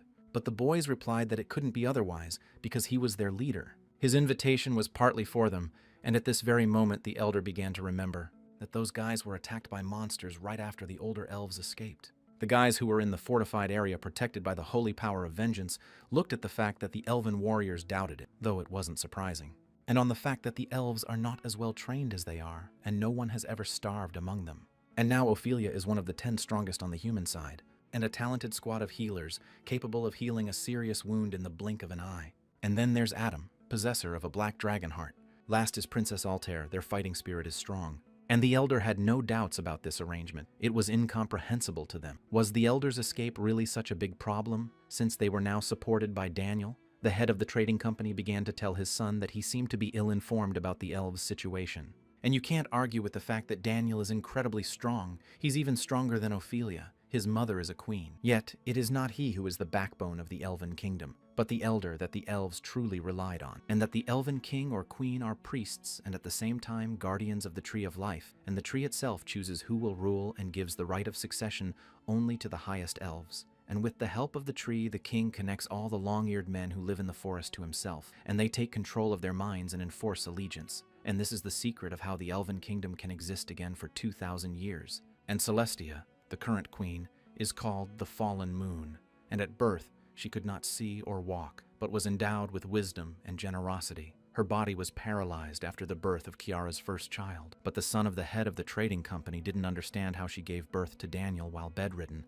to which his father replied that there were rumors of Kiara's birth. As a result of the queen's betrayal, it is for this reason that the heiress is not treated as a high elf, and Daniel is a legitimate child and a true talent. But he says the queen will be a bow, and the time of the crown should fall on the shoulders of the one whom fate itself has marked. And when things were good, Daniel's modesty didn't cause problem. But when the kingdom began to fall apart, its inhabitants needed a leader who would bring peace and tranquility. But Daniel did not turn out to be such a leader. He declared that this was not his role. So after the betrayal of the High Elves, the people of the kingdom pinned their hopes on the Elder, who at this time was rushing straight to the tower to revive the fallen kingdom. And the elf girl who controlled the golems, sitting next to the Elder, couldn't figure out if they were doing the right thing, and if they should be worried about abandoning their kin. But there was no way to defeat the dragon, and there was no point in dying.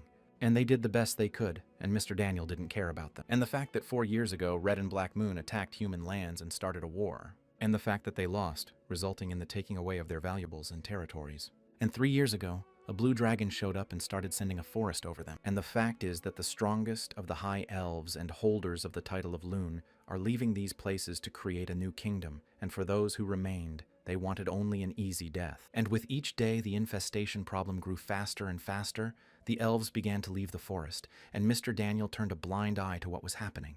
And that's why they have an army of people in their territory, and an alliance between them. These are just words. And they have no resources or strength to stand up to the humans, and whether they defeat the dragon or not. And then there's the collapse of the kingdom. Mr. Daniel left them. He never understood what needed to be done, and in vain they had no faith in him. They feel sorry for His Majesty, but there is a limit to everything, and they need a new faith and a new life. And so, after several dozen kilometers, they finally began to approach the tower. And the Elder realized that at its apex was the ancestral Tree of Life. And the fact that they will find fertile land far away from this place and plant one of them is her hope. And the tree can only choose him, and then he will finally be king. But suddenly one of the elves told the Elder that there was someone in the distance near the tower. When they looked closer, they saw that some strange creature with red fur and long horns was standing near the tower, and that he scratches with his huge claws. It couldn't end on the same world. The monster started to put a huge amount of pressure on the whole area. And at the same moment, the huge monster began to growl loudly. Because of this, the alphas standing next to him were frightened to the tips of their fingers. They couldn't understand what this creature was standing in front of them. Meanwhile, the head of the trading company was musing that he had noticed one oddity in the high elves who had gone for a new life with the seeds of the tree, and especially the red and black ones. If they founded a new kingdom somewhere, they wouldn't be able to gather their troop, and besides, there's no word of any new elven states. And he wondered where the fugitives had gone.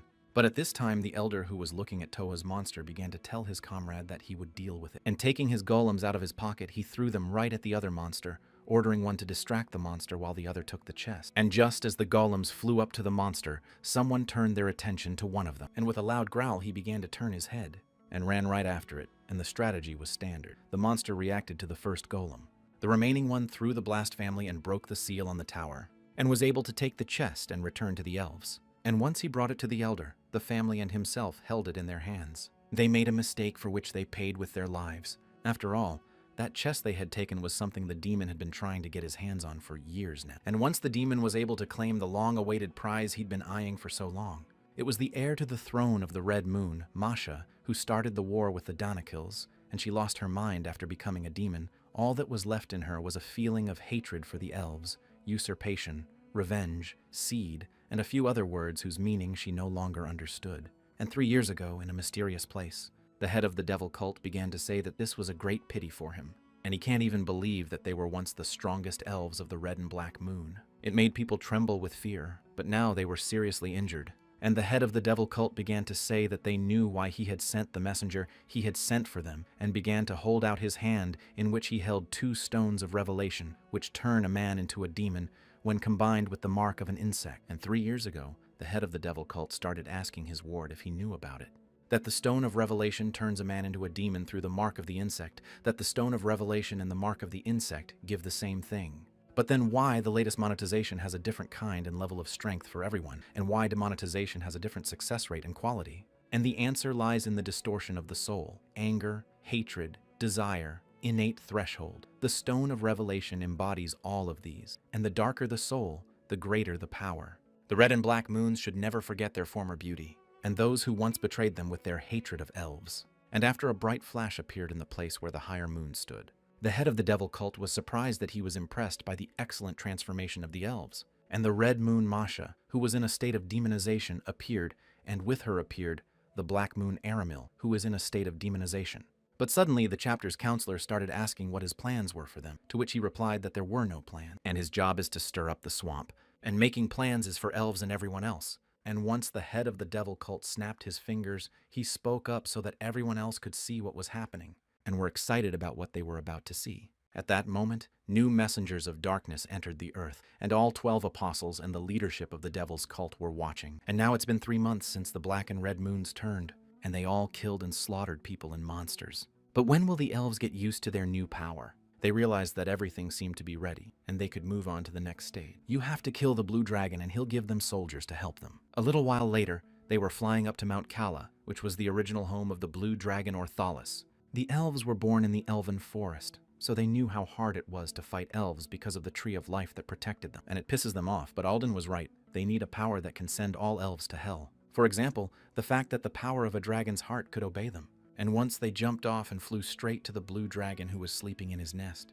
And in the same instant, the dragon woke up and started telling the two alphas things he didn't even know what to say. After all, it had been a long time since such low-grade creatures had stood before him, and why they had chosen to part with their lives by coming here. But at this time, Alden was approached by the head of the devil cult, who began to ask if he really thought they had a chance of winning. To which Alden replied that he was talking about those two elves, and that they had of course left with help. But the cult leader realized that the blue dragon was too cool for them, and Alden began to say that the cult leader really wanted to fight the dragon and apologizes for not including him in the squad.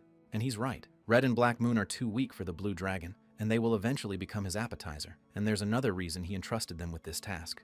And he began to ask the head of the devil cult if he knew that they were in the line of heirs to the elven throne. And the nickname of the strongest high elves was the Moon Elves. It came from the fact that when an elf uses a perfect technique, a bright light appears behind his back, shaped like the face of the moon, and they were ambitious beings who wanted to become elven leaders. However, the queen was a blind, paralyzed girl whom none of them recognized, and the tree chose a new queen, and they all shouted with one voice, "Long live Her Majesty." And the chiefs couldn't understand why they chose Sylvestria, since she maintains close relations with the small people and has no idea how to run a kingdom. After the failed demonization, the Black and Red Moons were in turmoil. Their pride prevented them from accepting reality. So they started a war to have their abilities recognized by their brothers, and you could say they lost. And for this recklessness, they were known in the elven community, and thinking they had nothing more to lose, stole the families of the Tree of Life. But they were defeated by their young kin who had not yet received the title of Luna, and they narrowly escaped death that time. And Alden began to question the head of the devil cult about what he was going to do with the boy who had dishonored Luna and the two traitor elves, to which the latter replied that he would no doubt have finished him off. Alden thought so, saying that's exactly what everyone will do. And at this time, a huge blue dragon attacked one of the higher moons. Ta in turn smiled at the huge mighty dragon. And right after that, the blue dragon swallowed him along with his goofy smile. And so Red Moon and Black Moon were willing to do anything to get revenge on the elves. And Black Moon started right in the dragon's path. The one in turn began to feel great pain and regretted swallowing the Black Moon. If they are destined to become food for dragons, and after thousands of battles, the Black Moon has two abilities, deadly poison and petrification. And after the dragon eats the Black Moon, the poison will begin to spread in its stomach, and this will continue until it dies. And at the end they have a battle against time, or else the dragon will die of poisoning, or die from the stomach juices of the Black Moon. Yet the latter's goal is accomplished before the end of the battle. And the blue dragon will certainly go there to heal. Instead, Aslan, who has the most powerful regenerative power on the entire continent, harbors the elves on the Lake of Life. And the blue dragon was writhing in pain, so he didn't notice Masha moving behind his tail. And such an act of the girl could be regarded as instinct, since demonization had had a detrimental effect on her intelligence. It was impossible. It was fate. The memory fragments reacted to the energy of the tower, and Masha flew toward it. But she failed to get the point of impact right and fell right on top of the elves guarding this tower. Upon landing, Masha killed the guards, but due to the appearance of the dragon and the spread of corruption, no one found out about it. From that day on, Masha scratched the tower with her claws. But the long-awaited feast is the flesh and blood of the elders, in which the sacred water of the lake flows. She restored the meaning of a few words to Masha's shattered mind, and after realizing it, she raised her muzzle and began to look in one direction from which a tremendous power emanated. It was the abode of the elves, and peering closer and closer, Masha did see her. The elf queen was asleep on her bed, and she immediately began to feel the split moon queen lying in the bedroom, and the blood she felt, and the lust for killing. The insect's stigma gives the devil's follower its power, and the more the latter uses it, the faster the former develops. And when the growth processes end and the larva becomes an adult, the demonized person has an unusual ability, the insect Masha's ability to gluttony, and it allows you to assign skills to the victim you've eaten. And the elf elder's technique was acceleration, which the original owner used to attack opponents at vulnerable points. And it helped Masha get where she was in a matter of seconds. And in an instant, she found herself in a backwoods elven village. And with quiet, noiseless steps, Masha began to enter the royal chambers. There lay the same queen from the broken moon. And Masha had only one wish, that the queen would die as soon as possible. And coming closer and closer to her, Masha tensed up because she wanted to straighten her out as soon as possible. And in the same instant, she leaped right over the princess. But something went wrong, and a bright light appeared before her eyes. All because the queen was guarded by Ned, and with precise blows he struck Masha, causing her to fall to the ground, bleeding. And at the same moment, Ned started saying that he still wondered why his apprentice had sent him to the very asshole to watch the queen, since he hadn't known the demon would show up. And as she prepared for battle, Ned finally said that she had now dug her own grave by attacking the queen. And in the same second, he used his incredible lightning strike skill. But at this time, poisoned water appears near the Tree of Life. An incredible battle unfolds between the blue dragon and Adam. But Adam realized that it was 8 minutes and 12 seconds before the cleansing spell was removed, and Altair had asked to deal with the dragon in 10 minutes. But for their own safety, he must be finished off early, and this raid will not end with the death of the depth dragon, because after that the black moon will come out from behind his body. Ramal is the one who desecrated the forest, and for that reason the raid failed in the past. And until Adam returned to his own time, the boys had rejoiced in the blue dragon's victory. And as soon as everyone thanked each other for their work, the guy started telling the princess that, since they had agreed, the dragon's heart now belonged to him, and she replied that, of course, that was what they had agreed. And once he approached the slain blue dragon, he decided to look at the heart. Suddenly, he saw a strange energy emanating directly from the slain blue dragon, and the fact that he felt a reaction of rejection and couldn't tell if it was some kind of barrier, and didn't understand what was going on. After all, he had already killed the dragon, and how a barrier had appeared on the corpse. Back then, no one knew there was a demon sitting in the dragon's stomach, and in an instant, he crawled right out of the blue dragon's belly with his heart in his hands, and the guy couldn't figure out who he was or why he had a dragon's heart in his hands. But Dark Moon started laughing loudly and thanking the boys for ending the dragon. And they must look carefully at the Tree of Life, for it will destroy this forest. And he began to ask the heart of the dragon to give him strength. And once they started running away from the epicenter of the blast, Dark Moon began to transform into a demonic dragon. And as a result of the dragon heart's contact with Ramiel, its poison became many times stronger, and he was able to poison the entire forest with a single wave while the princess and her comrades retreated. And that Altair's team had managed to escape death. However, she was unable to get the heart of the blue dragon, and the charge level in the elven forest and grain region had become so high that nothing could bring these lands back to life. And at this time, Adam, fighting the blue dragon, had a thought that the raid failed because of a lack of intelligence. Although, of course, the plan, the men, and the defense were of a high standard, and 2 people could fight in the vanguard at once. And one of them started saying that the blue dragon has weaknesses and can't recover from injuries, and the main thing is to hit accurately and then everything will go right. And how he found out about it, he agreed, is unclear. But during the fight, there was a feeling that the dragon was moving a little slower than it could. Moreover, it was as if it was trying to protect something, and the devil who was sitting on it at the time realized that the guy was a fool, and incomprehensibly said that the dragon had no weaknesses and moved normally.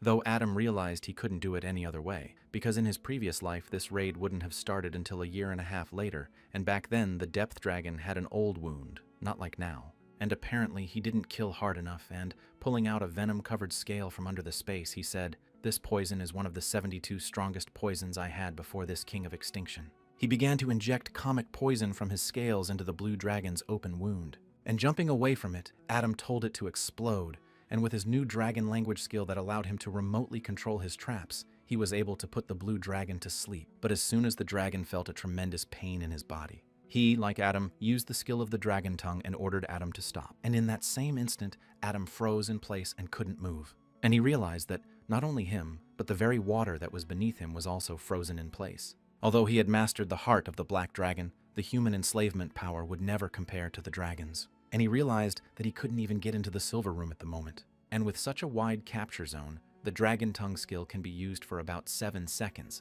but that's enough to splatter him with fire, but still in the same 7 seconds. Daniel, standing a few kilometers away from the target, managed to fire twice. His huge fiery arrows flew straight at the target. For just a little while earlier, Daniel had heard Adam's new plan that he would shoot at will, and Adam would be in the wings, and as soon as he fired, he realized he had succeeded. And in the same instant, a multitude of arrows rose into the air and flew straight into the blue dragon, and as soon as they reached their target, bright explosions began. But Daniel realized that wasn't enough. He needed another shot. And just as he took the last shot, Adam caught himself, jumped to his feet, and began to attack. Swinging his huge sword, he delivered more and more heavy blows, and after heavy blows, Adam still got his way. The dragon's breathing bag was destroyed, and now Adam had to wait for the last 17 arrows from the black dragon scales, and Daniel, who was standing nearby thinking about what he needed for the red comets, had 3 arrows, which meant he had 5 more spells in reserve, enough for 2 normal skills. If he wanted to kill the dragon, he needed to aim for the most vulnerable spots. But suddenly the blue dragon exploded again and began to attack Adam, but he, in turn, was able to dodge its huge blows with his powers. And in his past life, Adam had only fought a blue dragon once, and that was when the dragon heart was stolen from a devil cult. And then the battle for control of his body in the mind space began, which took a month to complete. And in that time, he had adapted to the attacks of the depth dragon, and because of that, had managed to convince him just before he went insane. The blue dragon then fought him at the peak of his power. Immediately, the dragon struck Adam with a paw with all his might, and right after that, he started to finish him off with his other huge paws. Adam realized that everything was okay now and these blows could be tolerated. He jumped back to the nearest tree to catch his breath. At that moment, the blue dragon began to use telekinesis and pull out those arrows that were in his body and aim them directly at Adam. The one stood in the same place and saw huge magical arrows flying at him, but Adam began to pull out his huge chain, which he had made from his own scales. And using his dragon voice, he began to order her to curl up and thus fend off the attacks flying at him. But immediately following the arrows, a huge paw of a blue dragon appeared, and from that tremendous impact, the ground and the nearest tree that was nearby shook, and the blue dragon was getting tired of Adam constantly disappearing from his sight. But suddenly the dragon began to scrutinize his paw, which was near the tree, and at that very moment, the silver key appeared before his eyes. But it was too late, for Adam was already right on top of him and using his magic stake, attacked the blue dragon with all his might. And with that, the devil began to swing around to deliver the final blow. And after hitting the huge stake with his fist, the huge blue dragon started flying straight to the ground, receiving a serious wound. And in mid-air, felt a tremendous pain in his neck due to the critical damage Adam had done to him. Well, as soon as the blue dragon landed wounded on the ground, fire arrows flew at him. Daniel realized that he had 14 arrows left from the black dragon's scales, and began releasing them all directly into the blue dragon. And after numerous attacks, the severed paw began to sink into the deep lake. The badly wounded blue dragon began to gaze at the danger approaching him. Although he had very poor eyesight, he still saw the dragon man standing in front of him with a huge sword. After all, this was not the first time he had encountered this sword, and this time he remembered that he had fought with it before. And at the same instant, the blue dragon began to speak to his master Kaiserus to forgive him because Eurydica's husband, Giorgio's favorite sword, the dragon slayer Graham, had defeated him again. And 1,000 years ago, when they had thanked Georgius for freeing his master, and for not being able to leave this place and not being able to free him, and Georgius told Artemis to leave. After all, as Caesarus' servant, he can't forgive him for killing him. And now he must go to hell, because if they meet again, he'll kill him. The immobilized blue dragon, was bleeding in the same spot where it had been attacked. Daniel and his companion saw that he had stopped moving. She started to tell him to keep aiming and finish him off quickly, but Daniel replied that it wasn't necessary because it was dangerous. And the thing is, right now the Tree of Life started to shake, and at the same moment, the blue dragon began to shout loudly and unleash the immense power that was contained within it. And he told Adam that Georgius was a dragon slayer, and didn't he know that his words were an oath? And in the same second, the blue dragon began to take out the holy stake that was right inside it. And with slime in his eyes, he said he couldn't forgive him. And right after saying that, he started pulling his severed paw right from the bottom of the lake, and said that his life force would become his sword, and he would avenge his master and fulfill his duty. And in that second, the blue dragon was ready to fight Adam for life and death. And standing like a stumbling block, she saw that he was using his dragon tongue to turn his life energy into power, which meant he would be finished soon, and that was even better, and let him attack. But Adam realized he only had 12 minutes of draconization and 1 dragon's breath left. But none of that mattered now, After all, the blue dragon opposite him has a death weapon created by the dragon tongue. It absorbs life force and defense and increases attack power. And to prevent that from happening, Adam needs to make the right decision and focus. And gathering all his strength, Adam decided it was time to act in earnest and right now. And the fact that otherwise everything will be useless, but now only combat power is needed. And with the help of his skill of draconizing a ferocious dragon,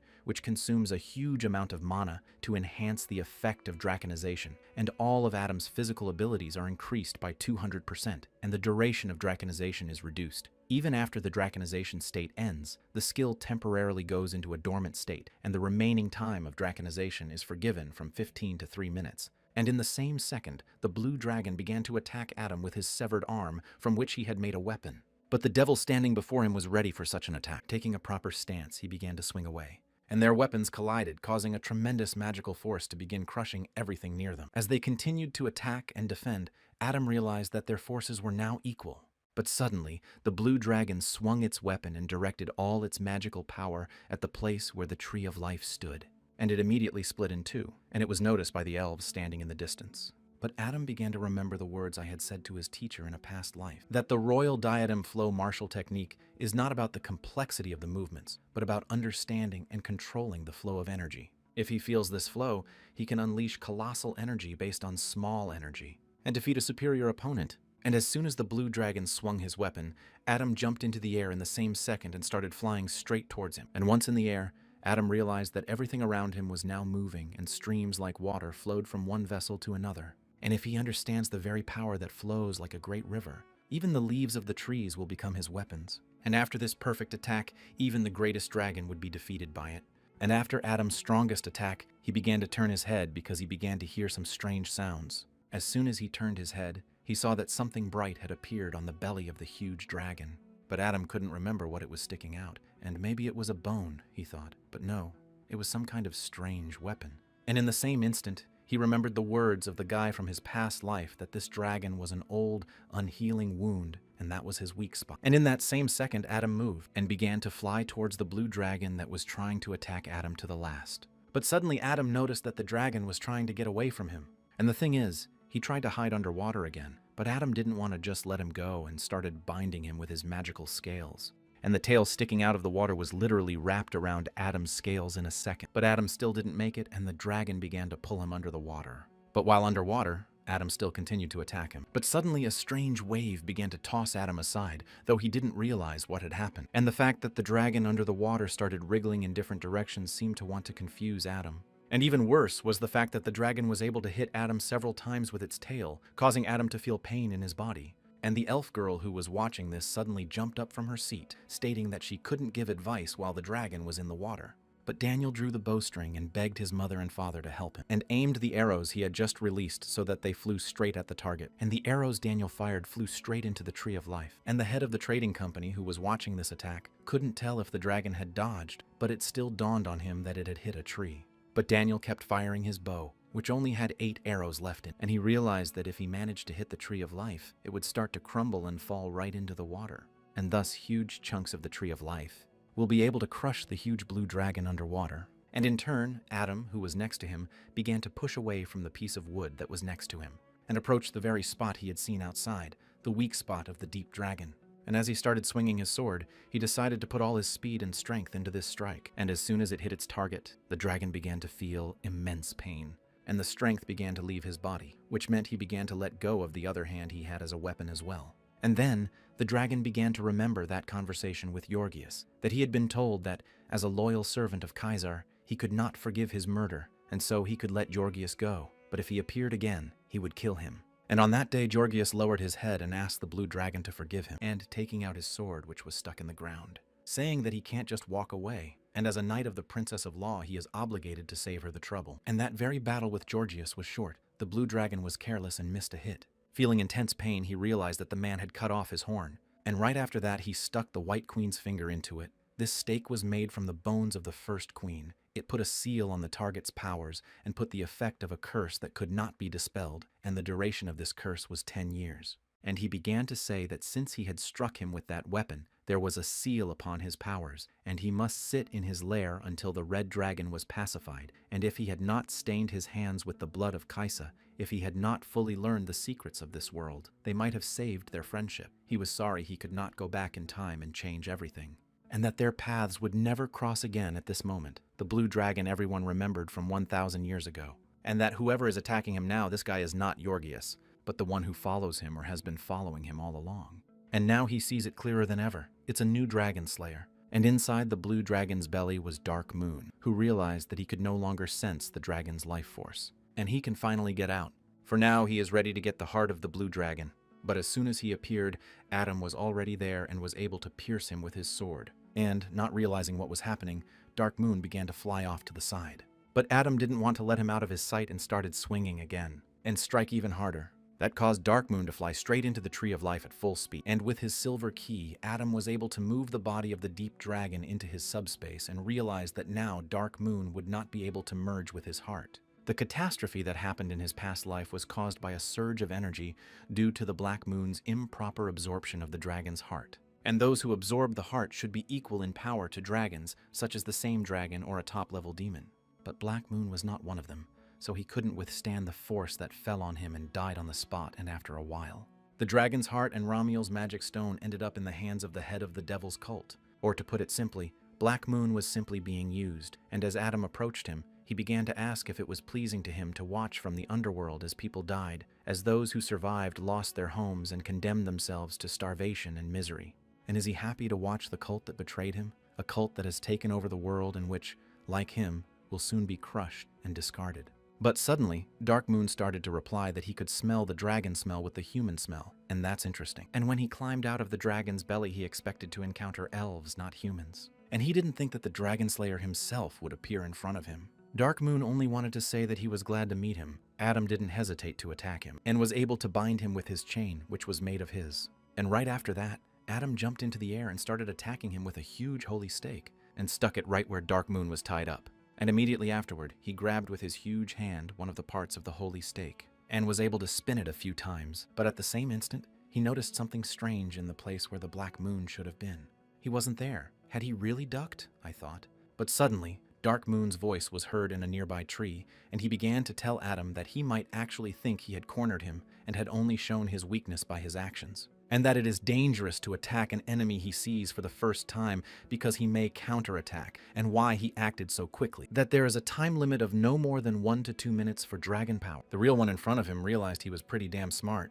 And there's still about 48 seconds of draconization left. And besides, because of the side effects of draconization, he'll fall asleep right after the time expires, and draconization consumes too much energy, so his body won't be able to sustain it. And now there is no more time or energy, and he needs to get him to use the same. But suddenly Dark Moon decided to make Adam an offer. If he gives him the dragon heart, he will save his life. After all, he is only interested in his siblings and has no hatred for humans. But Adam immediately started using his dragon tongue and told Dark Moon to stand still. Suddenly, Dark Moon realized that he had stiffened his movements with this spell. And the thing is, his legs wouldn't move and he couldn't go anywhere. But in the meantime, Adam picked up a huge stake and started flying at him with all his strength. Immediately, there was a loud explosion from Adam's power. But it turned out that it wasn't that simple, and Adam realized that he needed to act differently. After all, his opponent was able to use the barrier, which was why he was unable to break through his defense. And Dark Moon revealed to Adam that he wasn't done talking and how he could interrupt his interlocutor half-heartedly and rush into attack.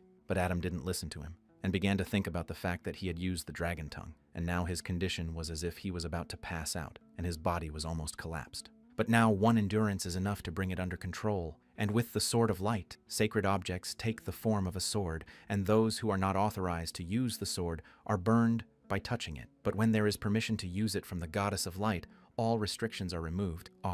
But suddenly Adam heard strange words that he was not allowed to hear, and at that moment his hand caught fire. And right after that, his other hand lit up from holding the lightsaber. But Adam couldn't understand why he had used it before, and whether it was magical power or physical training. Now he was in no way inferior to himself from the past, and it was all because of that residual magical energy, or was there some other reason, or had the Goddess of Light betrayed him? And at the same second, Adam began to fall off his feet. And Dark Moon noticed this and thought it was even for the best, and as soon as he removed the barrier, he realized that now that the petrification had been removed, his movements were restrained, and he couldn't fight, and the only thing left to do was to stall the conversation. But having this guy tied up his holes was his mistake. There's an attack he can do without moving with his deadly poison. A skill that Black Moon used when he was a high elf, and then he realized it with the power of a demon and elevated it to absolute. And that's me, DVT. I bought Dark Moon's unique skill that condenses the user's surroundings, creating a poison spear, and it's sharp enough to pierce a dragon's scales. And the second Dark Moon raised the spear, it began to pierce Adam's body. And as soon as Adam felt all the pain, he screamed at the full power of his lungs. And watching this, Dark Moon started laughing out loud because he heard it was a beautiful scream and such a cool moment and surpassing him in power and making him submit to the dragon, and he watched them collapse in pain, a real sight. That feeling of superiority, and no wonder he turned into a demon. And he'd like to stay here longer and look at his artwork, but there's still so much to do, and it's time for him to finish this. And he would kill Adam, and that would be his mercy. After wishing Adam an easy road to hell, he began to prepare for the final attack. But suddenly, Dark Moon heard strange sounds, and huge tree roots began to emerge from the lake, and pierced through Dark Moon's body, causing him to start screaming at the top of his voice. But Dark Moon didn't understand what had happened and thought, are those the roots of the tree?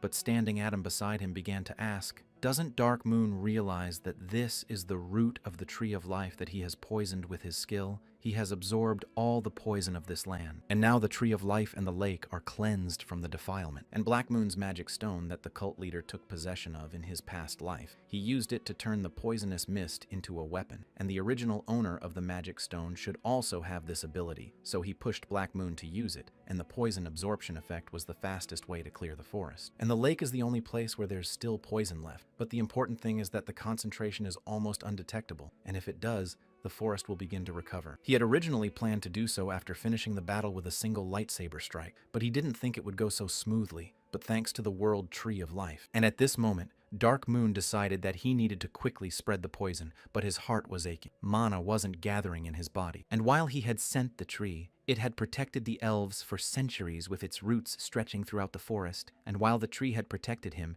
he hadn't realized how powerful it was, and the fact that he, who knew no gratitude, was not distinguished by intelligence, now he would learn why he had lost. And in the same second, Adam waved his hand and said that it was finally time for Dark Moon to go to his grave, finished him off, and immediately Adam found Ramiel's magic stone, a demon power crystal with a powerful poison. By processing it, he would be able to harness the power of Ramiel Black Moon and his corpse pipes. The demon is impregnated with a deadly poison, and each part, once collected and processed, can be used for various purposes. Even before Adam's message was delivered, the rearguard had already sensed it, and what the Tree of Life finally grew meant.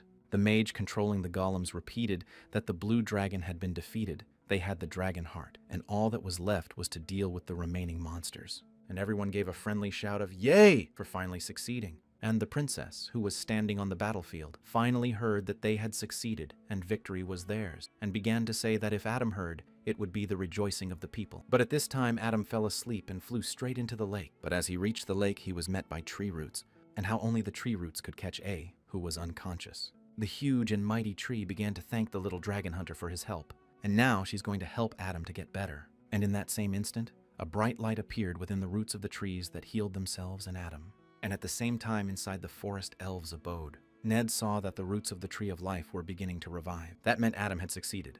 Ned, standing by the murdered Red Moon, thought about the fact that he didn't know if he would be able to earn his bread. And eventually he got his own martial art. And who would have thought that this demon had the ability to copy other people's abilities? And the fact that he had lost too much blood and he had no elixir now. And if he couldn't recover his strength with the chi flow, he would be finished. But at this moment, he noticed something. It was a sacred vine that was slowly approaching him. Suddenly a voice came from the queen's chambers, and she began to tell Ned not to be afraid, for she was using the vines as limbs. And the fact that he had protected her in her utter helplessness. Now she owes him a debt of gratitude. And once she rose with the help of her vines, her name was Silvestri, and she became queen of the elves. And from the fact that she smelled blood, she knew he needed to be treated. He can approach her, and she will heal his wounds with her magic. But at that time, Adam saw his memories of being told that his father was now farther away than the stars. But he could find what he was looking for if he went with her. And she wants to raise him in a safe place where everything is peaceful and calm, unlike his father, and whether it was worth giving him to this man, because his mother doesn't know what would have been better.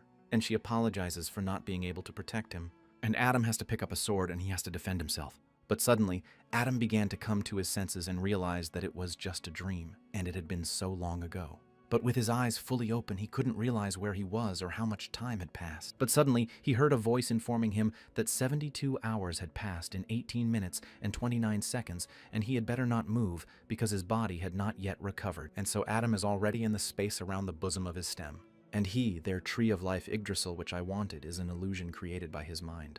But Adam, looking at it, still couldn't believe it was really the Tree of Life. After all, he had failed to save the Tree of Life and the Elf Queen in the past after a failed raid, so he had never met him, but he had heard of him from Doriel. And the Tree of Life began to say that only his wife had seen him in this form, the incarnation cannot leave this body, and the children had never seen him. But suddenly Adam asked if he really read minds, to which the Tree of Life replied that he only read signals, and if he was uncomfortable, he could pretend like he didn't know anything. But it was very strange for Adam, because he could see dead eyes in front of him, and he couldn't feel his emotions. But the Tree of Life replied that this wariness and worry was empty, and he had no intention of harming him, only of thanking him. And immediately after these words, the Tree of Life began to give Adam its fruit. And he had to eat the concentrated fruit from its juice, and that would help him recover faster, and he had to go to sleep for a week. But thanks to the treatment, he woke up after only 72 hours. And he was bound with the dragon's tongue and poison so that he could not move, but he could watch him through the children. He helped him and helped his children, and was able to protect his loving wife. I got a bilateral agreement that both parties fulfill their obligations to the other, and that's the order, and he's the one who set that order. But as he tasted the fruit of the tree in hell, he couldn't understand what was going on, because he didn't understand anything, and whether he had helped and he should thank him, and that Adam definitely feels hostile, and that in a past life, Daniel had once told him that his father, a demigod close to the Almighty but unable to compare with him, and the fact that it was all a blur now, but Adam couldn't ignore the creature's words. If he could make a deal with him, certainly a deal favorable to him. He liked a two-way agreement, and Adam decided to ask, but do the scales equalize at the same treatment? The Tree of Life replied to Adam that he didn't know yet. It had not only awakened him from his sleep, but also the dragon's heart, and didn't the side effect disappear? And then Adam realized that the Tree of Life was seeing right through him, and the Tree of Life went on to say that this was another one of his abilities, because Adam's body was in such a state that it needed to be constantly readjusted with a 10% increase in strength. However, his heart might have already increased to 23%, and after defeating the demon, his body should have just collapsed, but he had rebuilt it again and again. So it became strong enough for another dragon heart. And now the bowls are leveled, but they won't talk about it because he's offering the dragons a new deal. And the Tree of Life will connect his body to the heart of the deep dragon, and in return he will fulfill his request. Years, 8 months and 27 days, 12 hours, 11 minutes, 49 seconds ago. The day his life was just beginning, he heard someone's voice say, "Get ready." And in time, he realized what that voice meant, that he understood what mission to expect and what the reason for his existence was. And he was to change the air around, spread magic, and with his warmth, purify the water of primordial malice and hatred. His brothers were to do the same on other continents. For 1,000 years, this world changed. It became fertile and its lands became mowed, and a race of people emerged who became his brothers and sisters. The time was warm. His mission was to be completed, and he was waiting, but suddenly a small and warm baby appeared. It was their child, and thanks to the master, the princess was the happiest she had ever been. And in that moment, he vowed that he would betray his mission no matter what it cost him. And at that time, the Tree of Life began to speak to Adam, that will connect him to the heart of the deep dragon, but he must fulfill his request. So Adam decides to ask for what he wants to ask for, and it has to be something incredible. But it wasn't that simple. And during the ritual, he would be completely defenseless and unable to trust anyone with his life. So Adam decided to find out what he was up to. And the Tree of Life began to ask Adam how he's going to die in the future. But Adam was surprised by what he heard. After all, he watched his actions and did everything. He would know what would happen, so he looked into it to find answers. And the first thing I suspected was an affair with this woman, but I was wrong. She's just a page-turner in his story, and he thinks he hasn't heard the secrets of the universe from her. Opposite the vivid, accurate memories of the apocalypse and a face he recognizes among thousands of others, and no doubt a prophecy or prophetic dream, Adam can see the future. But Adam thought of interpreting body signals to read minds, something similar to the abilities of Law and Altair. And then there was no point in him lying, and began to say that everything was true, for his future partner had been destroyed by the Great Forest and had died soon after, unable to neutralize the poison. And needless to say, he came back from the future. Be it time jump or prophecies, nothing will change from him knowing the future, and the meaning is different. If he knew it, there would be no benefit. But Tree of Life realized he was still hiding. The main thing was that there was no surprise in the response to his wariness, for he thought he would die before the end of the world, and such an outcome was expected. And if he saw a future in which he would live to the end, and the fact that there would be no way to save him anyway, and once the Tree of Life raised its hand, Adam noticed a familiar seal on his hand. It looked like a promise ring, a pentagram with spells engraved on the back of the hand to seal a contract. It's a certain part of the seal and they are similar, but he would say his seal is cooler. And at that moment, Adam's head began to split open. But the Tree of Life told him not to look long, and now his mind can't handle it. And all their affairs require secrecy, so Mok cannot be told. And that he and the 7 dragons are beings bound by a mission assigned to them by the Absolute, and as long as the seal is on them, they cannot escape their fate. But Adama knew that this mission could not be abandoned, so he had no choice but to kill the blue dragon. And then, when the end of the world comes, the surviving dragons will lose their will and start destroying everything around them. And since they will become servants of the devil in this world, that was the future he saw. Suddenly, Adam began to ask for the Tree of Life. Does he really mean to say that when the time comes, he will be against them like the dragons? But Tree of Life never doubted his mission, and he never felt any value in this world and just did what he had to do. But something happened. And when the queen asked why he hesitated, he replied, because she had always waited for this day, and she did not know, if she gave birth to a child, how long she would stay in this world. Because of her weak body and her ability to hear the voice of her soul. For her, the lonely moonlit memories with the Lord are a dream they made up together, and she is not afraid because it came true. And all the while she can be greedy, and with the help of the cup of conception, a special cup that is given to the king or queen of the elves, if you drink the juice from the cup, a new life will be conceived, and the queen has asked him not to use it on her. After all, she wants a child, but not like this. And it is the fruit of the love of a man and a woman. She asked her master to teach her how to love, and this woman showed him the value of life and the value of love. And Adam has to realize this because he has no other choice. And Adam began to remember moments from his past life where he had been with the princess. And the Tree of Life began to say that it would give him strength and help him as much as it could so that he could prevent the apocalypse. But in return, when the time comes, he will kill him so that he will not harm his wife and children. And it's his genuine request without any ulterior motive. But it wasn't long before Adam thought about calling him a goon. He had even considered threatening him with a dragon's heart or Ramiel's magic stone if they couldn't come to an agreement. But now, he looked like a bad man. But if the tree had ulterior motives, it could have easily manipulated his body while he was unconscious, but it didn't, and Adam realized he could trust it. And things turned out well on his end, and the Tree of Life began to say that his favorite princess was still immature and needed more experience to transplant the blue dragon's heart, and it would take a long time. If he performed the ceremony, he could speed up his plan. So Adam decided he would leave the heart transplant to the mighty tree. And soon Adam will also need to deal with what the mighty Tree of Life has done for him. And this is the space inside his mind if he can't defeat the dragon's mind. Here, even if the heart transplant is successful, his body could collapse or the dragon could take control of him. When he had fought him in his previous life, it had taken a month, and he wondered how long it would take this time. As he prepared for battle, Adam heard a voice address him. And this voice began to tell Adam that this was his last form, and it was very good. But as soon as Adam saw the one that spoke to him, he was very surprised. And the girl started to ask why he was so surprised, fighting hard, and it was because he wasn't familiar with her other form.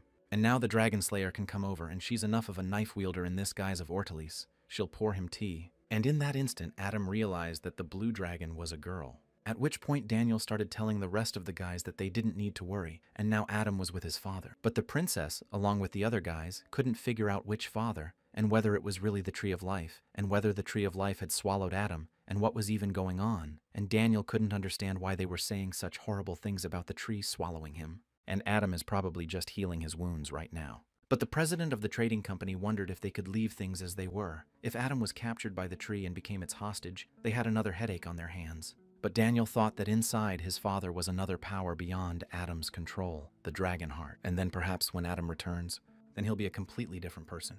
But now Adam was telling the blue dragon that he was honored, and who would have thought that the great dragon would show him his other succulents, for he had not seen it in his past life. And it is more convenient for any creature to be in its original form, and a change of appearance occurs under the following circumstances: when the enemy is superior to it, and when the enemy is equal or inferior to it in respectable strength, or when one tries to deceive the enemy. And he doesn't think it's the third weird thinking, but he's not the kind of guy who can fool anyone. The blue dragon began to tell Adam to take it as a tribute, and even though she was weakened by the poison, Adam was still able to defeat her. Besides, This space is filled with Kaisara's energy, so she's feeling quite comfortable right now. And one cannot help but respect the one to whom the master has transferred his power.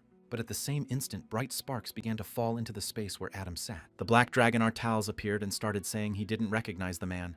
And in that second, Adam tensed up because he didn't realize what kind of crazy fight this was. And when you fight in that space, the mind is in the past, and for some reason, he was in the past. Got stronger, but that strength was unstable. He was only able to win because the mind of the mad dragon was unstable, and the way he remembered the past. The fight with the blue dragon who told him that for some reason fighting him made him feel better, and he was amazing and it was a shame to kill him, and he would heal him and they would take a break and then continue.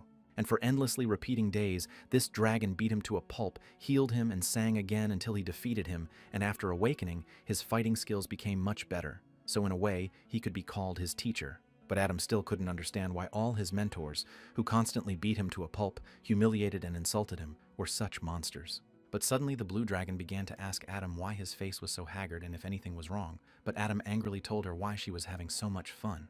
But to this the blue dragon replied, "Why should it be otherwise? For the body had been freed from time, and her mission was over, and she would be at her master's side before the other brothers, and she would only have to watch his actions. And besides, their battle was a worthy one, and she would be able to walk away with honor." But for some reason Adam began to think about what had happened in his past life, and where it was said, as the saying goes, the work of the hands reveals the character of the soul, whether it be the brush tip of an artist or the fingers of a musician, and the sharp tips of their swords, the training, the character, the time, the masters he learned from, the life he sacrificed for greatness. All of this is the soul, and it cannot be hidden or concealed. And the blue dragon's fight showed that he was worthy, and since her body wasn't, it was better to entrust her body to a worthy one. And this groom, the blue dragon thought, she could sense the tenacity, experience, and overcoming in this man, and she couldn't understand who he might have fought before. And now she waits, and who knows, maybe this man will get to places he's never gotten to before.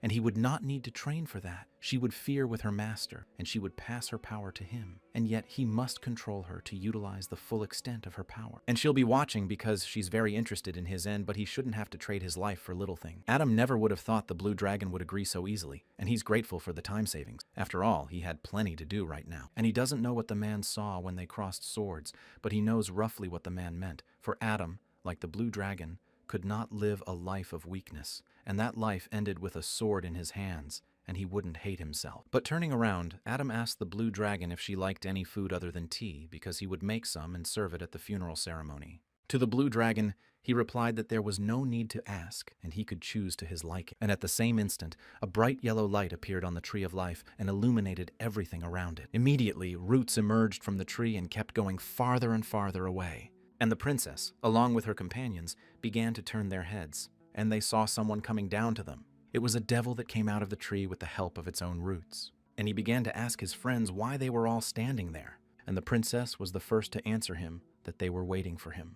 And as soon as Adam jumped down from the roots of the tree, he immediately found himself in the arms of the princess. And thus another part of the old god passed to a new owner. And the future of this world has changed even more. Not at this time in the Temple of Light in the 4th Ward there was a conversation about why there was still no word from Cardinal Alden, but the knight replied that he would send another man, but suddenly another knight began to run up to his commander with some sheets in his hands. But as soon as she opened the sheet and read what it said, her face immediately changed to anger, because she saw that the sheet said that her Mr. Alden had been killed. And that same day there were rumors that some spoke on the subject. There were rumors and thought, whether true or not, that the Knights of Alden had also disappeared, but others heard that they were dead and in the 3rd district where they had been sent. And the fact that the entire 3rd district was killed by the Holy Son Lucius. These knights were ranked 10th in the top 10 strongest people. Because of religious issues, the saints were not in the top 10. But in the case of defeating the Holy Son, their place in the top 10 would now be in the hands of another terrible person.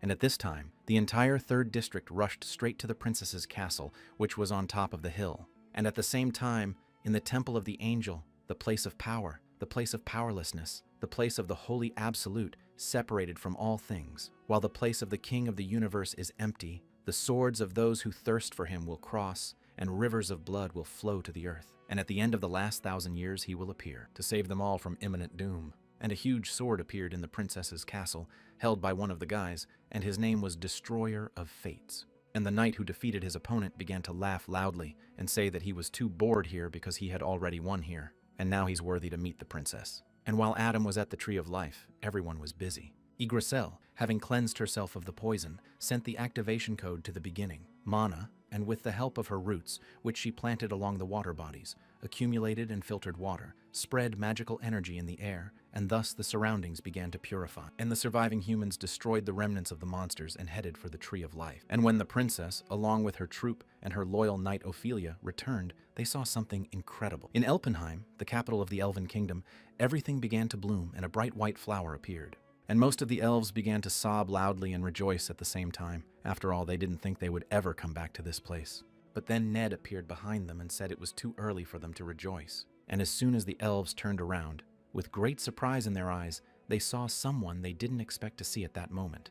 Their queen appeared before them, and they were unspeakably glad that she was awake. And Daniel and his sister couldn't hold back the tears in their eyes because they finally got to see their mother. And at the same instant, they rushed to her to hug her quickly. And a little later, the search for those missing during the fighting and forced march began. Treating the wounded and burying the dead, both the scavenging and the need for labor were great, and it was impossible to put all the duties on Yggdrasil, who was already busy clearing land. In addition, this busyness helped everyone overcome discouragement, and their home was definitely here, and the threat of the blue dragon was gone, and hope had returned. But this respite made everyone realize the monstrous damage that was unfortunately necessary for victory. And by the time the past was left behind and the tragedy realized, the blue dragon raid was officially ended by the princess and queen. And that day the queen began to thank Princess Altair, and she was immensely grateful to the lands of Danakil of the Temple of Light and Lord Adam who had saved the elven people from extinction, and they would always remember it. Only from the Tree of Life, honoring the bilateral agreement, they would return as much to them as they had received from them, and seizing this opportunity, the great elven forest would henceforth ally with Princess Altair for centuries to come, and sign the non-aggression pact. And the son of the head of the trading company realized that this was it, and he had the answer to the question he had before preparing for the raid. For then he had said that elves and humans hated each other, and not only was it difficult to organize a paradise under such conditions, but one had to worry about the raid participants not tearing each other's throats out and whether it was too early to go out hunting together. But the princess answered him that, in her opinion, it was even better. They say for a reason that any crisis is an opportunity, and it may not seem like the best situation right now, but you have to look to the future, and their goal is to get the Elven Kingdom and the lands of Donatil. But he didn't understand anything at the time. Was the princess preparing? But his father, the head of a trading company, replied that he didn't. Polaris was treated as a hero in Danagil because he banished the Black-Red Moon during the war 4 years ago. But when the lands of Donatil were poisoned by the poison, Polaris didn't help. He said he had no strength left and sold all his bonds along with Donatil. In other words, Polaris concluded that this situation could not be resolved. Danakil has been abandoned to their fate. The Alphas are even worse off, having long ago severed diplomatic relations with the humans. Where can they find allies to help them? And the princess said that this was their chance and they would help them, but not as humans or members of the royal family, but as Princess Altair, and they would use this chance to reduce Polaris's influence, and for the sake of winning the war that would begin very soon. And thus the power of the elves of the abundance of food in the granaries of Danakel and the restorative power of the Lake of Life will be in their hands, and that is Altair's goal. And it went better than expected. And the Elf Queen originally had similar goals to them, and now that the Queen has awakened, she will control the Alphas with mind control. Those who are connected to the Tree of Life will never betray them again. And once it was over, they all got together to celebrate this victory and decided to have a drink. And when the fun was in full swing, young Noel, for some reason she suddenly turned around and started walking away, and Daniel noticed it.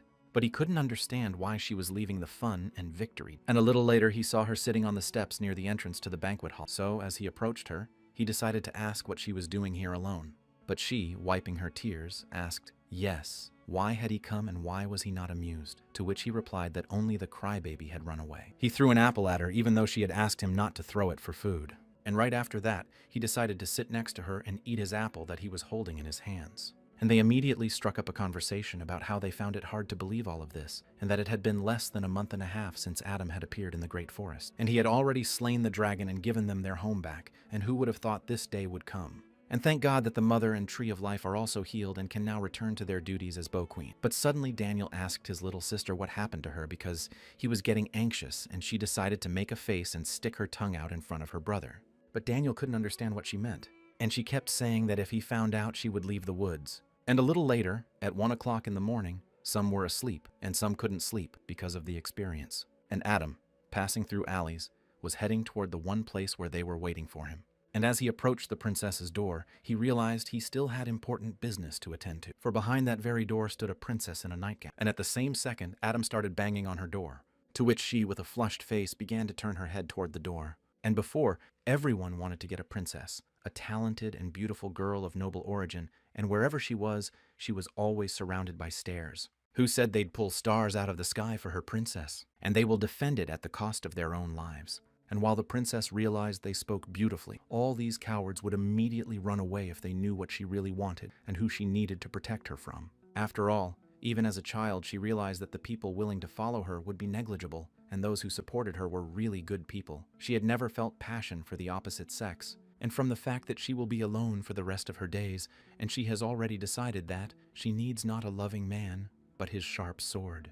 And when she was just a little girl, and she saw her brother who had killed someone, and was covered in blood, and when he reached out to her, and turned into a huge demon that chased after her, but she ran away as fast as she could. And that day her life ended, and when setting a goal like defeating your enemies surpasses her in everything, a sense of unattainable luxury and love can only be a weakness. She needs to find a man who will lead her to victory, a marriage of convenience, so she thought. But one day when she looked out the window, she saw that very guy, who had no trouble dealing with the huge, and she was surprised when she saw Adam, who also looked up and looked her in the eye. But at that very time, the princess's companion looked into the empty barrel and realized that it was a great, miserable misfortune that the barrel was empty. And Ned, sitting beside her, began to question her, because he hoped she wouldn't say something stupid now. But, turning away from him, Ophelia began to tell him that the princess had changed since Adam had come along, and of course she hadn't always been around the princess. But now they spent all their time together, and whenever she saw them, the princess always said that she needed to talk to the elders, and in the meantime she should keep an eye on the situation, and all this time she couldn't figure out what was going on with Adam's face. And in the same way, in the days that followed, the princess told them not to worry, because the Tree of Life was protecting them, so they were perfectly safe. And besides, there was a feast going on now, and she should drink and be merry, and there was no need to accompany her. And at the same moment, Ophelia started sobbing loudly because she realized that she and the princess had grown up as sisters, and now she didn't need her anymore and was sitting here drunk and abandoned by everyone. And Ned, who was watching her, thought she didn't see that a spark had run between them and she just didn't like Adam. And a little later, Ned told Ophelia that he had to help his student now, and she should drink first, and tomorrow she would feel better, or it was much more important to him now how things were with Adam, because he had to be all right. But Adam was still nervous, and as soon as he entered the princess's room, and standing near the door, he remembered the words of the princess who told him that if he could defeat the dragon in 10 minutes, they would continue their conversation, and now he didn't realize if he would make it in time, and what had excited him then. But what would happen now? There was still the princess herself, and who knows what she had in store. And where they'd left off yesterday and earlier, Altair had used the mob for interrogation. He'd talked about his past life, and they'd kissed so often he'd lost count, so it created the same atmosphere between them. And when it almost turned into the same thing, they still had to stop. Adam was sure Altair had feelings for him, but from her point of view, it had been just over a month since they'd met, and he couldn't love her the way he did. After all, she had no memories of the past. And as he stood at the door, he realized that it could be considered a show of courtesy, though it was annoying, and he would demand compensation for it later. And whether it's strategic planning or exploring the heart of the dragon, it's going to be a big deal. So he could calm down. But suddenly a door began to open in front of him, and what Hell saw was beyond his comprehension that very night. Finally, he saw the girl who opened the door, who was wearing a nightgown. And at that very moment, she began to fix her hair and look Adam straight in the eye. Looking at the princess, Adam realized that he could count on something after all. But the princess did not know what to do. After all, she had thought so much about what to say to her, but she couldn't remember anything. But he knew there would be little conversation today, so he began to move closer to her. And in the same instant, he kissed her right at the entrance to her room.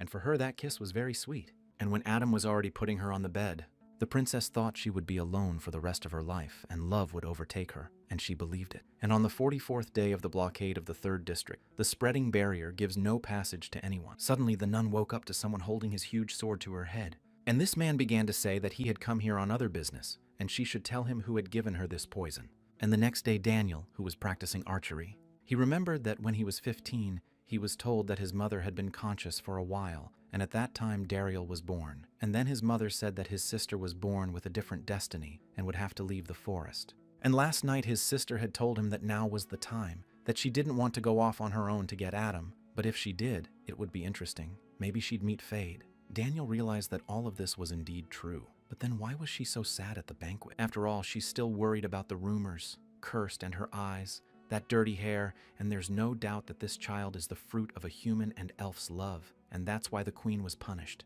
and the life force of the forest has dried up, and this child can't stay in the forest. But not Ale. Remembering all this, became very angry and began to shoot his bow with great rapidity. And just as he hit his target, he heard a surprising voice behind him. It was his mother, the queen of the elves, and he couldn't understand why she was outside. After all, it was cold now. And then she started to ask him, well, did he feel her presence and hope she wasn't interrupting? But Daniel replied that he was just about to finish. And the queen went on to say that his father said he practiced every morning and she would like to hear it in person. But Daniel felt so good to be around her. And the fact that his mother had awakened and his father had returned decades later as an incarnation, and he was grateful to Adam for all of that. But suddenly the queen asked her son if he was too nervous when he fired, and if his flow of magical power wasn't getting stuck somewhere here inside his stomach, and because he already had enough accuracy, he should shoot a little more freely. After all, he is not fighting alone and must trust his comrades. And as soon as she touched him, Danielle immediately saw Adam fighting a huge blue dragon.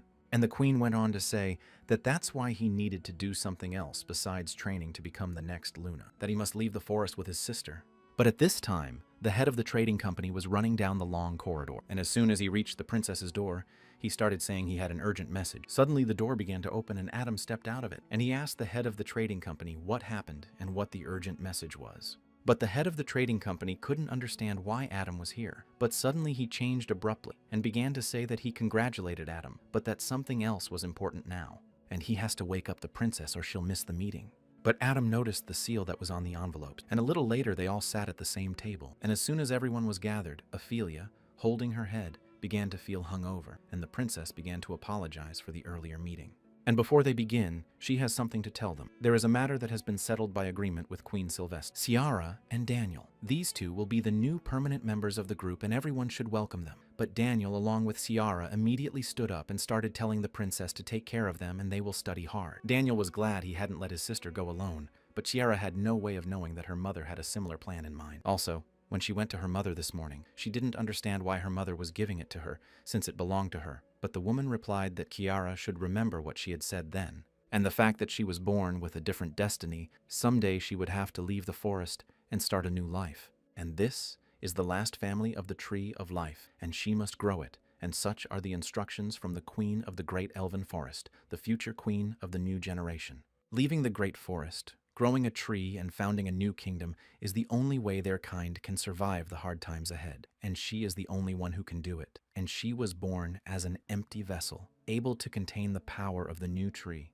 And though she has a weak connection to her father, her fragility is a gift. And she is the miracle she and her father dreamed of. And she was so happy, but at the same time she was afraid that she would tell the truth she didn't want to hear, that the rumors would turn out to be true. So she tried to walk away from the conversation and suddenly realized that this was exactly what her mother and father wanted, and what she was saying worried her. And now she was grateful to them and wouldn't let them down, not now. And now Daniel was completely sure of what he was doing, for his goal now was to protect his sister. The princess immediately started saying that they had performed excellently in the battle with the dragon and now they were expected, and it was good to hear that another one of the 10 strongest would be joining them. She would treat them as full members of the group, and they would have to attend the meeting and perform some duties. I would not be able to demand anything, only on official documents, and they would support them with information supplies and manpower. Now they're going to get to the main question, and the fact that now chaos has broken out on both sides and she doesn't even know.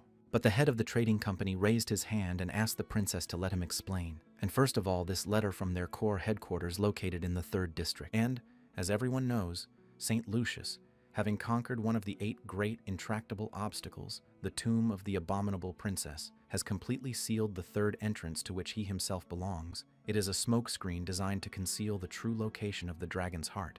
But the one sitting in hell has a thought that he realizes that no one knows he's back in time. So everyone thinks so. And the first Lucius absorbed the dragon heart, and now he's stopping. And the second, he secretly sold the dragon heart and destroyed the evidence. And the third, he never had the dragon heart, and he's just trying to buy time to fix the situation.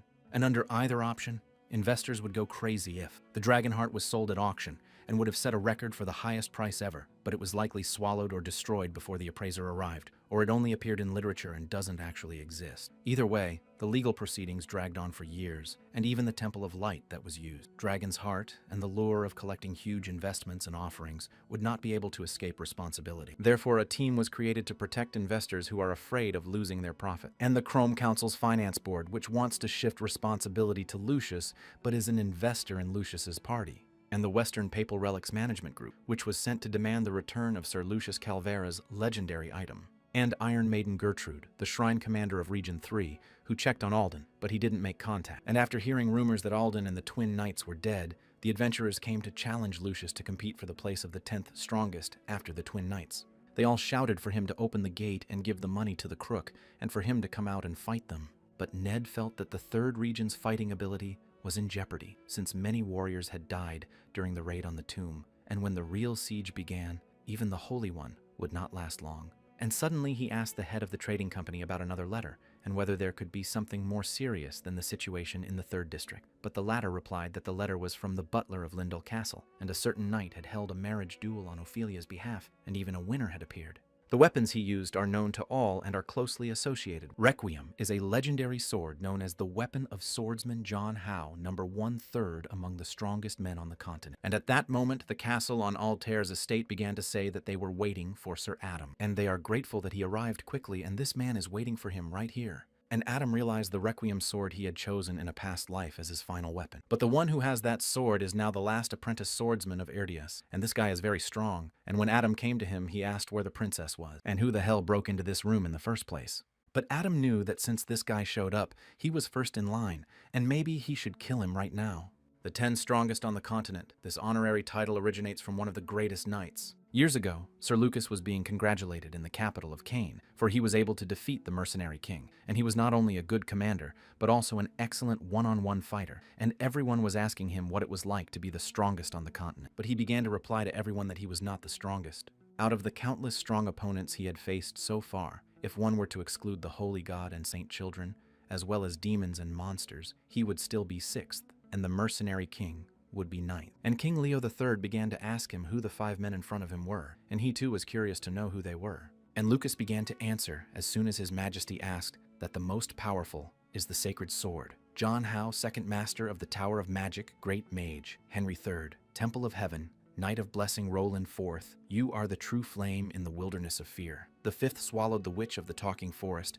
The 6th, aka the 7th, Daniel, Son of the Forest. The 8th, Dominic Mace Faith of the Temple of Light. The 9th, aka Lattice, the mercenary king, who was called his rival. And the 10th, the Twin Knights of the Yuga clan, the 2 of them as one. Before Adam left for Lindell, Sarah Lucas was the envy of many knights, and the list of the strongest he announced quickly spread, and all over the world people who had died in one way or another began to challenge them. And so the list became known as the ranking of the strongest continents. This is the origin of the top 10. The ranking hasn't changed in 2 years, since Ophelia defeated the Gemini Knights to become 9th, and after the mercenary king was executed for treason. Daniel remembered that he had once fought a human knight, and during the conflict at the edge of the forest 7 years ago, the one was powerful and very famous. But it seems he was much weaker than Adam, and the list is wrong for some reason. And Ned, no, that list was made 5 years ago. At that time, Adam was just growing up, and they still control the information, and under close supervision, it is much harder to navigate. And no matter what starts it, now to make a name for yourself, you have to beat 1 out of 10 in public, and take possession of 1 out of 10 stuff. That's his unspoken rule. And in his past life, Adam began to remember that the chaos began after Erdris appeared. And after his words, the master died and passed the sword to the vacated place in the 10 strongest. There were all kinds of fighters, and about the same time Ned was officially declared wanted for stealing the heart of the Black Dragon, and he does not even want to remember what kind of madness began. So the Swordmaster, who claims to be the last disciple of the Holy Sword, is a legendary figure that almost no one has ever seen, and he's probably lying and then got busy with something much more urgent. John Howe is the one the devil cult fears the most because he has the power to ruin all their plans. Holy Sword, John Howe. Another name, Ma Elba Larin, a title from the distant past of the White Queen. This was the true identity of the White Dragon mnemonic. This is the master who taught her the ancient magic of Medea. But the nun sitting at the table at the meeting had heard of it for the first time, and she was curious how she had learned such magic, and as a princess should, she gathered everyone around her. But Daniel couldn't figure out if John wasn't a man's name or if people had a different name. But his sister had heard that people had a knack for handling a ball of a name, and maybe it was an alias or a distortion of it, only I was hers. And the son of the head of the trading company began to say, "What if this is a white dragon and wasn't he killed by a black dragon 1,000 years ago, and that's what the books say?" But the princess answered him that he is not dead but sealed, and sends his incarnation every 100 years to find and train talented people. And the problem is that the teacher's incarnation left 6 years ago when her training ended, and he returned to his body. And then why this man claims to have been training his holy sword for the last 6 years. And Daniel's sister realized it was a lie. But the princess knew, of course, that this was no lie, and the man named Erdius was actually her teacher's apprentice, and she had learned it from Adam. However, if she didn't suspect it, it would be unnatural to her character. And so there are those here who know she was the dragon's apprentice. Only she, Adam, and Sir Ned know of this future. It will not become dangerous if anyone else learns of it. So, speaking as naturally as possible, we must lead them to the right conclusion. But the head of the trading company started saying that the problem is the sword, and it doesn't matter if the sword is fake. But what happens if it's real Requiem? It's a sword with special properties, and no one but the teacher should have it. Like his, there will indeed be a lot of eyes at the mating match, and rumors can't be avoided. And most important, what are the chances of the sword being fake? And I realized with horror that the timing was interesting. And the princess told Adam to speak, and clenched his fist. Adam said they would think about it in terms of the devil's control panel and the theft plan. The dragon's heart was stolen, and the Gemini Knight was killed, and there was a 1 in a million chance. Matthias had been inducted into the cult, and information from the third transition was coming directly. And who would miss such a skillfully chosen party? And as long as the people of the devil cult doubted each other first, the blades of doubt would be aimed inward. And who will find himself under suspicion and not try to find a criminal on the side to prove his innocence, and wouldn't think Ned had gotten this far on his own. And suspect number 1 would be, of course, but someone would want to check out other options, and might begin to wonder if there is some other dark figure who would have influence comparable to that of the demonic cult leaders, and be cunning enough to manipulate Saint and Ned to successfully pull something like this off. And at that very moment, the princess says that this is the case, and that's when she falls under suspicion. Adam wants to say that this sword and the swordmaster's apprentice are different people, and that they may be in a trap to lure the princess out. And it's all true, because it's suspicious that it appeared at such a time, and now it's dangerous for the princess to go to the estate if there's any way to authenticate the ball. Adam asked the princess, "Well, what did she say?" "That," she said, "this sword reacts to the heart of the dragon. If Adam confronts him, he'll know right away." And then the decision was made, and now Adam will go to the princess's estate. If the sword is real, he will bring it back, and if it is a trap for the princess, he will take care of everything.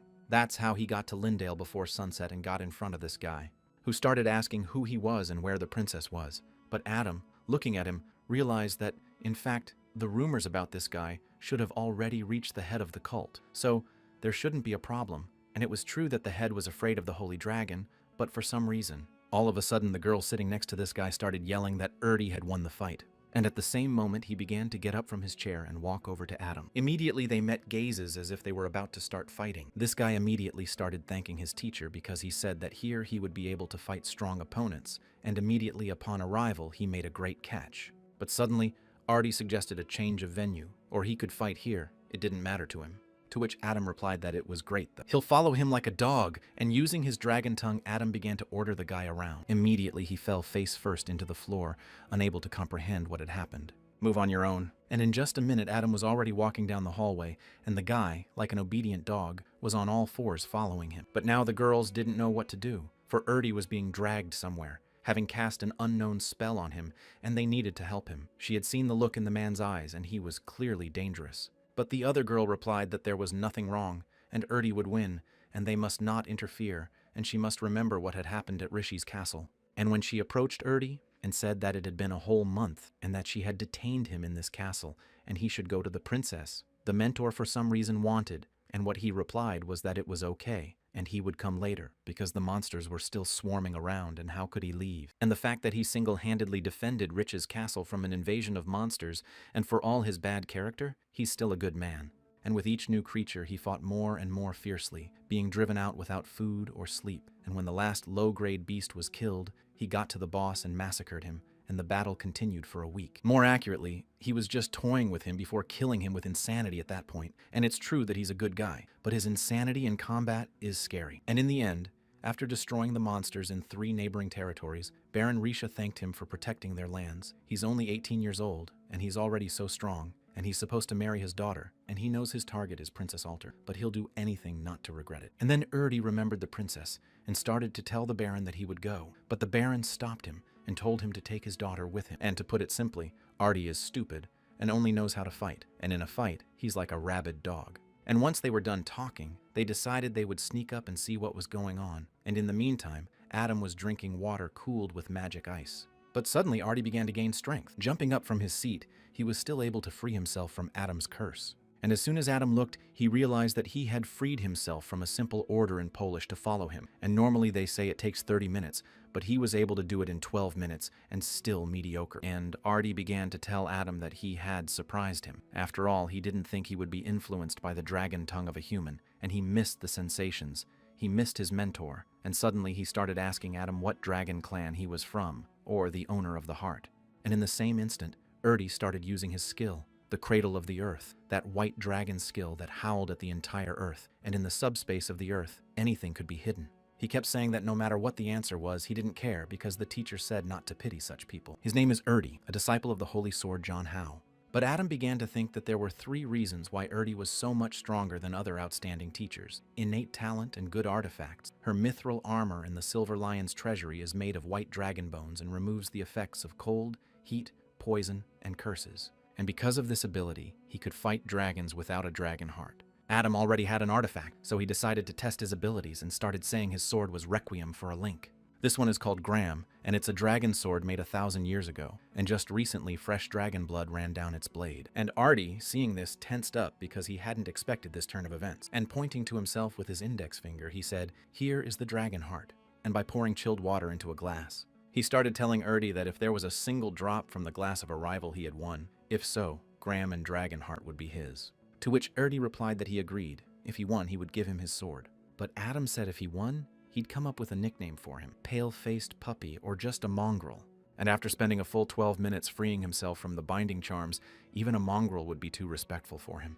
And the moment all those words were said, Erdi started laughing. He immediately attacked Adam, and they clashed swords. And Erdi started saying during the fight that if Adam lost, he would become his dog. And after the long attacks that Erdi was running, he saw that Adam was defending himself with one hand and not bad at handling a huge sword so skillfully. But Artie has decided to end this battle right now. He began to use Lion River. It was his unique skill that temporarily increased defense by enveloping the body in magical energy and reduced all physical and magical damage from attacks by 50%. But suddenly Adam struck him with his huge sword, causing Artie to fly off to the side. In midair, he realized that he had started bleeding, and with tremendous force and speed, he crashed into the nearest rock. And right after that, there was a huge explosion as he collided with a huge rock, and everyone watching saw that Adam had gotten stronger since the last time they had met.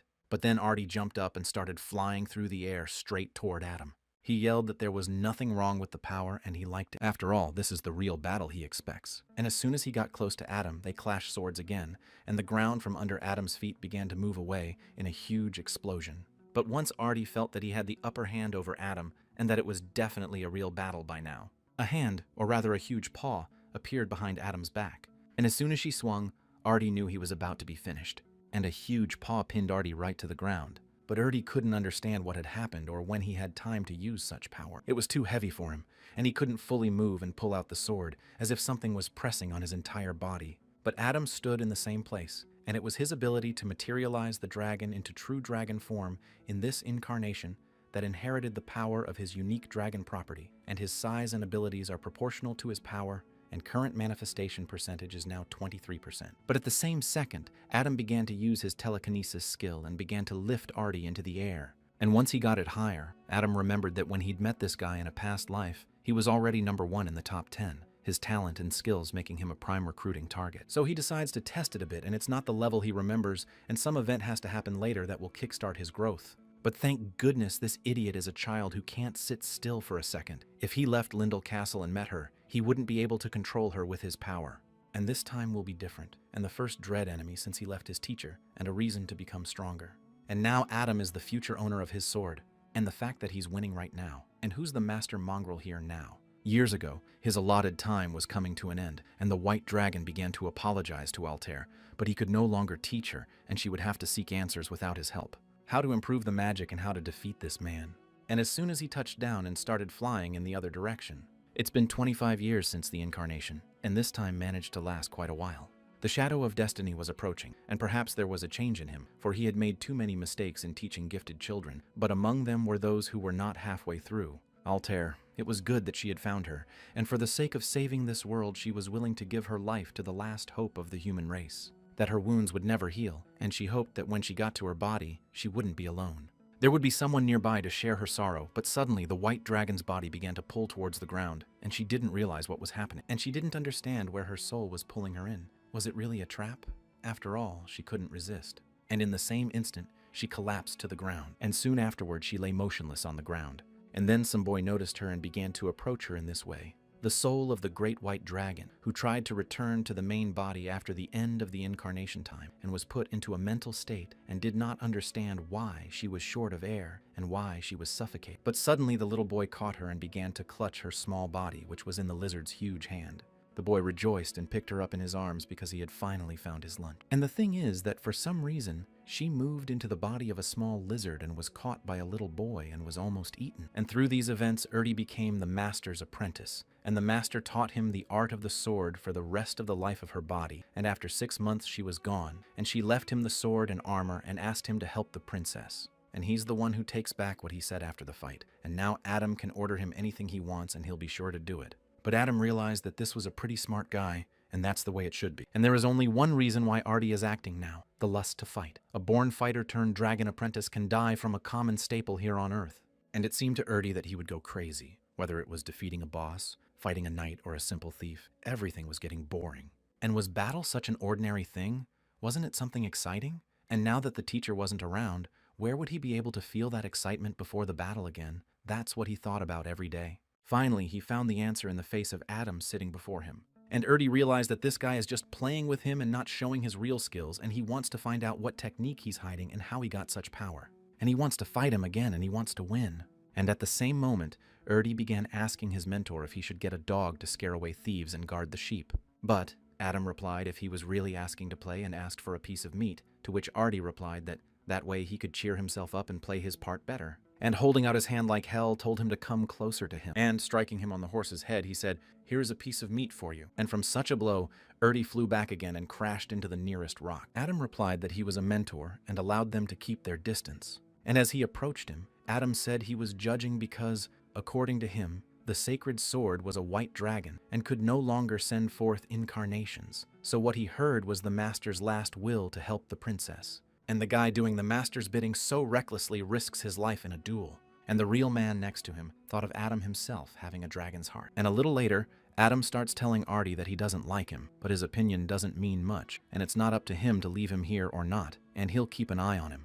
And the last thing Adam told him, pointing his hand, was that he needed a bodyguard. And after 2 days, a lot of warriors gathered at the Temple of Light in the 3rd District, near the castle. And Ned, who was watching it all, saw an incredible sight, and everyone belonged to different organizations, but still came together. Thou shalt fulfill that eye of right truth, which by a single drop enables one to see the insect in the body of the devil's follower. Ned saw that there were quite a number of men of the sect among them, and the devils must be encouraged and initiated into the mystery, or else their chapters have become one big devil's ass club. Unless they should think of making a public display, they must not make this show of vigor now. The real siege would not begin until irrefutable evidence had been presented, so Adam said. And father, stupid idiots, can't even do anything with snails, and the forgery must be carried out at the right moment. It will be better for them. And these two came here as a forward squad, and Blood Task is to monitor the military situation and relay information with an ally, among them Lucius and a man of dozens of forces, and a speed player who specializes in stealth. Theoretically, it's a perfect match. But there was one problem. They didn't realize how long they would have to walk hand in hand. And before you leave the great elven forest, when everything was ready, the function of the bracelet was enhanced, so that even if they wore them one at a time while holding hands, they would experience the same stealth effect as if they wore a pair, and that was what the Tree of Life said.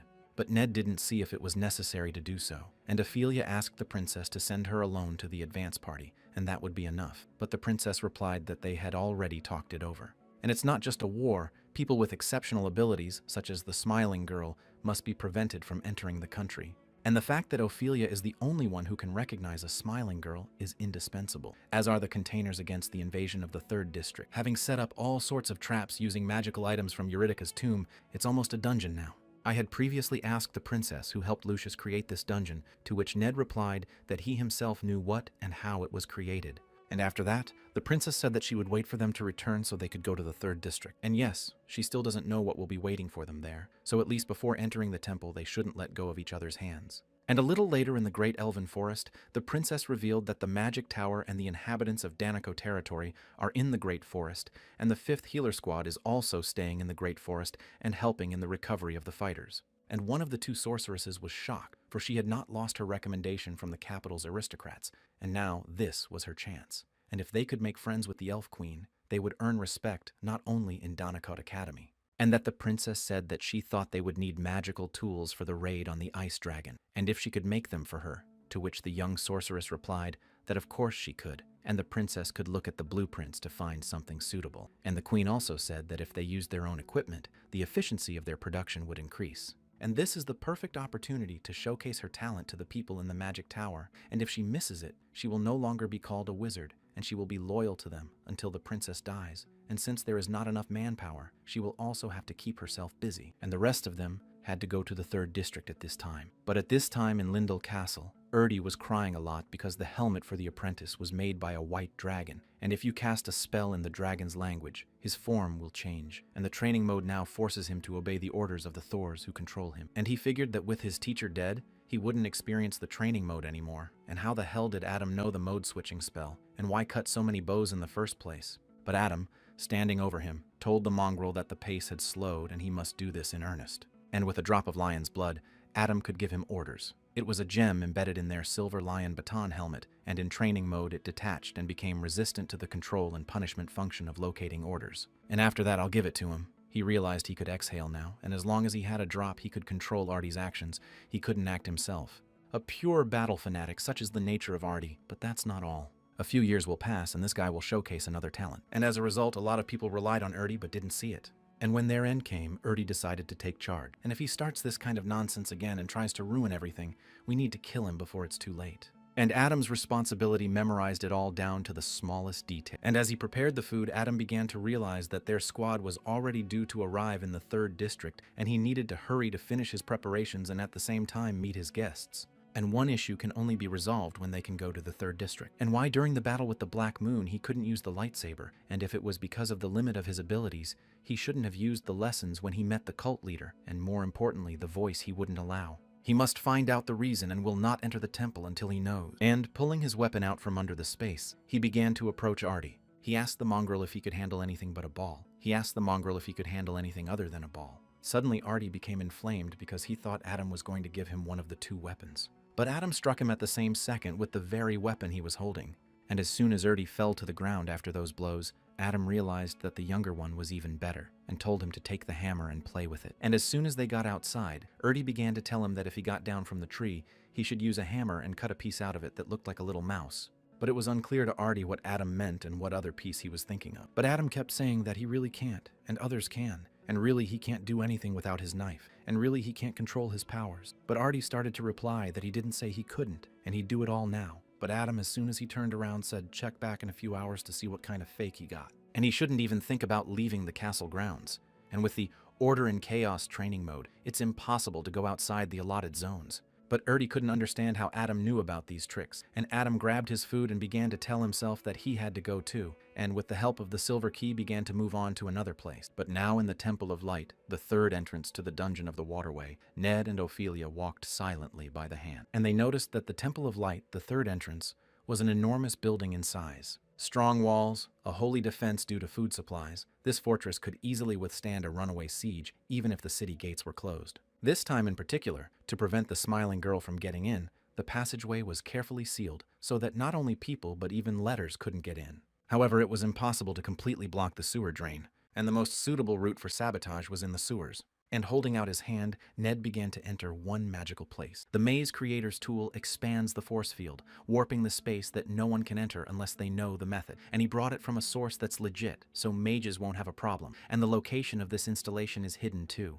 And the method of infiltration is the same as he said before, Ophelia. They just need to dance. But I keep doing this stupid dance, Ophelia asked Ned who made the condition. He said Adam, and she said, That meant there was no point in killing him, and she would deal with him herself. At the next meeting after that dance, the conditions were met, and they began to move on to the next condition of standing at a specified point. And after they had been standing for about 10 minutes, Ned told Ophelia that he was going to kill Adam. And once they came to the entrance of the fourth couple's dance, they stood in the same pose for several minutes, and Ophelia began to tell her companion that she would kill him if he did, and Ned replied that he thought so. But suddenly she stepped on his foot. And after that, there was a bright light in the same room, and from what they saw, they couldn't tell if it was the entrance to the canal and the fact that she had stepped on his foot, and they would have to do it all over again. But at this time, Lucius was in his room, and someone put a knife to his back and told him not to move. I answered for you that it wasn't bad, and he put a lot of effort into making the gate, but he was still able to get in, and many people tried to get in, but he was the first to get that far. Turning his head, Lucius asked what business he had with the saint,